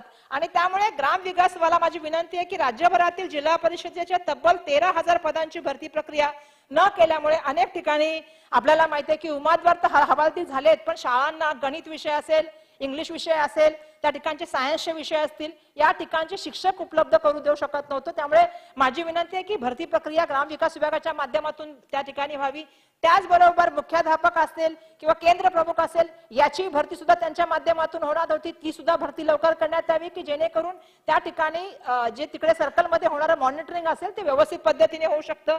माझं एक अजून विनंती आहे सन्मान्य अध्यक्ष महोदय की ग्रामविकास मंत्रालयाकडून प्राथमिक शिक्षकांची जी ऑनलाईन बदली प्रक्रिया होते ती 53+ वरील सेवाज्येष्ठ शिक्षकांची बदली पात्र नसतानाही काही लोकांना जाणीवपूर्वक जे आहे ते केलं जातं आणि हे त्यांच्यासाठी मला वाटतं, कारण ते वयाने वृद्ध झालेले असतात, ते त्यांच्यासाठी अमानवीय आहे असं माझं म्हणणं आहे. त्यामुळे तो एक मुद्दा उपस्थित करते. आणि विधिमंडळ सुरू असताना राज्यातील संगणक परिचालकांचे आंदोलन होणं व त्यावर समितीच्या अहवालानुसार सुधारित आकृतीबंधानुसार त्यांना कमी कर्मचारी दर्जा मिळावा किंवा त्यांना वेतन मिळावं ही मागणी या ठिकाणी मी ठेवते. डीपीडीसीचा 5% निधी जो आहे तो शालेय शिक्षण विभागावरती कमीत कमी खर्च करायचा, त्याच्यामध्ये शाळा बांधणं, त्या शाळा खोल्यांची तयारी करणं, त्या ठिकाणी इतर व्यवस्थापन करणे, त्याच्यावर जास्तीचा करून एक वेगळं मॉडेल करावं. त्या काळात जळगावने एक मॉडेल केलं होतं, सांगली जिल्ह्याने एक वेगळं मॉडेल केलं होतं. अशाच तऱ्हेचा एक चांगला जो आहे तो उपक्रम करावा आणि महाराष्ट्रामध्ये प्रत्येक विद्यार्थ्याचा जो हक्क आहे एक चांगलं शिक्षण, त्याच्यामध्ये त्याला हातभार द्यावा हीच या ठिकाणी विनंती. प्रकाश आंबेडकर साहेब.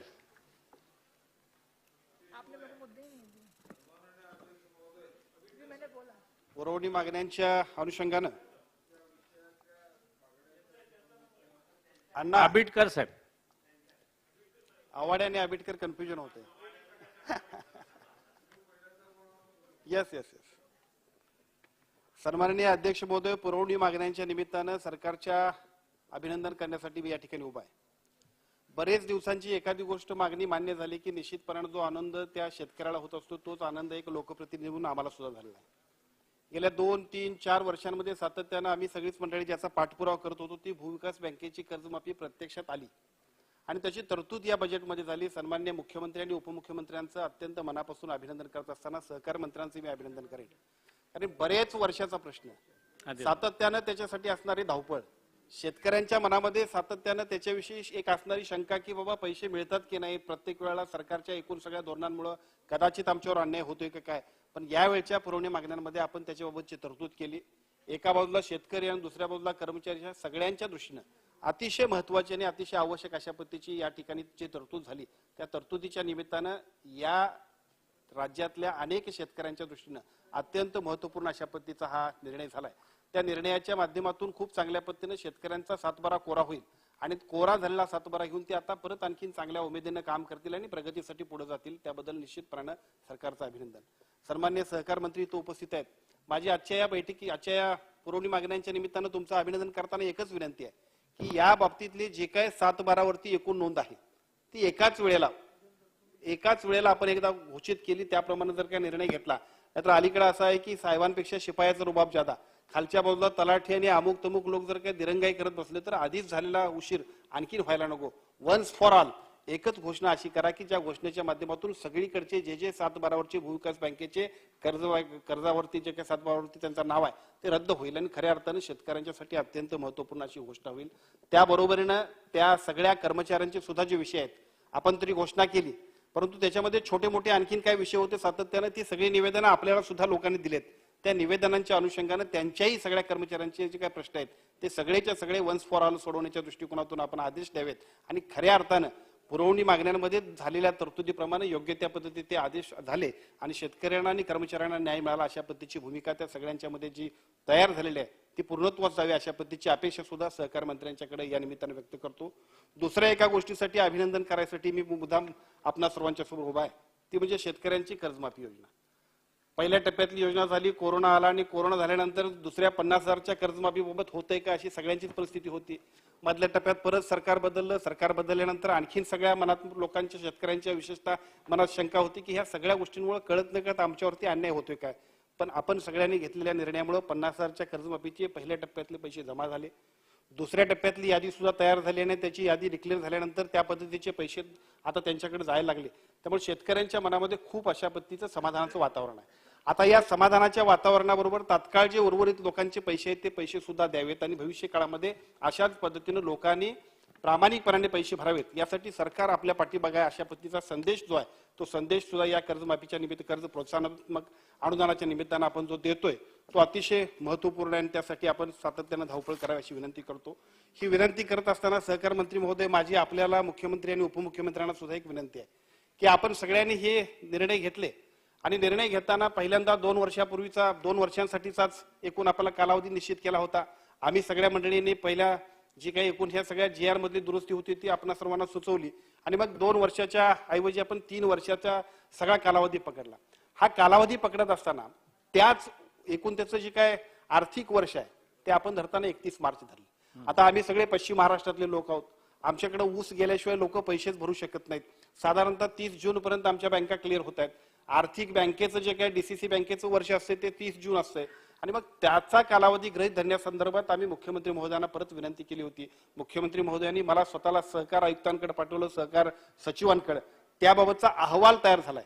आज आमच्याकडे एका बाजूला प्रोत्साहनात्मक कर्जमाफीच्या बाबतीमध्ये अत्यंत चांगल्या पद्धतीचं वातावरण असताना अनेक शेतकऱ्यांच्या मनामध्ये आमचं नाव कशामुळे बसत नाही अशी भीती वाटते, अशी एक धाकधूक मनामध्ये आहे. एकदा आपण हे सगळे करत असताना आणखीन काही जो एकूण क्वांटम राहिलेला आहे त्या क्वांटमसाठी सुद्धा आपण दिलासा द्यावा आणि त्याबाबतची आवश्यक ती घोषणा, आवश्यक त्या उपाययोजना आपल्या विभागाकडून घ्याव्यात आणि त्याबद्दलचा निर्णय सुद्धा आपण द्यावा अशा पद्धतीची अपेक्षा या निमित्ताने व्यक्त करतो. खरं म्हणजे हे व्यक्त करत असताना आणखीन एका मुद्द्याकडे आपलं लक्ष वेधू इच्छितो. हे सगळं काम करणारे गट सचिव की ज्याच्यासाठी सातत्यानं आम्ही मंडळी तुमच्याकडे धावपळ करतोय की मीटिंग लावा, त्यांना न्याय द्या, त्या सगळ्या लोकांना आपल्यात सामावून घ्या. गट सचिवांच्या बद्दल आपल्याकडे परवा सुद्धा एक बैठक झाली. एका बाजूला प्राथमिक कृषी पतसंस्थांना कृषी संस्थांना अत्यंत चांगल्या पद्धतीनं केंद्र शासनाच्या सहकार्यानं इथं आपण तरतूद केली की त्या सगळ्या संस्थांच्या सक्षमीकरणाचे पैसे देतोय. पण त्या संस्था सक्षमीकरणाच्या पैशामध्ये त्या गट सचिवांचा फारसा आपण उल्लेख केलेला नाही किंवा त्यांच्यासाठी काय फारसा आपण न्याय दिलेला नाही. माझी विनंती आहे की आज महाराष्ट्रातल्या सगळ्या गट सचिवांच्या मनामध्ये प्रचंड अस्वस्थता आहे. आज त्यांचे पगार होत नाही तशी अवस्था आहे. आपल्याकडे परवा एक बैठक झाली की ज्या बैठकीमध्ये आम्ही सगळ्यांनी सुद्धा समान वेतन समान काम अशा पद्धतीनं त्या सगळ्या लोकांना पगार द्यावेत अशी भावना व्यक्त केली. जे काय आपण केंद्र शासन आणि राज्य शासनाच्या वतीनं प्राथमिक विकास संस्थांच्या प्राथमिक कृषी पतसंस्थांचा जो काय संस्था सक्षमीकरणाचा निधी आहे त्या निधीमध्ये आपण जर काही या सगळ्या गट सचिवांच्या पगाराला सुद्धा जर अंतर्भूत केलं तर त्या सगळ्या लोकांना अत्यंत चांगल्या पद्धतीचा न्याय मिळेल. गट सचिवांचे वेगवेगळे विषय आहेत. विशेषतः पश्चिम महाराष्ट्रामध्ये वैद्यनाथन समिती ही आता अस्तित्वात नाही. 97च्या घटनादुरुस्तीचा सुद्धा विषय संपला तरी सुद्धा तेच तुंतून घेऊन सहकार विभागाचे लोक आम्हा सगळ्या ह्या गट सचिवांना न्याय देत नाहीत. मागच्या सकाळच्या लक्षवेधीच्या वेळेला जे मी सांगितलं तेच परत एकदा रिपीट करतो की सहकार आयुक्त आणि त्यांची सगळी मनमानी याच्यामुळे सहकार विभागात कुठल्याच कामाला न्याय मिळत नाही. फक्त आणि फक्त त्यांना असं वाटतंय की मी सगळ्या जगात शहाणा आहे. या जगातल्या सगळ्या शहाण्या लोकांना सुद्धा कधीतरी समजवायचं हे व्यासपीठ आहे. म्हणूनच मी म्हणतोय की आपण या गट सचिवांना सुद्धा सुरक्षितता देणं गरजेचं आहे. कोल्हापूर जिल्ह्याचं केडर हे अत्यंत चांगल्या पद्धतीचं काम करणारं केडर आहे.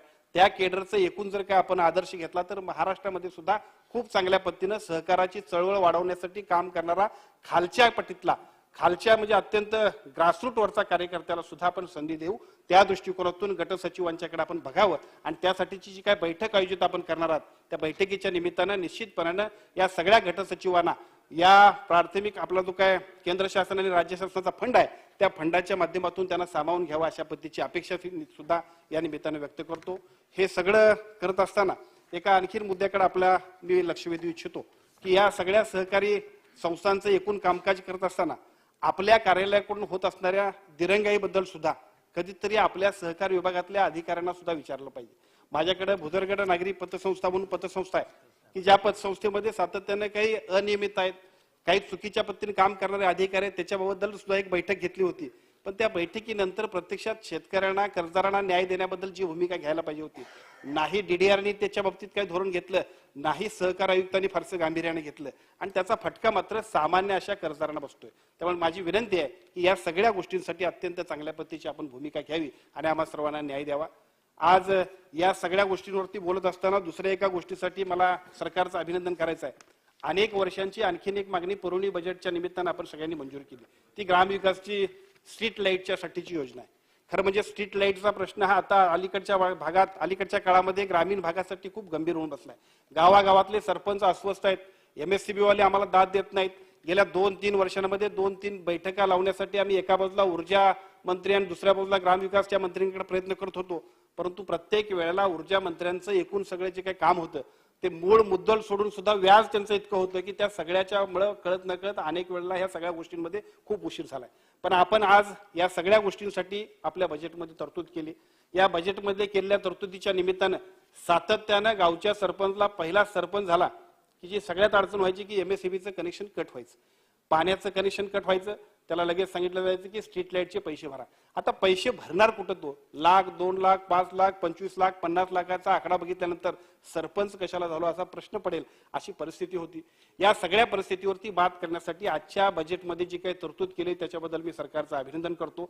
फक्त विनंती एकच करतो या आजच्या पुरवणी मागण्यांच्या भाषणाच्या निमित्तानं की ऊर्जा मंत्र्यांनी आणि ग्रामविकास मंत्र्यांनी बसावं आणि त्याची एकूण जी काही रक्कम आहे त्या रकमेचा पूर्णतः निपटारा करावा. नाहीतर बऱ्याच वेळा असं होतं की परत आणखीन मुदलात मुदल घालून आणखीन आणि व्याज वाढवून जर काय मूळ एकूण सगळा अमाऊंट वाढली तर परत ह्या ग्रामपंचायतीनं हे सगळं भरणं मुश्किल होईल. पुढे शिस्त लावण्यासाठी जे काही करायला पाहिजे ते आपण निश्चितपणे करूया. पण आता जे झालंय ते वन्स फॉर ऑल एकदाच संपून टाकूया अशा पद्धतीची भूमिका आजच्या या पुरवणी मागण्यांच्या निमित्तानं व्यक्त करतो. दुसरी आणखीन एक विनंती मी सन्माननीय ग्रामविकास मंत्र्यांना करतो. आज जरी इथं ग्रामविकास मंत्री उपस्थित नसतील तरी सुद्धा संगणक चालकांचा आंदोलन आणि त्या आंदोलनात सन्माननीय उपमुख्यमंत्र्यांनी भेट दिली, त्यांना बोलवलं आणि ज्या पद्धतीने त्यांना आश्वासित केलं ते बघितल्यानंतर मात्र निश्चितपणे आम्हाला समाधान वाटलं. आमदार निवासमध्ये माझ्या मतदारसंघातले सगळेच्या सगळे लोक काल आले होते आणि त्यांनी सांगितले की आम्हाला गिरीश भाऊनी आणि सन्माननीय देवेंद्रजी फडणवीस साहेबांनी बोलवून घेतलं, त्यांच्या सगळ्या प्रश्नांना सकारात्मक अशा पद्धतीची भूमिका आम्ही घेऊ आणि तुम्हाला आंदोलनाची आवश्यकता लागणार नाही अशा पद्धतीचं सांगितल्यामुळं आम्ही आझाद मैदानावरचं आता मागे गेलो. मला खूप बरं वाटलं कारण बरेच मी 8 वर्ष आता आमदार आहे. दरवेळेला नागपूरचं अधिवेशन असू देत, आमचं बजेटचं अधिवेशन असू देत किंवा आमचं हिवाळी अधिवेशन असू देत, दरवेळेला आमच्या पुढे हे सगळे आमचे संगणक परिचालक असायचे. परंतु निश्चितपणानं ज्या पद्धतीनं सरकारनं त्यांना आश्वासित केलंय भविष्य काळामध्ये त्या सगळ्यांना सामावून घेण्यासाठी जे काय आवश्यक निर्णय घ्यायला पाहिजेत ते सरकारने घ्यावेत अशा पद्धतीची विनंती करतो. एका आणखीन मुद्द्यासाठी सन्माननीय चंद्रकांत दादांचं मी अभिनंदन करतो. बजेटच्या तरतुदीमध्ये उच्च शिक्षण विभागामध्ये वाचनालय हा सातत्यानं दुर्लक्षित असणारा, आम्ही अनेक वेळेला या हाऊसमध्ये सातत्याने या विषयांवरती बोलत होतो, परंतु दुर्दैवानं अलीकडच्या काळामध्ये वाचन संस्कृती, वाचन कला आणि त्याच्यासाठी असणारी वाचनालय याचं महत्वच कमी झाले की काय अशी परिस्थिती तयार झाली असताना ज्या पद्धतीचा निर्णय झाला त्या निर्णयामुळे निश्चितपणाने एका बाजूला वाचनालय सुस्थितीत येतील, त्या सगळ्यांना खूप चांगल्या पद्धतीने गतिमान होण्यासाठी एक संधी मिळेल. त्या वाचनालयामध्ये काम करणाऱ्या कर्मचाऱ्यांच्यासाठी अत्यंत चांगल्या पद्धतीनं परत 50% त्यांचा एकूण पगार वाढेल. तिथल्या सगळ्या वाचनालयातल्या पुस्तकांची सगळी ज्ञानसंपदा जी आहे ती अजून खूप चांगल्या पद्धतीने पुढे जाईल आणि भविष्य काळामध्ये खूप चांगल्या पद्धतीने एक सांस्कृतिक सामाजिक काम करता करता वाचनालयाची चळवळ वाढवण्यासाठी घेतलेला सरकारचा एक अत्यंत स्तुत्य उपक्रम सन्माननीय उच्च शिक्षण मंत्र्यांनी घेतल्याबद्दल त्यांचंही अभिनंदन करतो आणि माझं मनोगत थांबवतो. विनोद निकोले साहेब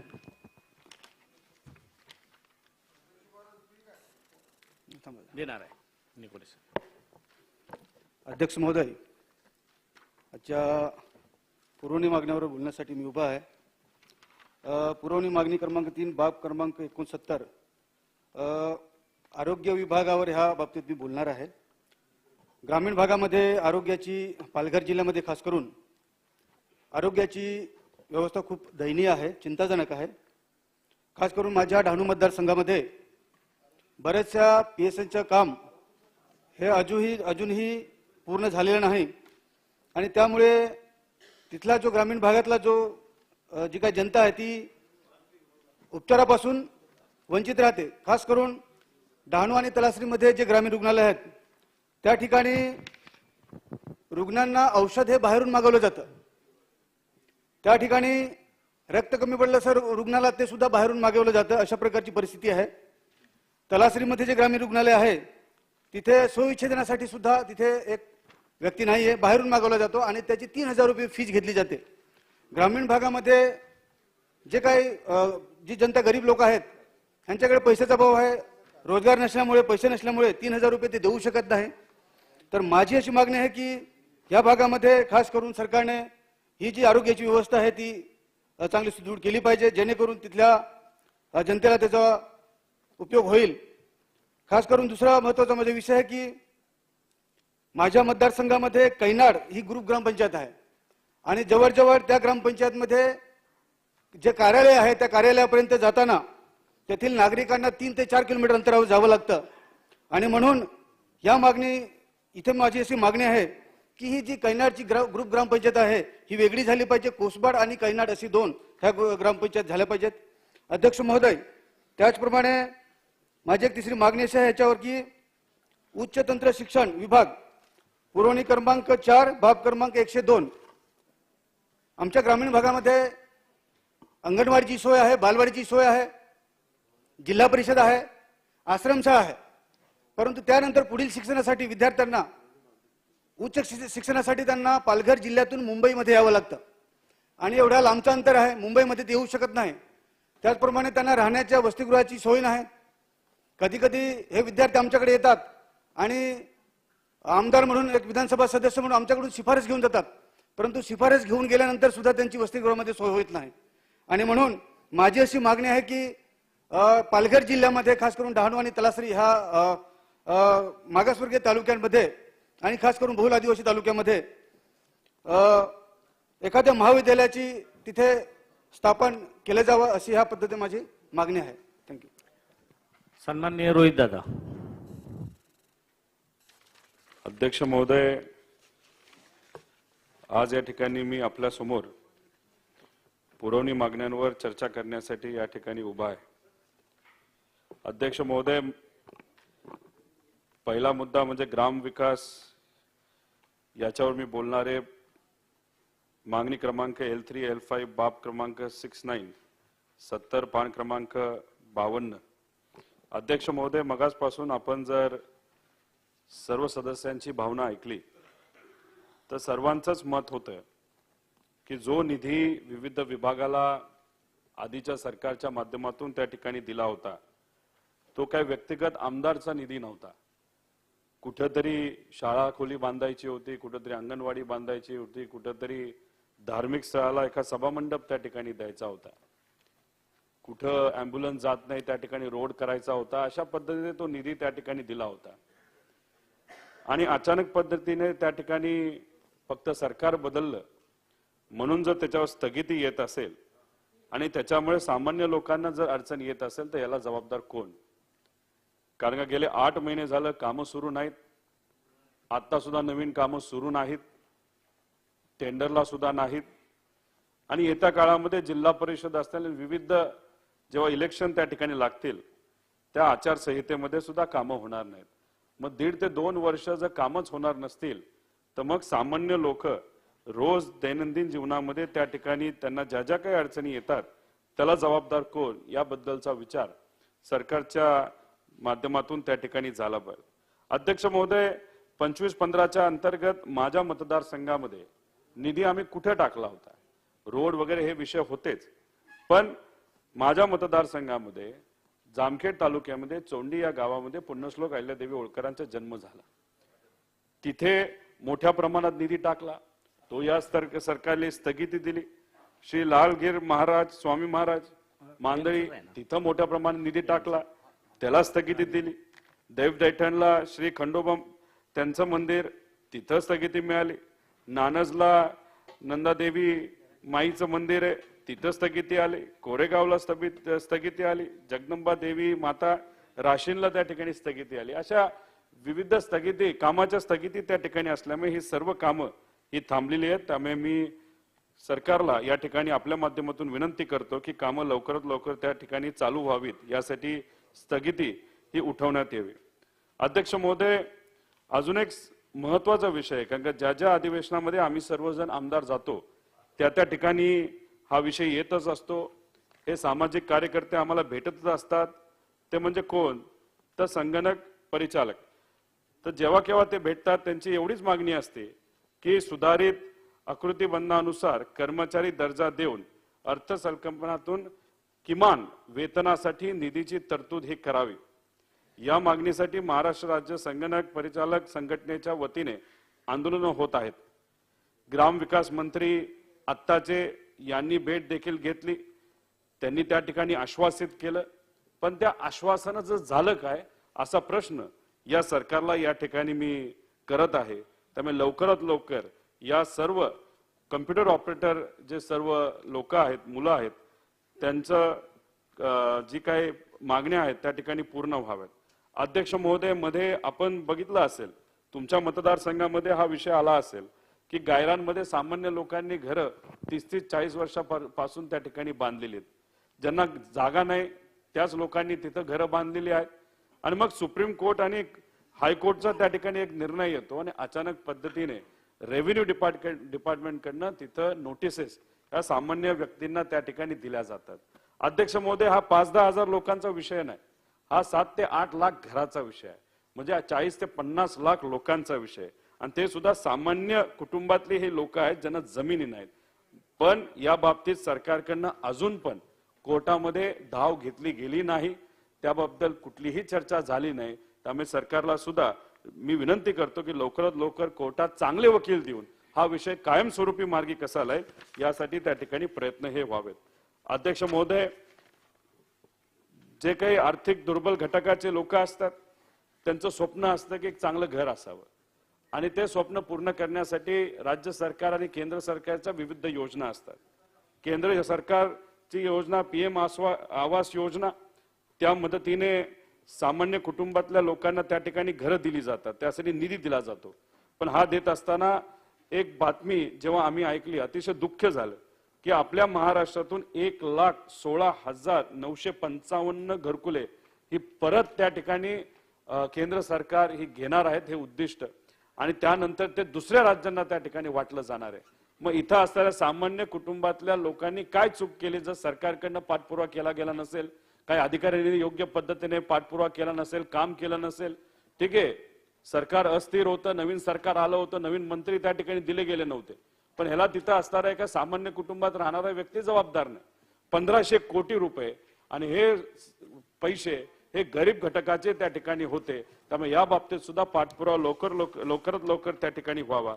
अध्यक्ष महोदय, या 1,16,000 घरकुलापैकी विदर्भात 58,000 घरकुलं आहेत जी परत त्या ठिकाणी गेलेली आहेत. अध्यक्ष महोदय, अजून एक महत्वाची गोष्ट या ठिकाणी मी आपल्या समोर मांडतो, ते म्हणजे वाढलेले भाव. अध्यक्ष महोदय, घरकुल बांधत असताना त्याला सिमेंट लागतं, स्टील लागतं, रेती लागते, वीट लागते, पण 2014 आणि 23चा जर आपण या रेटचा फरक त्या ठिकाणी बघितला तर स्टील जे 36 रुपयाला होतं ते आज 60 ते 65 रुपयाला गेलेलं आहे. सिमेंटची बॅग 2014ला 195ला होती, 410ला आज आहे. रेती 1500 रुपयाला होती, ती आता 6000ला गेलेली आहे. लाल वीट ही 3 रुपयावरनं आज 8 रुपयाला त्या ठिकाणी गेलेली. अध्यक्ष महोदय, मीच तुम्हाला या ठिकाणी प्रश्न करतो आणि तुमच्या माध्यमातून सरकारला प्रश्न करतो, जर एवढे रेट वाढले असतील तर मग हे त्या गरीब व्यक्तीला कसं परवडणार घर बांधायला. त्यामुळे या बाबतीत सरकारली सुद्धा, राज्य सरकारली सुद्धा या बाबतीत काय तरतूद करता येईल का आणि केंद्र सरकारला या बाबतीत काय लिहिता येईल का याचा विचार हा लवकरात लवकर त्या ठिकाणी अध्यक्ष महोदय हा केला पाहिजे. अध्यक्ष महोदय, ग्राम विकासमध्ये अजून एक महत्वाचा मुद्दा आहे, तो म्हणजे तिथं त्या खात्यातली जी भरती अनेक वर्षांपासून प्रलंबित आहे ती लवकरात लवकर त्या ठिकाणी व्हावी. तिथं जे ग्राम सेवक आहेत 11,000 जागांची भरती रखडलेली आहे, त्यामुळे ती लवकरात लवकर व्हावी. तसंच ग्रामीण भागामध्ये काम करत असताना महसूल विभागाची तलाठीची भरती सुद्धा 4,000ची बाकी आहे, ती त्या ठिकाणी व्हावी. अध्यक्ष महोदय, हे बोलत असताना पुरवणी मागण्यांवर, पुरवणी मागणी क्रमांक V2 V3 बाब क्रमांक 94 पान क्रमांक 72 सहकार पणन. अध्यक्ष महोदय, आपण जर आज पेपर वाचला तर अनेक ठिकाणी आपल्याला जाणवेल की शेतकरी कष्टाने कांदा पिकवतोय, द्राक्ष पिकवतोय, सोयाबीन पिकवतोय, पण विकण्याला त्याला त्या ठिकाणी अडचणी येते. मग यासाठी आपल्याला पणन विभागाला कुठं ना कुठेतरी ताकद देण्याची जरूर आहे. मार्केटिंग कसं करता येईल त्यासाठी मनुष्यबळ वाढून लोकांचं प्रबोधन त्या ठिकाणी झालं पाहिजे. शेतकऱ्याला त्या ठिकाणी नवीन मार्केटिंगच्या काय काय पद्धती त्या तिथं सांगितलं पाहिजे. त्यामुळे या विभागामध्ये जी रिक्त पदं आहेत, जी 33% रिक्त आहेत, 2,933, ती लवकरात लवकर त्या ठिकाणी भरण्यात यावी. अध्यक्ष महोदय, काल मी भाषण मुख्यमंत्री साहेबांचं ऐकत होतं, ते बोलत असताना त्यांनी सांगितलं की नाफेडली खरेदी चालू केली.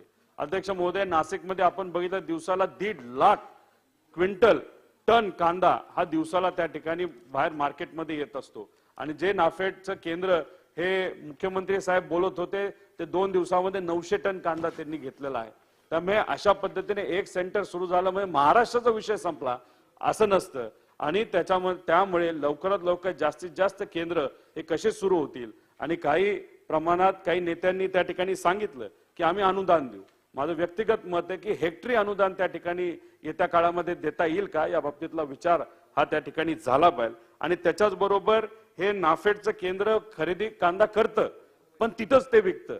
त्यापेक्षा हा कांदा महाराष्ट्राच्या बाहेर कसा जाईल, भारताच्या बाहेर कसा जाईल या बाबतीत एक विचार करण्याची जरूरत आहे. तसंच पॅनिक सेलिंग म्हणजे मी निफाडला गेलो होतो, त्यात बोरगुडे या शेतकऱ्याला भेटलो. त्यांनी त्याचा कांदा स्वतःच्या शेतामध्ये तिथं ट्रॅक्टर लावून तो गाडून टाकला. तसंच डोंगरे नावाचे एक येवल्याचे शेतकरी आहेत, त्यांनी तर सगळ्यांना इन्व्हिटेशन दिलं, मुख्यमंत्र्यांपासून उपमुख्यमंत्र्यांपासून सगळ्याच नेत्यांना, की मी या दिवशी माझा सगळा कांदा माझ्या शेतामध्ये त्या ठिकाणी जाळणार आहे, तुम्ही येऊन बघा. मग कुठेतरी 80,000 ते 90,000 पर हेक्टर खर्च आहे, पर एकर खर्च आहे, पण त्यांच्या हातामध्ये 30,000 रुपये येतो. त्यामुळे अध्यक्ष महोदय मला एकच सांगायचंय, पणन विभागाकडनं लवकरात लवकर कांद्याची द्राक्षाच्या बाबतीत सुद्धा कुठेतरी एक्सपोर्ट झाला पाहिजे यासाठी प्रयत्न हे करावे लागतील. अध्यक्ष महोदय अजून एक सिबिलचा प्रश्न आहे. आपण जर बघितलं हिवाळी अधिवेशनामध्ये अजितदादांनी सुद्धा हा मुद्दा त्या ठिकाणी मांडला होता आणि सरकारकडनं हे सांगण्यात आलं होतं की कुठल्याही परिस्थितीमध्ये शेतकऱ्याला त्या ठिकाणी पीक कर्जासाठी सिबिल हे विचारलं जाणार नाही. पण अध्यक्ष महोदय आज सुद्धा नॅशनलाइज बँक मध्ये गेलं तर सिबिल हे विचारलं जाते. त्यामुळे अध्यक्ष महोदय तुमच्या माध्यमातून मी सरकारला विनंती करतो की परत एकदा या बाबतीतली बैठक नॅशनलाइज बँकची त्या ठिकाणी व्हावी आणि तिथं सरकारने या बाबतीत निर्णय घेऊन परत कुठं शेतकऱ्याला पीक कर्जासाठी सिबिल हे विचारलं नाही पाहिजे याची दक्षता सरकारने त्या ठिकाणी घेतली पाहिजे. अध्यक्ष महोदय आर्थिक उलाढाल जी आपल्या गावामध्ये त्या ठिकाणी होत असते आणि अर्थकारांचा जो बेस असतो तर म्हणजे विकास सोसायटी, पण विकास सोसायटीमध्ये एका प्रकारचं राजकारण केलं जातं. त्याच्यामध्ये 500 एका ग्रामपंचायतमध्ये समजा 2000 शेतकरी असतील पण त्या एकच विकास सोसायटी असते, त्यात 50 लोक असतात, 100 लोक असतात, 200 असतात. जे मतदान देणारे तेवढीच लोक त्याच्यामध्ये घेतली जातात. मग जे डिस्ट्रिक्ट कोऑपरेटिव्ह बँक्स आहेत त्याच्याकडनं जो निधी हा सहजपणे शेतकऱ्याला मिळू शकतो, तिथं होणाऱ्या राजकारणामध्ये तो त्या ठिकाणी मिळत नाही. त्यामुळे कंपल्सरीली सर्व शेतकऱ्याला त्या विकास सोसायटीमध्ये आपल्याला घेता येईल का या बाबतीत एखादं धोरण येत्या काळामध्ये केलं जाता येईल का याचा विचार हा सरकारने नक्कीच त्या ठिकाणी केला पाहिजे. तसंच त्या विकास सोसायटीमध्ये सचिव काम करत असतात पण त्यांचं मानधन त्या ठिकाणी बघितलं तर कुठं 10,000 मानधन आहे, कुठं 25,000 आहे. त्यामुळे त्याच्यामध्ये सुसूत्रता आपल्याला त्या ठिकाणी आणता येईल का याचा एक विचार अध्यक्ष महोदय हा येत्या काळामध्ये त्या ठिकाणी झाला पाहिजे. अध्यक्ष महोदय शेवटचा मुद्दा या ठिकाणी मी मांडत आहे. उच्च व तंत्र शिक्षण पुरवणी मागणी W3W4 बाब क्रमांक 101 पान क्रमांक 77. अध्यक्ष महोदय येत्या काळामध्ये आपण जर बघितलं तर टेक्नॉलॉजी ही खूप मोठ्या प्रमाणात त्या ठिकाणी बदलत चालली. असं म्हणलं जातं 10 वर्षानंतर 60% नोकऱ्या ह्या राहतच नाहीत. त्यामुळे आपल्याला अपस्किलिंग रिस्किलिंग याच्यावर मोठ्या प्रमाणात त्या ठिकाणी काम करावं लागेल. व दुसरं आपलं विभाग जे काही टेक्निकल हाय टेक्निकल एज्युकेशन विभाग आहे ते सायलो मध्ये काम करतं. इंडस्ट्रीला काय पाहिजे या विभागाला माहित नसतं. त्यामुळे इंडस्ट्री विभागाला इंडस्ट्रीशी बोललं पाहिजे आणि या विभागाला सुद्धा इंडस्ट्रीशी बोललं पाहिजे. आणि उद्या काय टेक्नॉलॉजी आपल्याला लागणार आहे, उद्या काय पद्धतीचं शिक्षण त्या ठिकाणी लागणार आहे या बाबतीतला विचार आजच होऊन त्या बाबतीतला सिलेबस आणि त्याच्यामध्ये प्रॅक्टिकल एज्युकेशनच्या बाबतीत काय करता येईल का याचा एक विचार केला गेला पाहिजे. नाहीतर होतं असं 7-7.5 लाख फी आपण इंजिनियर बनण्यासाठी त्या ठिकाणी देत असतो आणि हे झाल्यानंतर परत 3-3.5 लाखाचा आपल्याला एखादा छोटासा कोर्स करावा लागतो. हे श्रीमंताला परवडेल पण हे सामान्य लोकांना परवडणार नाही. त्यामुळे या विभागाच्या अंतर्गत स्किल डेव्हलपमेंट आणि त्याच्याच बरोबर हे नवीन कोर्सेस हे आणता येईल का या बाबतीत एक विचार त्या ठिकाणी करण्याची जरूरत आहे. अध्यक्ष महोदय शेवटचा विषय हा या ठिकाणी आहे तो म्हणजे स्कॉलरशिपचा. ओपन समाजासाठी जे पंजाबराव देशमुख स्कॉलरशिप आहे ती मुलांना त्या ठिकाणी मिळत नाही. अध्यक्ष महोदय जानेवारी 2023 अखेर राज्यात SC ST विद्यार्थ्यांचे 1,23,000 जे स्कॉलरशिपचे अर्ज आहेत महाविद्यालयाकडून प्रलंबित ठेवण्यात आले आहे. ओबीसी समाजाच्या मुलांचा पण हाच विषय आहे.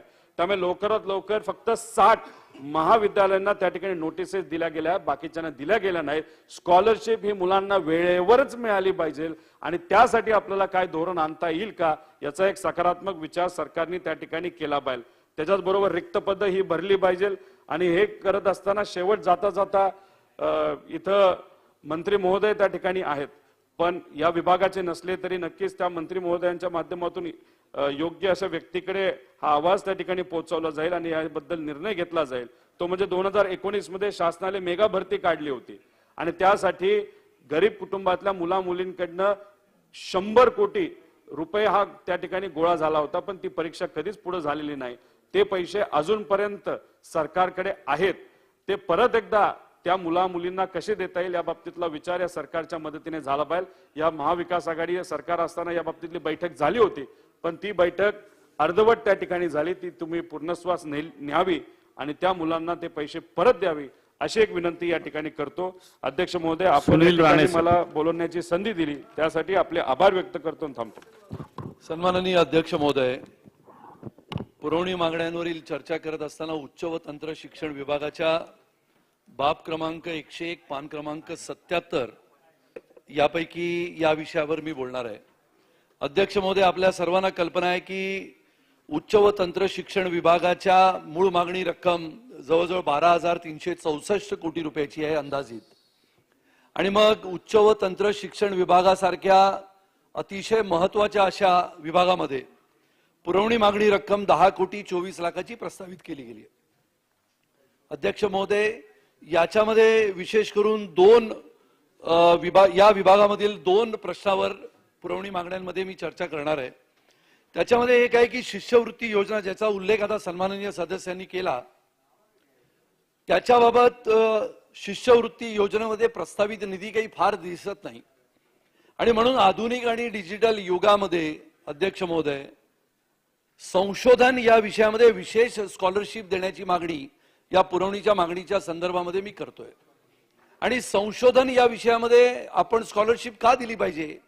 अध्यक्ष महोदय, आता तंत्रज्ञानाच्या जगामध्ये, डिजिटल युगामध्ये, ज्याच्यामध्ये सॅटेलाइट असेल, रडार स्टेशन्स असतील, स्पेस इंजिनिअरिंग असेल, अशा विविध विषयामध्ये आपण आता पुढे जात आहोत. पूर्वी मेकॅनिकल इंजिनिअरिंग असायचं, आता मॅकेट्रॉनिक्स झालंय. आणि मग अशा वेळेला या डिजिटल जगामध्ये आजच्या या मुला मुलींना प्रगत शिक्षणाच्या आधारावर आपण स्कॉलरशिप दिली गेली पाहिजे. आणि मग स्कॉलरशिप द्यायची असेल तर विशेष करून हे विषय जे satellite, space, radar, cross transmission telesystem, telecommunication, याच्या बाबतीमध्ये आपण धोरणात्मक निर्णय घेऊन या मागण्यांचा विचार आपण केला पाहिजे. आणि किमान या तंत्र शिक्षणाच्या विषयामध्ये किमान 5 कोटी रुपये स्कॉलरशिप या संपूर्ण महाराष्ट्रामधील आजच्या आधुनिक जगामध्ये, डिजिटल युगामध्ये आपल्या या विद्यार्थ्यांना देण्याची गरज आहे. अध्यक्ष महोदय, रिसर्च स्कॉलरशिप ज्याला म्हणतात, आज जर आपण रिसर्च मध्ये पुढे गेलो तर मला वाटतं की या महाराष्ट्रातील आजच्या या प्रगत जगामध्ये मुला मुलींना या स्कॉलरशिपच्या माध्यमातून रिसर्च करण्याची संधी मिळू शकते. आणि म्हणून इंटेलेक्च्युअल कॅपिटल ज्याला म्हणतो की प्रगत विज्ञानाने विद्यार्थ्याची प्रगती घडते, तर त्याच माध्यमातून जर आपण या महाराष्ट्रातील विद्यार्थ्यांना घडवण्यासाठी जर या तंत्रज्ञानाचा उपयोग केला आणि तंत्रज्ञानाचा उपयोग करत असताना त्यांना अशा कार्यपद्धतीच्या माध्यमातून स्कॉलरशिप दिली, तर मला वाटतं की येणाऱ्या कालावधीमध्ये महाराष्ट्रातून चांगले दर्जेदार विद्यार्थी हे संशोधनाच्या माध्यमातून तयार होतील. अध्यक्ष महोदय, आपल्या या पुरवणी मागण्यांमध्ये आपण लायब्ररीसाठी प्रस्तावित निधी दिलाय, पण मला वाटतं की लायब्ररी सुद्धा आधुनिक करण्याची गरज आहे.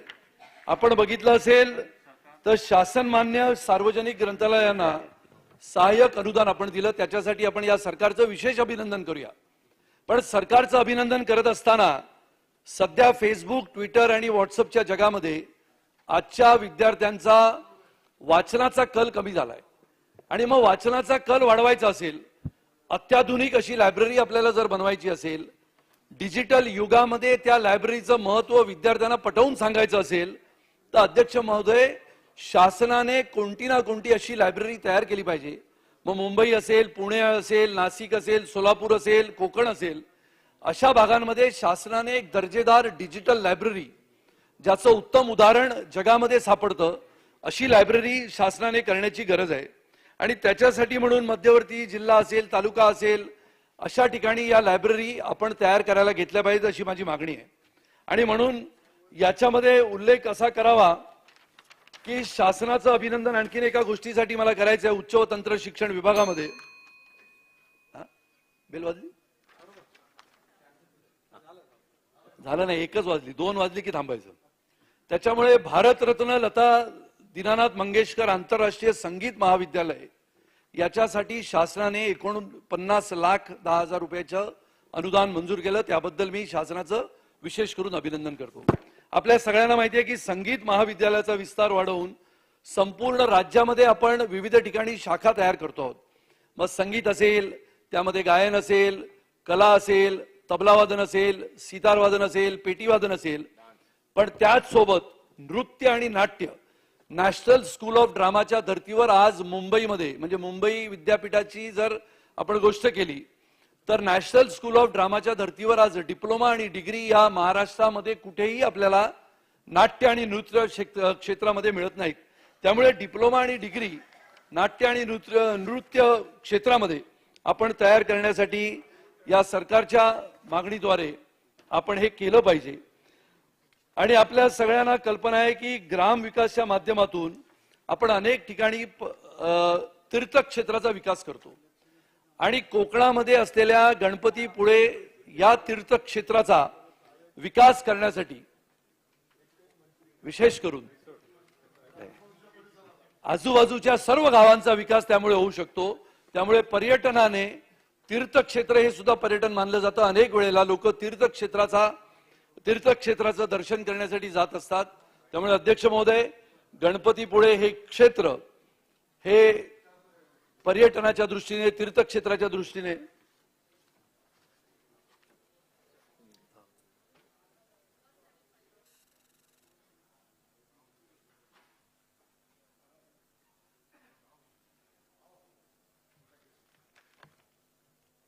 सन्माननीय अध्यक्ष महोदय, त्यामुळे या तीर्थक्षेत्राचा उल्लेख सन्माननीय मुख्यमंत्र्यांच्या उपस्थितीमध्ये कोकणामधील गणपतीपुळे हे श्री क्षेत्र आणि याचा विकास करण्याच्या उद्देशाने आपण त्यामध्ये विशेष करून निधी देण्याची व्यवस्था करावी अशी मागणी सन्माननीय अध्यक्ष महोदय आपल्या मार्फत आपण सरकारला करतो. त्यामुळे या सर्व गोष्टींचा उल्लेख सन्माननीय उच्च व तंत्र शिक्षण मंत्री आपल्या उत्तरामध्ये करतील अशी अपेक्षा करतो. धन्यवाद. जय हिंद, जय महाराष्ट्र. विक्रम सिंग सावंत. संग्राम पोपटे, विश्वजीत कदम. अध्यक्ष महोदय, मी आहे. विक्रम सावंत आहे. हा बोला. विक्रम सिंग सावंत बोला. अध्यक्ष महोदय, 2022-23च्या पुरवणी मागण्यावर चर्चा करण्यासाठी या ठिकाणी आपण संधी दिली, त्याबद्दल मी प्रथमतः या ठिकाणी धन्यवाद देतो. अध्यक्ष महोदय, मी प्रथमतः या ठिकाणी ग्राम विकास विभागावर या ठिकाणी बाब क्रमांक 70 पृष्ठ क्रमांक 53 वर या ठिकाणी चर्चा करण्यासाठी उभा आहे.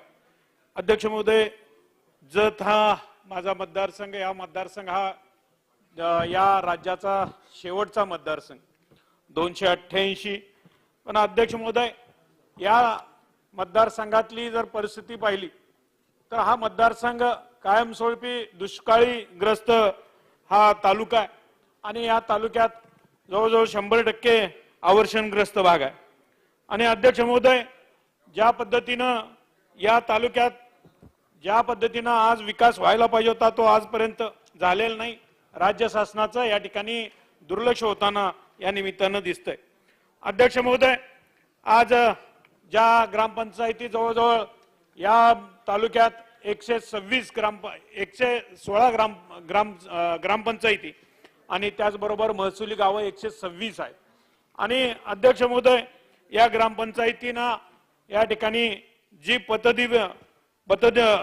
पतदिवे आज या ठिकाणी बसवण्यात आलेले आहेत विविध फंडाच्या माध्यमातून. या ठिकाणी अध्यक्ष महोदय, आतापर्यंत आपण जी थकलेली बिल आहे ती या ठिकाणी या पुरवणी मागण्यात तरतूद केलेली आपल्याला दिसते.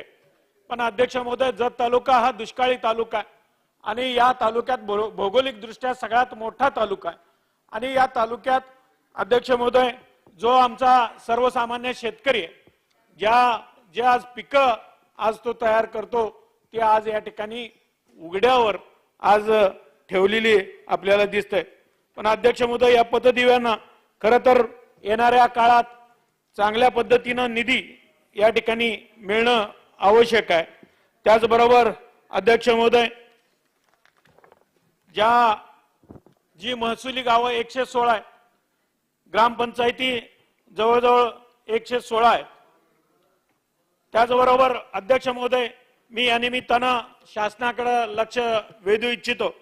महाराष्ट्र शासन मुंबई ग्रामपंचायत अधिनियम कलम 1958 कलम 5 तरतुदीनुसार ज्या गावांची लोकसंख्या 600 किंवा त्यापेक्षा अधिक आहे त्या ठिकाणी 7 सदस्य संख्या इतकी ग्रामपंचायत होणे गरजेचं आहे. अध्यक्ष महोदय, शासनाच्या या निकषाप्रमाणे उर्वरित 10 गावांना स्वतंत्र ग्रामपंचायत. अध्यक्ष महोदय, एकच विषय झालाय. हा नाही बोला, 13 नाव आहेत आपल्याला 5.5 आहे. शेलार साहेब सगळ्यांना या ठिकाणी विक्रम सिंग बोला. सगळ्यात शेवटचा तालुका विक्रम सिंग बोला. दुष्काळी तालुका या न्याय मिळाला सावंत साहेब पाहिजे. बोला. सावंत साहेब बोला. अध्यक्ष महोदय, शासनाच्या निकषाप्रमाणे या 10 गावांना लवकरात लवकर या ठिकाणी ग्रामपंचायत होणं गरजेचं आहे आणि त्या पद्धतीनं पंचायत समितीच्या माध्यमातून लवकरात लवकर शासनानं या ठिकाणी हे प्रस्ताव मागून घेणं गरजेचं आहे.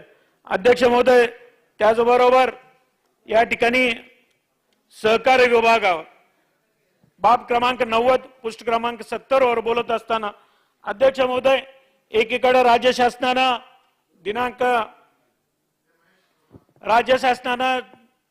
29 जिल्ह्यातील भूविकास बँकांना कर्जमाफी दिनांक 9 नोव्हेंबर 2020 रोजी राज्य मंत्रिमंडळाच्या मीटिंगमध्ये निर्णय घेऊन JR सुद्धा निघाला. पण अध्यक्ष महोदय, याची अंमलबजावणी प्रत्यक्षात होताना या ठिकाणी दिसत नाही. जे या ठिकाणी त्या बँकेचे व्यावसायिक नेमण्यात आलेले आहेत त्या माध्यमातून त्यांना निश्चितपणानं येणाऱ्या काळात राज्य शासनाच्या माध्यमातून त्यांना योग्य ते मार्गदर्शन गायडन्स करून या ठिकाणी आमच्या या दुष्काळी भागातील जे भूविकास बँकेकडनं कर्ज काढलेले आहेत त्यांना या ठिकाणी खऱ्या अर्थानं न्याय मिळेल. अध्यक्ष महोदय, त्याचबरोबर या दुष्काळी तालुक्यात गेल्या हिवाळी अधिवेशनात सुद्धा मी या ठिकाणी या दुष्काळी भौगोलिक दृष्ट्या मोठा असलेल्या तालुक्यात जवळजवळ 126 महसुली गाव आहेत आणि या महसुली गावांना या महसुली गावातील सर्वसामान्य जो शेतकरी आहे त्यांना जर न्याय मिळायचा असेल, त्यांना त्यांच्या पिकासाठी ज्या DCC बँकेच्या माध्यमातून ज्या सोसायटीच्या माध्यमातून यांना कर्ज मिळणं आवश्यक आहे त्या सोसायट्या या ठिकाणी फक्त 82 सोसायट्या या तालुक्यात आहेत. म्हणून उर्वरित गावांना लवकरात लवकर सहकार मंत्री या ठिकाणी सावे साहेब आहेत त्यांना या ठिकाणी मी विनंती करेन की जे काही निकष आज बघून आपल्याला या उर्वरित गावांना लवकरात लवकर असे प्रस्ताव मागवून घेऊन सहकारी सोसायट्या स्थापण्यासाठी या ठिकाणी आपण निर्देश द्यावेत आणि खऱ्या अर्थानं या दुष्काळी तालुक्यातील जो सर्वसामान्य शेतकरी आहे त्यांना खऱ्या अर्थानं या निमित्तानं न्याय मिळेल असं वाटतंय. अध्यक्ष महोदय, धन्यवाद. मला बोलण्याची संधी दिली त्याबद्दल. अध्यक्ष महोदय, धन्यवाद. मला माझे विचार मांडण्याची संधी दिली. अध्यक्ष महोदय, या ठिकाणी महायुती सरकारचं पहिलं अभिनंदन करतो की या महाराष्ट्रामध्ये शेतकऱ्यांच्या प्रश्नाकडे जातीने लक्ष देऊन शेतकऱ्यांना वेळेवरती अनुदान देणं, मदत करणं आणि शासनाने घोषित केलेल्या योजना फक्त कागदावरती न ठेवता त्यांच्या खात्यापर्यंत, त्यांच्या घरापर्यंत सदस्यांनी केवळ मागण्या मांडल्या ना तर सगळ्या सदस्यांना आपापल्या मागण्या मांडायची संधी मिळेल. माझी केवळ विनंती आहे, सर्व सदस्यांनी विभागच्या जेवढे विभाग आहेत त्याची केवळ मागणी मांडावी, त्यामुळे सर्व सदस्यांना त्याची संधी मिळेल. मग मागणी मांडा केवळ. अध्यक्ष महोदय, या ठिकाणी ग्रामविकासच्या माध्यमातून महायुती सरकारने 7 महिन्यामध्ये, फक्त 7 महिन्यामध्ये 1200 कोटी एवढा निधी, जो शेतकऱ्यांचं नुकसान झालं होतं, शेतकरी हवालदिल झाला होता, शेतकऱ्याच्या डोळ्यातून अश्रू वाहत होते, ते अश्रू जमिनीवरती न पडता मुख्यमंत्री आणि उपमुख्यमंत्री यांनी आपल्या हातावरती घेऊन शेतकऱ्यांना मदत केली, त्याचं या ठिकाणी मी अभिनंदन करतोय. अध्यक्ष महोदय, महाराष्ट्राचा आराध्य छत्रपती शिवाजी महाराज शेतकरी सन्मान योजना जी आहे, ही योजना बंद होती. ती योजना या महायुती सरकारने, महाराष्ट्राचे मुख्यमंत्री उपमुख्यमंत्र्यांनी तात्काळ सुरू करून शेतकऱ्यांना सन्मान द्यायचं काम केलं, त्याच्याबद्दल या ठिकाणी अभिनंदन आहे. जो शेतकरी प्रामाणिक आहे, त्याने शासनाच्या नियमाप्रमाणे घेतलेलं कर्ज वेळेवरती भरलं, त्यांचा सन्मान करणार होतो. पूर्वी फक्त 2.5 वर्ष सांगितलं जात होतं, परंतु या सरकारने 50,000 रुपये सन्मानाच्या निधीतर्फे त्यांचा घरपोच देण्यात आलेला आहे आणि या माध्यमातून 4,700 कोटी रुपये निधी हे सरकारच्या सन्मानासाठी दिलेला आहे. अध्यक्ष महोदय, जलसिंचन योजना जी आहे, या योजनेच्या माध्यमातून महाराष्ट्रामध्ये 5,000 चालतं, ते दाढीवाले 5,21,651 हेक्टर क्षेत्र हे भविष्यामध्ये सिंचनाखाली येणार आहे आणि त्याचा लाखो शेतकऱ्यांना फायदा होणार आहे. अध्यक्ष महोदय, शेतकरी आपल्या शेतात काम करत असताना रात्री अपरात्री त्या ठिकाणी पंपाला वीज मिळत होती, कधी साप चावत होता, कधी कुठल्या जंगली जनावरांना धोका होत होता, परंतु या सरकारने या पंपाला दिवसा वीज द्यायचं ठरवण्यात आलेलं आहे, त्याचं या ठिकाणी अभिनंदन करतो. मी शेतकऱ्याचा मुलगा आहे आणि म्हणून माझी मुख्यमंत्री साहेबांना विनंती आहे की शेतकरी ज्यावेळेस कृषी उत्पन्न समितीमध्ये आपला माल घेऊन येत असतो, अध्यक्ष महोदय, त्या ठिकाणी त्याला बसायला जागा नसते. म्हणून अध्यक्ष महोदय, तुमच्या माध्यमातून आदरणीय मुख्यमंत्र्यांना विनंती आहे की हे सरकार शेतकऱ्याचं आहे. या सरकारमध्ये बसलेले मुख्यमंत्री हे शेतकऱ्याचा मुलगा आहे, त्यामुळे त्यांना व्यथा माहिती आहे शेतकऱ्याच्या. म्हणून माझी विनंती आहे की या कृषी उत्पन्न समितीच्या ठिकाणी शेतकऱ्यांसाठी, त्या ठिकाणी शेतकऱ्यांना राहण्यासाठी तातडीने हे गाळे बांधण्यात यावेत, ज्याला आपण संकुलन बोलतो, असं त्या ठिकाणी संकुल बांधण्यात यावं अशी माझी या ठिकाणी विनंती आहे. अध्यक्ष महोदय, या ठिकाणी या सरकारच्या माध्यमातून हिंदू हृदय सम्राट सरसेनापती बाळासाहेब ठाकरे हा जो दवाखाना आहे, आपला दवाखाना, त्याची व्याप्ती वाढवून प्रत्येक खेडेगावापर्यंत पोहोचेल अशा पद्धतीने करावी. धन्यवाद. अध्यक्ष महोदय, 1 मिनिट राहिले माझं. अध्यक्ष महोदय, या सरकारच्या माध्यमातून पश्चिम महाराष्ट्र देवस्थान समिती आहे, या समितीला निधी दिला जातो, 500 कोटी रुपये आहे. तो निधी वाढवण्यात यावा आणि या निधीच्या माध्यमातून पश्चिम महाराष्ट्रामध्ये असणारं देवस्थान ते आहे जेजुरीचा खंडोबा. जेजुरीच्या खंडोबाच्या मंदिरासाठी मागील साईडने जाणारा जो रस्ता आहे, हा रस्ता अध्यक्ष महोदय, मुख्यमंत्री साहेबांना माझी विनंती आहे की अतिशय धोकादायक आहे आणि म्हणून हा रस्ता आणि तो परिसर सुशोभित करण्यासाठी 50 कोटी रुपयाची तरतूद करण्यात यावी. धन्यवाद. अध्यक्ष महोदय, या पश्चिम महाराष्ट्रामध्ये मांढरदेवी काळूबाई म्हणून एक देवस्थान आहे, प्रसिद्ध देवस्थान आहे.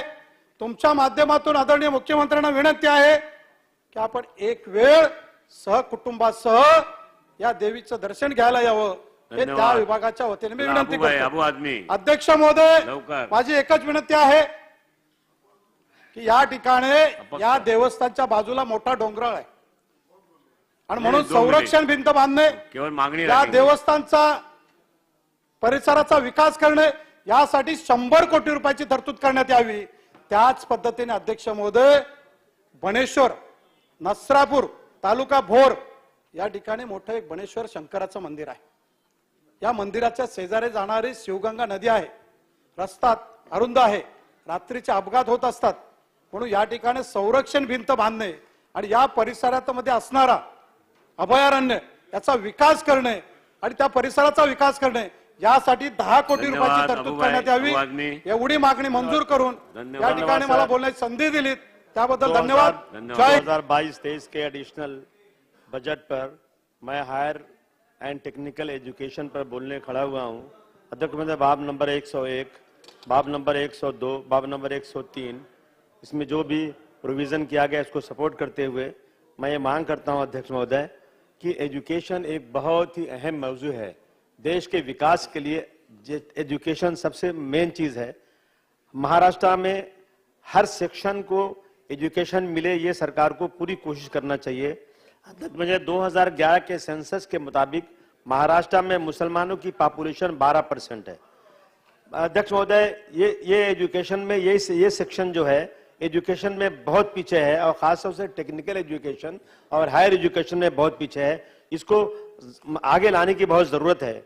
ऑल इंडिया सर्वे 2017 में हुआ था।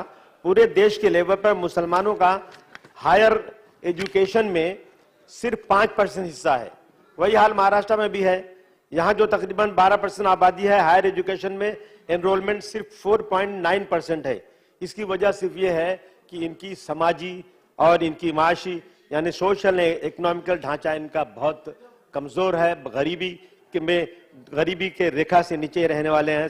अभी सरकार ने एक जो है Tata institute of social science को एक सर्वे दिया है। सर्वे तो कई बार हो गया। इसके पहले मनमोहन सरकार जी ने 2005 में एक सर्वे कराया सचर कमेटी का, उसकी पूरी रिपोर्ट आ गई कि इनके हालात देश में बहुत ही खराब हैं। उसके बाद एक सर्वे यहाँ पर महाराष्ट्र में कराया गया, वो उसकी रिपोर्ट भी आ गई। उन महमूदुर रहमान की रिपोर्ट 2010 की वो भी आ गई कि हालात इसमें बहुत खराब है, लेकिन इस पे कोई इंप्लीमेंट नहीं हुआ। मेरा कहना है कि सर ये जो अभी जो रिपोर्ट आएगी वो रिपोर्ट भी यही आएगी कि मुसलमान बहुत पसमानदा, इकोनॉमिकल हालात बहुत खराब, बैकवर्ड हैं। मैं इसलिए आज महमूदुर रहमान कमेटी ने बताया महाराष्ट्र में बिलो पॉवर्टी लाइन 60% मुसलमान है। मैं मुख्यमंत्री जी से निवेदन करना चाहता हूं कि अब जो टेक्निकल एजुकेशन में, हायर एजुकेशन में जो पसमानदा यानी बैकवर्ड है, इकोनॉमिकल बैकवर्ड है, उनको 50% फीस का मिलता है। मेरा निवेदन है कि जिस तरह से रिजर्वेशन में 100% मिलता है उसी तरह से इनको 100% देंगे तो भी ये एजुकेशन में आगे आ सकते हैं। अध्यक्ष महोदय, मैं अपनी आंखों से देख रहा हूं कि मंत्रालय में हजारों सरकारी नौकरियां हैं, बीएमसी में हजारों नौकरियां हैं, लेकिन इसमें हमारे हिस्सा कितना है? इसमें 10-12 लाख में 2 से 3% काम करने वाले मुसलमान हैं, जबकि आबादी 12%। इसी तरह से प्राइवेट सेक्टर में भी बहुत कम है। गरीबी की वजह से एजुकेशन में ड्रॉप आउट बहुत होता जा रहा है। 100 बच्चे अगर पहली क्लास में भर्ती होते हैं तो 10वीं 11वीं तक जाते जाते 90% बच्चे ड्रॉप आउट हो जाते हैं। अध्यक्ष महोदय, नौकरियों में हालत इसलिए खराब है कि 1965 का मैं आपको एक बता दूं कि एक इंदल मल्होत्रा मरकजी सेंट्रल सेक्रेटरिएट में उन्होंने कहा कि फर्स्ट ग्रेड में अगर नौकरी मुसलमानों की आज है 2000 में सिर्फ 4 मुसलमान है। 681 लोग जहां काम करते हैं वहां सिर्फ 6 मुसलमान है। इससे पिछले दर्जे क्लर्क की नौकरी में 9,900 में सिर्फ बस 2 मिनट 9,900 नौकरी जहां 21 मुसलमान के भाषण में बोलिए। मेरा कहना है अध्यक्ष महोदय कि ये एजुकेशन में पिछड़े होने की वजह से है ये। तो मैं ये निवेदन करूंगा कि एजुकेशन में आगे लाने के लिए 5% रिजर्वेशन तो अलाउ हो गया हाई कोर्ट से, उसको आप किसी तरह से उसको अगर मुख्यमंत्री कर देंगे तो मैं समझता हूँ ये सेक्शन भी एजुकेटेड हो जाएगा। बहुत धन्यवाद, बहुत जल्दी कर रहे हैं आप, मुझे बहुत कुछ बोलना था। पुरवणी मागणी 5:30 बजे गिलोटीन है। धन्यवाद सर, धन्यवाद। जिनको मागणी रखना है सभी सदस्यों को फिर माझी सगळ्यांना विनंती आहे केवळ आपण मागण्या मांडल्या तर सर्व सदस्यांना संधी मिळेल। सुनील भुसारा. आता धन्यवाद अध्यक्ष महोदय. राऊंड ग्रामविकास विभागाच्या मागणी क्रमांक 72 बाब क्रमांक 39 वर मी बोलण्यास उभा आहे. माझ्या विक्रमगड मतदारसंघातील खुडेद विजयनगर, आंबेघर, त्याचबरोबर मोखाडा तालुक्यातील मोरहांडा, आसे, सातुर्ली, पसोंडा या अशा अनेक ग्रामपंचायतीचं विभाजन त्या ठिकाणी होणं गरजेचं आहे. या फार मोठ्या ग्रामपंचायती आहेत आणि त्या मोठ्या असल्यामुळे त्या ठिकाणी 17, 18 पाडे केळकर साहेब त्या ठिकाणी आहेत आणि त्यामुळे मग काम करायला खूप अडचण होते. आणि म्हणून माझी या निमित्ताने या प्रमाणे मागण्याच्या माध्यमातून माननीय मंत्री महोदयांना विनंती आहे की या ग्रामपंचायत विभाजन करावं. जिल्हा परिषदेची शिक्षक भरती ग्रामविकास मंत्री महोदय पालघरची पेंडिंग आहे. जवळपास 1200 पदं रिक्त आहेत आणि यांना त्या कारणाने सातत्याने ती भरती पुढे ढकलली जाते. माझी आपल्याला मागणी आहे की या निमित्ताने ती भरती सुद्धा तात्काळ मुख्यमंत्री महोदय आपण करावी. आपलं होम टाऊन आहे आणि आपला प्रत्येक गाव पाड्यामध्ये आपण त्या ठिकाणी आपला संपर्क असल्यामुळे आपल्याला सगळं माहिती आहे आणि सुज्ञास सांगणे न लागे या उक्तीप्रमाणे आपण सर्व जाणता, आपण सर्वज्ञ आहात. त्यामुळं अधिक मी बोलणार नाही. रिक्त पदांची संख्या मोठी पालघर जिल्ह्यामध्ये आहे साहेब. आपण अतिशय भव्य दिव्य असं जिल्हा अधिकारी कार्यालय केलं, झडपी जोरात केली, मोठी आपण केलंय. या देशामध्ये सगळ्यात सुंदर इमारती जर कुठे असतील तर त्या पालघरमध्ये आहेत. त्याचे श्रेय निश्चित साहेब आपल्याला आहे, देवेंद्रजींना आहे, आपण त्याचं ओपनिंग केलेलं आहे. आणि परंतु आता कोणाची कामं झाली पाहिजेत. एवढा मोठा डोलार आपण उभारला पण लोकांची कामं होत नसतील तर आपण त्या ठिकाणी काम केलं पाहिजे. झडपीचा लोकपाठबंधारे विभाग आहे. 20% बिलोने कामं करण्याची पद्धत ग्रामविकास मंत्री महोदय तिथे आलेले आहे आणि 116 बंधारे जवळपास 550 कोटी रुपयाचा निधी मंजूर झाला पण त्या ठिकाणी बिलो घेतल्यामुळे ठेकेदारांनी केलं नाही. माझी या निमित्ताने मागणी त्यांना सगळ्यांना काय यादीत टाका, चौकशी त्यांची केली पाहिजे. मागणी क्रमांक 72 सहकार विभागाचा माझ्या भागातल्या ज्या आदिवासी सेवा सहकारी संस्था आहेत त्यांना सक्षमीकरण करण्यासाठी माननीय सहकार मंत्र्यांनी त्या ठिकाणी लक्ष घातलं पाहिजे. ज्या सोसायट्या या ठाणे जिल्हा मध्यवर्ती सहकारी बँक, आदिवासी विकास महामंडळ यांच्या धमक्या आहेत. यांच्यामुळे आमच्याकडे सहकार टिकून आहे आणि त्यामुळं आमची बँक ठाणे जिल्हा बँक आजही 110 कोटीचा नफा आहे, 10,000 कोटीचं भाग भांडवल आहे. या संस्थांचं त्या ठिकाणी सक्षमीकरण केलं पाहिजे, त्यांना चांगल्या सोयीसुविधा दिल्या पाहिजे ही माझी मागणी आहे. साहेब माझ्या इथे अर्बन बँक आहे. ही अर्बन बँक सुद्धा आता तिथं काही लोक बदललेले आहेत, संचालक मंडळ बदललंय, त्यांना आम्ही चांगलं काम करायला सांगितलंय परंतु लोकांना जाणीवपूर्वक त्रास देण्यासाठी जे काम करतायत तिथे आपण सुधारणा करावी ही विनंती. माझ्या भागामध्ये लूम्स जे आहेत भिवंडीला ते लूम वाड्यामध्ये जर आपण केलेत तर माझ्या लोकांना रोजगार मिळेल. धन्यवाद. आणि सर एकच सांगतो उच्च तंत्र शिक्षण विभाग की माझ्या मतदारसंघात साहेब पॉलिटेक्निक कॉलेज नाही, लॉ कॉलेज नाही, ते उभारण्यासाठी काही लोकांनी प्रस्ताव दिलेत ते मंजूर करावेत. जाता जाता एकच सांगतो साहेब, डॉक्टर बाबासाहेब आंबेडकरांनी सांगितलेलं आहे की हात के कंगन को आरसी क्या और पढे लिखे को फारसी क्या. त्यामुळं आपण सगळे सुशिक्षित आहोत आणि काय जास्त बोलण्याची काही गरज नाही साहेब, आपण वेळ दिलाय. एक शेर सांगतो थांबतो साहेब. राहत इंदोरजी बोललेत बन के एक हादसा बाजार में आ जाएगा, जो नहीं होगा वो भी अखबार में आ जाएगा. मी काय म्हणणार नाही कारण काय एकदम म्हटला त्याच्यावर हक्कभंग झाला. हमारे भी करो कदर मुख्यमंत्री महोदय, धन्यवाद. हमारे भी करो कदर मुख्यमंत्री महोदय, न जाने कौन कब कौन सी सरकार में आ जाएगा. धन्यवाद. धन्यवाद. एकदम शॉर्ट मध्ये मांडा. अध्यक्ष महोदय अतिशय शॉर्ट मध्ये महत्वाचे मुद्दे त्या ठिकाणी मांडतो. अध्यक्ष महोदय उच्च तंत्र शिक्षण विभाग बाब क्रमांक 102 लता दीनानाथ मंगेशकर आंतरराष्ट्रीय संगीत महाविद्यालय याला विविध खर्चासाठी 49,10,000 रुपये अतिरिक्त निधी दिला. अध्यक्ष महोदय माझ्या मागण्या स्पष्ट आहेत. या लता दीनानाथ मंगेशकर आंतरराष्ट्रीय संगीत महाविद्यालयाचं लवकरात लवकर संगीत विद्यापीठ करण्याची प्रक्रिया सुरू करावी. नंबर 1. नंबर 2 त्या ठिकाणी म्युझिक लायब्ररी ही त्या ठिकाणी होणं अतिशय आवश्यक आहे आणि बरोबर आंतरराष्ट्रीय दर्जाची वाद्य यांचं त्या ठिकाणी डिस्प्ले झाला पाहिजे. अध्यक्ष महोदय या विषयाला धरूनच माननीय मुख्यमंत्री महोदय इथे माझ्या मनामधले एक शंका आहे, प्रश्न आहे आणि उलगडा आहे. तो अध्यक्ष महोदय या ठिकाणी मी आपल्या समोर मांडतो. ज्या वेळेला भारतरत्न लता दिदींचं स्वर्गवास झाला त्यानंतर स्वाभाविकता तत्कालीन महाराष्ट्र सरकारने ज्या वेळेला महाराष्ट्र विकास आघाडीचं सरकार होतं या पद्धतीच्या संगीत महाविद्यालयाची घोषणा केली. अध्यक्ष महोदय घोषणा केल्यानंतर नसती बनली, प्रक्रिया सुरू झाली आणि अध्यक्ष महोदय तत्कालीन मुख्यमंत्र्यांकडे ती फाईल गेली असताना अध्यक्ष महोदय लता दिदींच्या नावाने असलेल्या संगीत महाविद्यालयाची फाईल अडकली, किंबहुना ती रद्द झाली. अध्यक्ष महोदय त्यावर सही झाली नाही. अध्यक्ष महोदय ज्या वेळेला सन्माननीय मुख्यमंत्री एकनाथ शिंदे साहेब हे मुख्यमंत्री झाल्यानंतर त्यांनी त्या फाईलवर सही केली आणि प्रत्यक्षामध्ये संगीत महाविद्यालयाची प्रक्रिया पूर्ण झाली. मग लता दिदींच्या नावाने घोषणा केलेली त्यावेळेची ठाकरे सरकारमधली फाईल रद्द का झाली? अध्यक्ष महोदय अहंकाराचा दर्प जो आहे ना, जो अजितदादांच्या शब्दात सांगितला जातो तो इथे अध्यक्ष महोदय.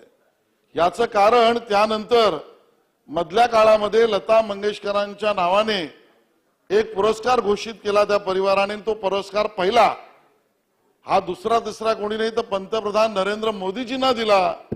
मग तो मोदीजींना रद्द होते हे त्या ठिकाणचं चित्र अध्यक्ष महोदय. त्यावर सुद्धा मंत्री महोदय स्पष्टीकरण देतील अशी माझी कल्पना. अध्यक्ष महोदय या ठिकाणी सहकार विभाग बाब क्रमांक 90. अध्यक्ष महोदय 3-4 स्पेसिफिक सूचना आहे. आपण उपनगरातल्या मुंबईच्या उपनगरामध्ये भाडेकरूंच्या असलेल्या निवासी इमारतीमध्ये पुनर्विकासाला खीळ मालकाकडून घातली जाते. 354 त्या ठिकाणी बीएमसीची दिले जाते, डिलॅबरेटेड घोषित होते. कारण एवढंच त्या टेनंटची सोसायटी रजिस्टर होत नाही आणि टेनंटची सोसायटी रजिस्टर झाली नाही तर सोसायटीला रिडेव्हलपमेंटचा अधिकार मिळत नाही. अध्यक्ष महोदय माझ्याकडे उदाहरण आहेत. जानकी निवास गोरेगाव MG रोड असंच टेनंटला द्यायचं नाही, डिलॅबरेटेड करायचं, पडायला द्यायची आणि मग टेनंट निघून जातात. बिल्डरचं नाव तेजस शाह. गीता भवन अंधेरी वेस्ट अंडर रोमेला बिल्डर. मेतल house in Malad east, Rathod Niketan MG road Kandivali west, Parekh Nagar Alpesh Ajmera Kandivali west. अशाच बिल्डिंग मधले टेनंट बाहेर गेले. अध्यक्ष महोदय माझी विनंती आहे टेनंटची सुद्धा कोऑपरेटिव्ह सोसायटी बनवण्याच्या परवानगीला प्रक्रिया सुरू करावी ही माझी स्पेसिफिक मागणी आहे. अध्यक्ष महोदय दुसरी मागणी आहे आपल्याकडे असलेले डिव्हिजनल जॉईंट रजिस्ट्रार यांच्याकडे इतके अधिकार आहेत की ज्या वेळेला एखादी सोसायटी पुनर्विकासाला गेली की एका माणसाच्या तक्रारीवर किंवा त्याच्या परस्पर स्पर्धेत असलेल्या दुसऱ्या विकासकाच्या तक्रारीवर अख्ख्या त्या सोसायटीच्या रिडेव्हलपमेंटच्या कामाला स्टे हे डिव्हिजनल जॉईंट रजिस्ट्रार मी नाव घेऊन सांगतो, जनरली मी नाव घेत नाही, पण बाजीराव शिंदे यांनी अशा पद्धतीचे स्टे आपल्याच कांदिवली मधल्या जय विकास बिल्डिंगच्या पुनर्विकासाला दिले आणि मग या शिंदे साहेबांना दुसरं काहीतरी दिलं, बाजीराव शिंदेना म्हणतो मी, तर मात्र हात गरम केल्यावर हा स्टे उचलला जातो आणि मग जनतेची घरं त्या ठिकाणी बनायला सुरुवात होते. अध्यक्ष महोदय 4था मुद्दा जो आहे आपल्याकडे अपिलेट ऑथॉरिटी, डिव्हिजनल रजिस्ट्रार गृहनिर्माण संस्थांना, त्यानंतर डिव्हिजनल जॉईंट रजिस्ट्रार, त्यानंतर मंत्रालयात मंत्री आणि त्यानंतर कोर्ट, 4 अपील होतात. अध्यक्ष महोदय गृहनिर्माण संस्थातल्या लोकांना अपील ठिकाणी 4 ठिकाणी जावं लागतं. याचा बेसिकली काही पर्यायी विचार करता येऊ शकतो का? एका कामासाठी 4 ठिकाणी खर्च करणं हे सामान्य माणसाला परवडणार आहे का? याबद्दलचा सुद्धा अतिशय महत्वाचा मुद्दा आहे. अध्यक्ष महोदय शेवटचा मुद्दा, झोपडपट्टी पुनर्विकास योजनेमध्ये ज्या गृहनिर्माण संस्था रजिस्टर होतात किंवा व्हायला पाहिजेत त्यांच्या निवडणुका होणं अपेक्षित असतं. अदरवाईज त्यांचा मेंटेनन्स होत नाही. मेंटेनन्स सोडून द्या, सोसायटी नाही झाली तर त्या ठिकाणी त्यांना मिळणारे 20,000 40,000 रुपये पर सदनिका हे सुद्धा मिळत नाही. अध्यक्ष महोदय मी काढलेल्या माहितीप्रमाणे मुंबई उपनगरामध्ये 69 संस्थांपैकी 23 गृहनिर्माण संस्था झोपडपट्टी पुनर्विकासाच्या त्यांच्या निवडणूक प्रक्रिया पूर्ण झाल्या आहेत. 46 अजून गृहनिर्माण संस्थांच्या निवडणुका झालेल्या नाहीत आणि त्यामुळे त्याचा टाइम बाउंड कार्यक्रम माननीय मंत्री महोदयांनी घोषित करावा आणि झोपडपट्टी पुनर्विकासाच्या या गृहनिर्माण संस्थांना सुद्धा मदत करावी. धन्यवाद. धन्यवाद. संग्राम थोपटे, विश्वजीत कदम, राजेश हेकडे, श्रीजी चौधरी. श्रीजी चौधरी आपण बोलणार आहात? नाही, आपलं नाव आहे शिरीष कुमार नाईक, लहूजी कानडे, हिरामण खोसकर. त्यांचं टर्न आहे काँग्रेसची. सन्मान्य अध्यक्ष महोदय, केवळ मागण्या मांडा. बाब क्रमांक 69 पृष्ठ क्रमांक 52 व बाब क्रमांक 70 पृष्ठ क्रमांक 53 या ग्रामपंचायतीच्या ह्याच्यावर मी बोलण्यासाठी उभा आहे. अध्यक्ष महोदय, माझ्या मतदारसंघामध्ये त्र्यंबकेश्वर पंचायत समितीचं विभाजन होऊन गेले 15 वर्ष झाले. 15 वर्षापासून त्या पंचायत समितीला इमारत नसल्यामुळे नगरपालिकेच्या इमारतीमध्ये त्या ठिकाणी पंचायत समितीचं सगळं कामकाज चालतंय. माझी विनंती आहे की ग्रामविकास मंत्री या ठिकाणी महोदय आहेत, 15 कोटीचा प्रस्ताव या ठिकाणी इस्टिमेट आलेला आहे. त्या ठिकाणी जर ते मंजूर केलं तर खरोखर त्या आदिवासी तालुक्याचा विकास होईल आणि त्या ठिकाणी त्या तालुक्याला न्याय मिळेल. तसंच या माझ्या मतदारसंघामध्ये या ठिकाणी जिल्हा परिषदच्या माध्यमातून शिक्षण भरती असेल, आरोग्याची भरती असेल, ग्रामसेवकांची भरती असेल, मोठ्या प्रमाणात त्या ठिकाणी माझ्या मतदारसंघामध्ये अनुशेष आहे. तो अनुशेष भरून काढण्यासाठी पूर्ण जिल्हा परिषदची भरती लवकरात लवकर जर केली तर या आदिवासी भागातल्या मुलांचा शैक्षणिक विकास होईल, आरोग्याच्या दृष्टीने त्या ठिकाणी चांगला विकास होईल. अध्यक्ष महोदय, माझी विनंती आहे, माझ्या मतदारसंघामध्ये कोरबगाव या ठिकाणी PSC बांधून जवळजवळ 9 वर्ष या ठिकाणी झालेले, त्या ठिकाणी एकही कर्मचारी स्टॉप दिलेला नसल्यामुळे त्या 25 गावाचा त्या ठिकाणी आरोग्याचा फार मोठा प्रश्न त्या ठिकाणी प्रलंबित आहेत. तरी त्या PSCला त्या ठिकाणी लवकर डॉक्टर जर पूर्ण स्टॉप दिलं तर त्या 25 गावाचा त्या ठिकाणी प्रश्न सुटल.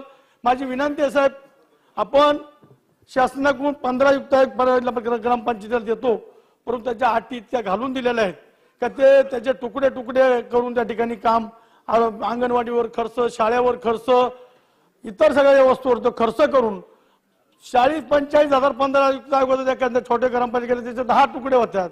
माझी विनंती आहे का ते जर त्याच्यात काही अटी शर्ती बंद करून चांगल्या त्या ठिकाणी ग्रामपंचायतीला काम करण्याचा अधिकार, एखादा पाण्याच्या ठिकाणी प्रश्न असेल किंवा एखाद्या शाळा खोलीचा प्रश्न असेल तर त्या ठिकाणी काही अटी शिथिल करून त्या ठिकाणी त्या ग्रामपंचायतीला त्यांना अधिकार देऊन जर त्यांना एखादं वाटलं चांगलं काम करायचं ठिकाणी तो पण त्या ठिकाणी विचार करावा.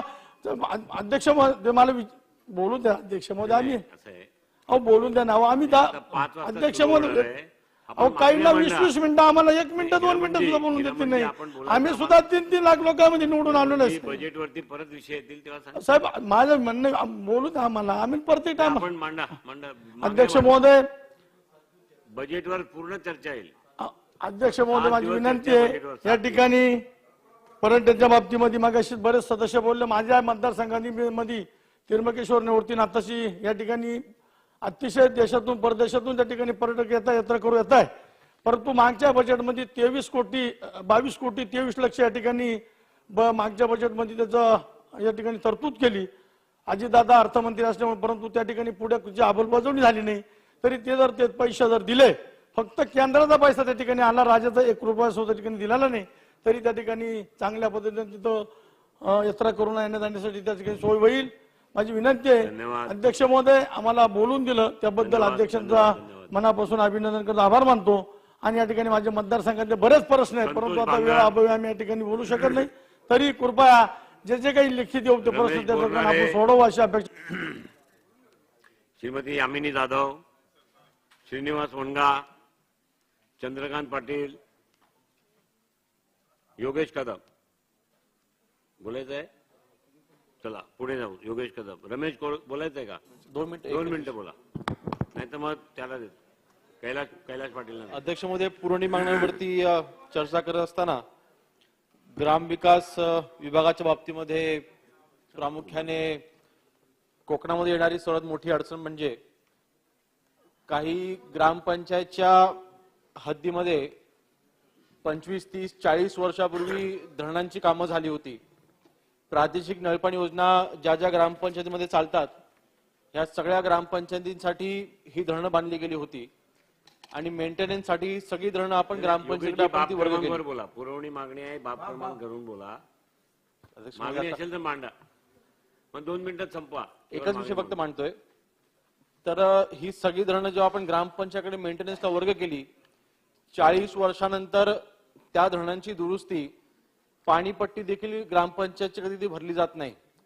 ग्रामपंचायतीमध्ये त्यांचं अल्पदरातलं उत्पन्न हे बघता माझी मागणी अशी आहे की ही सर्व धरणं किंवा लहान स्वरूपातले जे बंधारे आहेत, लघुपाट बंधारे आहेत, हे जलसंधारण विभागाकडे हे वर्ग करण्यात यावेत. ह्या जलसंधारण विभागाच्या मार्फत ते त्यांची दुरुस्ती करण्यात यावी आणि हे मेंटेनन्सला खरं तर हे आपण जिल्हा परिषदला दिले होते, पण जिल्हा परिषदेनंतर ते सगळे ग्रामपंचायतला वर्ग केले. तसं न करता आपण ते जलसंधारण विभागाकडेच आपण ते ठेवावेत, त्यांच्या मार्फतच दुरुस्ती करावी आणि त्यांच्या मार्फतच त्यांचं मेंटेनन्स करावं. जरी ते त्याचा वापर हे ग्रामपंचायत करत असेल तरी सुद्धा ग्रामपंचायत ते मेंटेन करू शकत नाहीत, ते बांधू शकत नाहीत. तर माझी ग्रामविकास विभागाच्या अंतर्गत ही एक महत्वाची मागणी असेल. धन्यवाद. राजेश पाटील 2 मिनिटात संपा, केवळ मागण्या मांडा, भाषण करू नका. सहकार पणन वस्त्रोद्योग विभागावर बोलत असताना मागणी क्रमांक 2 बाप क्रमांक 90 वर बोलत आहे. सुदैवाने सहकार मंत्री साहेब इथे उपस्थित आहेत आणि खूप मला त्यांच्याकडे अपेक्षा आहे. सर, पालघर जिल्हा आदिवासी जिल्हा आहे आणि ज्या भागातून निवडून येतो मी तो आदिवासीच भाग आहे. सर, या भागामध्ये आदिवासी जंगल कामगार सहकार सोसायट्या गेल्या 1947 पासून जेव्हा संयुक्त महाराष्ट्र होता तेव्हा स्थापन झाल्या आहेत, परंतु दुर्दैवाने जंगलतोडीचं काम हे बंद झालेलं आहे आणि या जंगल कामगार सोसायट्यांना कामं मिळणं दुरापस्त झालेलं आहे. तर सहकार मंत्री महोदय इथे मी उपस्थित आहेत, मी त्यांना विनंती करेन की ह्या संस्थांना आर्थिक बळ द्यावा आणि यांना पर्यायी रोजगार, एखादा मजूर कामगार संस्थांना जसं काम दिलं जातंय तसं देण्याच्या बाबतीमध्ये एखादी कायदेशीर तरतूद आपण जर केली आणि एक बैठक लावली तर आमच्या आदिवासी जंगल कामगार सहकार सोसायटीच्या कोकण डिव्हिजन मध्ये सगळ्यांना उपयोगाचं होईल. त्याचप्रमाणे इथे ग्रामविकास मंत्री महोदय आहेत. सर, पालघर जिल्ह्यामध्ये नोकर भरती हा मोठ्या प्रमाणामध्ये इश्यू आहे. पालघर जिल्हा स्थापन होऊन सुद्धा इथे नोकर भरती झालेली नाही. मगाशी भुसार साहेबांनी सांगितलं इमारत आलिशान आहे, परंतु सगळे विभाग, मग त्याच्यामध्ये ग्रामपंचायत कर्मचारी असतील, ग्रामसेवक, तलाठी, खास करून शिक्षक वर्ग, ह्या सगळ्या आणि इतर सर्व वर्गाच्या भरत्या सुद्धा होणं खूप गरजेचं आहे. त्या तातडीने भरण्यात याव्या असे का विनंती आहे. आणि या सहकारी सोसायटीच्या मार्फत भात खरेदी केंद्र चालू आहेत. शेतकऱ्यांची ऑनलाईन प्रक्रिया पूर्ण झाली नसल्यामुळे ते खरेदीमध्ये खूप अडचणी आहेत. तर याला मुदतवाढ द्यावी आणि हे ऑफलाईन करण्यात यावी अशी एक माझी प्रामुख्याने मागणी आहे. त्याचप्रमाणे पालघर जिल्हा हा अतिशय दुर्गम असलेला भाग जिल्हा आहे. 22% या जिल्ह्याला आरक्षण आहे. तर तंत्रज्ञानाच्या मंत्री महोदयाने एक विनंती करेन की ह्या पालघर जिल्ह्यातले जे काही शिकणारी मुलं आहेत त्यांच्यासाठी एक उच्च तंत्रज्ञान विद्यालय इथे स्थापन करावं, ते सुद्धा अनुदानित, आणि ह्या मुलांना एक उच्च शिक्षणाची व्यवस्था ह्या पालघर जिल्ह्यामध्ये कायमस्वरूपी होईल अशा पद्धतीने एक व्यवस्था करावी, ही एक माझी मागणी आहे. त्याचप्रमाणे ग्रामपंचायतीचा गावठण विस्तार होणं खूप गरजेचं आहे. तर त्याच्यावर सुद्धा मंत्री महोदयांनी लक्ष घालावं आणि ग्रामपंचायतीचा गावठण विस्तार करावा, एवढं माझी विनंती आहे. आशिष जयस्वाल, प्रकाशजी आवाडे. महाराज, बाब क्रमांक 92, 93 आणि 94 याच्यावर बोलण्याच्यासाठी मी उभा आहे. अध्यक्ष महाराज, सन्माननीय सहकार मंत्री आहेत.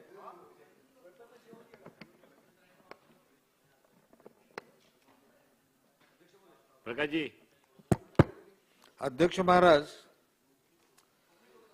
इथं ग्रामविकास खात्याच्या सन्माननीय मंत्री महोदयांचं मी अभिनंदन करतोय की सगळ्या ग्रामपंचायतीच्या विजेची थकलेली बिलं त्यांनी माफ करण्याच्या संबंधीचा निर्णय घेतला. त्यांचं मी मनापासून अभिनंदन करतोय. पण अध्यक्ष महाराज, त्याच्याबरोबर आणखी एक माझी विनंती आहे. जसं शेतकऱ्यांचं थकलेलं कर्ज माफ करायच्या संबंधीचा निर्णय झाला आणि नियमित भरलेल्या लोकांना 50,000 रुपये दिले, तसंच नियमित भरणाऱ्या ग्रामपंचायतीवर हा अन्याय होऊ नये म्हणून काय ना काय त्यांच्या लोकसंख्येच्या निकष लावा, आणखी काय निकष लावा, पण काय तर त्यांना अनुदान देण्याच्या संबंधीचा शासनानं नियमित भरल्याबद्दल बक्षीस देण्याच्या संबंधीचा निर्णय घ्यावा, एवढी विनंती आहे.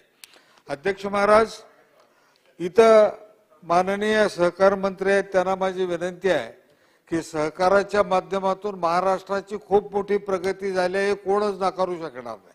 पण सहकारी संस्थांमध्ये ज्या साखर कारखान्याच्या मध्ये फार मोठं संकट उभं राहिलेलं होतं इन्कम टॅक्सचं, 10,000 कोटी माफ केल्याच्या संबंधीचा निर्णय परवा केंद्रीय अर्थमंत्री महोदयांनी अर्थसंकल्पाच्या वेळी घेतला. त्याच्यामध्ये राज्याचे सन्माननीय मुख्यमंत्री नाही. एकनाथ शिंदे साहेब आणि सन्माननीय उपमुख्यमंत्री देवेंद्रजी फडणवीस साहेब आणि सहकार मंत्री महोदय यांचा फार मोठा त्यांचा वाटा आहे आणि केंद्रीय सहकार मंत्री माननीय अमितजी शहा साहेबांचा सुद्धा यामध्ये सहकार्य मिळालं. त्या सगळ्यांचं मी साखर उद्योगाच्या वतीनं मनापासून अभिनंदन करतोय. दुसरा एक अत्यंत महत्वाचा विषय आहे. अध्यक्ष महाराज वस्त्रोद्योग मंत्री आलेत. दादा इथे वस्त्रोद्योगाच्या समोर जे छोटे घटक आहेत 27 हॉर्सपावरच्या आतल्या लोकांना वीज दरामध्ये सवलत देण्याच्या संबंधीचा निर्णय ज्यावेळी सुभाषजी देशमुख साहेब वस्त्रोद्योग मंत्री होते त्यावेळी इचलकरंजीमध्ये आंदोलन झालं होतं. बाळ महाराज उपोषणाला बसले होते. त्यांचं उपोषण सोडावं म्हणून माननीय नामदार सुभाषराव देशमुख साहेब त्यावेळी मंत्री म्हणून आले होते. त्यावेळी त्यांनी आश्वासन दिलं होतं की साध्या यंत्रमाग धारकांच्यासाठी आता असलेल्या विजेमध्ये 1 रुपये विजेची सवलत आम्ही देणार असं त्यांनी जाहीर केलं आणि साध्या यंत्रमाग उद्योगाला 5% व्याजाची सवलत देणार असं जाहीर केलं. त्याच्याबरोबर इथं आदरणीय दादा माझी आपल्याला विनंती आहे. 2 दादा आहेत, इकडे एक दादा आहेत, इकडे समोर दादा आहेत. मी आज सभागृहाच्या लक्षात देऊन इच्छितोय दादा 1 मिनिट. दादा एक अतिशय महत्वाचा विषय. आदरणीय उपमुख्यमंत्री म्हणून माननीय अजितदादा त्यावेळी त्यांच्याकडे अर्थ खातंही होतं. त्यावेळी 27 हॉर्सपावरच्या वरच्या यंत्रमाग धारकांच्यासाठी म्हणजे शटललेस लूपवाल्यांच्यासाठी विजेच्या दरामध्ये 75 नव्या पैशाची सवलत देण्याचा निर्णय त्यांनी या सभागृहात बजेटच्या भाषणाच्या वेळी आदरणीय अजितदादांनी त्यावेळी जाहीर केला होता. दादा तुमच्यासारख्या नेत्यांनी या सभागृहामध्ये बजेटच्या भाषणामध्ये 75 पैशाची सवलत जाहीर करून ती न मिळणं हा महाराष्ट्राच्या या इथं तुमच्या आतापर्यंतच्या कारकिर्दीतला तो विषय असेल. त्यांनी केलं नाही या दादाने म्हणून त्या दादांना विनंती आहे की आता तुम्ही करा आणि अजितदादाने केलं नाही ते चंद्रकांत दादाने करून दाखवला. हा विषय होऊ दे. ते 75 नवे पैसे ते विजेच्या दरातली 27 हॉर्सपावरच्या वरच्या लोकांच्यासाठी आणि नामदार सुभाषराव देशमुखांनी जाहीर केलेली 1 रुपये 27 हॉर्सपावरच्या आतल्या लोकांच्यासाठी हे आणि 5% व्याजाची सवलत एवढी मिळावी एवढी नम्र विनंती या निमित्तानं परत करतोय. प्रोसेसिंग मध्ये दादा फार बॉटलनेक आहे, लॅक्यून आहे. त्याच्या अध्यक्ष महोदय 2022-23 वर्षाच्या पुरवण्या मागण्यावर चर्चा करण्यासाठी मी इथं उभा आहे. अध्यक्ष महोदय मी फक्त आता माझ्या ज्या काही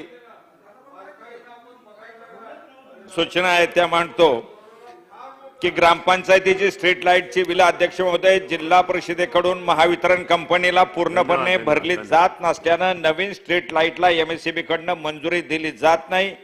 ती मंजुरी देण्यात यावी. ग्रामपंचायत कर्मचारी यांचा सन 2000 मध्ये आकृतीबंध तयार करण्यात आलेला आहे. मोठ्या ग्रामपंचायतीला 6 कर्मचाऱ्यापेक्षा जास्त कर्मचारी नेमता येत नाही.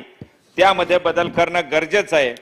जनसुविधा योजनेअंतर्गत कामाविषयी 25 जानेवारी 2018 शासनाचा एक निर्णय एका आर्थिक वर्षात एका कामाला एका गावात रस्त्यासाठी 20 लाख गटर लाईनसाठी 15 लाख ही मर्यादा आहे. त्यामध्ये वाढ करण्यात यावी किंवा शिथिल करण्यात यावी. स्मशानभूमी शेड व स्मशानभूमी सुधारणा या कामासाठी 20 लाख ही मर्यादा गावाला असून ती मर्यादा गावाला न ठेवता कामाला करण्यात यावी. म्हणजे याचा फायदा मोठ्या गावांना निश्चितपणे होईल. जनसुविधा शासन निर्णयात दशक्रिया विधी गाठ या कामाचा समावेश करण्यात यावा. त्याचबरोबर तीर्थक्षेत्र पुणे जिल्ह्यामध्ये ज्या मंजुऱ्या दिल्या त्याला 1 कोटीचा निधी तो निधी वाढवण्यात यावा. 15वा वित्त आयोग आराखडा बदल ग्रामपंचायत स्तरावरील अधिकारी शो यांना आहेत. तो अधिकार गट विकास अधिकारी यांना देण्यात यावा. मुख्यमंत्री ग्राम सडक योजनेतील ज्या रस्त्यांचा दोष दायित्व कालावधी शिल्लक राहिलेला आहे ती कामे करणे गरजेचे आहे. त्याकरता मुख्य अभियंता या लेवलच्या अधिकाऱ्याला त्या भागाचा तो रस्ता पाहणी करायला लावा. पंतप्रधान घरकुल योजनेमध्ये आपण ग्रामीण भागात 1,20,000 देताय तो 2.5 लाख करावा. दुसरा प्रमोद महाजन कौशल्य विकास योजना पुणे जिल्ह्यातील ग्रामीण भागातील महिलांना मोफत फॅशन डिझाईन, ब्युटी पार्लर व अन्य प्रशिक्षणे दिली जातात, पण कोरोनाच्या संकटानंतर ही कामे ठप्प झाली आहेत. 4 स्टार शासनामार्फत प्रशिक्षण केंद्र ग्रामीण भागात कार्यरत आहेत, पण त्याच्याऐवजी 5 स्टार केंद्रांनाच प्रशिक्षणाचा कोठा दिला जातो. त्यामुळे फक्त पिंपरी चिंचवड शहरी भागातच फायदा होतो. ग्रामीण भागातील युवती व महिलांना वंचित आहेत. शहरी भागात जरूर प्रशिक्षण द्या, पण ग्रामीण भागात दुर्लक्ष करू नका. अध्यक्ष म्हणून 1 मिनिट, कांद्याचा एक विषय महत्वाचा आहे. सातत्यानं आम्ही सहकार पणनमध्ये विषय मांडतोय. कांद्याला बाजार चांगला मिळण्यासाठी जी भूमिका या ठिकाणी सरकार म्हणून घेत आहे, आज नाफेडची खरेदी नाही असं सकाळी सांगितले, ती खरेदी करण्यात यावी आणि अनुदान क्विंटलला 1500-1600 रुपये दिलं पाहिजे. सहकार मंत्री मागाशी होते. आज कारखानदारीच्या ऊस तोडणीच्या लेबरमुळे अडचणीत आलेले हार्वेस्टर घेण्यासाठी साखर कारखाने तयार आहे, त्यांना मोठ्या प्रमाणात अनुदान द्यावे आणि त्याला मदत करावी. धन्यवाद. रवी राणाजी, चला नंतर मंत्र्यांचे उत्तर सुरू होतील. या ठिकाणी पुरवण्या मागण्यासंदर्भात ग्रामविकास विभाग, सहकार पणन वस्त्र विभाग, उच्च तंत्र शिक्षण विभाग यावर काही मी अध्यक्ष महोदय काही मागण्या करणारे अध्यक्ष महोदय, ज्या पद्धतीनं अध्यक्ष महोदय 33 महिन्याच्या सरकारमध्ये विदर्भावर ज्या पद्धतीनं अन्याय झाला, विदर्भाच्या अनेक कामं थांबवण्यात आले आणि खऱ्या अर्थाने या ठिकाणी एकनाथजी शिंदे आणि देवेंद्र फडणवीस साहेबांच्या सरकारमध्ये मोठ्या प्रमाणात विदर्भाच्या कामाला गती मिळाली. त्यामध्ये अध्यक्ष महोदय आज मी काही मोजक्याच मागण्या करणार आहे की ज्या पद्धतीनं कृषी उत्पन्न बाजार समितीमध्ये अध्यक्ष महोदय ज्या पद्धतीनं शिवभोजन थाली चालत होती आणि त्या काळामध्ये अध्यक्ष महोदय शेतकऱ्यांसाठी खऱ्या अर्थानं त्या ठिकाणी शिवभोजन थालीचा काही उपयोग होत नव्हता, पण अजून ते चांगल्या गतीने चांगल्या पद्धतीने चालवली पाहिजे, त्याच्यामध्ये सुधारणा आली पाहिजे. या संदर्भात सुद्धा अध्यक्ष महोदय सरकारने विचार केला पाहिजे. त्याचप्रमाणे अध्यक्ष महोदय कृषी उत्पन्न बाजार समिती या शेतकऱ्यांसाठी आहे आणि शेतकरी जेव्हा त्या ठिकाणी अध्यक्ष महोदय माल आणते त्या ठिकाणी शेड सुद्धा त्याच्यासाठी माल ठेवासाठी जागा नसते आणि त्या ठिकाणी अध्यक्ष महोदय व्यापाऱ्यांचा माल शेडमध्ये आणि शेतकऱ्यांचा माल पाण्यामध्ये, अशा प्रकारची परिस्थिती अध्यक्ष महोदय अमरावती कृषी उत्पन्न बाजार समिती असू द्या, धारणीची कृषी उत्पन्न समिती आहे, तिवसा आहे, त्याचप्रमाणे भातकुली आहे, अनेक ठिकाणी या ठिकाणी अध्यक्ष महोदय त्या ठिकाणी शेड बांधण्यासंदर्भात चांगल्या प्रकारे नियोजन केलं पाहिजे आणि शेतकरी त्या कृषी उत्पन्न बाजार समितीमध्ये गेल्यानंतर त्याला पाणी सुद्धा मिळत नाही आणि आज शेतकरी उभं राहायचा अधिकार दिला सरकारने, त्याबद्दल सरकारचं अभिनंदन, पण त्याचप्रमाणे शेतकऱ्यांना मतदानाचा सुद्धा अधिकार दिला पाहिजे, तर जेणेकरून एक मजबूत त्या ठिकाणी चांगले लोक त्या कृषी उत्पन्न बाजार समितीमध्ये जातील आणि खऱ्या अर्थाने शेतकऱ्यांच्या भावना त्या ठिकाणी ते समजले. अध्यक्ष महोदय भातकुली तहसीलमध्ये अध्यक्ष महोदय जे भातकुली तालुका आहे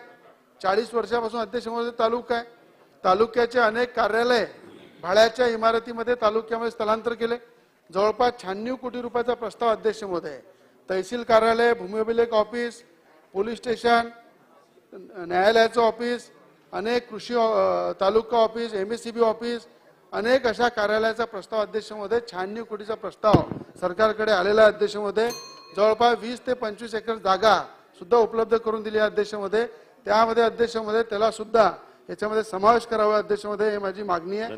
त्याचप्रमाणे अध्यक्ष महोदय ज्या पद्धतीनं अध्यक्ष महोदय या ठिकाणी तालुक्याच्या ठिकाणी शेतकऱ्यांसाठी जेव्हा उन्हातानामध्ये तालुक्या ठिकाणी जातात, शेतकरी भवन तालुक्या ठिकाणी असलं पाहिजे, जेव्हा त्यांना थांबण्याची व्यवस्था, त्या ठिकाणी त्यांना कुठे रात्री लेट झाल्यानंतर ते तिथे राहू शकले पाहिजे, अशा प्रकारचा एक शेतकरी निवारा अध्यक्ष महोदय प्रत्येक तालुक्यामध्ये असला पाहिजे. अध्यक्ष महोदय विदर्भामध्ये अध्यक्ष महोदय कापूस सगळ्यात जास्त होते, कापसाच्या आधारावर कुठल्याही प्रकारचा मोठा उद्योग नसल्यामुळं अध्यक्ष महोदय अमरावतीमध्ये नांदगाव पेठ MIDC मध्ये टेक्सटाईल पार्कची निर्मिती झाली पाहिजे अध्यक्ष महोदय, हे सुद्धा मी दादा आपल्या माध्यमातून मागणी करतो अध्यक्ष महोदय. त्याचप्रमाणे अध्यक्ष भुयापूर तलाव एक अमरावती मधला अंजनगाव बारी सर्कल मधला सगळ्यात मोठा भुयापूर तलाव अध्यक्ष महोदय ब्रिटिशकालीन तलाव आहे.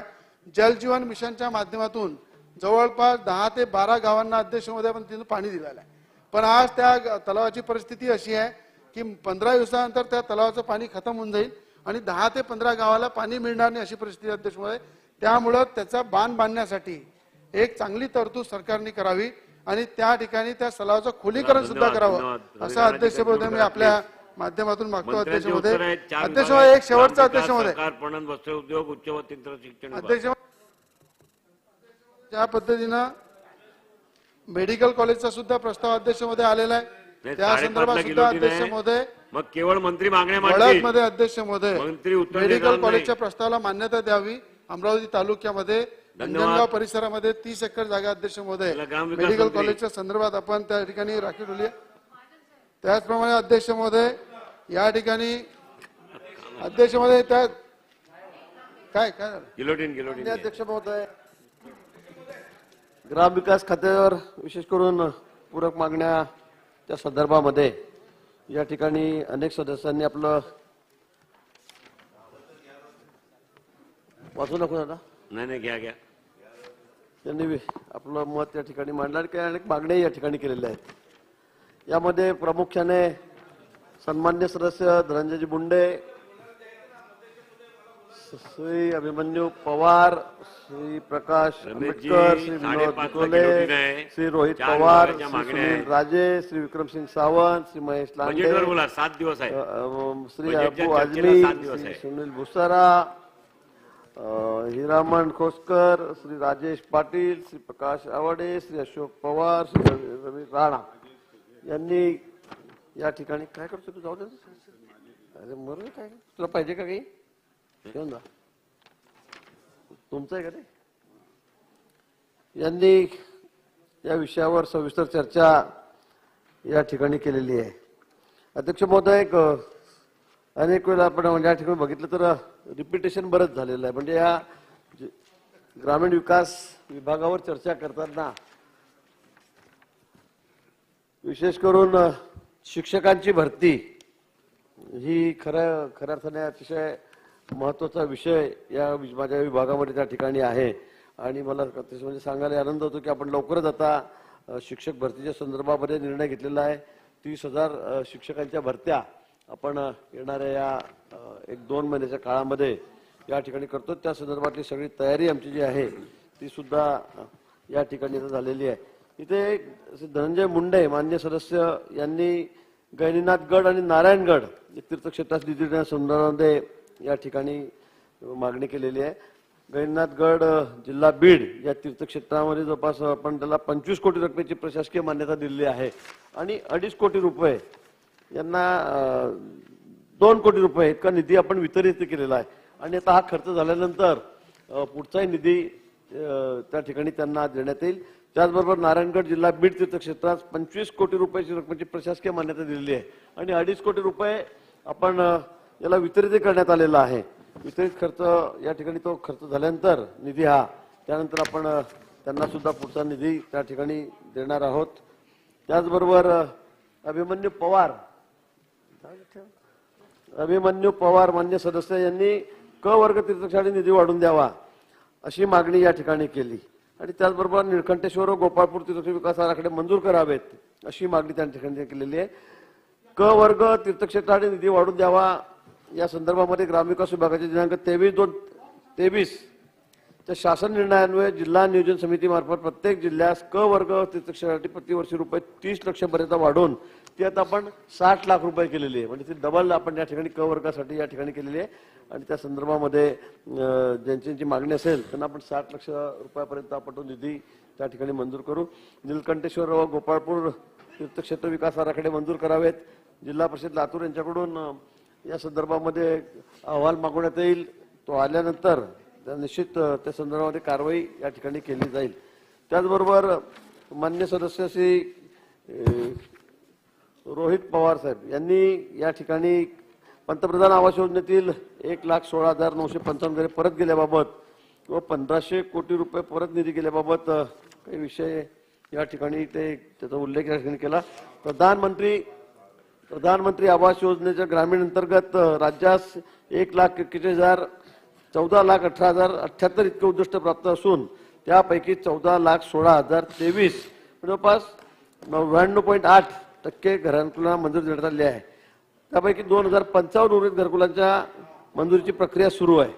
दिनांक 27 डिसेंबर 2022च्या भारत सरकारच्या ग्रामविकास विभागाच्या पत्रान्वये उर्वरित लाभार्थ्यांची मंजुरी 31 डिसेंबर 2022 अखेर पूर्ण करावी, अन्यथा सदरचे उद्दिष्ट दुसऱ्या राज्यात देण्याबाबत पत्रात सदर पत्रात नमूद करण्यात आले होते. तथापि केंद्रीय ग्रामीण विकास मंत्रालय भारत सरकार यांच्याकडून अजूनही मंजुरीची प्रक्रिया सुरू आहे. राज्याचे कोणते उद्दिष्ट इतर राज्यात वळवण्यात आलेले नाही व कोणताही निधी परत गेलेला नाही. खरं म्हणजे मार्च एंडपर्यंत पैसे खर्च व्हावेत, वेळेत टाइम आउट ते काम व्हावं म्हणून सरकार असं पत्र केंद्र सरकारकडून येत असतं. परंतु या संदर्भामध्ये आपण ज्या पद्धतीने आपल्याकडे जी कामं चाललेली आहेत, जो वेग आपला आहे तो तसा समाधानकारक आहे.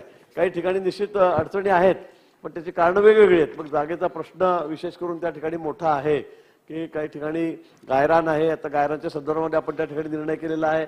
काही ठिकाणी 50,000 रुपयामध्ये आपण आता ती जागा विकत घ्यावी म्हटलं तर 50,000 रुपये जागा येत नाही. मग अशा ठिकाणी तर G+2, G+4 याला सुद्धा आपण त्या ठिकाणी मान्यता दिलेली आहे. आणि मग वेगवेगळ्या विभागाचे वन विभागाच्या काही जागा आहेत, काही जलसंपदाच्या काही राखीव जागा आहेत, शिल्लक जागा आहेत, काही महसूलच्या आहेत. यांच्या माध्यमातून त्या जागावर घरकुलं कशी बांधता येतील आणि उद्दिष्ट कसं पूर्ण करता येईल यासाठी शासनाचा प्रयत्न या ठिकाणी सुरू आहे.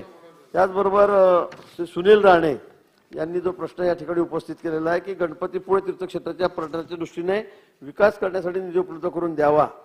गणपतीपुळे तीर्थक्षेत्र विकास आराखडा नियोजन विभागावर राबवण्यात येत आहे. गणपतीपुळे हे खूप मोठं तीर्थक्षेत्र आहे, पर्यटन स्थळ त्या ठिकाणी आहे.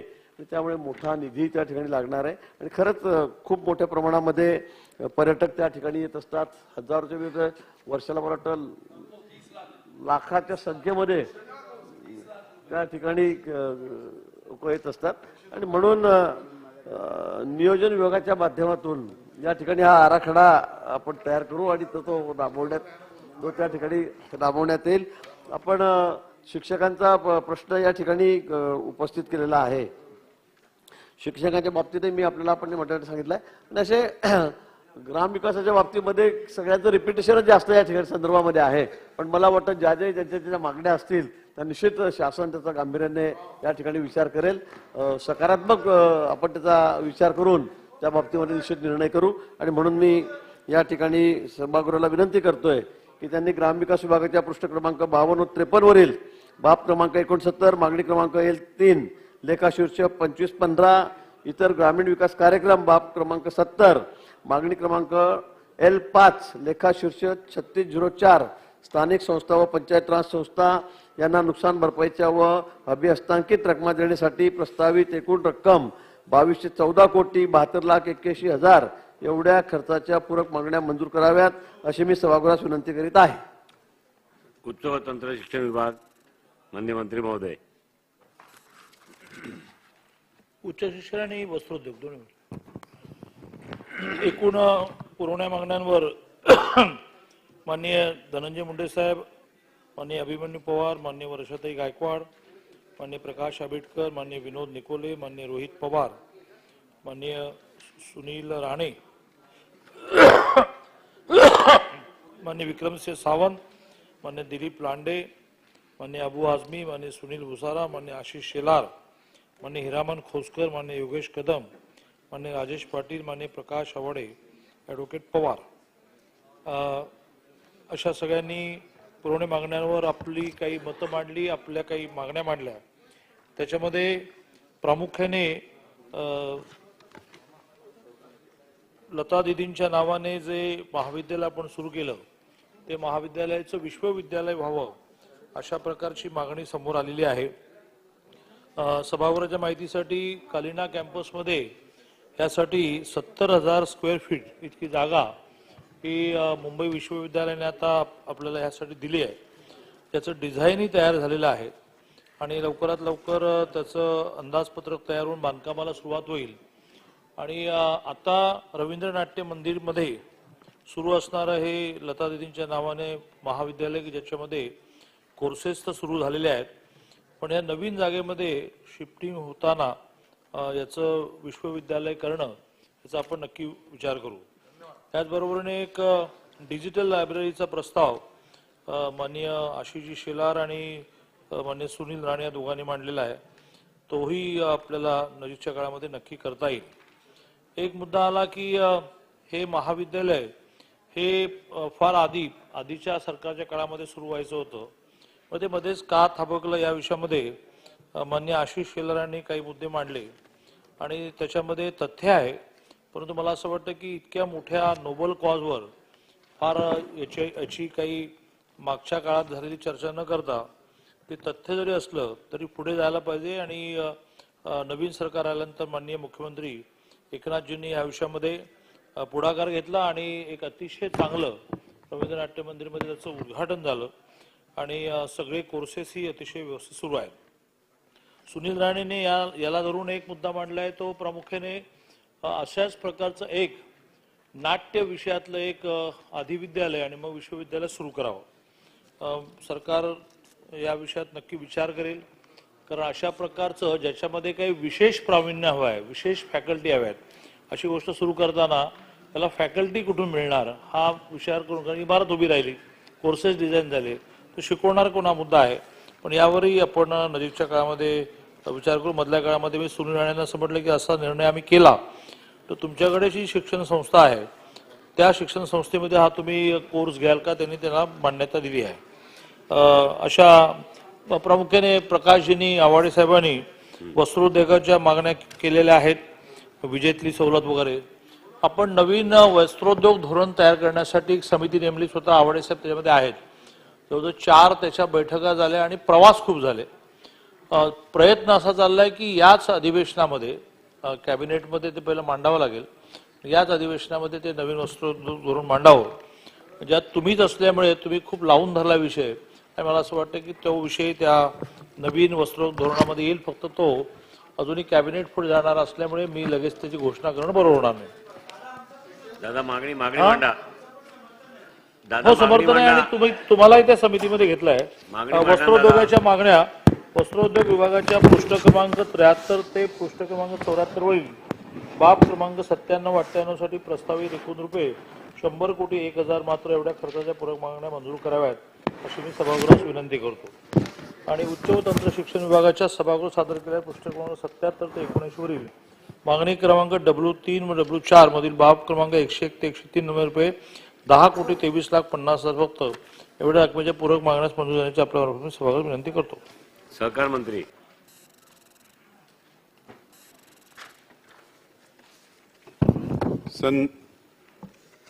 सन 2022-23 वर्षाच्या सहकार विभागाच्या पुरवणी मागण्यांवर सहभागात घेतलेल्या सन्माननीय आमदार महोदयांचे मी आभार मानतो. माननीय श्री धनंजय मुंडे, अभिमन्यूजी पवार, श्री वर्षाताई गायकवाड, प्रकाश महोदय मागणी मांडा. सर्व सदस्य. श्री अभिमन्यू पवार यांनी अटल अर्थ सहाय्य योजनेअंतर्गत पणन आणि वस्त्रोद्योग बाकी मांडा.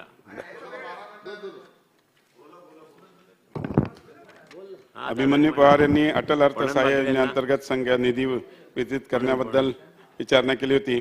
त्यामध्ये 428 सदस्यांचा आपण समावेश केलेला आहे. जवळजवळ 72 कोटीचा निधी आपण तरतूद केलेली आहे आणि ती लवकरात हे करण्यात येईल, वितरित करण्यात येईल. त्यानंतर प्रकाश आंबेडकर साहेबांनी भूविकास बँकेच्या कर्जाच्या बोजाबद्दल प्रश्न विचारला होता 7/12 वरील. तर त्यामध्ये आपण ऑलरेडी सहकार खात्याच्या माध्यमातून आयुक्तांना सूचना दिलेल्या आहेत की लवकरात लवकर ते 7/12 सगळे एकाच वेळेस त्याच्यावरचा जो बोजा आहे तो हटवण्यात येईल. दुसरा होता भूविकास बँकेच्या कर्मचाऱ्यांच्या वेतनात तर जवळजवळ 275 कोटीची तरतूद केलेली असून आयुक्तांना सूचना दिलेल्या आहेत की लवकरात लवकर ते 7/12 सगळे एकाच वेळेस त्याच्यावरचा जो बोजा आहे तो हटवण्यात येईल.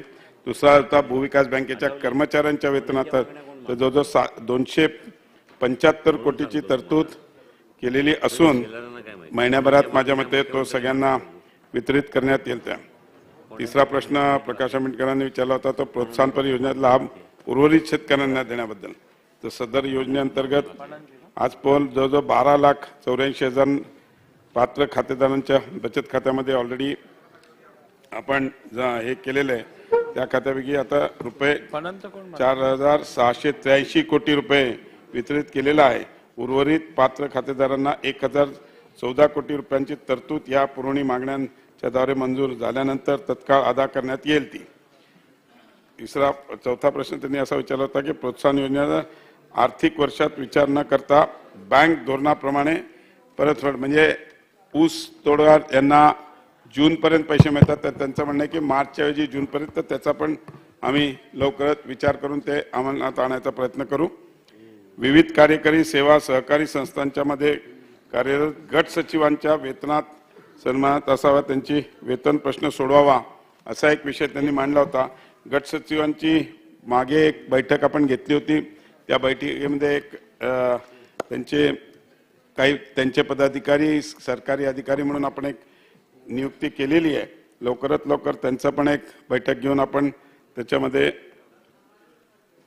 म्हणजे त्यांचा एक तडजोड करून त्यांचा निर्णय घ्यायचा आम्ही प्रयत्न करू असं या ठिकाणी मी सांगतो. अजून एक विषय होता, रोहित पवार साहेबांनी विचारलं होतं की सिबिलच्या निशंकामुळे शेतकऱ्यांना पीक कर्ज मिळवण्या राष्ट्रीयकृत बँकांमध्ये अडचण येते, पण याबाबत मी त्यांना सांगू इच्छितो की राष्ट्रीयकृत बँकांमध्ये पीक कर्जासाठी सिबिल हा कायदा लागू नाही आहे, तिकडे त्याची गरज नाही आहे. जर कुठल्या बँका करत असतील तर त्यांच्याबद्दल आम्हाला जर माहिती दिली तर आम्ही त्यांच्याशी चर्चा करू. राष्ट्रीयकृत बँकेमध्ये सिबिल फॉर पीक कर्ज हे लागू नाही आहे आणि त्या हिशोबाने गावातील सगळ्या शेतकऱ्यांना आपण जर सूचना दिल्या आणि तशी कोणी आमच्याकडे जर हे आली तर आम्ही नक्कीच त्याच्यात लक्ष घालून हे करू. विक्रम सावंत साहेबांनी पण भूविकास बँकेचाच प्रश्न विचारला होता, त्याच्यात मी अगोदरच उत्तर दिलेलं आहे की भूविकास बँकेच्या ऑलरेडी 7/12 जे शेतकऱ्यांचा आहे तो त्याच्यावरचा बोजा काढायचा आपण सहकार आयुक्तांच्या माध्यमातून हे दिलेलं आहे आणि जे 275 कोटी रुपयाची आपण व्यवस्थाही केलेली आहे त्यांच्या कर्मचाऱ्यांच्या वेतनासाठी. एक अजून एक प्रश्न विचारला होता त्यांनी, प्रत्येक महसुली गावात स्वतंत्र विकास सोसायट्या बनवण्याबाबत. तर स्वतंत्र महसूल गावात सेवा सोसायट्या बनवण्याकरता याबाबतचा निकष अजून ठरलेला नाही, तो निकष ठरल्यावर त्याच्यावर आम्ही हे करू. एक शेवटचा आहे, आशिष शेलार साहेबांनी विचारलं. आशिष शेलार यांनी पण एक जरा महत्त्वाचे प्रश्न विचारले होते. मुंबई उपनगरात भाडेकरूंना सहकारी संस्था बनवण्याबाबत, याबाबत सध्याच्या निकषाची तपासणी करून योग्य ती कारवाई केली जाईल. त्यामध्ये आम्ही ताबडतोब इम्प्लिमेंटेशन कसं करता येईल याच्याकरता. दुसरा एक प्रश्न विचारला होता, SRHच्या संस्थांच्या निवडणुका होत नाहीत. आपण दिलेल्या माहितीनुसार आम्ही आता माहिती काढली तर 41 संस्था आहेत ज्यांच्या 46 संस्था आहेत ज्यांच्या निवडणूक आम्ही ताबडतोब त्या सगळ्या निवडणुका घेण्याकरता इमिडिएटली आदेश करू. ज्या त्या DDRला वाचतो. तिसरा प्रश्न वाचतो, सगळे तुमचे 4ही प्रश्न आहेत साहेब. आणि सहकारी संस्थांच्या अपील पण बरेच ठिकाणी पेंडिंग आहेत, त्याच्यावर पण आम्ही आता आपल्या सूचनेनुसार ताबडतोब त्याच्यामध्ये. आणि एक महत्त्वाचा आपण जो विषय मांडला की जनविकास सहकारी सोसायटी मधील ज्या कामकाजामध्ये जॉईंट रजिस्ट्रार यांनी भ्रष्टाचार केल्याचा आपण आरोप केलेला आहे. मी आपल्याला एवढंच आश्वासन देतो की एक उच्चस्तरीय चौकशी करून दोषी अधिकाऱ्यांवर कडक कारवाई केली जाईल, एवढं आपल्याला मी नक्की सांगतो साहेब. मागण्या हो सर, एकच मिनिट.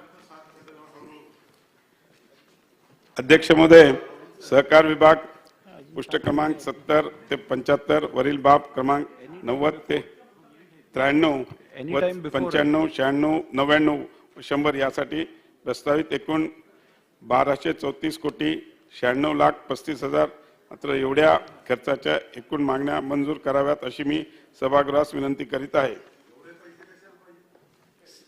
सहकार वाचा.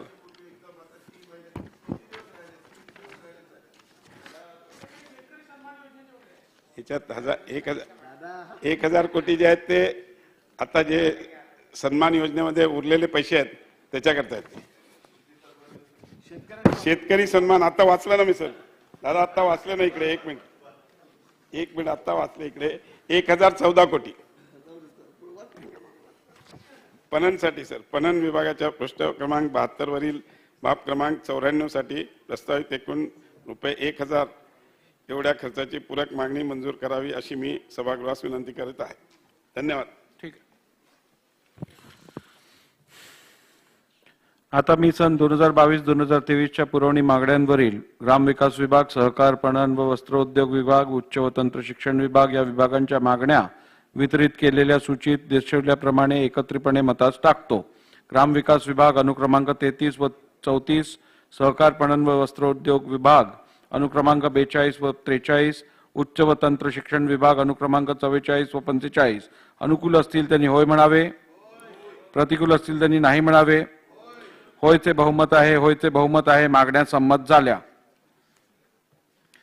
आता मी चर्चेसाठी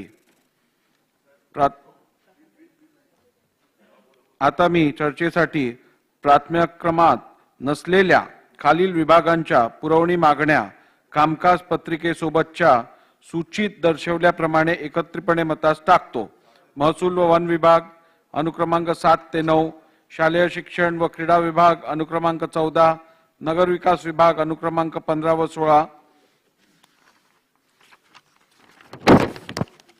वित्त विभाग अनुक्रमांक 17 व 19, जलसंपदा विभाग अनुक्रमांक 26 व 27, विधी व न्याय विभाग अनुक्रमांक 28 व 29, सामाजिक न्याय व विशेष सहायता विभाग अनुक्रमांक 35, नियोजन विभाग अनुक्रमांक 36 व 37, सार्वजनिक आरोग्य विभाग अनुक्रमांक 38, वैद्यकीय शिक्षण व औषधद्रव्य विभाग अनुक्रमांक 39, आदिवासी विकास विभाग अनुक्रमांक 40 व 41, महिला व बाल कल्याण विकास विभाग अनुक्रमांक 46, पाणी पुरवठा व स्वच्छता विभाग अनुक्रमांक 47, कौशल्य रोजगार उद्योजकता व नाविन्यता विभाग अनुक्रमांक 48, पर्यटन व सांस्कृतिक कार्य विभाग अनुक्रमांक 49, इतर मागास बहुजन कल्याण विभाग अनुक्रमांक 50, मृद व जलसंधारण विभाग अनुक्रमांक 51, दिव्यांग कल्याण विभाग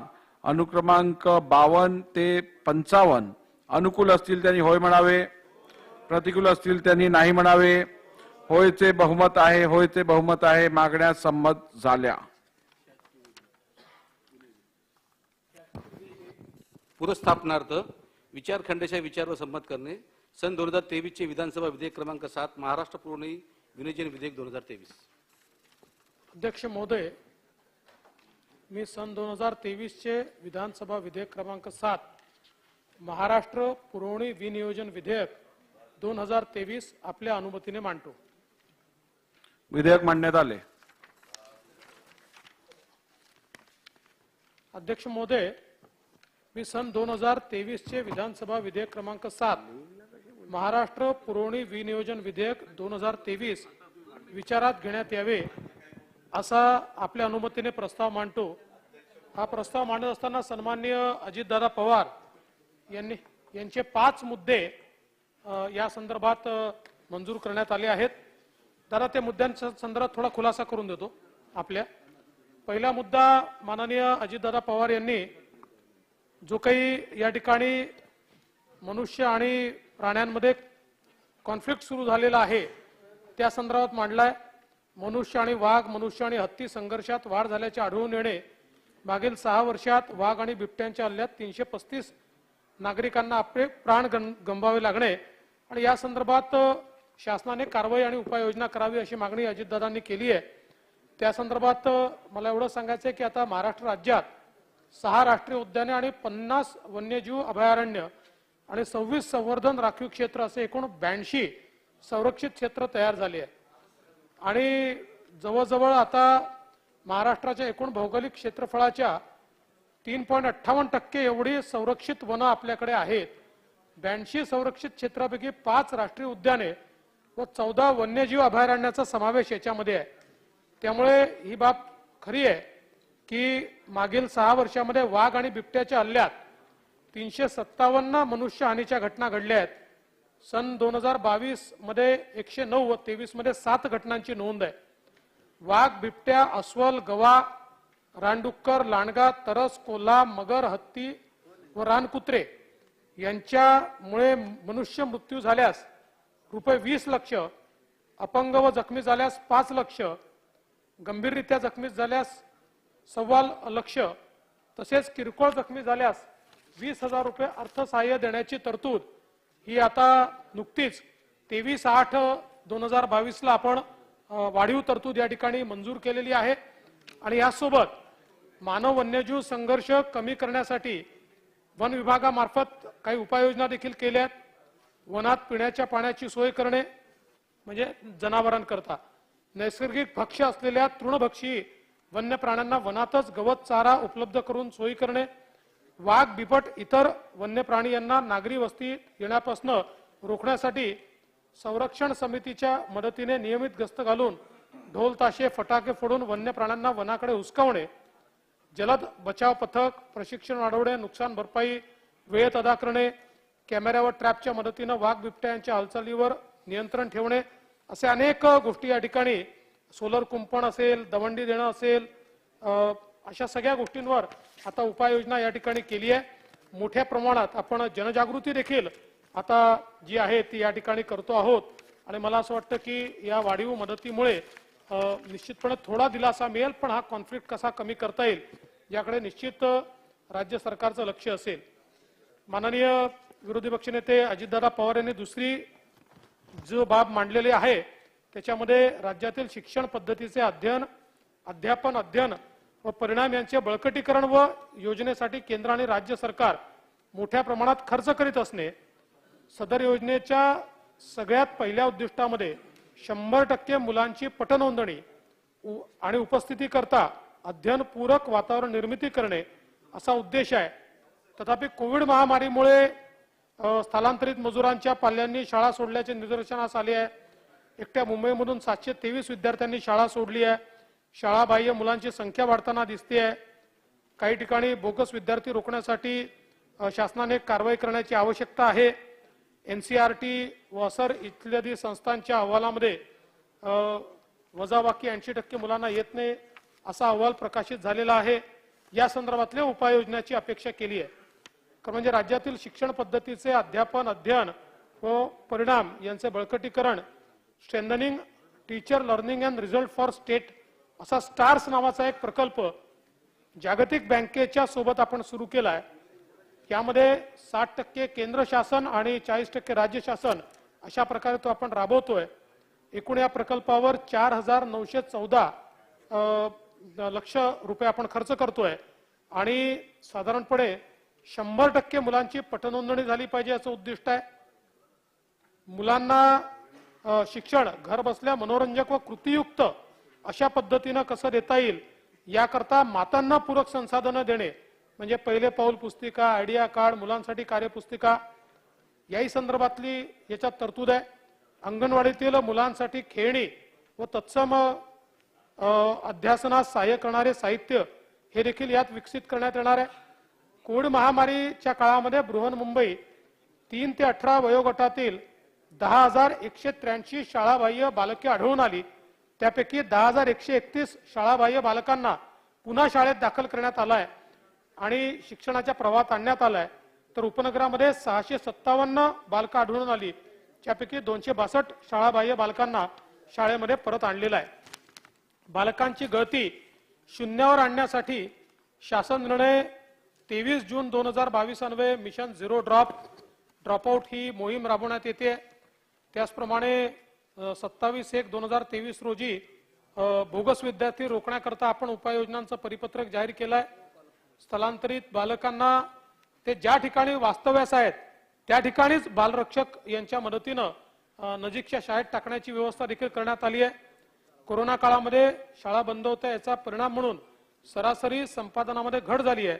ती भरून काढण्यासाठी विशेष मोहीम आपण राबवतो आणि 2री ते 10वी यासाठी सेतू अभ्यास राबवण्यात आलाय.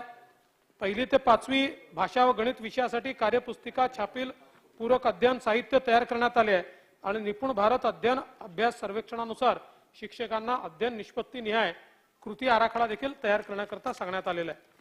श्री क्षेत्र आपली 3री मागणी आहे. श्री क्षेत्र महालक्ष्मी करवीर निवासिनी अंबाबाई मंदिर कोल्हापूर या तीर्थक्षेत्र विकास आराखड्याच्या अंमलबजावणीसाठी निधी उपलब्ध करून देणे. त्याचबरोबर महादेवी मंदिर कोल्हापूर, श्री क्षेत्र तुळजापूर, तुळजाभवानी श्री क्षेत्र रेणुकादेवी माहूर, सप्तशृंगी देवी वणी अशा या 3.5 शक्तीपीठांचा एकत्रित विकास आराखडा तयार करण्याबद्दल आपण सांगितलेलं आहे. श्री क्षेत्र महालक्ष्मी करवीर निवासिनी अंबाबाई मंदिर कोल्हापूर तीर्थक्षेत्र विकास आराखड्यास शासनाने मंजुरी दिली आहे. पहिल्या टप्प्यातील 79 कोटीच्या कामांचे आपण 20/2/19 रोजी शासन निर्णयान्वये प्रशासकीय मान्यता दिली आहे. प्रथम टप्प्यातील करावयाच्या कामांचा 8.20 कोटी इतका निधी महानगरपालिकेस उपलब्ध करून देण्यात आला आहे. चालू अधिवेशनात आता याच्यात आपण 2.5 कोटीची पुन्हा पूरक मागणी त्याकरता दिली आहे. 3.5 शक्तीपीठांचा एकत्रित विकास करण्याची आपण जी मागणी आहे ती निश्चितपणे तपासून पाहण्यात येईल आणि त्यावर कारवाई केली जाईल. त्याचप्रमाणे वडाळा मुंबई येथे वस्तू व सेवा कर भवनाच्या संदर्भातलं आपण काम सांगितलंय आणि हे संत गतीने चाललंय असं आपण सांगितलंय. खरं म्हणजे वस्तुस्थिती थोडी वेगळी आहे. मध्यंतरी कोविडमुळे आपण त्यांना 6 महिन्याचा कालावधी वाढवून दिला होता, पण आता त्यांनी पहिला टप्पा वेळेआधी पूर्ण केलेला आहे आणि उर्वरित काम देखील हे अत्यंत वेगानं या ठिकाणी सुरू आहे. त्याचबरोबर स्वराज्य रक्षक धर्मवीर छत्रपती संभाजी महाराज यांचे बलिदान स्थळ मौजे तुळापूर तालुका हवेली या ठिकाणी आपण मागणी केली आहे की कामाची गती संथ आहे किंवा याला जो वेग दिला पाहिजे तो दिला गेला नाहीये.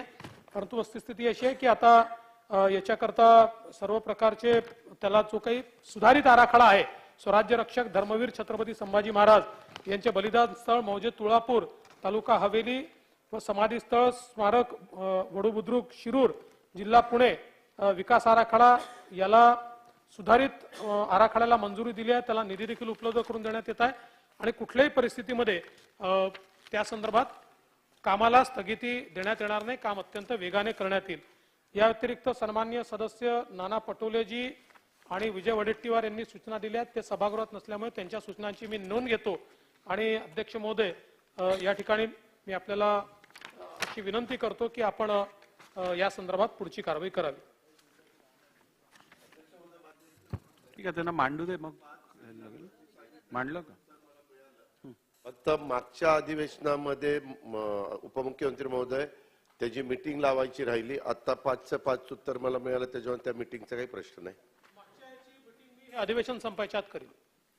प्रस्ताव असा आहे की सन 2023 चे विधानसभा विधेयक क्रमांक 7 महाराष्ट्र पुरवणी विनियोजन विधेयक 2023 विचारात घेण्यात यावे. प्रश्न असा आहे की सन 2023 चे विधानसभा विधेयक क्रमांक 7 महाराष्ट्र पुरवणी विनियोजन विधेयक 2023 विचारात घेण्यात यावे. काय अनुकूल असतील त्यांनी होय म्हणावे, प्रतिकूल असतील त्यांनी नाही म्हणावे. होयचे बहुमत आहे, होयचे बहुमत आहे. विधेयक विचारात घेण्यात येत आहे.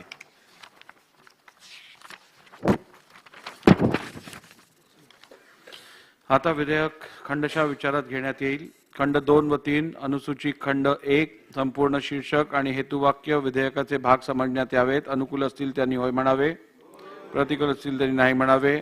होयचे बहुमत आहे, होयचे बहुमत आहे. खंड 2 व 3 अनुसूची खंड 1 संपूर्ण शीर्षक आणि हेतुवाक्य विधेयकाचे भाग झाले. मंत्री महोदय, मी सन 2023 चे विधानसभा विधेयक क्रमांक 7 महाराष्ट्र पुरवणी विनियोजन विधेयक 2023 संमत करावे असा आपल्या अनुमतीने प्रस्ताव मांडतो. प्रस्ताव असा आहे की सन 2023 चे विधानसभा विधेयक क्रमांक 7 महाराष्ट्र पुरवणी विनियोजन विधेयक 2023 संमत करावे. प्रश्न असा आहे की सन 2023 चे विधानसभा विधेयक क्रमांक 7 महाराष्ट्र पुरवणी विनियोजन विधेयक 2023 संमत करावे. काय अनुकूल असतील त्यांनी होय म्हणावे, प्रतिकूल असतील त्यांनी नाही म्हणावे. होयचे बहुमत आहे, होयचे बहुमत आहे. विधेयक संमत झाले. पुरस्थापनार्थ सन 2023 चे विधानसभा विधेयक क्रमांक 6 महाराष्ट्र पूर्वी सुधारणा विधेयक 2023 आहे. कोण म्हणते? बिल इंट्रोडक्शन इंट्रोडक्शन नाही ठीक आहे. मग नंतर करून आलेलं बरोबर.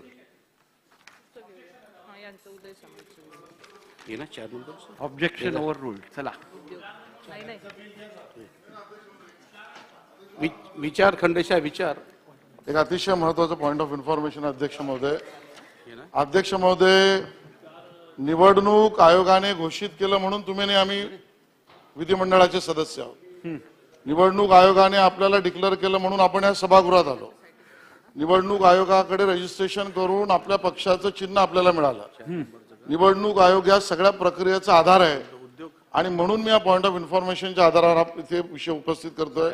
अध्यक्ष महोदय, सन्माननीय कार्यकारी संपादक सामनाजी यांनी विधिमंडळावर काय बोलले याच्यावर आपण हक्कभंग केला. अध्यक्ष महोदय, आज त्याची पुढची कडी झालेली आहे. अध्यक्ष महोदय, एका सभेमध्ये बोलताना सन्माननीय म्हणावं की नाही माहिती आपण संजय राऊतजी हे असं म्हणाले की निवडणूक आयोग म्हणते शिवसेना त्यांची आहे, तुझ्या बापाची आहे का रे भो dash dash dash dash dash. मी बोलत नाही. शिवीगाळ करून निवडणूक आयोगाचा उल्लेख, त्या पद्धतीने निवडणूक आयोगावर शिवीगाळ करणं, ह्या मंडळाला चोर मंडळ म्हणणं ठीक, नॉटी म्हणजे काय ह्याच्याबद्दलचं उत्तर द्यायचंच आहे अजून. आणि म्हणून अध्यक्ष महोदय, या पद्धतीने शिव्याच देणारं एक व्यक्तिमत्व जर सगळ्या व्यवस्थांवर चोर आणि भो असं म्हणणार असेल अध्यक्ष महोदय, आणि माझी विनंती अध्यक्ष महोदय, या विषयाची सुद्धा नोंद घेऊन काय म्हणताय, मी सुरुवातीला मांडलं आपण ऐकलं नाही. निवडणूक आयोगाने डिक्लेअर केलं म्हणून दादा तुम्ही आणि मी इथे काय, निवडणूक आयोगाने सांगितलं म्हणून तुम्ही राष्ट्रवादी काँग्रेस आहात, निवडणूक आयोगाने डिक्लेअर केलं म्हणून मी भाजप आहे. आणि म्हणून अध्यक्ष महोदय, अशा शिवीगाळाचा उपयोग त्या आयोगाबद्दल करून त्या पद्धतीचं वातावरण आणि भावना भडकवण्याचा, महाराष्ट्रातील जनतेला भडकवण्याचा प्रयत्न करणं, याची नोंद आपण घेऊ. अध्यक्ष महोदय, हे शक्य आहे की ते काय म्हणतात त्याच्यावर आपण ऑब्जेक्शन घेत आहेत आणि त्यांचा हक्कभंग वगैरे केलाय, हे सगळं ठीक आहे. पण सभागृहाने नोंद घ्यावी असं ते म्हणाले. अध्यक्ष महोदय, बाहेर कोण काय बोलतं एखाद्या संस्थेबद्दल, या संस्थेबद्दल आपल्या विधानमंडळाबद्दल कोणी काय बोललं तर विरोधी पक्ष नेत्यांनी सुद्धा सांगितलं की हे काही बरोबर नाही. परंतु या देशामध्ये अनेक संस्था आहेत, निवडणूक जे आयोग असेल त्याच्यावर कोणाचं काही जर बोलणं असेल तर निवडणूक आयोग आहे ना, ते घेतील ना त्यांच्यावर काय ऍक्शन घ्यायची आहे ते. आता कालच आपल्या लक्षात आलं असेल की सुप्रीम कोर्टाने सुद्धा त्या बाबतीमध्ये ज्या वेळेला 3 सदस्यांची कमिटी नेमलेली आहे, याचा अर्थ असा आहे की जो काही निवडणूक आयोग नेमला गेला त्याबद्दल लोकांच्या मनात आणि सुप्रीम कोर्टाच्या मनामध्ये सुद्धा थोडा संदेह आहे. आणि त्यामुळेच ठीक आहे त्यांचं होऊ दे, मग देतो तुम्हाला. त्यांचं होऊ दे, मग देतो. अध्यक्ष महोदय, त्यांचं होऊ दे, देतो तुम्हाला. खूप वेळ आपल्याकडे, काळजी करू नका. नाहीतर सुप्रीम कोर्टानं 3 सदस्यीय समिती नेमण्याची काही गरज होत नव्हती. पण मला असं म्हणायचं आहे की ठीक आहे, तुम्हाला चुकीचं वाटत असेल तर मी थांबतो इथे. पण मला एकच मिनिट भुजबळ साहेब, एक मिनिट. मला असं म्हणायचं, बाहेर अनेक संस्था आहेत, त्या संस्थांबद्दल आम्ही बोलणार. ठीक आहे भुजबळ साहेब, इथं काय त्याचा संबंध आहे? भुजबळ साहेब एक मिनिट. नाही आशिषजी 1 मिनिट बसा. आपण बसा जरा, 1 मिनिट बसा. भुजबळ साहेब 1 मिनिट. हे बघा, आपल्या संविधानाने आपल्याला जसे अधिकार दिलेले आहेत विधिमंडळ म्हणून, तसं न्यायमंडळाला, ज्युडिशरीला अधिकार दिलेले आहेत. तसेच अधिकार कार्यकारी मंडळ म्हणजे एक्झिक्युटिव्हला दिलेले आहेत. आणि तसेच अधिकार स्वायत्ततेची जी ऑर्गनायझेशन आहे, इलेक्शन कमिशन, ही इन्स्टिट्यूट, ही ऑटोनॉमस बॉडी आहे. ठीक आहे, आपलं नियंत्रण नसतं त्या बॉडीवरती. परंतु मला असं वाटतं की सुप्रीम कोर्टाने दिलेल्या निर्णयाचं इंटरप्रिटेशन करून आपण इलेक्शन कमिशनची क्रेडिबिलिटीवरती ह्या सभागृहात तरी बोलायला नाही पाहिजे. त्यामुळे आपण हा विषय इकडेच थांबूया. इलेक्शन कमिशन, ठीक आहे, आपण तपासून बघू. चला पुढे चला, आपण तपासून बघू. चला बिल घ्या. विचार खंडशा विचारावर संमत करणे सन 2023 चे विधानसभा विधेयक क्रमांक 4 महाराष्ट्र उद्योग व्यापार व गुंतवणूक सुविधा विधेयक 2023. मंत्री अध्यक्ष महोदय, सन 2023 चे विधानसभा विधेयक क्रमांक 4 महाराष्ट्र उद्योग व्यापार व गुंतवणूक सुविधा विधेयक 2023 विचारात घेण्यात यावे असे मी आपल्या अनुमतीने प्रस्ताव मांडतो. प्रस्ताव असा आहे की सन 2023 चे विधानसभा विधेयक क्रमांक 4 महाराष्ट्र उद्योग व्यापार गुंतवणूक विविध सुविधा विधेयक 2023 विचारात घेण्यात यावे. बोलणार आहे कोण? सांगितल्यानंतर बोलणार. अध्यक्ष महोदय, याच्यामध्ये सगळ्यांचाच फायदा आहे. याच्यामध्ये आपण गुंतवणूक, व्यापार आणि फॉरेन करन्सी ही आपल्या महाराष्ट्रामध्ये यावी, फार मोठे उद्योग उभे राहावेत, यासाठी सगळे प्रयत्न करत असतो आणि तशी सगळ्यांचीच मागणी असते. हा कायदा अंमलात आणल्यानंतर उद्योजकांची एक फार मोठी अडचण विविध विभागांच्या इथनं त्यांच्या काही परवानग्या लवकर मिळाल्या नाही म्हणून होते. तर त्या परवानग्या जर त्यांच्या ऍक्ट प्रमाणे विहित कालावधीमध्ये जर मिळाल्या नाहीत तर त्याच्यासाठी एक समिती गठीत करण्यात आलेली आहे, फक्त उद्योग विभागासाठी, बाकी कुठच्याही विभागासाठी नाही. कारण प्रत्येक विभागाला कायद्यानुसार किती दिवसामध्ये परवानग्या द्याव्यात हे निकष आहेत आणि त्या निकषामध्ये जर परवानगी मिळाली नाही तर ते सगळे अधिकार उद्योग विभागाच्या कमिशनरला दिलेले आहेत. कमिशनरच्या अध्यक्षतेखाली बाकीच्या विभागांच्या एचओडींची एक कमिटी केलेली आहे आणि त्याच्यामधनं लवकरात लवकर ह्या सगळ्या परवानग्या उद्योजकांना मिळाव्यात आणि त्यांची गुंतवणूक लवकरात लवकर व्हावी यासाठी कायदा आपण करतोय. आणि असा कायदा ऑलरेडी 6 ते 7 राज्यांमध्ये झालेला आहे आणि त्याची अंमलबजावणी त्या ठिकाणी सुरू आहे. कोण बोलणार? तुम्ही बोला. अध्यक्ष महोदय, राज्यातील औद्योगिक गुंतवणूक चालना देण्यासाठी ईज ऑफ डुईंग बिझनेसच्या माध्यमातून उद्योगांना वेगवेगळ्या विभागाच्या ज्या परवानग्या लागतात, त्यांची मंजुरी लागते, ती प्रक्रिया अधिक सुलभ होण्यासाठी आणि सर्व मंजुऱ्या ज्या आहेत एकाच ठिकाणी देण्यासाठी एक खिडकी योजना राबविण्यासाठी मैत्री कक्ष सक्षम करण्याचा निर्णय तुम्ही घेताय.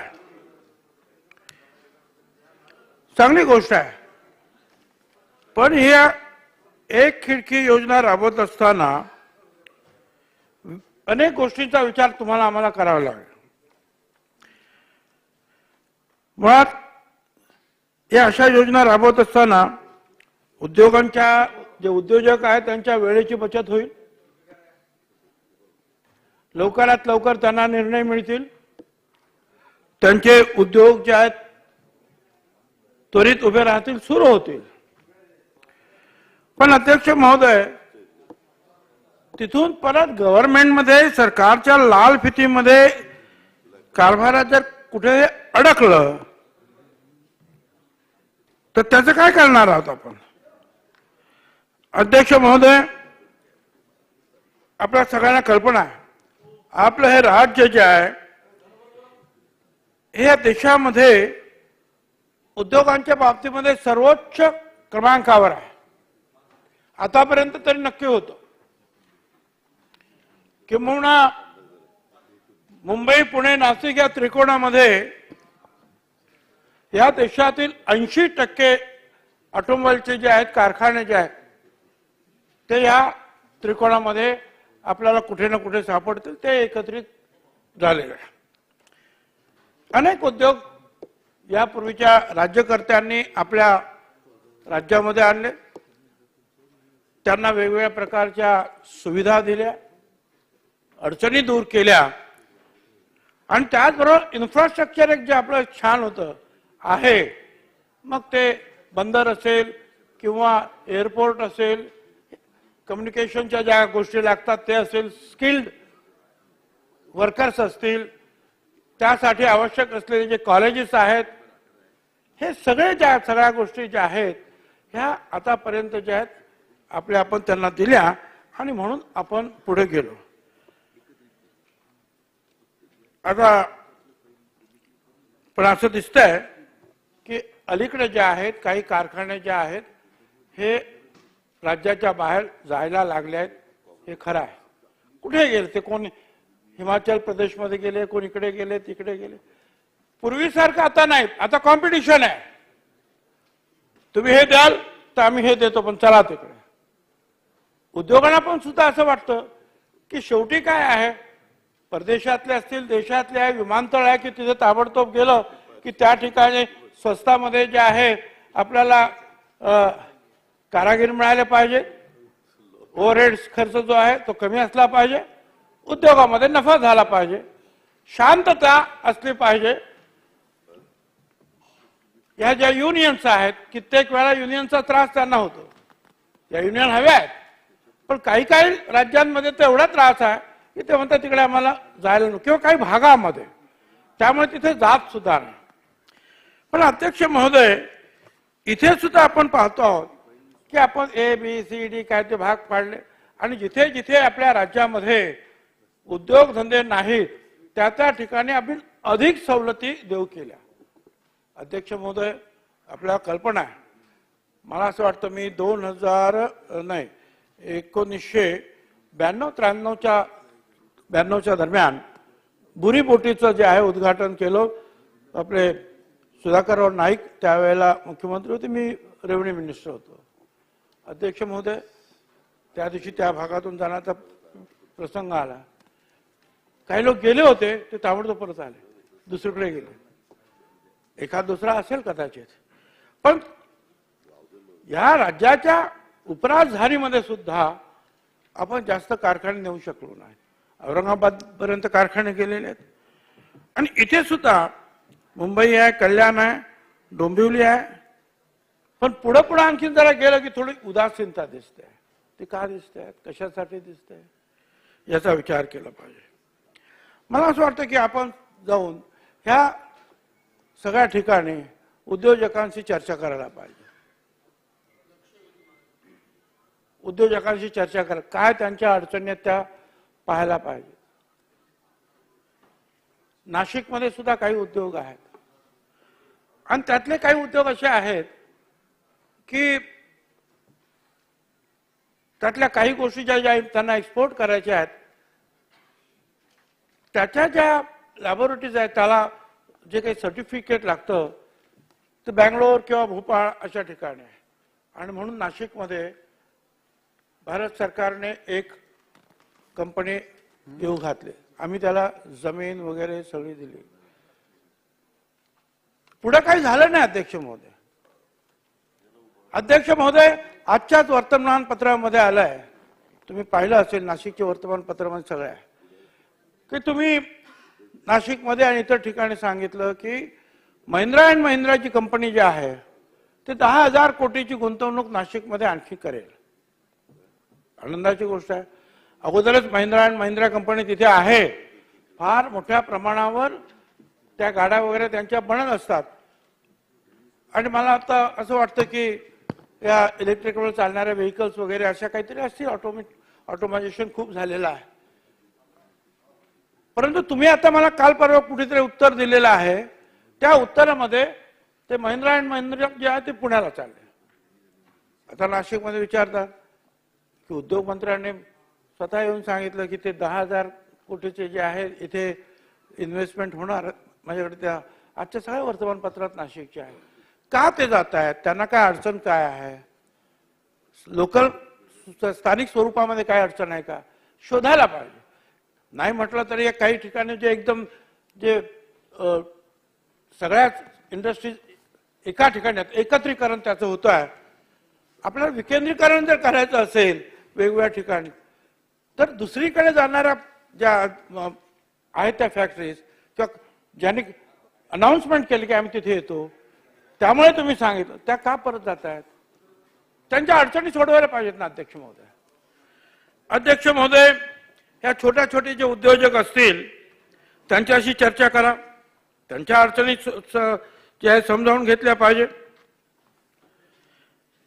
MIDC मध्ये औद्योगिक पट्ट्यामध्ये जे उद्योजक आहेत त्यांच्यातील वाद सरकार फार ताबडतोब सोडू शकतं.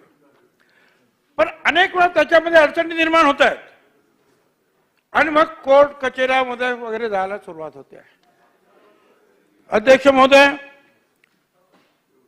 आपण फक्त मोठ्या औद्योगिक वसाहतीच्या बाबतीमध्ये किंवा उद्योगांच्या बाबतीमध्ये चर्चा करतो, पण छोट्या छोट्या औद्योगिक वसाहती सुद्धा आहेत वेगवेगळ्या ठिकाणी. त्यांच्याकडे आपण लक्ष द्यायला पाहिजे. सन्माननीय उद्योग मंत्र्यांना मला सांगायचं, माझ्या मतदारसंघामध्ये चिचोंडी गावामध्ये एक छोटी औद्योगिक वसाहत जी आहे आपण निर्माण केलेली आहे. आता तिथे असलेले जे जागेचे भाव जे आहेत ते परवडत नाहीत, त्यामुळे तिथे कोणी यायला तयार नाही. तूर्त प्रश्न असा आहे की ह्या ज्या मोठ्या 1000 कोटी 2000 कोटीच्या ज्या काय 5000 10,000 कोटीचे जे कारखाने येतात त्यांना जवळपास आपण 100% जे आहेत रिटर्न करण्याची सोय केलेली आहे, जो काय त्यांचा खर्च आहे या ना त्या मार्गाने. ते मेगा प्रोजेक्ट वगैरे आपण म्हणतो ते. आता जर हे जर असेल तर मग या छोट्या ज्या औद्योगिक वसाहती आहेत त्या ठिकाणी काही काळासाठी आपल्याला त्या जागा ज्या आहेत स्वस्त कराव्या लागतील. मोठ्या तुम्ही मेगा प्रोजेक्ट ना वाटेल ती जी काही मदत तुम्ही करता आहात, आमचं काही म्हणणं नाही, करा. जवळपास त्यांची जागा सगळं काही त्यांना जवळजवळ फुकट म्हणून जेवढा त्यांचा खर्च झाला तेवढा सगळा तो त्यांना आपण फायदा करून देतो. पण मग या छोट्या ज्या आहेत वसाहती त्या जर फ्लरिश करायच्या असतील तर तिथं जाणारे जे लोक आहेत अध्यक्ष महोदय, तिथल्या जागांमध्ये ज्या आहेत, ज्या जमिनीच्या जे भाव असतील, प्लॉट्स असतील, त्याच्यामध्ये त्यांना आपण थोडी स्वस्त करायला पाहिजे. त्यांना विचारायला पाहिजे तुम्हाला काय पाहिजे, त्यांना घेऊन यायला पाहिजे. एकाच ठिकाणी त्याचं केंद्रीकरण करण्याऐवजी जे वेगवेगळ्या ठिकाणी हे कसे जातील उद्योगधंदे, जिथे कापूस जास्त पिकतो तिथे त्याप्रमाणे आणखीन काही जायला का, किंवा जिथे शेती प्रधान उद्योग निर्माण होऊ शकतात तिथे काही कंपन्या जाऊ शकतात का, या सगळ्याचा विचार आपल्याला करायला पाहिजे. तर ह्या लहान लहान तालुक्यांमध्ये सुद्धा जिल्ह्यांमध्ये सुद्धा हे सगळं उद्योग जे आहेत जाऊ शकणार आहे. मराठवाडा विदर्भ अशा भागामध्ये हे गेले पाहिजे. लोक काय येतात तर शेतीवर परवडत नाही म्हणून मुंबईला पुण्याला जे आहेत गर्दी करतायत, हे तर खरंच आहे. पण मग तिथेच जर त्यांच्या जवळपासच्या तालुक्यांमध्ये आपण छोटे छोटे उद्योग निर्माण करू शकलो तर ही गर्दी इकडे येणार नाही. आणि मग रस्ते, वीज, ट्रॅफिक वगैरे अमुक तमुक सगळ्याच गोष्टीची जी गडबड सुरू होते आहे.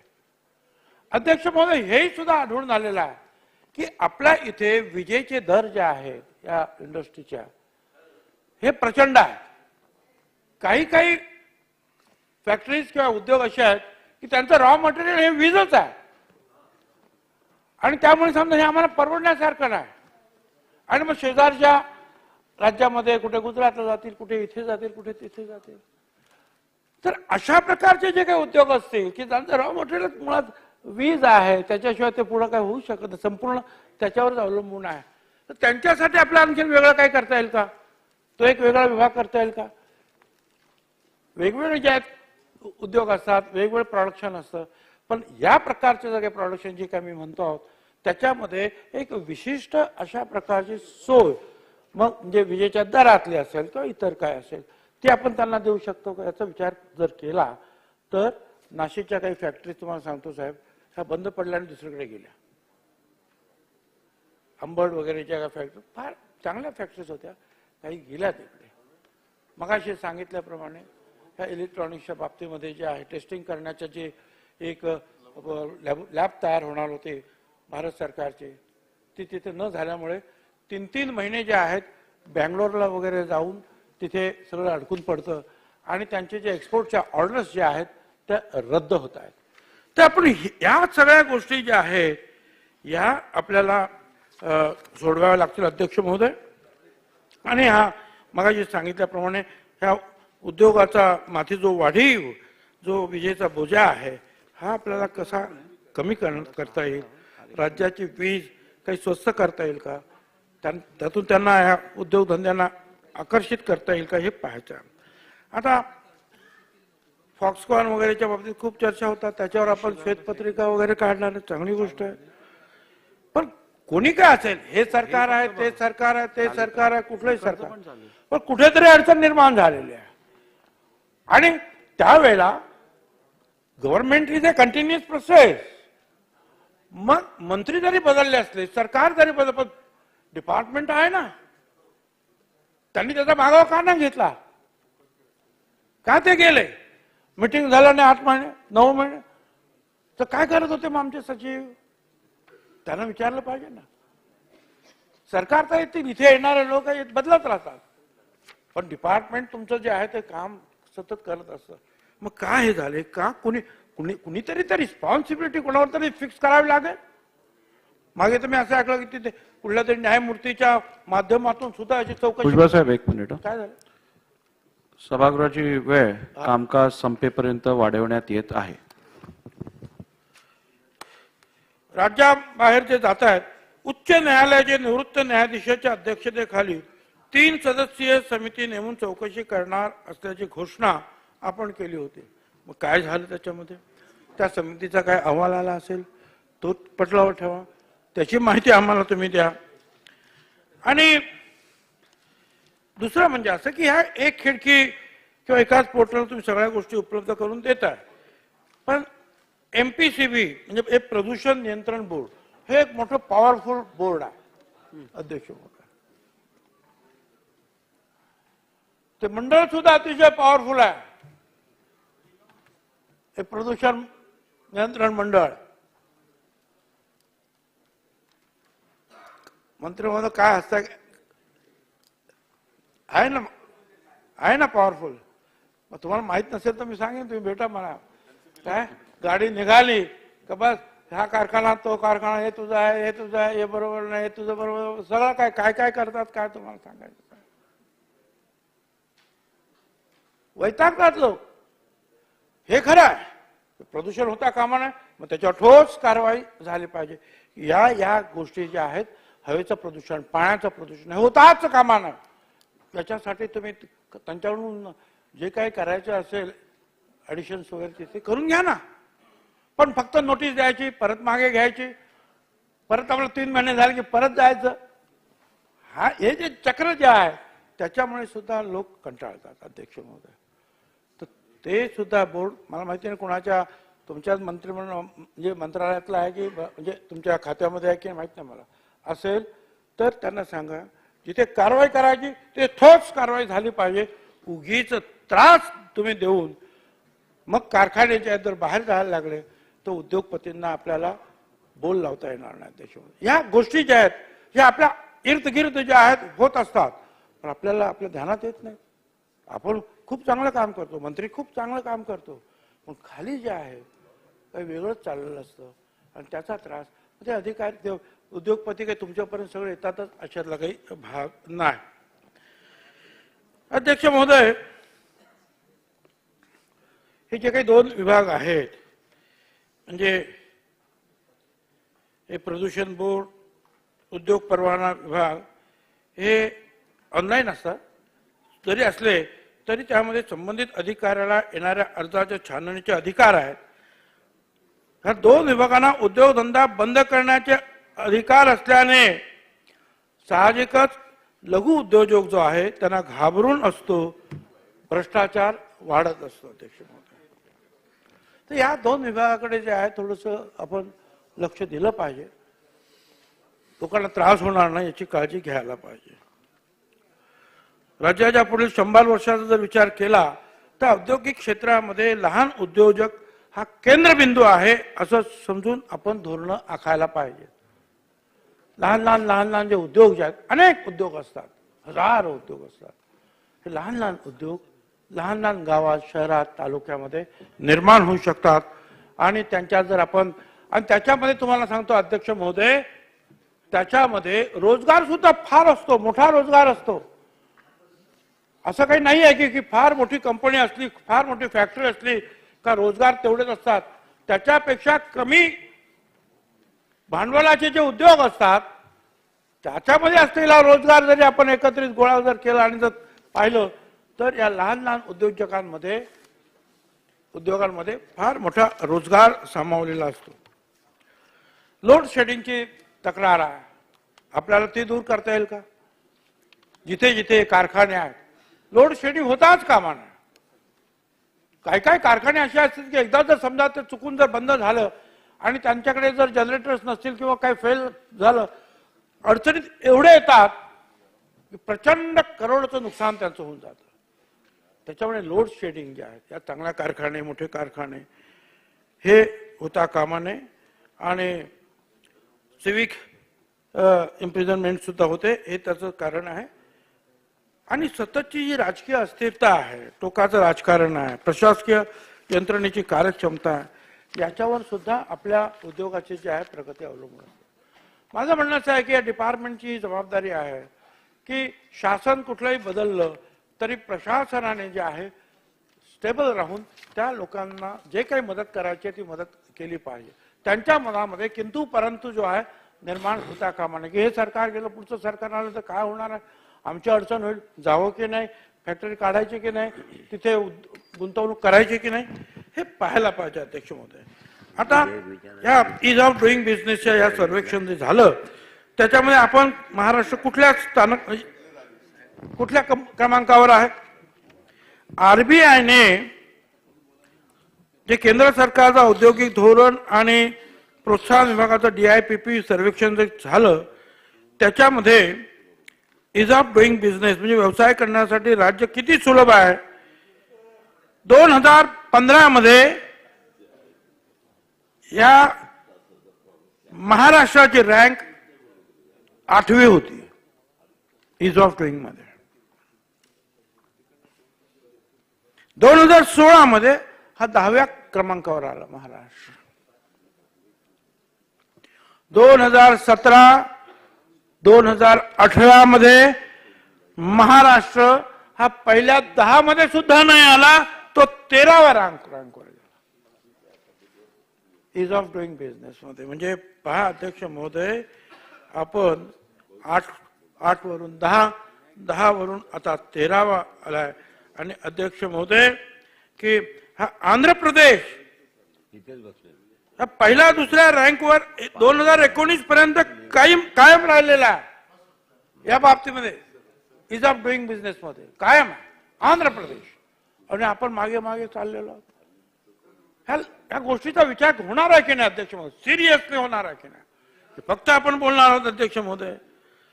गुजरातची तुलना आपल्याबरोबर करायची झाली तर 2015 मध्ये गुजरात देशाच्या पहिल्या रँकवर होतं, 16 मध्ये 3ऱ्या रँकवर होतं, 17 मध्ये 5व्या रँकमध्ये आणि 18 मध्ये 10व्या रँकवर. हे का होतं यात? महाराष्ट्र असेल किंवा हे अशा राज्यात याला माग का आपण नेण्याचं कसं काय आपले नंबर जात आहेत. औद्योगिक राज्य म्हणून आपली ओळख होती, पण आता राज्यामध्ये स्पर्धा वाढली.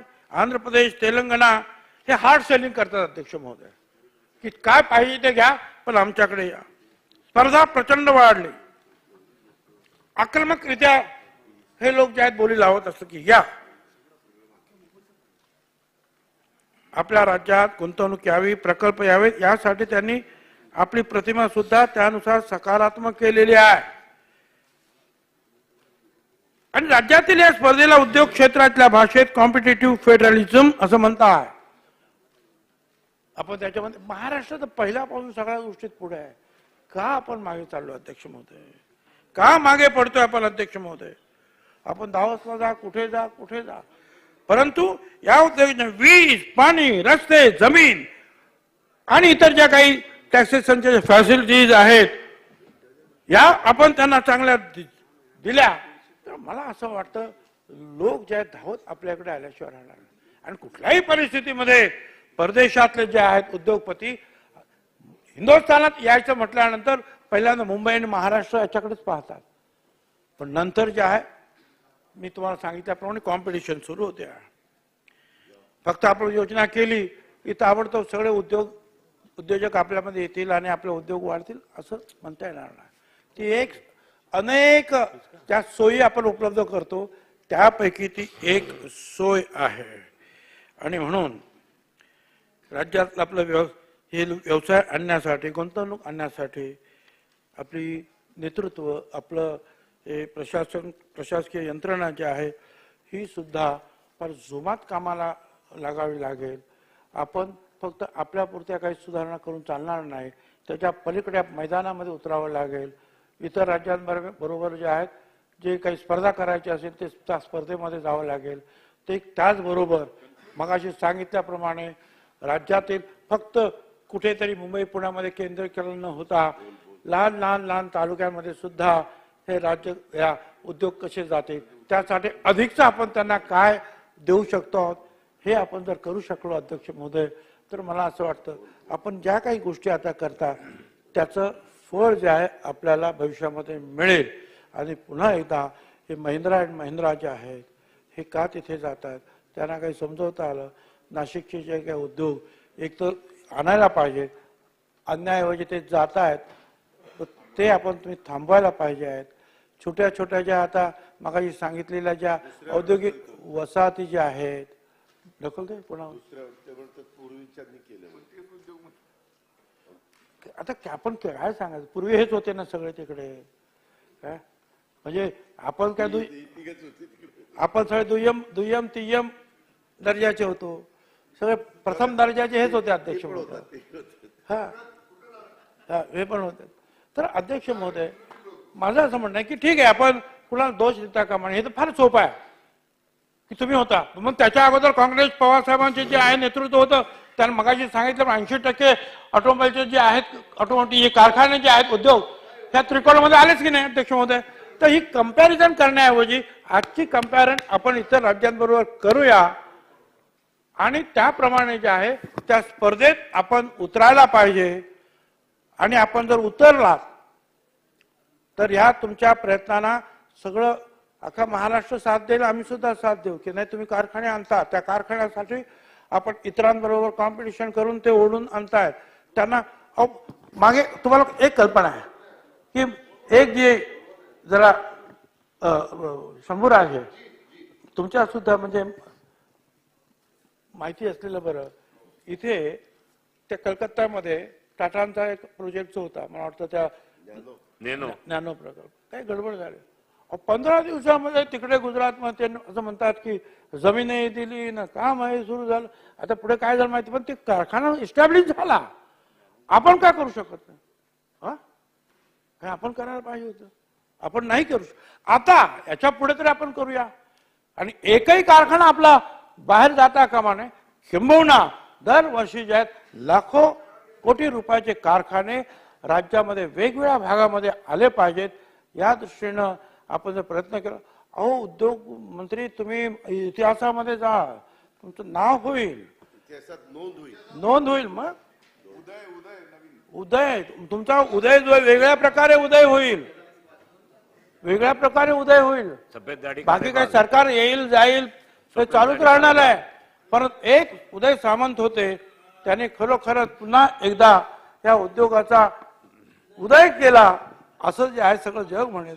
त्यासाठी आपण प्रयत्न करावेत एवढंच सांगतो. धन्यवाद. प्रताप अडसड. धन्यवाद अध्यक्ष महोदय. सन 2023 विधानसभा विधेयक क्रमांक 4 वर बोलण्याकरता मी उभा आहे. आपल्या शासनानं हे विधेयक अधिक सुलभ उद्योगांसाठी सगळ्या गोष्टी सुलभ व्हाव्या याकरता आणलेला त्याचं मी अभिनंदन करतो, समर्थनही करतो. त्यासोबत अध्यक्ष महोदय विदर्भ हा अत्यंत मागास उद्योगांच्या बाबतीत राहिलेला आहे. आमच्या भागात अनेक स्किल्ड लोक आहेत बऱ्याच मोठ्या प्रमाणात. आणि अवस्था अशी आहे की मुंबई आणि पुण्यासारख्या भागात आमच्या भागातले मुलं जाऊन तिथं वस्त्याच्या वस्त्या सगळ्या विदर्भातल्या तयार झाल्या. मोठ्या प्रमाणात मुलं तिकडे विदर्भातले मुंबई आणि पुण्याकडे जातात. सुदैवानं मी महाराष्ट्र शासनाचं अभिनंदन करीन आणि आभारी मानेन की आता समृद्धी महामार्गाच्या निमित्तानं जसं मुख्यमंत्री महोदयांनी मग सांगितलं की गेम चेंजर हा प्रकल्प आहे, त्या दृष्टीनं समृद्धीच्या बाजूने जे काही नोड्स आहेत त्या नोड्सला आता नवनगर उभी राहणार आहे. औद्योगिक भाग औद्योगिक क्षेत्र तिथं तयार होणार आहे. त्या दृष्टीनं विचार करून शासनाला माझी विनंती असेल की त्या भागात उद्योगांना काही विशेष सवलती देऊन सुविधा उपलब्ध करून तिथं जर उद्योग येऊ शकले तर आमच्या भागातले विदर्भातले लोक मुलं सगळे विदर्भातच त्या ठिकाणी कामाला लागतील आणि मोठ्या प्रमाणात आपल्या परिवारापासून दूर गेलेले सगळे मुलं सुद्धा तिथं वापस येऊ शकतील. आणि त्याकरता सगळ्या सुविधा मोठ्या प्रमाणात उपलब्ध आहे. आता आमच्या इथं रेल्वेची कनेक्टिव्हिटी आहेच, सोबत आता रोड कनेक्टिव्हिटी मुंबईपर्यंत पोहोचण्यासाठी कुठल्याही भागात पोहोचण्यासाठी विदर्भातून समृद्धीच्यामुळं सहज सोपं झालेलं आहे. त्यामुळे रोडनंही सगळं जाऊ शकते. आता सिंधीला ड्रायपोर्ट होऊन राहिला आहे, त्याच्यामुळे त्या ड्रायपोर्टच्या माध्यमातूनही तिथून सगळ्या उद्योगांकरिता त्यांचं जे काही प्रॉडक्ट्स आहेत ते सगळे देशात किंवा परदेशात जाण्यासाठी सुद्धा सगळ्या सुविधा उपलब्ध आहे. त्याच्यामुळे माझी विनंती असेल शासनाला की समृद्धीच्या साईडने जे काही नोड्स आहेत, माझ्या मतदारसंघात 2 नोड आहे, तर दोन्ही ठिकाणी मोठ्या प्रमाणात उद्योग यावेत याकरता शासनानं काहीतरी विशेष सुविधा देऊन त्या उद्योगांना आणि येण्याकरता आकृष्ट करावं आणि विनंती करावी आणि विजेचा जो विषय भुजबळ साहेबांनी सांगितला, तर विजेसाठी सुद्धा माझी एक यामध्ये सबमिशन राहील की त्याची प्रॅक्टिबिलिटी काय आहे ते तपासून समृद्धीच्या साईडने जी काही जागा आहे, मोठ्या प्रमाणात जागा उपलब्ध आहे रोडच्या दोन्ही साईडने, तर तिथं सोलर चे पॅनल्स लावून त्याच्यातूनही मोठ्या प्रमाणात वीज आपल्याला तयार करता येऊ शकते, जेणेकरून त्या उद्योगांचा विजेचा प्रॉब्लेम सुद्धा सॉल्व्ह होईल. आणि विधेयक क्रमांक 3 मध्ये मगाशी दादांनी सांगितलं की जे उद्योग येतात त्या भागातले त्या उद्योगाकरता सक्षम किंवा स्किल्ड लेबर नसतात, तर त्या भागात जे उद्योग येणार आहेत त्यांना साधारणपणे एखादा उद्योग उभा करायला साधारण वर्षभर कमीत कमी लागते. त्या काळात त्या उद्योगाला लागणारे लेबर त्यांचा जो काही कोर्स असेल तो त्या भागात जर आपण ITI किंवा इंजिनिअरिंगच्या माध्यमातून उपलब्ध करून दिला, तर त्याच भागातले विद्यार्थी, त्याच भागातली मुलं यांचाही उपयोग तिथे होऊ शकतो. कमीत कमी पैशांमध्ये व जास्तीत जास्त लोक चांगले स्किल तिथे उपलब्ध होऊ शकतात. या दृष्टीने आपण विचार करावा अशी विनंती करतो. बोलण्याकरता संधी दिली त्याबद्दल धन्यवाद. धनंजयजी.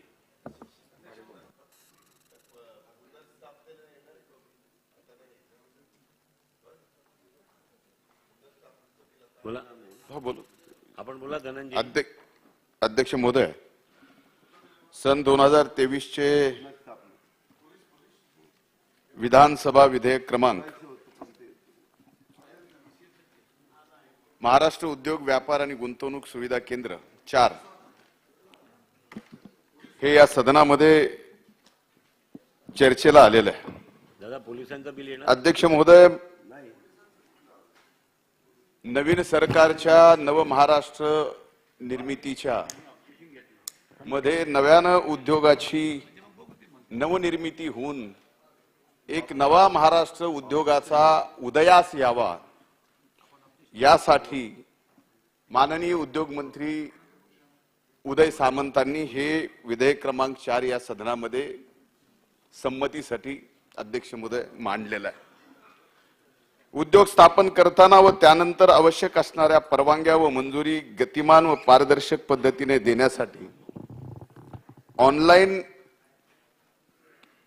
एक खिडकी प्रणाली तयार करून महाराष्ट्रात जास्तीत जास्त उद्योग व गुंतवणूक आकर्षित करण्यासाठी 2023 चे विधानसभा विधेयक क्रमांक 4 माननीय उद्योग मंत्री यांनी विधानसभेच्या सभागृहासमोर मांडलेला आहे. गुंतवणूक आकर्षित करण्याकरता महाराष्ट्रात पूर्वीपासूनच मैत्री कश अध्यक्ष महाराज या ठिकाणी कार्यरत होता. त्यालाच कायद्याच्या कशेत आणून अधिक जलद पद्धतीने कारवाई करण्याचा हा सरकारचा या विधेयकामधून अध्यक्ष महाराज प्रयत्न आहे. अध्यक्ष महाराज, या नाही अध्यक्ष महाराज,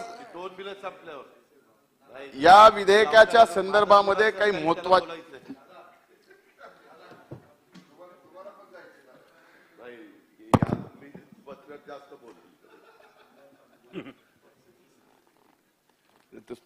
अध्यक्ष महाराज, या नाही अतिशय महत्वाचे आणि राज्याच्या हिताचे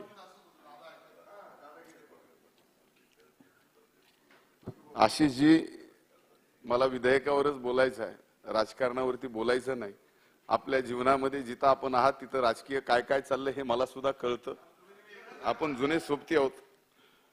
अध्यक्ष महाराज, या बिलाच्या माध्यमातून मैत्री या नोडल कशातला संबंधित प्राधिकरणाने उद्योग स्थापन करण्यासाठी आवश्यक परवानग्या विहित कालमर्यादेत दिल्या नाहीत, तर त्या परवानग्या प्राधिकरणाला देण्याचे अधिकार दिले आहेत. तथापि अध्यक्ष महाराज, असे करण्यापूर्वी विविध प्राधिकारी ज्या परवानग्या देत असतात त्या परवानग्या सेवा हमी अधिनियमा अंतर्गत, माननीय मंत्री महोदय आपण ऐकावं, असे करण्यापूर्वी विविध प्राधिकरण ज्या परवानग्या देत असतात त्या परवानग्या सेवा हमी अधिनियमा अंतर्गत जर नोटिफाय केल्या आणि त्याची विहित कालमर्यादा जर निश्चित केली तर एक टप्पा आधीच या परवानग्या मिळण्याचा मार्ग सुकर होऊ शकेल. अन्यथा मैत्री कशाकडे सर्व प्रकरणे एकत्रित होऊन पुन्हा एकदा मैत्री कश ओव्हरलोड होऊन त्याचा मूळ हेतू साध्य होणार नाही. म्हणून अध्यक्ष महाराज, या ठिकाणी मी या विधेयकाच्या संदर्भातला एक दुसरा महत्वाचा मुद्दा माननीय मंत्री महोदयाच्या समोर आपल्या माध्यमातून या ठिकाणी उपस्थित करणार आहे. उद्योग विभागाकडे भूवाटप समिती कार्यरत आहे. आता या समितीमध्ये विविध उद्योग स्थापन करण्याकरता पहिल्यांदा कुठल्याही उद्योगपतीला या महाराष्ट्रातल्या कुठल्याही औद्योगिक वसाहतीमध्ये उद्योग उभा करायचा असेल तर उद्योग विभागाने संपादित केलेल्या जमिनीचा भूखंड त्याला देण्याच्या संबंधीचा मागणीचा प्रस्ताव हा उद्योग विभागाच्या भू वाटप समिती या ठिकाणी करते. अध्यक्ष महाराज, माझा प्रश्न आहे माननीय मंत्री महोदयांना की आपण ज्या वेळेस पासून उद्योग मंत्री म्हणून या विभागाची जबाबदारी स्वीकारली आहे, या भू वाटप समितीच्या किती बैठका झालेल्या आहेत की ज्या बैठकीच्या माध्यमातून हा जो कायदा आणलाय नवीन उद्योगाच्या संदर्भामध्ये उद्योगाला या ठिकाणी गती मिळावी या महाराष्ट्रात आणि पुन्हा उद्योगामध्ये महाराष्ट्र पहिल्या क्रमांकावर यावा असं वाटतंय आपल्याला, म्हणून या ठिकाणी हे विधेयक आणलंय. माझा स्पेसिफिक या बिलाच्या संदर्भामध्ये बोलत असताना आपण भूवाटप समितीच्या मागच्या किती महिन्यामध्ये किती बैठका घेतल्या हे जर या बिलाच्या उत्तरामध्ये आपण या ठिकाणी जर सांगितलं तर अध्यक्ष महाराज नक्कीच या विधेयकामध्ये या सरकारचा उद्योग वाढवण्याच्या संबंधी किती प्रामाणिक प्रयत्न आहे हे महाराष्ट्राच्या जनतेला कळेल. अध्यक्ष महाराज, या संदर्भात या समितीची बैठक कधी घेण्यात यावी, याची कार्यपद्धती काय असावी हे निश्चित करण्याची सुद्धा गरज आहे. आज कार्यपद्धती आणि वेळ अशी भूवाटप करण्याच्या समितीला काहीही या ठिकाणी मर्यादा नाहीये. कधी बैठक घ्यावी, किती दिवसात घ्यावी, किती प्रकरण आहेत या संदर्भामध्ये काही नाही. या बिलामध्ये सुद्धा आज आपण या ठिकाणी एक खिडकी आपण आणताय, याच्यात सुद्धा त्या बाबतीमध्ये काहीही कालमर्यादा ठरवलेली नाही आहे. मग या बिलाचा काय उपयोग आहे? मैत्री कश पहिल्यांदा आहेच, त्याला आपण या ठिकाणी वेगळ्या वैधानिक कशामध्ये आणताय हा कायदा अधिनियम म्हणून. बऱ्याचदा या समितीच्या बैठका अध्यक्ष महाराज महिनोमहिने होत नाहीत. अशा तक्रारी अनेक उद्योजकांकडून प्राप्त होत असतात आणि त्यामुळं प्रत्यक्ष भूखंड न मिळाल्यामुळं पुढील परवानगी घेणं, प्रत्यक्ष उद्योग स्थापन करणे याला अधिक विलंब लागतो. हे कुणालाही सांगायची गरज नाही, या सदनामध्ये आलेल्या कुठल्याही सदस्याला ही सांगायची गरज नाही. जर भूखंड वाटपाच्या बैठकाच होत नसतील, भूखंड वाटपच होत नसेल तर पुढच्या परवानग्या घ्यायच्या कशा आणि त्याच्यानंतर पुढच्या परवानग्या घेत असताना नवीन उद्योग उपयोग करायचे कसे, यालाच कालमर्यादा ठरलेली नाही. या बैठकीला वेळ ठरलेला नाही, किती दिवसात बैठका घ्याव्या हे पण ठरलेलं नाही. म्हणून अध्यक्ष महाराज या बिलामध्ये याची कालमर्यादा आणि वेळ निश्चित करणं सुद्धा फार महत्वाचं आहे. उद्योग विभागाकडील महाराष्ट्र औद्योगिक विकास महामंडळातील समितीच्या कामकाजासंदर्भात अशी कालमर्यादेतील तरतूद शासन करणार आहे का, याचं देखील उत्तर या संदर्भातील चर्चेच्या उत्तरात माननीय मंत्री महोदय देतील अशी अपेक्षा मी या ठिकाणी करतो. अध्यक्ष महाराज, सदर विधेयकामध्ये राज्यात एखादा उद्योग येऊ घातल्यानंतर त्याला ज्या परवानग्या आवश्यक आहेत त्या देण्यासंदर्भातल्या तरतुदी करण्यात आहेत. त्याच्यासाठी हे बिल आहे. तथापि उद्योग क्षेत्रामध्ये अलीकडील काळात झपाट्याने मोठ्या प्रमाणात बदल होऊ लागला. लोकप्रिय आणि नवनवीन क्षेत्र उद्योग क्षेत्रामध्ये खुली होऊ लागली आहेत. अध्यक्ष महाराज, गेल्या काही दिवसामध्ये तेलंगणा मोबिलिटी व्हॅन नावाचा नाविन्यपूर्ण प्रकल्प या ठिकाणी घोषित केला. एक नवीन राज्य काही वर्षापूर्वी या ठिकाणी निर्माण झालं. त्याच नवीन राज्याने या ठिकाणी मोबिलिटी व्हॅनचा नवीन नाविन्यपूर्ण या ठिकाणी प्रकल्प घोषित केला. Artificial intelligence, internet of things अशी नवनवीन अनेक क्षेत्र उद्योगामध्ये या ठिकाणी नव्यानं खुली झाली. अध्यक्ष महाराज, उद्योगात आणि इतर प्रत्येक क्षेत्रामध्ये हा महाराष्ट्र जर एक नंबरला आहे तर नव्यानं काही वर्षापूर्वी झालेला तेलंगणा ही जर धोरणं पहिल्यांदा घोषित करत असेल तर अध्यक्ष महाराज, आपण आपला महाराष्ट्र कुठे जातोय उद्योग क्षेत्रामध्ये याचा विचार सुद्धा माननीय मंत्री महोदयांनी करण्याची गरज आहे. अध्यक्ष महाराज, या विधेयकावर बोलत असताना मी कसल्याही राजकीय बाबतीत बोलणार नाही. आपण याचा राजकीय भाष्य म्हणून सुद्धा विचार करू नका, पण याचं उत्तर नक्कीच या बिलाच्या माध्यमातून आम्हाला मिळालं पाहिजे. महाराष्ट्राच्या 12 कोटी जनतेला मिळालं पाहिजे. ज्या उद्योगावर अनेक उद्योगाचं भविष्य आहे, तसंच त्या उद्योगावर या महाराष्ट्रातल्या अनेक बेरोजगारांचं सुद्धा भविष्य आहे, हे आपण समजून घेतलं पाहिजे.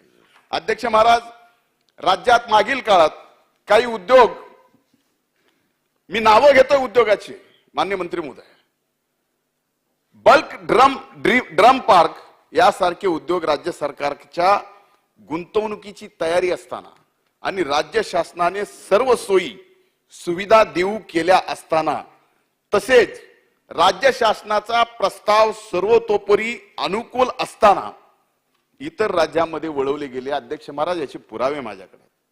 आपण जर परवानगी द्याल तर अध्यक्ष महाराज याचे पुरावे सुद्धा आपल्याकडे देतो. हो, देतो. नामदेव पायरी, हे तुमच्या विठ्ठलाचा महत्वाकांक्षी प्रकल्प आहे. अध्यक्ष महाराज, हा उद्योग रायगड जिल्ह्यामध्ये, कोकणात उद्योग मंत्री महोदय उभा राहणार होता आणि स्थानिक भूमिपुत्रांना मोठ्या प्रमाणात रोजगार उपलब्ध होणार होता. मात्र दुर्दैवानं हा उद्योग राज्याबाहेर गेला आणि या पार्कमध्ये अध्यक्ष महाराज केंद्र सरकारचे 2 ते 3 हजार कोटी रुपयाची गुंतवणूक करून सर्व प्रकारच्या सोयी सुविधा उपलब्ध करून देण्याची तरतूद याच्यामध्ये होती. पण अध्यक्ष महाराज, हा प्रकल्प इतर राज्यात गेला. आता हा पार्क राज्याबाहेर गेल्यामुळे राज्य शासन हाच पार्क, हाच प्रोजेक्ट स्वनिधीतून 2 ते 3 हजार कोटी रुपये खर्च करून अशा सोयी सुविधा उपलब्ध करून देणार आहे का? 3 हजार कोटी रुपये करणं शक्य आहे का? आपण मोठ्या मोठ्या घोषणा करताल, वर्ष 1.5 वर्ष आली इलेक्शनवर त्या संबंधात करताल, पण अध्यक्ष महाराज, एकीकडे असे वेगवेगळे प्रकल्प आहेत. वेळोवेळी जेव्हा विविध उद्योग व व्यवसायांना आवश्यक असलेल्या वेगवेगळ्या परवानग्या मिळवण्यासाठी वेगवेगळ्या प्राधिकरणाकडे अर्ज सादर करतात, त्यावेळी त्या प्राधिकरणाकडे आधीचे अनेक उद्योग व व्यवसायाच्या परवानग्या प्रलंबित असल्यामुळे मोठी प्रतीक्षा करावी लागते. हे तर मान्य करतात, त्याच्यासाठीच आपण हे केलंय. आज पर्यावरणाच्या परवानग्यात एमसीझेडची परवानगी आहे, कोस्टल झोनची परवानगी आहे, प्रदूषणाच्या संदर्भातली परवानगी आहे, फायर फायटिंगच्या संदर्भातल्या परवानग्या आहेत. आणि एवढंच नाही तर काही ठिकाणी जिल्हाधिकाऱ्याच्या सुद्धा परवानग्या लागतात. अध्यक्ष महाराज, या परवानग्या मिळायला जर काल मर्यादा नाही, कुठलीही निश्चित वेळ मर्यादा नाही, कधी द्यावी, किती अर्ज आलेत. उदाहरणामध्ये अध्यक्ष महाराज, जर माझं पर्यावरणाकडे एखादी परवानगी, 3 वेगवेगळ्या पद्धतीच्या परवानग्या लागतात अध्यक्ष महाराज पर्यावरणाच्या सुद्धा. ज्यावेळेस मला उद्योग उभा करायचा त्यावेळेसची एक परवानगी लागते, उद्योग उभा झाल्यानंतर त्यावेळेसची एक परवानगी लागते, आणि उद्योग चालू झाल्यानंतर त्यावेळेस एक पर्यावरणाची परवानगी लागते. अध्यक्ष महाराज, त्या बाबतीमध्ये या बिलातून हे नव्यानं आपण जे काही मैत्री कशामध्ये करताय अध्यक्ष महाराज, हे महत्वाचं आहे, राज्याच्या हिताचं आहे. उद्या जर मी हे नाही बोललो तर मी माझ्या या सभागृहामध्ये जे सदस्य म्हणून काम करतोय, कुठेतरी मी माझ्या राजधर्माशी बैमानी करतोय असं होईल अध्यक्ष महोदय. म्हणून या बिलावर बोलणं आवश्यक आहे. या विधेयकाच्या संदर्भात महाराष्ट्राची येणाऱ्या काळातली पिढी त्याची जडणघडण होणार आहे. म्हणून म्हणलं की नव्या महाराष्ट्राचा उदय औद्योगिक दृष्ट्या उदय सामंतांच्या हातून माझे मित्र आहेत व्हावा, हे मित्र म्हणून प्रामाणिक अपेक्षा केली. आणि त्याच्यात जर या विधेयकावर बोलत असताना काही सूचना केल्या मित्राला मंत्री म्हणून, चुकीचं थोडंच आहे. त्यामुळे वेळ जाईल अध्यक्ष महाराज, पण हातातून वेळ निघून जाण्यापेक्षा सभागृहामध्ये बोलताना वेळ थोडीशी जास्त लागली तर अध्यक्ष महाराज माफ करा, पण हे बोलणं आवश्यक आहे. अध्यक्ष महाराज, या समित्याकडील उदाहरणार्थ पर्यावरण विभागाचा व महाराष्ट्र प्रदूषण नियंत्रण मंडळाकडून विविध समित्या या कन्सेंट टू इस्टॅब्लिश आणि कन्सेंट टू ऑपरेट तसेच उद्योग स्थापन करण्याकरता पर्यावरणाशी निगडीत परवानगी देत असताना, तसेच कोस्टल झोन ऑथॉरिटी या सागरी किनाऱ्यावरील उद्योग आस्थापना त्याचे बांधकाम विषयक परवानग्या देत असताना प्राधिकरणाकडे मोठ्या प्रतीक्षा कालावधी असतो. हे तर मान्य कराल. या समितीकडील प्रलंबित प्रकरणाची संख्या मोठ्या असल्यामुळे त्यांच्याकडे प्रतीक्षा कालावधी मोठा असतो, असे अनेकदा आपल्या निदर्शनास आले.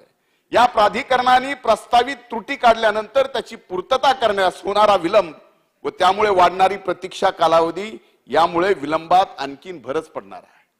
अध्यक्ष महाराज, या विधेयकामध्ये कुठेही या ज्या प्राधिकरण आहेत, ज्या तुमच्याकडे यायच्या अगोदर ज्यांना परवानगी द्यावा लागणार आहेत, त्यांची कालमर्यादा परवानगी देण्याच्या बाबतीत कुठेही निश्चित केली गेलेली नाहीये. त्याच्यामुळं त्यांच्याकडे हजारो प्रकरण अगोदर पडलेत. ते निकाली कधी निघणार, त्याच्या परवानग्या कधी मिळणार, आणि त्याच्यानंतर तुमच्याकडे या नवा मैत्री कशाला कायद्याचं रूपांतर नवीन आपण करतोय, त्याच्यात आपल्याकडे ते प्रकरण परवानगी देण्यासाठी कधी येणार, हा सगळ्यात महत्वाचा विषय आहे. मुळात या विभागाकडे असलेल्या कामाचा बोजा कमी करण्यासाठी उपाय गुंतवणुकीस पोषक व अनुकूल असल्याचे नमूद केले असतानाही ही गुंतवणूक व उद्योग इतर राज्यात अनाकलनीयरित्या जात असल्याचे निदर्शनात आले आहे. यापासून संरक्षण मिळण्यासाठी अध्यक्ष महाराज, या विधेयकामध्ये आपण काय उपाययोजना करण्याचं सुचवलंय? या बाबतीत काही उपाययोजना नाही आहेत अध्यक्ष महाराज. अध्यक्ष महाराज, म्हणून माझं या ठिकाणी म्हणणं आहे, हे विधेयक म्हणजे प्रशासकीय कारवाई आहे, याच्या पलीकडे दुसरं मला काय वाटत नाही. उद्योग महाराष्ट्रात येऊनही या उद्योगाचे दान आपण गुजरातला देत असू तर अशा प्रकारच्या कितीही खिडकी योजना आपण माननीय मंत्री महोदय सुरू केल्या तरी त्याचा उपयोग होणार नाही. अध्यक्ष महाराज, असे विधेयक आणायचे, एक खिडकी म्हणायचं, खिडकी महाराष्ट्रात उघडायची आणि उद्योग मात्र गुजरातच्या दरवाजाला न्यायचे. हे अध्यक्ष महाराज आपल्याला तरी महाराष्ट्राचं भूमिपुत्र म्हणून पटणार आहे का? खिडकी इकडे उघडायची आणि उद्योग दरवाजात गुजरातच्या द्यायचे, हे अध्यक्ष महाराज बरोबर नाही. आणि हे मी पुराव्याविषयी बोलतो. अध्यक्ष महाराज, दिल्लीची मर्जी शिवाय उद्योग काय महाराष्ट्रात येत नाही. हे वेदांता फॉक्सकॉनच्या बाबतीत संपूर्ण महाराष्ट्राने पाहिले आहे. अध्यक्ष महाराज, हे असं का झालं की जो वेदांता फॉक्सकॉनचा प्रकल्प 2014 पासून 19 पर्यंत जे माननीय मुख्यमंत्री तत्कालीन होते त्यांच्या सगळ्यात महत्वाचा आणि महत्वाकांक्षी प्रकल्प होता, तो प्रकल्प गुजरातमध्ये गेला. आम्ही सांगतो तुम्हाला आपण राजकीय अरे अध्यक्ष महाराज, बरं आता पुढचं फॉक्सकॉन नंतर Tata Airbus, Safran, bulk drug park, medical device park, असे अनेक उद्योग महाराष्ट्राच्या बाहेर गेले. म्हणून अध्यक्ष महाराज, माझं म्हणणं आहे, खिडकी इथं उघडायची आणि दरवाजावर गुजरातच्या द्यायचं, हे काही आपल्याला पटणार नाही अध्यक्ष महाराज. म्हणून या बाबतीत या विधेयकाच्या उत्तरामध्ये आपण उद्योग येणारे महाराष्ट्रातले इतर राज्यात जाणार नाहीत, त्यातले त्यात गुजरातला जाणार नाहीत, याची आपण काय काळजी करणार आहात, हे पण आम्हाला ऐकायचं आहे. महाराष्ट्रात राजकीय अस्थिरता निर्माण करण्याची जे काय डर्टी गेम खेळण्यात येतोय अध्यक्ष महाराज, त्याचे परिणाम महाराष्ट्राच्या उद्योगाच्या विश्वाला भोगावे लागलेत.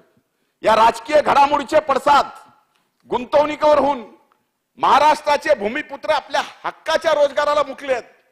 याला जबाबदार कोण आहे? अध्यक्ष महाराज, औद्योगिक राज्य म्हणून महाराष्ट्राची ओळख होती, पण आता राज्यामध्ये स्पर्धा वाढली आहे.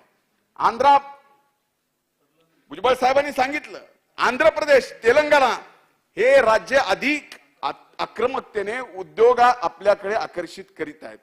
महाराष्ट्राचे नेतृत्वात मात्र दिल्लीच्या मर्जीवर अवलंबून आहे. त्यामुळे महाराष्ट्रातील गुंतवणूक ही महाराष्ट्राच्या गुणवत्तेवर नाही तर दिल्लीच्या मर्जीवर जर आत येत असेल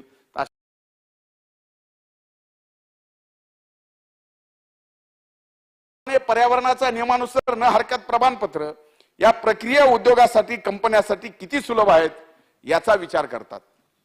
संबंधित सोयी सुविधा आहेत असा दावा केला जातो, परंतु प्रत्यक्षात त्या सुविधा किती मिळतात? अध्यक्ष महाराज, आजही आपल्या राज्य सांगतं की 24 तास वीज पुरवठा असा दावा महाराष्ट्राकडून आपल्या राज्याकडून केला जातो, पण अनेक उद्योगपत्यांची तक्रार आहे की 24 तास त्या ठिकाणी वीज पुरवठा होत नाही. अध्यक्ष महाराज, याशिवाय राज्यामध्ये महाराष्ट्रात औद्योगिक कायदे कठोर आहेत असं अनेक उद्योजकांचं म्हणणं आहे. इथे सिव्हिक इम्प्रिजमेंट किरकोळ गुन्ह्याच्या बाबतीमध्ये अर्थातच तुरुंगवास सुद्धा भोगावा लागतो. हा आपल्या महाराष्ट्रामध्ये एक महत्वाचा विषय आहे, जे की आज त्याचा परिणाम गुंतवणुकीवर होत आहे. अध्यक्ष महाराज, वीज आणि पाणी पुरवठ्याच्या संबंधामध्ये अगोदरच भुजबळ साहेबांनी सांगितलं, पण गुंतवणूकदाराच्या बाबतीत हा सुद्धा महत्वाचा विषय, त्याचा सुद्धा विचार आपल्याला करणं गरजेचं आहे. त्यामुळे महाराष्ट्राची एक नकारात्मक प्रतिमा या उद्योग क्षेत्रामध्ये संबंध विश्वाच्या या ठिकाणी तयार होतीये. यावर राज्य सरकारने विचार करणं अतिशय गरजेचं आहे. मैत्री कशाला कायद्याचं स्वरूप देणं गुंतवणुकीसाठी चांगले पाऊल आहे, मात्र या विधेयकाच्या निमित्तानं वरील काही सुधारणा सरकार करेल का, हा अध्यक्ष महाराज महत्वाचा विषय आहे. अध्यक्ष महाराज, मागं मंत्रिमंडळामध्ये आम्ही एकत्र असताना मागच्या 2.5 वर्षाच्या काळात त्यावेळेस माझ्या परळी वैद्यनाथामध्ये एक औद्योगिक वसाहत देण्याच्या संदर्भामधला निर्णय झाला. तालुका स्तराची औद्योगिक वसाहत आहे अध्यक्ष महाराज. परळीच्या बाबतीमध्ये आपल्याला कमीत कमी मंत्री झाल्यानंतर जेवढे दिवस आपण मंत्री म्हणून या ठिकाणी काम करताय, 10 दिवसाला पुढे झालंच आहे, 10 दिवसाला एकदा. पण त्या परळी वैद्यनाथच्या MIDCच्या बाबतीमध्ये आपल्याला बैठक लावा म्हणलं. आपण या ठिकाणी अनेकदा बैठक लावा, कदाचित आपल्या मागे उद्योग मंत्री म्हणून जबाबदारी, अनेक उद्योगाची जबाबदारी आहे. वेळ मिळेल, ज्यावेळेस मिळेल त्यावेळेस आपण लावताल. पण अध्यक्ष महाराज, महत्वाचा विषय असा आहे की परळी वैद्यनाथ हे ज्योतिर्लिंग स्थान म्हणून पण महत्वाचं आहे आणि सिकंदराबाद झोनच्या रेल्वेच्या दृष्टीने सगळ्यात मोठा इन्कम देणारं, रेल्वेला फार मोठं परळीचं जंक्शन आहे. तिथं थर्मल पॉवर स्टेशन आहे आणि त्यामुळे अनेक मोठे उद्योग त्या थर्मल पॉवर स्टेशनच्या माध्यमातून तिथं येऊ शकतात. त्यामुळे ही MIDC सुद्धा अतिशय सक्सेसफुल या ठिकाणी होऊ शकते. म्हणून अध्यक्ष महाराज, इथं 17.33 हेक्टर क्षेत्र 2021-22 मध्ये चालू बाजार प्रवाहाप्रमाणे या ठिकाणी MIDCने घेण्याचं ठरवलं. आपल्या विभागानं मूल्यांकन हे बिनशेती नॉन ऍग्रिकल्चर संभाव्य धरून आकारलेले असल्याने, जास्तीचं वाटत असल्याने फेर मूल्यांकन करण्याची मागणी अध्यक्ष महाराज जिल्हाधिकाऱ्याकडे केली. ते फेर मूल्यांकन मागणी करून 18,59,00,000 रुपयाची मागणी केली. 14 ऑक्टोबर 2022 आपल्या विभागाने पुन्हा जिरायत जमिनीच्या आधारभूत मूल्यांकनावर आधारित फेर मूल्यांकन करण्याचा जिल्हाधिकाऱ्यांना विनंती केली. मात्र आजपर्यंत या ठिकाणी काही झालेलं नाही. अध्यक्ष महाराज, एक मागासलेला भाग आहे. हा मागासलेल्या बीड जिल्ह्यातला सर्वाधिक ऊसतोड मजूर म्हणून जिल्ह्याची ओळख असलेली या जिल्ह्यामध्ये जर ही औद्योगिक वसाहत झाली तर मी आपल्याला या ठिकाणी सदनामध्ये जबाबदारीपूर्वक तिथला लोकप्रतिनिधी म्हणून सांगतो की मराठवाड्यातली एक फार चांगली औद्योगिक वसाहत ग्रामीण भागातली तिथे पुढे येऊ शकते. तिथे फार मोठे उद्योग येऊ शकतात. आज त्या ठिकाणी थर्मल पॉवर स्टेशन आहे, आज त्या ठिकाणी सिमेंटची फॅक्टरी आहे. आज त्या ठिकाणी त्या भागामध्ये एवढ्या चांगल्या वीट भट्ट्या आहेत की ती वीट आज मध्य प्रदेशमध्ये जाते, कर्नाटकमध्ये जाते, तेलंगणाला जाते. त्या राखीचा परिणाम असा आहे. अध्यक्ष महाराज, म्हणून माझी या ठिकाणी विनंती आहे की हा एक माझा महत्वाचा विषय आहे की जे बीड जिल्ह्यातल्या मागासलेपणाला दूर करू शकतो आपल्या उद्योग विभागाच्या माध्यमातून. याकडे सुद्धा जर आपण असं लक्ष घातलं तर नक्कीच फार मोठ्या प्रमाणामध्ये महाराष्ट्रात औद्योगिक क्षेत्राचा उदय होऊ शकतो अशी अपेक्षा अध्यक्ष महाराज. आणि मी जे मुद्दे उपस्थित केले ते या राज्याच्या औद्योगिक क्षेत्राला नव्यानं उभारी देणार आहेत आणि नवा उद्योगाचा उदय होणार आहेत. एवढीच या ठिकाणी मी विनंती करतो. आपण त्या ठिकाणी सकारात्मक उत्तर द्यावं ही अपेक्षा करतो. अध्यक्ष महाराज, धन्यवाद. अतुल भातखळकर. अध्यक्ष महोदय, 2023 से विधानसभा विधेयक क्रमांक 4 महाराष्ट्र उद्योग व्यापार व गुंतवणूक सुविधा विधेयक 2023 याच्या समर्थनार्थ मी या ठिकाणी खरं तर बोलायला उभा आहे. मी या विधेयकाच्या बाबतीत सर्वप्रथम राज्य सरकारचं अभिनंदन करीन की उद्योगधंद्यांच्या परवानग्या या लवकरात लवकर मिळाव्यात याच्याकरता मैत्री कायदा या विधेयकाच्या माध्यमातून राज्य सरकार आज आणत आहे आणि त्याच्यामुळे राज्यामध्ये उद्योग येण्याची गती ही मोठ्या प्रमाणावर वाढेल. खरं तर विधेयकांवर बोलत असताना राजकीय बोलणं अपेक्षित नसतं, पण दुर्दैवाने बऱ्याचदा विधेयकावर बोलत असताना सुद्धा काही राजकीय गोष्टी दुर्दैवाने सांगण्याचा प्रयत्न केला जातो. वारंवार या राज्यातून उद्योग बाहेर गेले अशा प्रकारची खोटी आवई उठवल्यामुळे महाराष्ट्राची आपण बदनामी करतोय आणि भारतीय जनता पार्टी शिवसेना सरकारचा आपला द्वेष हा महाराष्ट्राच्या द्वेषात परावर्तित होतो याचं भान सुद्धा विरोधकांना राहत नाही. हे अत्यंत दुर्दैवाची बाब आहे. आणि त्याच्यामुळे कुठला फॉक्सॉनचा प्रयोग, कुठली कंपनी होती, वेदांत फॉक्सॉन कुठली कंपनी होती, आणि मी ऐकत होतो एकही विधायक सूचना उद्योग वाढावेत याच्याकरता दुर्दैवाने केली गेली नाही. आणि उद्योग आले पाहिजेत त्याच्याकरता तुम्ही काय करणार? म्हणजे यांच्या काळामध्ये उद्योगपतींच्या घरासमोर यांनी परत सेवेत घेतलेल्या पोलिसांनी स्फोटकं ठेवली आणि तो काय ओसावाबिन लादे नाही का असं वर्णन अख्ख्या कॅबिनेटने केलं. कारण तत्कालीन मुख्यमंत्री बोलले म्हणजे कॅबिनेटची जबाबदारी असते. आणि त्याच्यामुळे मी त्यावेळेच्या सरकारविषयी म्हणतोय, एवढंही तुमचं त्याच्यामुळे ईज ऑफ डुईंग बिझनेस विषयी चर्चा झाली. ईज ऑफ डुईंग बिझनेसचा इंडेक्स हा राज्यांमध्ये असला पाहिजे याची सुरुवातच मुळात माननीय नरेंद्र मोदीजींनी केली.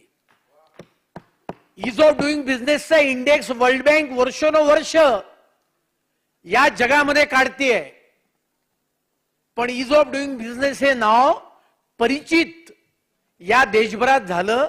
याचं श्रेय कोणाला द्यायचं असेल ते माननीय नरेंद्र मोदींना द्यावं लागेल.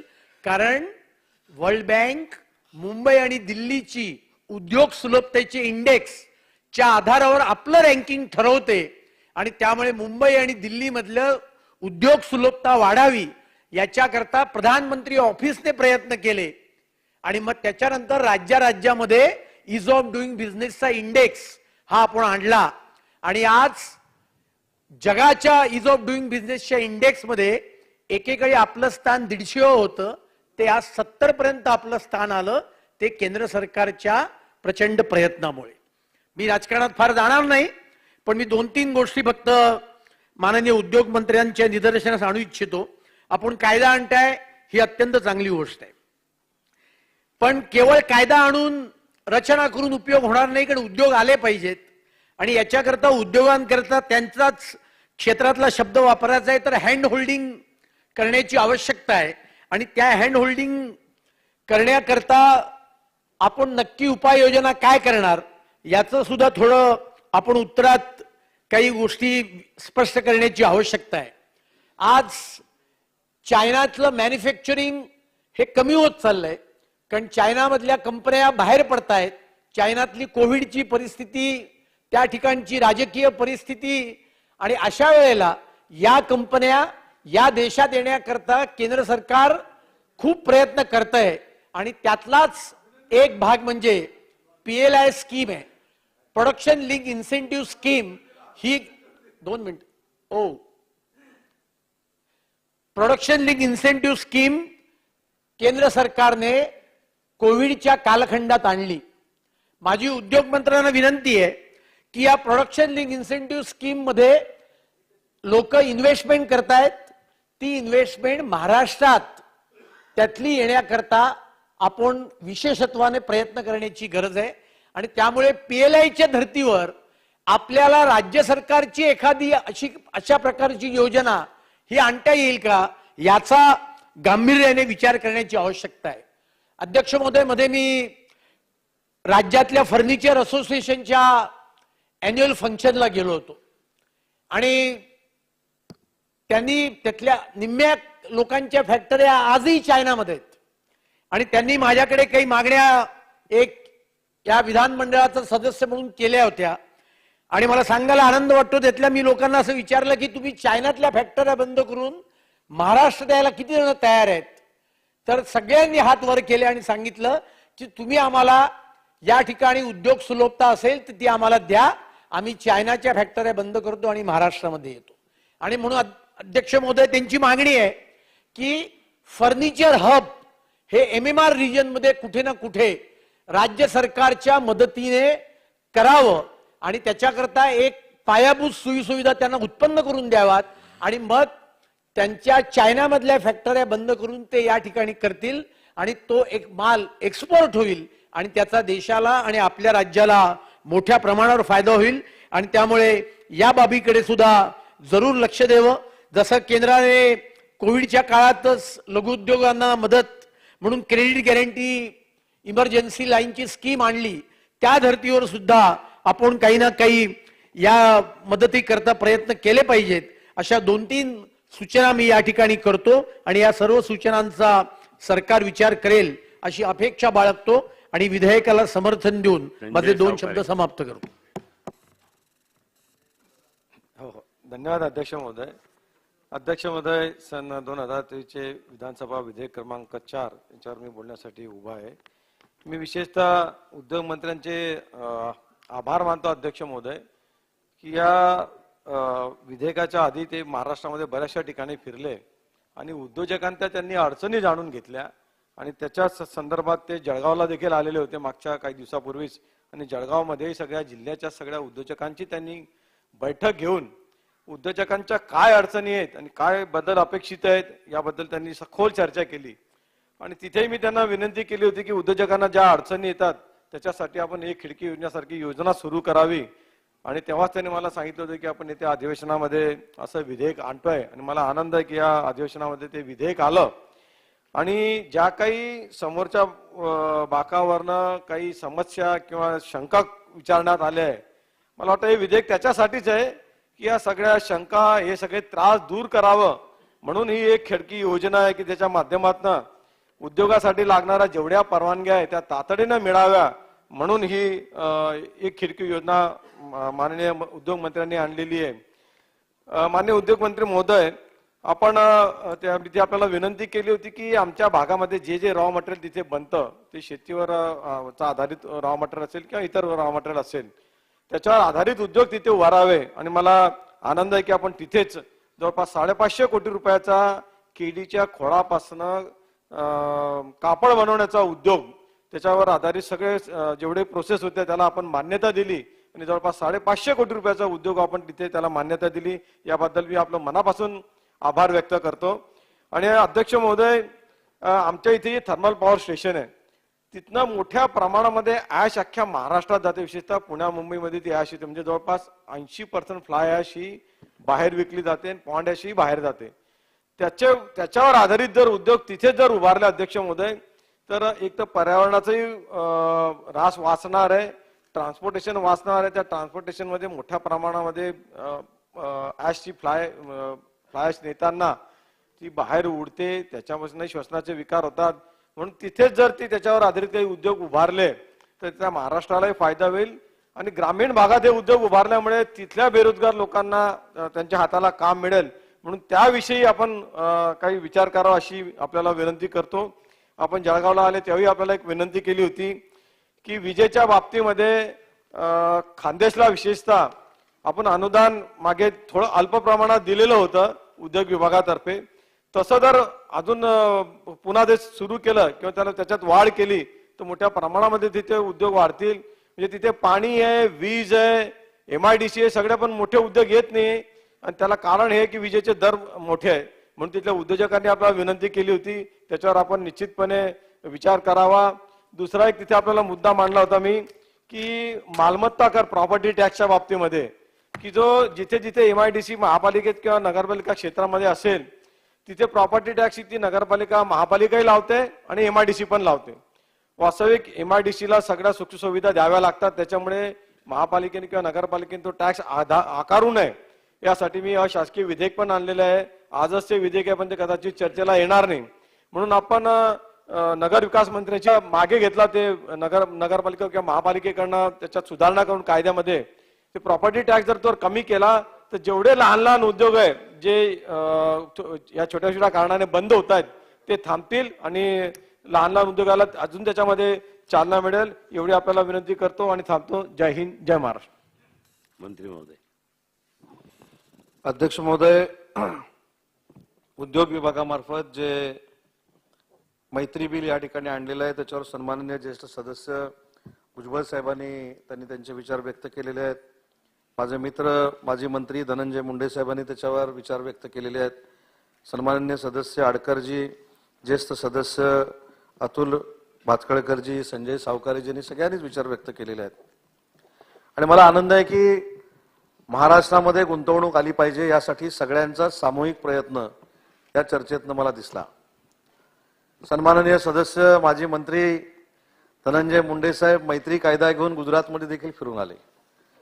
गुजरातला कशा पद्धतीनं प्रकल्प गेलेत, कशा पद्धतीनं जायच्या मार्गावर आहेत हे देखील त्यांनी विशद केलं. मुंडे साहेब, याचा दोष तुम्हाला मी देत नाही, कारण ज्या पद्धतीने एक वातावरण तयार केलं जातं, वेदांता फॉस्कॉन गेला, एअरबस गेला, परंतु गेलेले प्रकल्प देखील या 6 महिन्यामध्ये कसे आले हे देखील आपण सगळ्यांनी मिळून समजून घेतलं पाहिजे. अध्यक्ष महोदय, त्याच्यातलं एक साधं उदाहरण आहे. सिनार्मस नावाची एक कंपनी आहे आणि हे सरकार स्थापन झाल्यानंतर 2 ते 2.5 महिन्यानंतर त्यांची पूर्ण मॅनेजमेंट, ज्यांचा बेस इंडोनेशियाला आहे, ते उद्योग मंत्री म्हणून मला भेटायला आले. मला भेटल्यानंतर त्यांनी सांगितलं की आम्ही 37 कोटी रुपये तुमच्याकडे भरलेले आहेत शासनाकडे, पण आम्हाला हे 37 कोटी रुपये परत द्या, आम्हाला परत इंडोनेशियामध्ये जाऊ द्या. मुंडे साहेब, त्यांनी हे कशासाठी सांगितलं हे महत्वाचं आहे. त्यांनी सांगितले की आम्ही मागणी करून सुद्धा 14 महिने कॅबिनेट सब कमिटीची मीटिंग झाली नाही. आम्हाला इन्सेंटिव्ह किती देणार आहात, आम्हाला लँड कॉस्ट कशी देणार आहात, नक्की इन्सेंटिव्ह पॅकेज काय असणार आहे हे आम्हाला माहिती नसल्यामुळे आम्हाला महाराष्ट्र सोडून जावा लागतोय. आणि मला अभिमान वाटतो मुख्यमंत्री आणि उपमुख्यमंत्र्यांचा. ही गोष्ट दोघांच्याही कानावर घातल्यानंतर 14 महिन्यानंतर कॅबिनेट सब कमिटी लागली. 100% इन्सेंटिव्ह आम्ही द्यायचा निर्णय घेतला. 300 हेक्टर जमीन आम्ही सिनार्मसला दिली आणि सिनार्मस हा प्रोजेक्ट 20,000 कोटी रुपयाचा रायगडमध्ये होतोय हे देखील मला या ठिकाणी नमूद केलं पाहिजे. पण मुंडे साहेब, हे देखील सांगतो, राजकारणासाठी राजकारण करणारं शिंदे फडणवीस सरकार नाही. मी आज आपल्याला शब्द देतो, काही कारणामुळे परळीची MIDC प्रलंबित राहिली असेल, पण नियतीच्या मनामध्ये असं असावं की उदय सामंतच उद्योग मंत्री झाल्यानंतर ती परळीची MIDC व्हावी. आणि म्हणून हा कायदा पारित झाल्यानंतर लवकरात लवकर पहिली परळीची MIDC ही 100% केली जाईल. हा सभागृहामध्ये मी तुम्हाला शब्द देतो आणि मराठवाड्याच्या उद्योग जगताला चांगल्या पद्धतीची सरकारच्या मार्फत ताकद देखील दिली जाईल. पण हे सगळं करत असताना 3 गोष्टीवर या ठिकाणी भाष्य झालं, ज्याच्यामध्ये भुजबळ साहेबांनी देखील काही शंका व्यक्त केल्या. वेदांता फॉस्कॉन, एअरबस आणि BDP. मला असं वाटतं की याची देखील माहिती आपण सगळ्यांनी पूर्ण घेतली पाहिजे. आणि मला असं वाटतं की मुंडे साहेब, आपण अजितदादांच्या नेतृत्वाखाली काम करता, त्याच्यामुळे तुमच्यामध्ये देखील खोट्याला जागा नाही असं एक ब्रीद वाक्य असू शकतं, नाही ना. आता मी पूर्ण आपलं ऐकून घेतलं. सर, वेदांता फॉस्कॉनचे मालक कोण आहेत, काय आहेत, हा नंतरचा प्रश्न आहे. फॉस्कॉनचा पहिला प्रकल्प येणार होता, त्याचा उल्लेख या ठिकाणी भातखळकर साहेबांनी केला, तो म्हणजे मोबाईलचा. आणि मोबाईलचा प्रकल्प येत असताना मला कुठेही याच्यामध्ये राजकारण आणायचं नाही. कशासाठी उद्योग मंत्र्यांनी माझी सांगितलं मला माहित नाही, पण मुख्यमंत्र्यांशी चर्चा न करता स्वतः वर्तमानपत्राकडे जाऊन, स्वतः मीडियाकडे जाऊन माजी मुख्यमंत्री उद्योग मंत्र्यांनी सांगितलं की वेदांता फॉस्कॉन नाही, नुसता फॉस्कॉन जो मोबाईलचा प्रोजेक्ट या ठिकाणी येणार होता तो महाराष्ट्रामध्ये येणार नाही. अशा पद्धतीची घोषणा आम्ही केली नव्हती, अशा पद्धतीची घोषणा त्यांनीच केली होती आणि प्रसार माध्यमाला देखील आलेली होती. जानेवारीच्या पहिल्या आठवड्यामध्ये 2022च्या वेदांता फॉस्कॉनची विनंती महाराष्ट्र शासनाकडे आली, उद्योग विभागाकडे आली. मला या ठिकाणी रेकॉर्डवर नमूद केलं पाहिजे, जानेवारी झाला, फेब्रुवारी झाला, मार्च झाला. मार्चला हायपॉवर कमिटीची मिटिंग झाली, पण हायपॉवर कमिटीच्या मिटिंगमध्ये वेदांता फॉस्कॉनचा उल्लेख देखील नव्हता. वेदांता फॉस्कॉनला काय द्यायचं हे देखील हायपॉवर कमिटीमध्ये नव्हतं. जी वेदांता फॉस्कॉनला जमीन तळेगावची दाखवण्यात आली, त्या कंपनीच्या लोकांना तिथे नेण्यात आलं. सभागृहाच्या बाहेर काही पत्रकार परिषद लोक घेतात, त्याला मी किंमत देत नाही, परंतु तळेगावला तिथे गेल्यानंतर उद्योग मंत्री म्हणून हे देखील माझ्या लक्षात आलं की जी जमीन दाखवलेली होती ती इको सेन्सिटिव्ह झोन मधली होती आणि कंपनीला असं सांगण्यात आलं होतं की त्याच्या उजव्या बाजूची जमीन 650 एकर ही आम्ही तुम्हाला देणार आहोत. ज्यावेळी वेदांताच्या लोकांची चर्चा केली त्यांनी स्पष्टपणाने सांगितलं 1 इंच जमीन देखील, जे सिनारमसचं मी सांगितलं की 300 हेक्टर जमीन आम्ही तातडीनं दिली, वेदांताला 1 इंच जमीन देखील दिलेली नव्हती. बरं ते मी समजू शकतो, सरकार बदललं, का बदललं, कसं बदललं या राजकारणामध्ये मला जायचं नाही. ही गोष्ट सन्माननीय मुख्यमंत्री आणि उपमुख्यमंत्र्यांच्या लक्षात आली. 30 तारखेला शपथविधी झाले आणि तिसऱ्या महिन्यामध्ये झालेली हायपॉवर कमिटी ही पुन्हा एकदा 15 तारखेला लावण्यात आली. 15 जुलैला हायपॉवर कमिटी लावून गुजरात पेक्षा जास्त 38,000 कोटीचा इन्सेंटिव्ह वेदांता फॉस्कॉनला देण्याचा निर्णय मुख्यमंत्री आणि उपमुख्यमंत्र्यांनी केला. एवढंच नाही, जो काय प्रलंबित सगळे विषय होते या संदर्भात स्वतः महाराष्ट्र राज्याचे उपमुख्यमंत्री हे त्या मालकांना देखील भेटले. परंतु त्यांची शंकाच ही होती की एखाद्या प्रकल्पासाठी जर 5-5, 6-6 महिने हायपॉवर कमिटी होत नाही, माझ्या जमिनीचे रेट मला कळत नाहीत, 14-14 महिने कॅबिनेट सब कमिटी होत नाही, तर मी निर्णय कसा घ्यायचा. त्यानंतर महाराष्ट्र राज्याच्या मुख्यमंत्र्यांनी एक विनंती पत्र या लोकांना लिहिलं की तुम्ही MOU करायला या. कॅबिनेट सब कमिटी पुन्हा एकदा लावायची ठरली. कॅबिनेट सब कमिटीमध्ये जे काय पाहिजे द्यायचं ते ठरलं, परंतु एकाच राज्यामध्ये अनिल अगरवालांनी अर्ज केलेला नव्हता, बरोबर 4 ठिकाणी केला होता. आणि जी सिच्युएशन त्यांच्यासमोर 7-8 महिन्यामध्ये निर्माण झाली त्याच्यामुळेच वेदांता फॉस्कॉन प्रकल्प महाराष्ट्राच्या बाहेर गेला. ही खरी वस्तुस्थिती देखील जनतेला कळली पाहिजे आणि आरोप करणाऱ्यांना कळली पाहिजे, म्हणून या ठिकाणी मी नमूद करतो. दुसरा साहेब, एअरबसचा प्रश्न. या ठिकाणी मी प्रामाणिकपणानं उपमुख्यमंत्री देवेंद्रजींचं कौतुक करतो, त्यांच्या कार्यप्रणालीला देखील दाद देतो. त्यावेळी सरकारच्या विरोधामध्ये देवेंद्रजी होते, परंतु एअरबसचा प्रकल्प महाराष्ट्रामध्ये यावा यासाठी ते दिल्लीला गेले. नुसते दिल्लीला गेले नाही, इथल्या सरकारला विनंती केली की केंद्र सरकार आणि राज्य सरकारमधला दुवा म्हणून मी काम करतो, तुम्ही एअरबसच्या बाबतीमध्ये केंद्र सरकारला पत्र लिहा. मुंडे साहेब, एक अक्षर देखील केंद्र शासनाला लिहिलेलं नाही उद्योग विभागानं. आणि एअरबसच्या बाबतीमध्ये त्याची श्वेतपत्रिका देखील आम्ही काढतोय. आणि एअरबसच्या बाबतीमध्ये डिफेन्सकडनं कुठचंही पत्र किंवा टाटाकडनं कुठचंही पत्र हे उद्योग विभागाला आलेलं नाही, हे देखील मला इथं प्रामाणिकपणानं सांगितलं पाहिजे. बीडीपीचा उल्लेख या ठिकाणी मुंडे साहेबांनी केला, भुजबळ साहेबांनी केला. महाराष्ट्राचा क्रमांक कितीवर चालला हे देखील भुजबळ साहेबांनी सांगितलं. पण त्याच्यामध्ये प्रामाणिकपणानं नमूद करतो की केंद्र शासनानं बीडीपीचा प्रोजेक्ट हा दुसऱ्या राज्यात नेला असं आपल्याला म्हणता येणार नाही. अनेक राज्यामधनं प्रस्ताव आपल्याकडे घेतले आणि केंद्र शासनानं ते 3 राज्यामध्ये दिले. पण महाराष्ट्र काही एवढा दुबळा नाही. शिंदे फडणवीस सरकारनं निर्णय घेतलाय, जरी केंद्र सरकारनं बीडीपी केला नसला तरी 4,000 कोटी रुपये खर्च करून महाराष्ट्र शासन उद्योग विभागाच्या मार्फत स्वतः बीडीपी रायगडमध्ये आम्ही कोकणामध्ये करणार आहोत. त्याच्यामुळं प्रकल्प गेलेले नाहीत, पण जे प्रकल्प होते त्याला विरोध कोणी केला, नाणारला विरोध कोणी केला.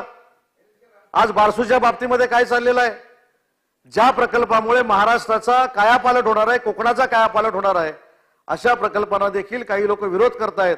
पण प्रत्येक ठिकाणी दुटप्पी भूमिका आहे. एखादा प्रोजेक्ट जर गेलेला असेल तर त्याचं खापर शिंदेंवर आणि फडणवीसांवर फोडायचं आणि प्रत्येक गोष्टीचं राजकारण करायचं हे उचित नाही. आणि म्हणूनच मुंडे साहेब, मला असं सांगायचं आहे की आपण सगळ्यांनी चांगलं राजकीय वातावरण ठेवलं पाहिजे. त्याचा उल्लेख अतुलजींनी या ठिकाणी केला की महाराष्ट्रातल्या जनतेला देखील वाटलं पाहिजे की युवा पिढीला रोजगार देत असताना सगळे पक्ष राजकारण बाजूला ठेवतायत आणि युवा पिढीच्या रोजगारासाठी एकत्र आलेत. हा संदेश आपण कधीतरी देणार आहोत की नाही याचं देखील आत्मचिंतन प्रत्येकानं केलं पाहिजे. आणि म्हणून मला असं वाटतं की अनेक प्रश्न आहेत, सावकारे साहेबांनी देखील सांगितलेले आहेत. फर्निचर हबच्या बाबतीत देखील अतुलजी सकारात्मक आपण निर्णय घेऊ. आणि दुसरा एक जाता जाता फक्त या ठिकाणी मला उल्लेख करायचा आहे की ज्याचा उल्लेख भुजबळ साहेबांनी केला आणि चुकीचा रेकॉर्ड घेऊ नये. दर 3 महिन्यांनी एक सर्वे जाहीर होतो की कुठचं राज्य फॉरेन इन्व्हेस्टमेंटमध्ये अग्रेसर आहे, 1 नंबरला आहे, 2 नंबरला आहे, 3 नंबरला आहे. आणि मला आनंदाने या ठिकाणी सांगायचं आहे की जो सर्वे आरबीआयने केलाय, महाराष्ट्र सरकारनं केलेला नाही, त्याची कॉपी देखील माझ्याकडे आहे. याच्यामध्ये 28% फॉरेन इन्व्हेस्टमेंट करून महाराष्ट्र 1 नंबरला आहे, हे देखील मला या ठिकाणी नमूद केलं पाहिजे. 19ला काय झालं, 20ला काय झालं, 21ला काय झालं मला माहित नाही, पण 2023ला महाराष्ट्र एफडीआय मध्ये 1 क्रमांकावर आहे, हे देखील आरबीआयचा रिपोर्ट या ठिकाणी आहे. आणि म्हणून मला असं वाटतं की मैत्री कायदा हा गुंतवणुकीसाठी, व्यापारासाठी आणि बाहेरची परदेशातली इन्व्हेस्टमेंट ही महाराष्ट्रामध्ये आणण्यासाठी अतिशय उपयुक्त आहे. याच्यामध्ये एक जो मुद्दा मुंडे साहेबांनी मांडला तो अतिशय महत्वाचा आहे की बाकीच्या खात्यांच्या परवानग्यांना दिवस म्हणजे जे काय पिरियड आहे तो आखून दिला पाहिजे, पण त्यांच्याच ऍक्ट मध्ये तरतूद आहे महसूल खात्यापासून सगळ्या खात्याला की किती दिवसात त्यांनी त्यांचं कामकाज पूर्ण करायचं आहे. आणि त्यांचं कामकाज त्या दिवसामध्ये जर पूर्ण झालं नाही तर ते मग आमच्या कमिटीकडे येईल आणि त्याच्यातनं परवानग्या दिल्या जातील. मी आपल्या मार्फत सदनाला आणि महाराष्ट्राच्या जनतेला सांगू इच्छितो की हा जो कायदा केलेला आहे हा उद्योजकांसाठी आणि परकीय गुंतवणुकीसाठी अतिशय महत्वाचा आहे आणि म्हणून हा मान्य करावा एवढीच या ठिकाणी मी विनंती करतो. प्रश्न असा आहे की सन 2023 विधानसभा विधेयक क्रमांक 4 महाराष्ट्र उद्योग व्यापार व गुंतवणूक सुविधा विधेयक 2023 विचारात घ्यावे काय? अनुकूल असतील त्यांनी होय म्हणावे, प्रतिकूल असतील त्यांनी नाही म्हणावे. होयचे बहुमत आहे. विधेयक विचारात घेण्यात येत आहे. आता विधेयक खंडशः विचारात घेण्यात येईल. खंड 2 ते 28, खंड 1 संपूर्ण शीर्षक आणि हेतुवाक्य हे विधेयकाचे भाग समजण्यात यावेत. अनुकूल असतील त्यांनी होय म्हणावे, प्रतिकूल असतील त्यांनी नाही म्हणावे. होयचे बहुमत आहे. खंड 2 ते 28, खंड 1 संपूर्ण शीर्षक आणि हेतुवाक्य हे विधेयकाचे भाग झाले. अध्यक्ष महोदय, सन 2023 विधानसभा विधेयक क्रमांक 4 महाराष्ट्र उद्योग व्यापार गुंतवणूक सुविधा विधेयक 2023 संमत करावे असा मी आपल्या अनुमतीने प्रस्ताव मांडतो. प्रस्ताव असा आहे की सन 2023 विधानसभा विधेयक क्रमांक 4 महाराष्ट्र उद्योग व्यापार गुंतवणूक सुविधा विधेयक 2023 संमत करावे. प्रश्न असा आहे की सन 2023 विधानसभा विधेयक क्रमांक 4 महाराष्ट्र उद्योग व्यापार व गुंतवणूक सुविधा विधेयक 2023 संमत करावे. अनुकूल असतील त्यांनी होय म्हणावे, प्रतिकूल असतील त्यांनी नाही म्हणावे. विधेयक संमत झाले. सन 2023 विधानसभा विधेयक क्रमांक 5 महाराष्ट्र वैद्यकीय वस्तू खरेदी प्राधिकरण विधेयक 2023. अध्यक्ष महोदय, सन 2023 विधानसभा विधेयक क्रमांक 5 महाराष्ट्र वैद्यकीय वस्तू खरेदी प्राधिकरण विधेयक 2023 विचारात घेण्यात यावे असं मी आपल्या अनुमतीने प्रस्ताव मांडतो. प्रस्ताव असा आहे की सन 2023 विधानसभा विधेयक क्रमांक 5 महाराष्ट्र वैद्यकीय वस्तू खरेदी प्राधिकरण विधेयक 2023 विचारात घेण्यात यावे.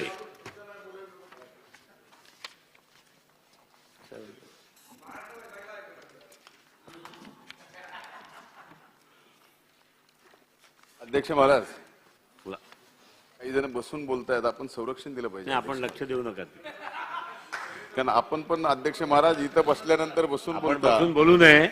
आणि अध्यक्ष महाराज, 2023 विधानसभा विधेयक क्रमांक 5 महाराष्ट्र वैद्यकीय वस्तू खरेदी प्राधिकरण 2023. अध्यक्ष महाराज, महाराष्ट्र शासनाच्या विविध विभागांना लागणारी औषधाची सामग्री खरेदी करण्याकरिता महाराष्ट्र वैद्यकीय वस्तू प्राधिकरणाची स्थापना आणि त्याचे नियमन करण्यासाठी 2023 विधानसभा विधेयक क्रमांक 5 या ठिकाणी मांडले आहे. अध्यक्ष महाराज, मी विधान परिषदेमध्ये विरोधी पक्ष नेता म्हणून काम करत असताना 2015-16 मध्ये आरोग्य विभागाच्या आवश्यक खरेदी घोटाळा मोठ्या प्रमाणावर गाजला होता. 297 कोटी रुपयाच्या या खरेदी घोटाळ्याची कागदपत्र सभागृहासमोर मांडून मी या प्रकरणाची उच्च न्यायालयाच्या निवृत्त न्यायमूर्ती मार्फत चौकशी करण्याची मागणी केली होती. सरकारने अध्यक्ष महाराज माझ्या मागणीची दखल घेतली नसली तरी नंतर ते प्रकरण औरंगाबाद उच्च न्यायालयाच्या खंडपीठाने जनहित याचिका म्हणून दाखल करून घेतले. त्यावेळी सरकारचे ॲडव्होकेट जनरल यांनी सरकार हाफकिन इन्स्टिट्यूटच्या माध्यमातून औषध खरेदी महामंडळ स्थापन करत आहे असे शपथपत्र सादर केले होते. मात्र हाफकिन संस्थेच्या माध्यमातून औषध खरेदी झालीच का हा प्रश्न. यानंतर आता महाराष्ट्रात वैद्यकीय खरेदी प्राधिकरण स्थापन करण्यात येत आहे. पण ज्या ठिकाणी हाफकिन मार्फत औषध खरेदीचे शपथपत्र न्यायालयात सादर करूनही औषध खरेदी झाली नाही, तिथे आता या प्राधिकरणाने काय साध्य होणार आहे अध्यक्ष मोरज, हे महाराज आपल्या या महाराष्ट्राच्या जनतेला कळणं आवश्यक आहे. अध्यक्ष महाराज, मुळात खरेदी हा कोणत्याही खात्याचा आणि सरकारी बाबूंचा आवडता विषय असतो. त्यात मागची कारणे या विधिमंडळात मला नव्याने सांगायला नको आहेत, ते आपण सर्वजण जाणताय. सावंत साहेब, आपण सुद्धा या ठिकाणी मंत्री महोदय म्हणून जाणताय. प्रत्येक विभागाने त्यांना लागणाऱ्या औषधांची मागणी आणि त्यासाठी निधी वर्षाच्या सुरुवातीला हाफकिनकडे द्यावा आणि हाफकिनने त्यासाठी निविदा प्रक्रिया राबवावी असे शासनाने आदेश काढून सांगितले होते. मात्र नेमके होतं काय, काही विभागाकडून औषध खरेदीसाठी उशिरा मागण्या नोंदवल्या जातात व अशाच प्रकारे बराच गोंधळ घातला जातो. परिणामी औषध खरेदी होऊन शकली नाही व त्यामुळे कॅन्सरसह इतर रुग्णांचा तडफडून मृत्यू झाला असे विदारक सत्य सुद्धा या महाराष्ट्रामध्ये घडलेलं आहे. या औषध खरेदीतील गोंधळावर आता या प्राधिकरणाची मात्रा लागू करण्यात येत आहे. बरोबर आहे, त्याच्यासाठीच हे विधेयक अध्यक्ष महाराज या सदनामध्ये आलंय. अध्यक्ष महोदय, राज्य शासनाच्या सार्वजनिक आरोग्य विभाग व वैद्यकीय शिक्षण विभागाबरोबर महिला व बालकल्याण, आदिवासी विकास या विभागांना सुद्धा औषध खरेदी करावी लागते. तसेच राज्यात अनेक ठिकाणी स्थानिक महानगरपालिका व नगरपालिका यांची दवाखाने कार्यरत आहेत. तसेच शासनाच्या इतरही अनेक विभागांना औषध व वैद्यकीय उपकरणे खरेदी करावी लागतात. मात्र या विधेयकाद्वारे स्थापित होणारे औषध खरेदी प्राधिकरण केवळ महाराष्ट्र शासनाच्या सार्वजनिक आरोग्य विभाग आणि वैद्यकीय शिक्षण व औषधी द्रव्य विभाग यांच्यासाठी कार्यरत राहणार आहे. कारण या विधेयकामध्ये 5व्या मुद्द्यात महाराष्ट्र शासनाच्या इतर कोणत्याही विभागाने म्हणजेच नगरपालिका, महानगरपालिका किंवा ग्रामीण प्राधिकरणे यांनी स्वतःहून विनंती केल्यास प्राधिकरण त्यासाठी औषधी खरेदी करणार आहे अशी तरतूद करण्यात आली आहे. ही तरतूद अतिशय चुकीची आहे. त्यांना प्राधिकरणाकडून औषध खरेदी करण्याचे पर्याय देण्याच्या ऐवजी त्यांना प्राधिकरणाकडूनच औषधी खरेदी करण्याची सक्ती केली पाहिजे. अन्यथा या विधेयकाचा हेतू साध्य होणार नाही. मंत्री महोदय, आपण लक्षात घ्या. या विधेयकाचा उद्देश औषध आणि वैद्यकीय वस्तू यांची एकाच ठिकाणी उच्च दर्जाची पारदर्शकता व निपक्षता राखून खरेदी करणे हा आहे. पण ही निपक्षपातता केवळ 2च विभागासाठी का? इतरही विभाग, 3 आपण असं म्हणता, इतरही विभाग व शासनाची विविध अंग असलेली स्थानिक स्वराज्य संस्थांना ही निरपेक्षता का लागू नाही याचंही उत्तर अध्यक्ष महाराज, माननीय मंत्री महोदयाकडून या ठिकाणी हवं आहे. कोणत्याही विभागाला स्वतःहून आणि आपल्या मर्जीतील पुरवठादारकाकडून खरेदी करण्यातच रस असतो आणि या विधेयकाच्या माध्यमातून अनेक विभागांना शासनाने पर्याय उपलब्ध करून दिल्यामुळे ते स्वतःहूनच खरेदी करतील व त्यामुळे या विधेयकाचा हेतू साध्य होत नसल्यामुळे या तरतुदीचा पुनर्विचार शासनाने करावा व हे विधेयक मागे घेऊन संयुक्त समितीकडे पाठवावे अशी मी अध्यक्ष महाराज आपल्याकडे विनंती करतो. आपण या माझ्या मांडलेल्या मुद्द्यावरती माननीय मंत्री महोदयाकडून अपेक्षित उत्तर मिळालं तर ठीक आहे, नाही तर संयुक्त समितीकडे पाठवावं अशी मी विनंती करतो. अध्यक्ष महाराज, थांबतो. धन्यवाद. अमीन पटेल. अध्यक्ष महोदय, विधायक क्रमांक 5 महाराष्ट्र वैद्यक वस्तु खरीदी प्राधिकरण विधेयक 2023. अध्यक्ष महोदय, इससे पहले भी मेडिकल एजुकेशन डिपार्टमेंट ने हाफकिन्स को अपॉइंट किया और पूरा मेडिसिन हाफकिन ही परचेज करेगा ऐसा डिसीजन इस महाराष्ट्र के अंदर महाराष्ट्र से हुआ और उसका एक बहुत ही बुरा एग्जाम्पल हमारे सामने देखने आया है. पिछले असेंबली सेशन में गिरीश महाजन जी से मैंने रिक्वेस्ट किया कि आप हॉस्पिटलों को कुछ % मेडिसिन खरीदने का उसको परमिशन दीजिए और उन्होंने उस चीज को मान लिया. वो हाफकिन को मंत्री महोदय खरीदी देने के बाद में एक पैरासिटामोल क्रोसिन गोली भी हॉस्पिटल में अवेलेबल नहीं थी। कई लोग अपने घर के जेवर बेच के गवर्नमेंट हॉस्पिटल में इलाज कराने के लिए पैसा लेकर आए। हॉस्पिटल में मैं एग्जाम्पल के साथ बता सकता हूं, प्रामाणिकता के साथ बता सकता हूं, कई लेटर लिखने के बाद में, हाफकिन से कितनी बार कांटेक्ट करने के बाद में, मंत्रालय से कांटेक्ट करने के बाद में भी जे हॉस्पिटल, जे ग्रुप ऑफ हॉस्पिटल और मुंबई के अंदर गवर्नमेंट हॉस्पिटल में कोई मेडिसिन और इक्विपमेंट, अपने मेडिसिन को लेकर जो बाकी सामान है वो अवेलेबल नहीं था। आज ये बिल ला करके पूरी जो खरीदी है वो हम इसको देने जा रहे हैं। अध्यक्ष महोदय, सेम रिपीट नहीं होगा, उसका कोई गारंटी नहीं। फिर हमको ये चीज लाना पड़ेगा कि कुछ यहां पर खरीदा जाए, कुछ यहां पर खरीदा जाए। इसलिए मेरी आपसे मांग है कि आप ये बिल को वापस लीजिए और ज्वाइंट सिलेक्ट कमेटी को एक बार इसको डिस्कशन के लिए भेजिए। धन्यवाद। नाही, अध्यक्ष महोदय, मंत्री महोदय, दोन सदस्यांनी आपले विचार व्यक्त केलेत। फार अतिशय महत्वाचा निर्णय शासन या संदर्भात घेत आहेत आणि हा धाडसी निर्णय आहे।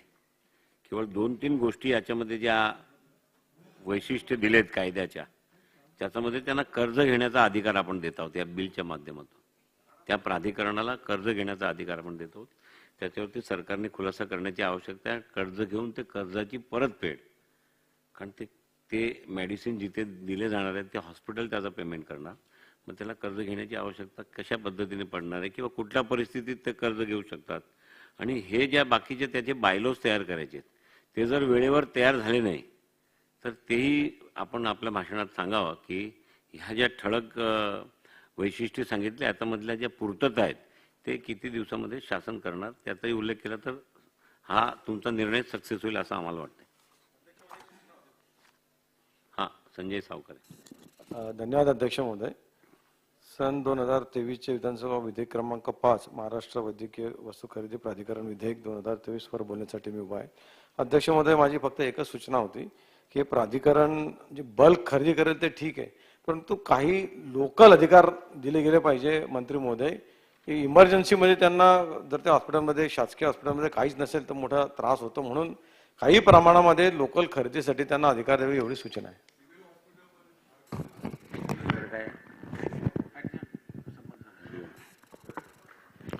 अध्यक्ष महोदय,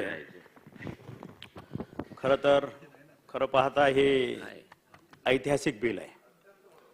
महाराष्ट्र वैद्यकीय वस्तू खरेदी प्राधिकरण अधिनियम 2023, that is Maharashtra medical goods procurement authority act 2023।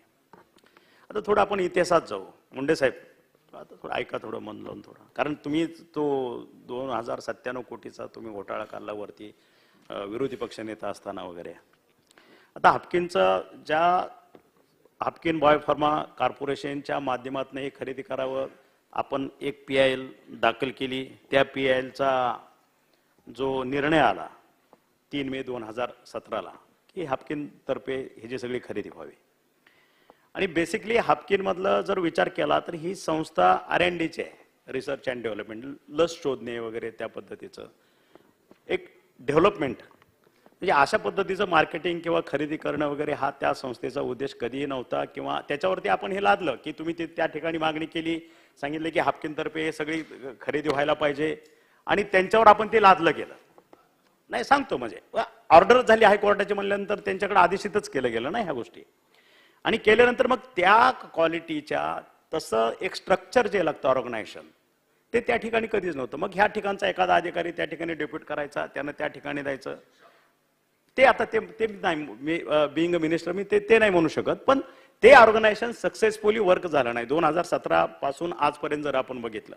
म्हणजे आपल्याच माध्यमातून सगळ्या तक्रारी प्राप्त होतात, PSC पासून अगदी जिल्हा रुग्णालय, 22 रुग्णालय, एवढ्या सगळ्या PSC जवळपास जर विचार केला तर जवळपास 2-2.5 हजार जे आपली रुग्णालय आहेत जवळपास, त्या ठिकाणी गोळ्या नाही, औषधं नाही, मेडिकल इक्विपमेंट नाहीत।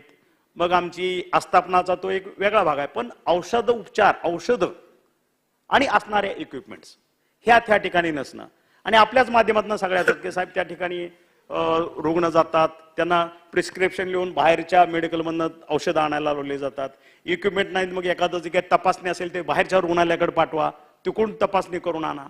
ह्या जो काय हा आतापर्यंत 2017 पासून आज तागायत जनतेवरती हा अन्यायच आहे सरकारच्या माध्यमातून, मी असं म्हणेन. म्हणून याला कुठेतरी न्याय देण्यासाठी जसं तत्कालीन सरकारमध्ये हा प्रयत्न केला गेला की नाही मला माहित नाही, पण जसं हे सरकार नवीन फॉर्मेशन झालं 30 जूनला आमचे मुख्यमंत्री उपमुख्यमंत्र्यांनी शपथविधी घेतला. ऑन दॅट डे मला मुख्यमंत्री साहेबांनी आणि उपमुख्यमंत्र्यांनी सांगितलं की तामिळनाडू पॅटर्न ह्या ठिकाणी अभ्यासा, राजस्थानचा पॅटर्न आपण ह्या ठिकाणी अभ्यासा आणि त्या धर्तीवरती औषध खरेदीचं धोरण महाराष्ट्राचं ठरलं पाहिजे अशा सूचना केल्या गेल्या. आणि म्हणून याच्या अगोदरही आपल्या तत्कालीन आरोग्य मंत्र्याच्या काळामध्ये एक समिती आपली त्या ठिकाणी जाऊन आली, ते अभ्यासलं गेलं, पण त्याच्या पुढे काहीच झालेलं नाही. कारण आपण आपल्या वाक्यातनं सांगितलं, काही गोष्टी महाराष्ट्राच्या जनतेला आपल्या वाक्यातनं गेलेल्या आहेत, ते मी परत रिपीट करून, काय की प्रत्येक त्या सिस्टमचा भाग त्या खरेदीमध्ये त्यांचा रस असतो, बरोबर आहे. आणि म्हणून त्या रसापेक्षा बिंग आरोग्यमंत्री म्हणून मला काही जे महाराष्ट्र पुढे आज द्यायचं आहे त्यांच्या पुढे जे डिसिप्लिन वर्क ज्याला आपण म्हणू, आपल्या 12.5 कोटीच्या जनतेचं आरोग्य सुदृढ असेल तर मानसिकता सुदृढ राहते, जीडीपी वगैरे जो प्रकार आहे तो सगळंच काही अपग्रेड होत जातं, सुधारणा होतात, सगळंच वाढतं. आणि म्हणून बेसिक मुद्द्यालाच हात घातला की ह्या ठिकाणी आपल्याला औषध खरेदी ह्याच्यासाठी प्राधिकरण का आवश्यक आहे, हाफकिनकडून का आता मग आपल्याला बंद करायला पाहिजे. 7-7, 8-8 महिने त्या ठिकाणी औषधं नसतात, हे कॅलेंडर नुसतं फिरत राहतं. हे कॅलेंडर सेट करणं अपेक्षित आहे. मग साधारणतः अपेक्षा कशी आहे ही माझ्या दृष्टीनं सांगतो की साधारणतः डिसेंबर जानेवारीच्या मध्ये माझ्या सगळ्या पीएससी पासून जिल्हा रुग्णालयापर्यंत माझ्या त्या ठिकाणच्या लागणाऱ्या वर्षाचं कॅलेंडरची मागण्या आल्या पाहिजे की बाबा हे औषध उपचार, कारण आतापर्यंत त्यांच्याकडे हिस्ट्री आहे, वर्षाला त्यांचे प्रत्येक दवाखान्याला जे काय त्यांच्याकडे पेशंट येऊन जातात, त्याची संख्या किती, त्याची ओपीडी किती, त्यांच्याकडे ऑपरेशन किती, एक टेंटेटिव्ह फिगर असते. आणि मग आकडा किती आहे, त्यासाठी लागणारं एक मंथली कॅलेंडर किती, त्याचं एक्सपेंडिचर किती, हे सगळं आहे त्यांच्याकडं. आणि म्हणून ह्या डिसेंबर जानेवारीच्या दरम्यान त्यांच्याकडे फिगर आल्या पाहिजे. त्या फिगर आल्यानंतर त्याचं निगोशिएशन्स माझी कमिटी करेल, कमिटी निगोशिएशन्स केल्यानंतर त्याचं अंदाज आम्हाल्यानंतर ह्या अर्थसंकल्पीय अधिवेशनामध्ये आम्हाला मागता येईल की आमच्या खात्यासाठी इतकं औषधासाठी, इक्विपमेंटसाठी, सर्जिकल इक्विपमेंटसाठी आम्हाला इतकी रक्कम लागणार आहे. आणि अर्थसंकल्पामध्ये तरतूद झाल्यानंतर त्या गोष्टी माझी प्रॉक्युरमेंट एप्रिल महिन्यामध्ये चालू होईल. ह्या पद्धतीचे एक साधारणतः ते आहे. आणि म्हणून हाफकिनच्या बाबतीत ज्या गोष्टी घडल्या, अगदी थोडक्यात तुम्हाला सांगतो की प्रत्येक वेळेस जवळपास 957 औषधीच्या प्रकारच्या खरेदी टेंडरिंग, कंटिन्युअस टेंडरिंग चाललेलं असतं. म्हणजे टेंडरिंगचीच प्रोसेस असल्यामुळं प्रत्येक गोष्ट त्या ठिकाणी लांबत जाते. मग आज ह्या जिल्हा रुग्णालयाला त्या ठिकाणच्या स्पेसिफिकेशन्स वेगळ्या, औषधाची क्वालिटी वेगळी, पुन्हा तुमच्या यूडी मध्ये असेल, पुन्हा पीएससी मध्ये असेल, प्रत्येक जिल्हा वाईज प्रत्येक इक्विपमेंटच्या स्पेसिफिकेशन बदल, त्यांच्या औषधाच्या मागण्या वेगवेगळ्या, त्याच्यामुळे हे उशीर लागत गेला. आणि खेदाची बाब सांगतो की मागच्या याच्या काळामध्ये जवळपास 2795 कोटीचा निधी उपलब्ध करून दिला हाफकिनला. ऍडव्हान्स मध्ये पेमेंट करावं लागतं आणि त्याच्यानंतर त्या ठिकाणी टेंडरिंग प्रोसेस होते. ऍडव्हान्स मध्ये निधी देऊन सुद्धा 2795 कोटी निधी देऊन फक्त 44% त्यांची प्रॉक्युरमेंट झाली. आणि त्याच पद्धतीचं इन्स्ट्रुमेंट इक्विपमेंट सुद्धा 740 कोटी आम्ही हाफकिनला ऍडव्हान्स मध्ये दिले, त्याच्यामध्ये फक्त 15% खरेदी झाली. ह्या पीएसए किंवा ह्या डॉक्टरांनी ते हेल्पलेस आहेत, हँडिकॅप आहेत, ते काहीच करू शकत नाही त्या ठिकाणी. अशा पद्धतीची हेळसांड प्रत्येक पीएससीची होत असताना ह्या ठिकाणी हा धोरणात्मक निर्णय घेतला गेला. जर तामिळनाडूचा पॅटर्न आम्ही अभ्यासला, त्या ठिकाणचा आमचा राजस्थानचा पॅटर्न आम्ही अभ्यासला आणि ते सगळं अभ्यासून मग ह्या ठिकाणी आपल्याकडं आरोग्य विभाग वेगळा आहे, वैद्यकीय शिक्षण विभाग वेगळा आहे, drugs and food and drugs ते आहे. म्हणून हे 3 डिपार्टमेंटच्या 3 ठिकाणच्या वेगवेगळ्या पद्धतीच्या खरेदी. माझं डिपार्टमेंट एखादा औषध 100 रुपयानं खरेदी करत असेल, ते वैद्यकीय शिक्षण समजा ते 50 रुपयाला खरेदी करतं, ते फूड अँड ड्रग्ज मध्ये ते 150 रुपयाला हे जे वेगवेगळ्या पद्धतीचे एकाच औषधाचे किंवा एकाच मेडिकल इक्विपमेंटचे रेट जर वेगवेगळ्या डिपार्टमेंटला वेगवेगळ्या पद्धतीने एकच कंपनी देत असेल तर हे सुद्धा महाराष्ट्राच्या जनतेवरती अन्यायकारक आहे. हा एक भाग झाला. आणि ते वेळेवर येणं हा दुसरा भाग आहे. आणि म्हणून हे सगळं एका प्लॅटफॉर्मवरती आणणं, एक सेम रेट एका पद्धतीनं, आणि त्या मेडिकलचं सर्जिकल इक्विपमेंट्स असतील, मेडिकल डिव्हायसेस असतील आणि औषध असतील, ह्याचं महाराष्ट्राचं कॅलेंडर फिट करणं हा त्याच्या मागचा उद्देश आहे. वेळेवरती औषध उपचार भरणं आणि वेळेवरती ह्या सगळ्या तपासण्या माझ्या आरोग्य विभागातर्फे, माझ्या वैद्यकीय शिक्षणातर्फे, ह्या सगळ्या माझ्या PSC मध्येच व्हायला पाहिजे, ही माफक अपेक्षा आहे. म्हणून माझा कुठला आलेला रुग्ण, माझा कुठला महाराष्ट्रातला जो काय जनता आहे, माझ्याकडे हे अवेलेबल नाही म्हणून तो परत जातो, हे होणार नाही. ह्याच्यासाठी हे आपण करतोय. आणि म्हणून येत्या काळामध्ये अशा पद्धतीचं जे आस्थापना आपण तयार केलेली आहे, ह्या ठिकाणचे ह्या नियामक मंडळाचे अध्यक्ष माननीय मुख्यमंत्री आहेत. आता आपल्या 3 खाते आहेत, त्याच्यामुळं 3 खात्याचे कॅबिनेट मंत्री ह्या ठिकाणचे उपाध्यक्ष आहेत, त्यांचे राज्यमंत्री त्या ठिकाणचे सदस्य आहेत, मग पुन्हा सचिव 1, माझ्या खात्याचे सचिव 1, सचिव 2, त्या खात्याचे हे सगळे सचिव त्याचे सदस्य आहेत. असं जवळपास ही पहिली आस्थापना जी आहे, गव्हर्निंग काउन्सिल, हे 16 लोकांचं आहे, 1 अध्यक्ष, 3 उपाध्यक्ष आणि 12 सदस्य, हे पहिलं. त्याच्यानंतर कार्यकारी समिती, एक्झिक्युटिव्ह कमिटी याची ही 11 लोकांची आहे. मुख्य सचिव माझ्या खात्याचे, आरोग्य खात्याचे हे सचिव असतील आणि बाकीचे जे काही सचिव आहेत त्याचे 10 हे त्याचे सदस्य आहेत. ही दुसरी आस्थापना त्याच्यामध्ये केलेली आहे. त्याचं स्ट्रक्चर अतिशय चांगल्या पद्धतीनं, अतिशय फाईन ट्युनिंग केलेलं आहे. याच्या ऑर्गनायझेशन क्रिएट करणं, ते डेव्हलप करणं, हे तुम्ही बघितलं असले, मी ते मला त्याच्यातलं थोडं ज्ञान आहे त्या पद्धतीने मी त्याच्यामध्ये इन्कॉर्पोरेट केलेलं आहे. त्याच्यानंतरचं प्राधिकरणासाठी लागणारं मनुष्यबळ जे आहे त्याची रूपरेषाही दिलेली आहे. त्याच्यामध्ये मुख्य कार्यकारी अधिकारी IAS दर्जाचा अधिकारी आहे, तो प्राधिकारी म्हणून काम करेल आणि त्याच्या अध्यक्षतेखाली जवळपास 14 पदं आम्ही त्या ठिकाणी निर्मित केलेली आहेत. आणि पुन्हा याला सपोर्टिंग म्हणून कंत्राटी पद्धतीची जवळपास 52 पदं ह्या ठिकाणी निर्माण केली. ही आस्थापना. आणि मग आता ह्याच्यातलं थोडक्यात तुम्हाला आणखी कल्पना देतो. हे करण्यामागचा उद्देश, हे सगळं ई गोडाऊन आहे, ई टेंडरिंग आहे, ई पासबुक आहे, ई पेमेंट आहे. आज ह्या केसमध्ये ते सांगायला लागलो मी. ह्या सगळ्या गोष्टी करत असताना मला ह्या राज्याचं मेडिकलचं कॅलेंडर फिट करायचं आहे. प्रॉक्युरमेंट मला एप्रिलमध्ये झालं पाहिजे. ते पुढच्या अर्थसंकल्पीय अधिवेशनामध्ये आम्ही मागितलेला निधी, आमची केलेली प्रॉक्युरमेंट आणि त्या ठिकाणचं जे सायकल आहे ते परिपूर्ण असला पाहिजे. मग एकाही PSC पासून अगदी जिल्हा रुग्णालयापर्यंत ही गोळी नाही किंवा हे औषध नाही किंवा ही तपासणी होत नाही असं कधीच होणार नाही, ह्याचं तुम्हाला मी अश्युरन्स देतो. आणि मग हे करत असताना मग ही जी सिस्टम कशी ऑपरेट करतोय आम्ही, ज्या वेळेस आमचं हे ई टेंडरिंग होईल, जे कोणी हे ऍक्सेप्ट करल, ऍक्सेप्ट केल्यानंतरच आम्ही त्याला प्रत्येक आमच्या जिल्हा रुग्णालयाला त्याच्याकडे एक ई पासबुक ठेवणार आहे. प्रत्येक जिल्ह्याला ते गोडाऊन्स आम्ही हायर करू, ई गोडाऊन्स भविष्यात पुन्हा निर्मिती करू. त्या ठिकाणी ती कंपनी माझ्या जिल्हा रुग्णालयाला लागणारं जे औषध आहे मंथली बेसिसवरती, एक 25 लाखाची माझे समजा आता तुमच्या बीड जिल्ह्याला औषधं लागणार आहेत, तिथला माझा CS आलाय, त्याला त्याची डिमांड आली, त्या ठिकाणी त्या कंपनीनं तेवढी औषधं त्या ठिकाणी स्टॉक करणं त्या कंपनीची जबाबदारी आहे. माझ्या हॉस्पिटलची, माझ्या खात्याची नाहीये किंवा ह्या प्राधिकरणाची नाहीये. आणि त्यांना त्या ठिकाणी एक 10 लाखाचं इनव्हॉइस रेज केलं. 10 लाखाचं इनव्हॉइस रेज केल्यानंतर त्या ठिकाणी त्यांची ऑर्डर जाईल. त्या कंपनीनं त्या गोडाऊनमध्ये, ई गोडाऊनमध्ये 10 लाखाची औषधं रेडी ठेवणं अपेक्षित आहे. आणि मग त्या ठिकाणी त्याला मेसेज आल्यानंतर तो ई पेमेंट करेल आणि तेवढीच अमाऊंट त्या ठिकाणी त्या खात्यावरती जाईल, त्या कंपनीला जाईल आणि तो माझा CS मंत्री 10 लाखाची औषधं घेऊन मागेल. प्रोसिजर सांगायची काही गरज नाही, नाही. ह्याच्यातला गाभाच आहे. मला 1 मिनिट, ह्याच्यातला जो गाभा आहे ह्या प्राधिकरणातला गाभा आहे तो फक्त मी त्यांच्या लक्षात आणून देतोय. ह्याचं कारण काय, आपण ते बायलॉज जे ठरवायचे आहेत ते किती दिवसात करणार आणि हे बायलॉज तुम्हाला आम्ही 15 दिवसाच्या आत तयार करून देतोय. ह्याचे 1 मिनिट, माझं फक्त होऊ द्या. कर्ज घेण्याचा नाही, मी माझा अगोदर कंप्लीट होऊ द्या. आणि मग हे करत असताना ह्या सगळ्या प्रॉक्युरमेंटवरती माझी आस्थापना चालवण्यासाठी ह्या सगळ्या खरेदीमध्ये मी आमचा आस्थापना हे प्राधिकरण 3% चार्ज करत आहे. 3% बरोबर आहे की त्याच्यावरती माझी आस्थापना चालते, एक भाग. आणि मग तुम्ही आता बघितलं असेल, तुम्हीच घोटाळा काढला काय 2297 कोटीचा वगैरे तुम्ही म्हटला.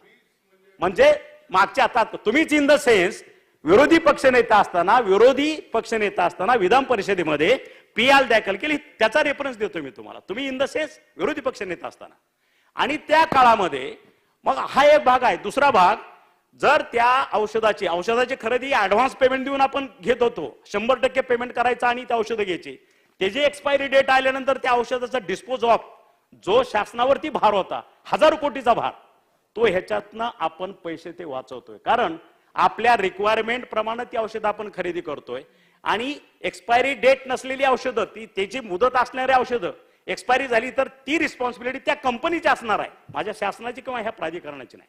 म्हणजे 1000 कोटी रुपये आम्ही त्याच्यातून वाचवतोय, एक लक्षात घ्या. आणि त्याच्यामुळं हा एक माझ्या शासनाचा प्राधिकरणाचा भाग की रेव्हेन्यू जनरेशन 3% झाला. आणि it is open to all. Private hospital असतील, नॅशनल लेवलचे असतील, इंटरनॅशनल लेवलचे असतील, राज्यातले असतील, ह्या ठिकाणची खरेदी सुद्धा जर compare to others open tendering मध्ये जर माझं प्राधिकरण सक्षम असेल तर आम्ही बाहेरच्या लोकांना सुद्धा माझ्या प्राधिकरणामार्फत खरेदी करून देऊ शकतो. त्याच्यावरती आम्ही 5% सरचार्ज आकारतोय. आणि अशा पद्धतीचं म्हणजे महाराष्ट्रात पहिल्यांदा घडतंय रेव्हेन्यू जनरेशन. माझं आरोग्य खातं रेव्हेन्यू जनरेशनही करतंय आणि माझं आरोग्याचं कॅलेंडर औषधाचं प्रॉक्युरमेंटचं तेही आम्ही मेंटेन करतोय. त्याच्यामुळं मग अशा पद्धतीचं तुम्ही जर म्हटला की ह्याला उशीर किती लागेल, वेळ किती लागेल, मग वेळ लागला तर मग प्रॉक्युरमेंट होणार नाही, औषधं मिळणार नाही, 15 दिवसाच्या तुम्हाला हे जे सगळे बायलॉज आस्थापना पूर्ण तयार असेल. त्याच्यामुळं माझ्या आरोग्याला कुठं औषधं द्यायची किंवा कुठं अडचण येईल असं काही होणार नाही. आणि ज्या दिवशी 100% हे प्राधिकरण अस्तित्वात येईल, फ्रॉम दॅट डे हाफकिन कंड जे खरेदी होणार आहे ती थांबवली जाईल. मीन व्हाईल ती खरेदी आम्ही थांबवलेली नाही. महाराज, मी अनेक मुद्द्यावरती या ठिकाणी बोललो, त्याच्या अनेक मुद्द्याची उत्तरं माननीय मंत्री महोदयांनी अतिशय समाधानकारक दिलेली आहेत. पण अध्यक्ष महाराज, मी या विधेयकावर बोलत असताना इक्विपमेंट हा विषय पण बोललो. औषध खरेदीच्या संदर्भामध्ये या प्राधिकरणाने काय करायचं, खरेदी कशी करायची, पोचवायचं कसं, ई पास पासून सगळ्या गोष्टी बोलले. पण अध्यक्ष महाराज, इक्विपमेंट प्राधिकरण खरेदी करेल. उद्या कुठल्या एका जिल्हा रुग्णालयाला MRI स्कॅन मशीन लागेल. MRI स्कॅन मशीन लागल्यानंतर MRI स्कॅन मशीनची जी काही खरेदी, ती खरेदी प्राधिकरण करेल आणि ती मशीन त्या ठिकाणी पाठवेल. अध्यक्ष महाराज, नेमकी हीच काय मी आपल्याला सांगतो. हाफकिन्सच्या बाबतीमध्ये काय घडलं, 10 वर्षापूर्वी एक MRI स्कॅनची मागणी हाफकिन्सला एका वैद्यकीय महाविद्यालयाने अंबाजोगाईच्या SRT महाविद्यालयाने मागणी केली. 10 वर्षे खरेदी झाली नाही. कोविडच्या काळामध्ये ती MRI ची मशीन खरेदी केली अध्यक्ष महाराज. पण पुढे अडचण काय झाली, मशीन पोहोचलीये तिथे, पण ऊर्जा विभागाकडून जे लोडचा ट्रान्सफॉर्मर तिथे लागतो तो ट्रान्सफॉर्मर मिळत नसल्यामुळं अशा काही इक्विपमेंट्स आपण उद्या खरेदी करून तिथे द्याल. पण तिथे दिल्यानंतर त्याचं इन्फ्रास्ट्रक्चर, त्याला लागणारी इलेक्ट्रिसिटी, त्याला लागणारा जे काही स्टाफ आहे, ह्या सगळ्या गोष्टी सुद्धा जर त्या ठिकाणी आपण इन्क्लूड केल्या तर नक्कीच या प्राधिकरणामध्ये आपण जे म्हणताय त्या गोष्टी प्रामाणिकपणानं आता आपण बोलताना या ठिकाणी दिसत आहेत. फक्त एवढंच विषय आहे की ह्या सगळ्या गोष्टीचा विचार करत असताना या आम्ही मांडलेल्या गोष्टी याच्यात अंतर्भूत व्हाव्यात एवढीच अपेक्षा अध्यक्ष महाराज. ते आपण सुद्धा त्यांना त्या पद्धतीने निर्देश चेरवून दिलेले आहेत. अपेक्षा एवढीच आहे की त्या इन्क्लूड करून हा प्राधिकरण पुढे चांगलं काम करेल. एक मिनिट. मंत्री महोदय ने बहुत विस्तार में इसका उत्तर दिया और बहुत अच्छा प्राधिकरण होगा ऐसा आपने बताया. अध्यक्ष महोदय, जो हाफकिन्स का एक्सपीरियंस है वो बहुत खराब है. इसके अंदर जैसा सामान्य सदस्य ने भी बताया कि कुछ परसेंटेज हॉस्पिटल्स को इक्विपमेंट नहीं मगर मेडिसिन खरीदने के लिए प्रोविजन देना चाहिए, ताकि इमरजेंसी में अगर उनके पास कोई मेडिसिन नहीं है, आपके प्राधिकरण से आने में लेट होता है, तो कुछ परसेंटेज जैसा हाफकिन ने अभी रखा है, अभी नया जो हमने GR में चेंज किया है, उस तरह से इस प्राधिकरण ने भी आपके बायलॉज के अंदर कुछ परसेंटेज हॉस्पिटल को पावर देना चाहिए कि इमरजेंसी में वो खरीदी कर सकते हैं. अध्यक्ष मंत्री महोदय, एक प्रावधान लक्षात घ्या. मी महत्वाच्या 2 सूचना आपल्याला देत आहे. धनंजय मुंडेजी म्हणाले ते खरं आहे. मी स्वतः एक हॉस्पिटल बांधतोय. आता ते एप्रिलमध्ये चॅरिटेबल इन्स्टिट्यूटचे हॉस्पिटल उद्घाटित होत आहेत. इन्फ्रास्ट्रक्चर तयार नसेल आणि मशीनची ऑर्डर दिली गेली तर MRI मशीन असेल, CT स्कॅन मशीन असेल, सोनोग्राफी मशीन असेल, डायलिसिस मशीन असेल, त्याचा इन्फ्रास्ट्रक्चर जर तयार नसेल तर मशीन येऊन 3-3, 4-4 वर्ष पुढे राहतात. आपण या प्राधिकरणाला खालच्या मशीनच्या ऑर्डर घेणाऱ्याचा कन्फर्मेशन इन्फ्रास्ट्रक्चर तयार असल्यावरच प्राधिकरण पुढची मशीनची खरेदी करेल अशी आपण त्याच्यामध्ये एक इन्कॉर्पोरेट करायची गरज आहे. आणि दुसरं, आपण जर हे बाकीच्या प्रायव्हेट रुग्णालयांना किंवा बाकीच्या रुग्णालयांना सुद्धा प्राधिकरणामार्फत खरेदी करायची असेल तर आपण 5% चार्ज करून त्यांना करणार असाल तर हे कंपनी ऍक्ट अंडर रजिस्ट्रेशन प्राधिकरणचा करणार आहात काय, त्याला ते प्राधिकरण म्हणून रजिस्टर्ड करणार आहात? कारण ते कंपनी ऍक्ट प्रमाणे त्यांना रजिस्ट्रेशन करावं लागेल जर ते खरेदी विक्री करत असतील तर ह्याचाही खुलासा आपण या माध्यमातून. अध्यक्ष महाराज, आपला आरोग्य विभाग या राज्याचं ही सेवा देणार आहे. सेवा देणं हे आपलं काम आहे. कुठलंही सरकार कुठलाही सेवा देत असताना आपण त्याच्यात कमाई करतो. हे जे विषय आपल्या बोलण्यातून आला की प्राधिकरण रेव्हेन्यू जनरेशन, एक मिनिट ऐका, रेव्हेन्यू जनरेशनचा विषय जे आपण केला तो अध्यक्ष महाराज रेकॉर्डून काढावा एवढीच माझी विनंती आहे. कुठलंही गव्हर्नमेंट कुठलंही प्राधिकरण एखादं हे करून राज्य सरकार जनतेला सेवा देत असताना एखादा विभाग ती सेवा देताना आपण रेव्हेन्यू जनरेट करतोय. हा जो शब्द आहे तो शब्द या ठिकाणी प्राधिकरणाच्या माध्यमातून रेव्हेन्यू जनरेट करतोय हा शब्द आरोग्य सेवेमध्ये येऊ नये असं माझं मत आहे. कदाचित या मताशी अध्यक्ष महाराज आपण पण सहमत व्हाल म्हणून माझी विनंती आहे अध्यक्ष महाराज.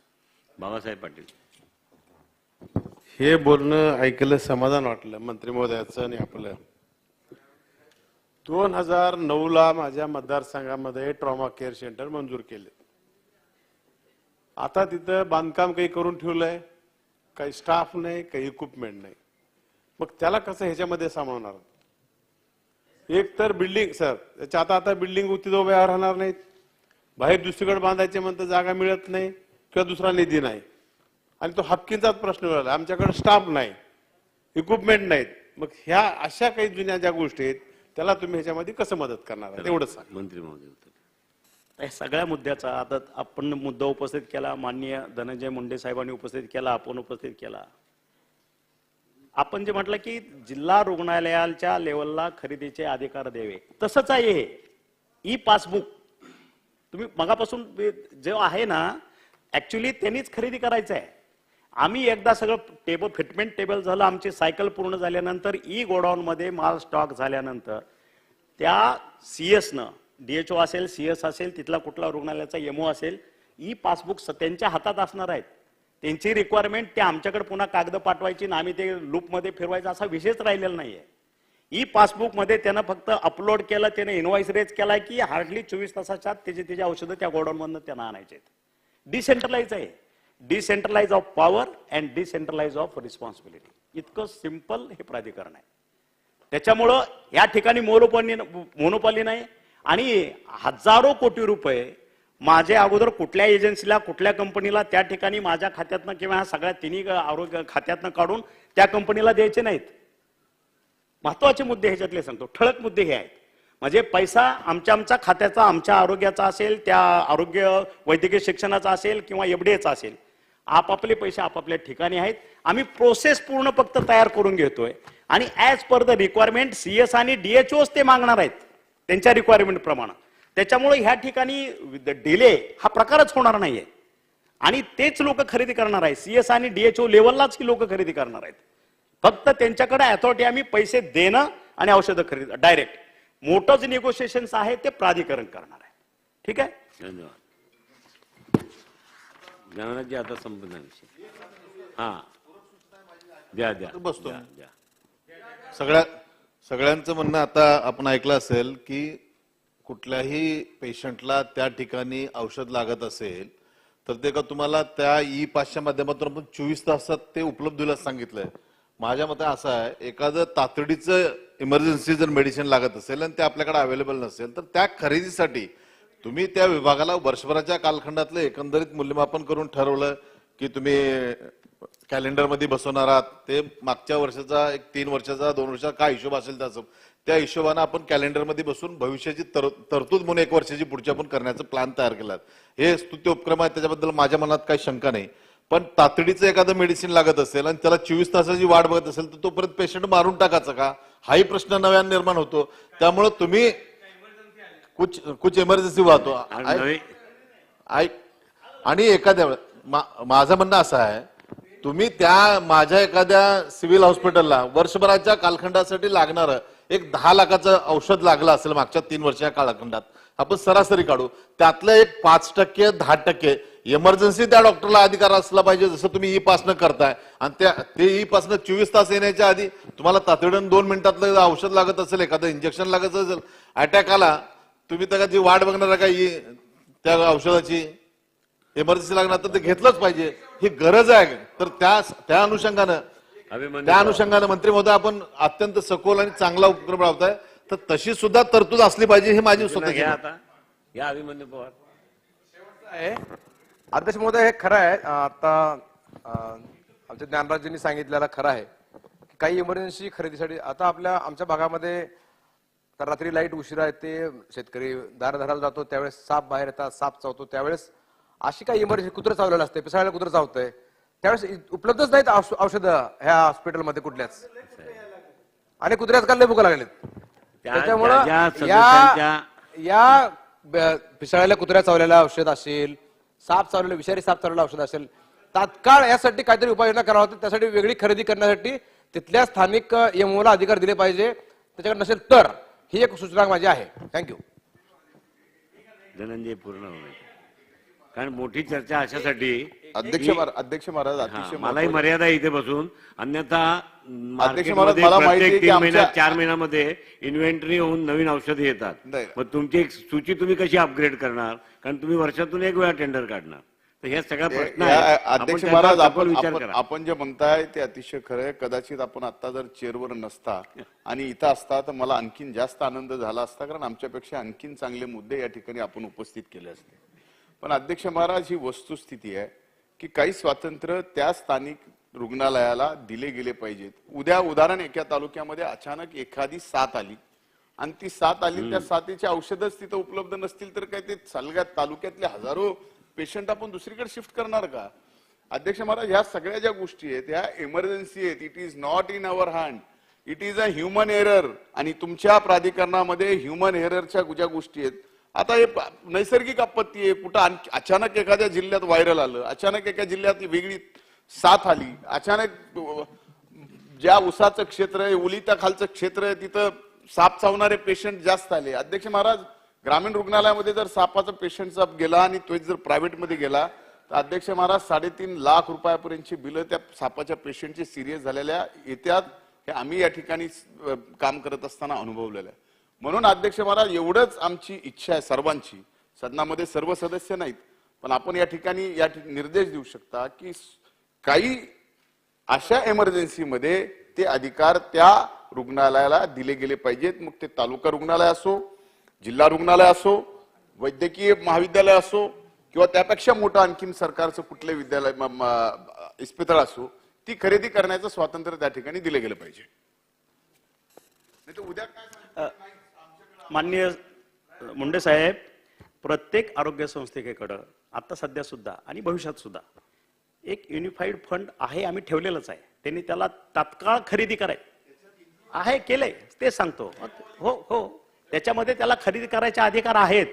आणि आता माननीय सदस्यांनी जो मुद्दा उपस्थित केला की 24 तास लागणार का, मी तुम्हाला एक फॉर एक्झाम्पल 24 तास नाही, त्याच्यात ई पासबुक आहे म्हणजे त्याच्याकडे कॅश असल्यासारखीच आहे. तो इमिजिएट विदिन 5 मिनिट्स तो औषध मागून घेऊ शकतो, त्याला राईट्स आहेत. ते अगदी खालच्या डिसेंट्रलाइज ह्याच्यात प्रोव्हिजन आहे. ती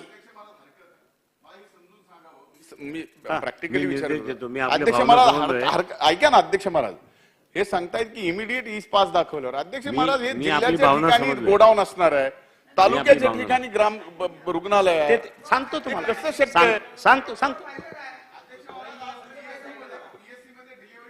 मी आपल्या भावना समजलोय. मंत्री महोदय, आपण पूर्ण करा. मी आपल्याला इथून जे काही निर्देश असतील ते सदस्यांच्या भावना आहेत ते आपल्याला निदर्शनास आणून देतोय आणि आपण त्या सूचना त्याचाच मी इनकॉर्पोरेट करतो. मला सूचना मी इनकॉर्पोरेट करतो त्याच्यामध्ये दुरुस्त्या. पण आपण जे बोललो ना, मोठे मोठे जे काय असतात, जे ट्रान्सपोर्ट वगैरे जे आपण भाषा ई गोडाऊन जे भाषा करतो आपण, ते बिग परचेस साठी जे आपण जे बोलतो ह्याच्यामध्ये बायफर्केशन करा थोडं. बिग परचेस आणि इमर्जन्सी झाल्यानंतर काय अर्थ म्हणजे हा इन्क्लूड करतो ना मी, हा त्याच्यातला भाग आहे.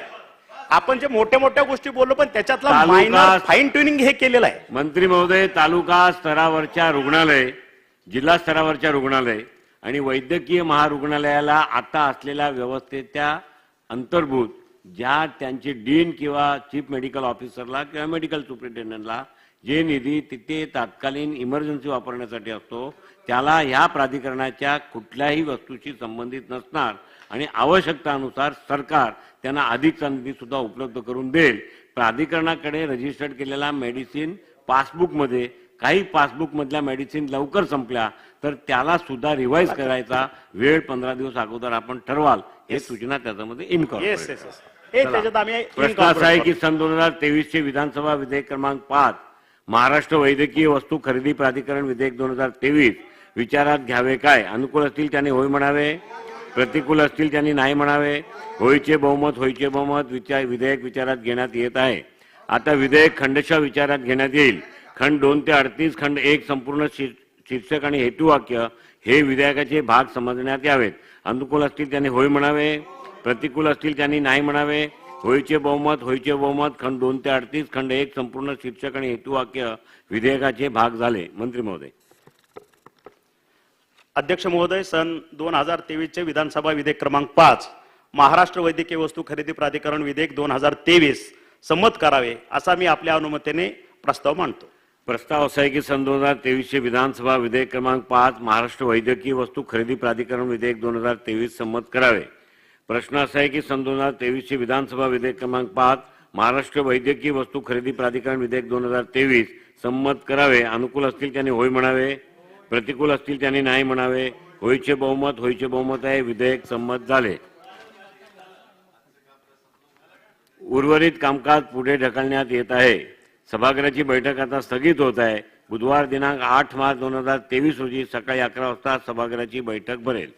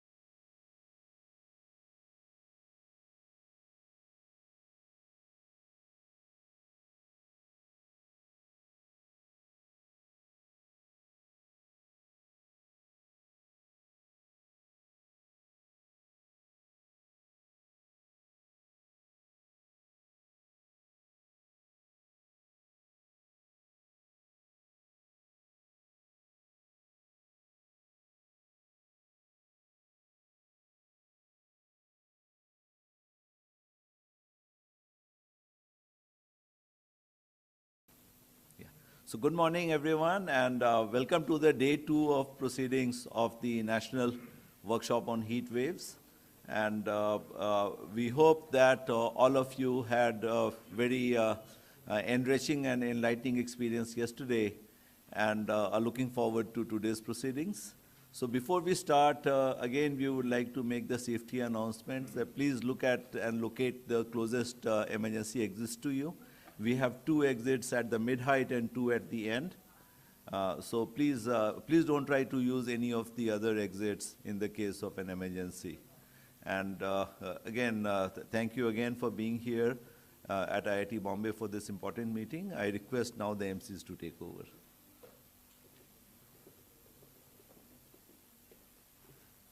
Thank you, sir. Good morning, everyone. We welcome you all to this National Workshop on Heatwave 2023, Early Planning and Effective Action, Saving Lives. So we will continue our discussion and start technical session 6 on dealing with heat wave in the urban context. I would like to invite the chair for this session, Shri Rajendra Singh, member NDMA. Sir, I would like to invite you on the dais. Shri Rajendra Singh is a retired Indian Coast Guard officer who served as the 22nd Director General of the Indian Coast Guard. He was the first Indian Coast officer to serve as the Director General of the ICG. Shri Rajendra Singh is currently appointed as a member of the NDMA. In regards to his expertise in disaster management, effective measures and policies have been instituted during his tenure, which minimized the loss of property and life in the wake of tsunamis, floods, and multiple cyclones on the east and west coast of India. I also request the co-chair for this session, Shri Kunal Satyarthi, to join us on the dais.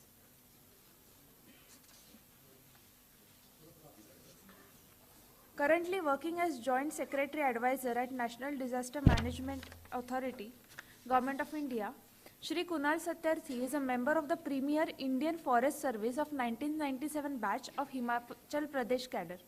He has more than 25 years of experience in imparting training on forest laws and environmental policy, and also participatory natural resource management at national level institutions and academics. He has also worked in Biodiversity Board, Climate Change Center, Space Application Center, State Wetland Development Authority, Patent Center, and in Science Popularization in Himachal Pradesh. The speakers for this session are Dr. Rajashree Kotharkar, Professor, VNIT Nagpur, Dr. Mahavir Golecha from IIPH, Dr. Chandni Singh, IIHS, and Shri Amandeep Yadav, Press Information Bureau. I request all the speakers to please join us on the dais.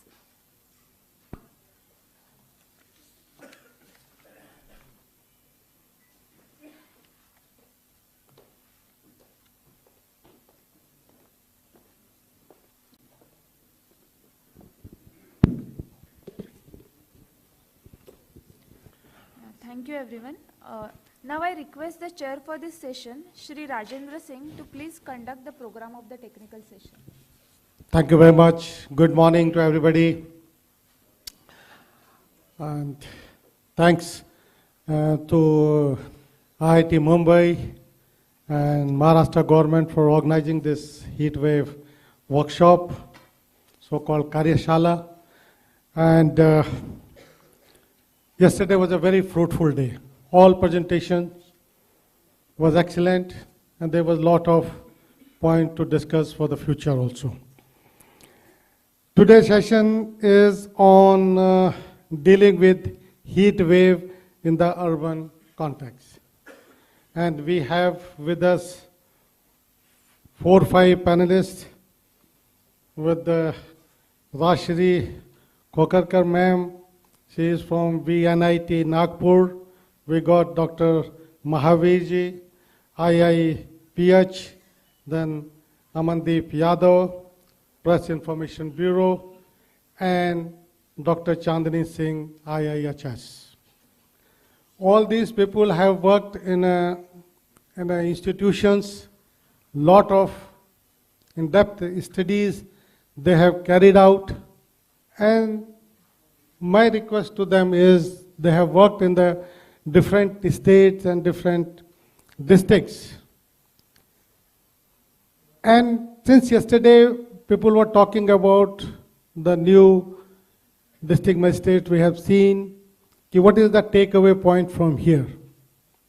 Today this session, this technical session, is going to give you lot of the studies they have carried out, the lot of takeaway points, and how we are going to implement these things in a state and a district and a village level. So this is, and we are going to hear from them, and after that we'll take some question answers, and let's hope the sessions go well with what you expect from us. I think these people are going to give you the feedback. Now I'll request my co-panelist, my co-chair, Kunalji, to say a few words, please. Good morning, everybody. I think we can start the session. And yesterday was the day to discuss the problems. We all know what the problem is and what planning requires. Today is the day to find solutions. I was looking at the schedule. So solutions in the urban context, then looking at mitigation, and then going towards conclusion. So today, I think all should be in the positive frame and help us find solutions. We all know the problem from yesterday. So with your permission, sir, we can invite the first, Dr. Ashri, Madam from VNIT Nagpur, who is trying to develop a model framework for a heat action plan for the city of Nagpur. Over to you, ma'am. Thank you so much. Only one request is the time limit is 10 minutes only. Yes. So you have to finish, ma'am, in 10 minutes. Thank you. Thank you so much. And yes, I think it's time we start talking about moving towards solutions of the problems that we've been discussing since yesterday. A very good morning to all of you. And what I'm going to discuss is based on the project which is funded by NDMA, which has two components. One is the assessment of heat vulnerability, and the other component is developing a model heat action plan which will have a pan-India, hopefully pan-India application, a kind of a framework which can be taken up by the local agencies to develop heat action plans for various cities. And essentially this has a very strong urban context, so it is in a certain kind of a scope that we are trying to do it. The thing that I'm going to present in 10 minutes is going to have 3 to 4 components. One is the background study that we needed to do before we actually developed the heat action plan. Then the discussing what heat action plan is, what should be the components internationally, what are the standards, what is WMO, WHO saying about what should be the content of the heat action plan. And then lastly, talking about a kind of a draft of the model heat action plan that we have developed. And we had a discussion with NDMA some 2-3 months back, and we were told that it was getting a little complicated, so we converted it into short term, medium term and long term. So that will also be presented. And in the end, we plan to come up with a document which will be shared and reviewed by experts, and then it will be converted into a document which will be submitted to NDMA. So as we all know that cities are a problem and they are a solution. So this whole thing is in the urban context. What is required and what is being discussed since yesterday is how do you go about an urban entity, anything for that matter, say Delhi, Bombay, Nagpur, Pune, anything, unless you have a kind of a spatial framework which you use in a background to conduct any kind of study. Even if the local government wants to do something in a city, it must know for whom it should be done and where it should be done. So if a municipal commissioner has 1 crore rupees, where should that be spent? Which area of the city? And who is the person who requires it? So that is why the spatial frameworks makes a lot of sense. So we used a local climate zone classification, which is an established classification to study UHI or heat stress to be mapped in a city, which was used in our context. And we kind of used that as a basic layer, and on top of that, we tried to study or analyze various aspects related to the city, which can be then classified in various zones also. So in city, different areas, do they have different pattern of energy consumption? due to the microclimate. I'm not talking about any other component. So we establish that, so if this is the one you see from the city mean how the temperature varies. This you will see the energy consumption patterns for 24-hour building or daytime building. This is the heat stress across the city. So we're trying to establish that within the city, there are areas with varying heat stresses, varying energy consumption patterns just because of their microclimate, nothing else. And then we tried to understand that this microclimate is a function of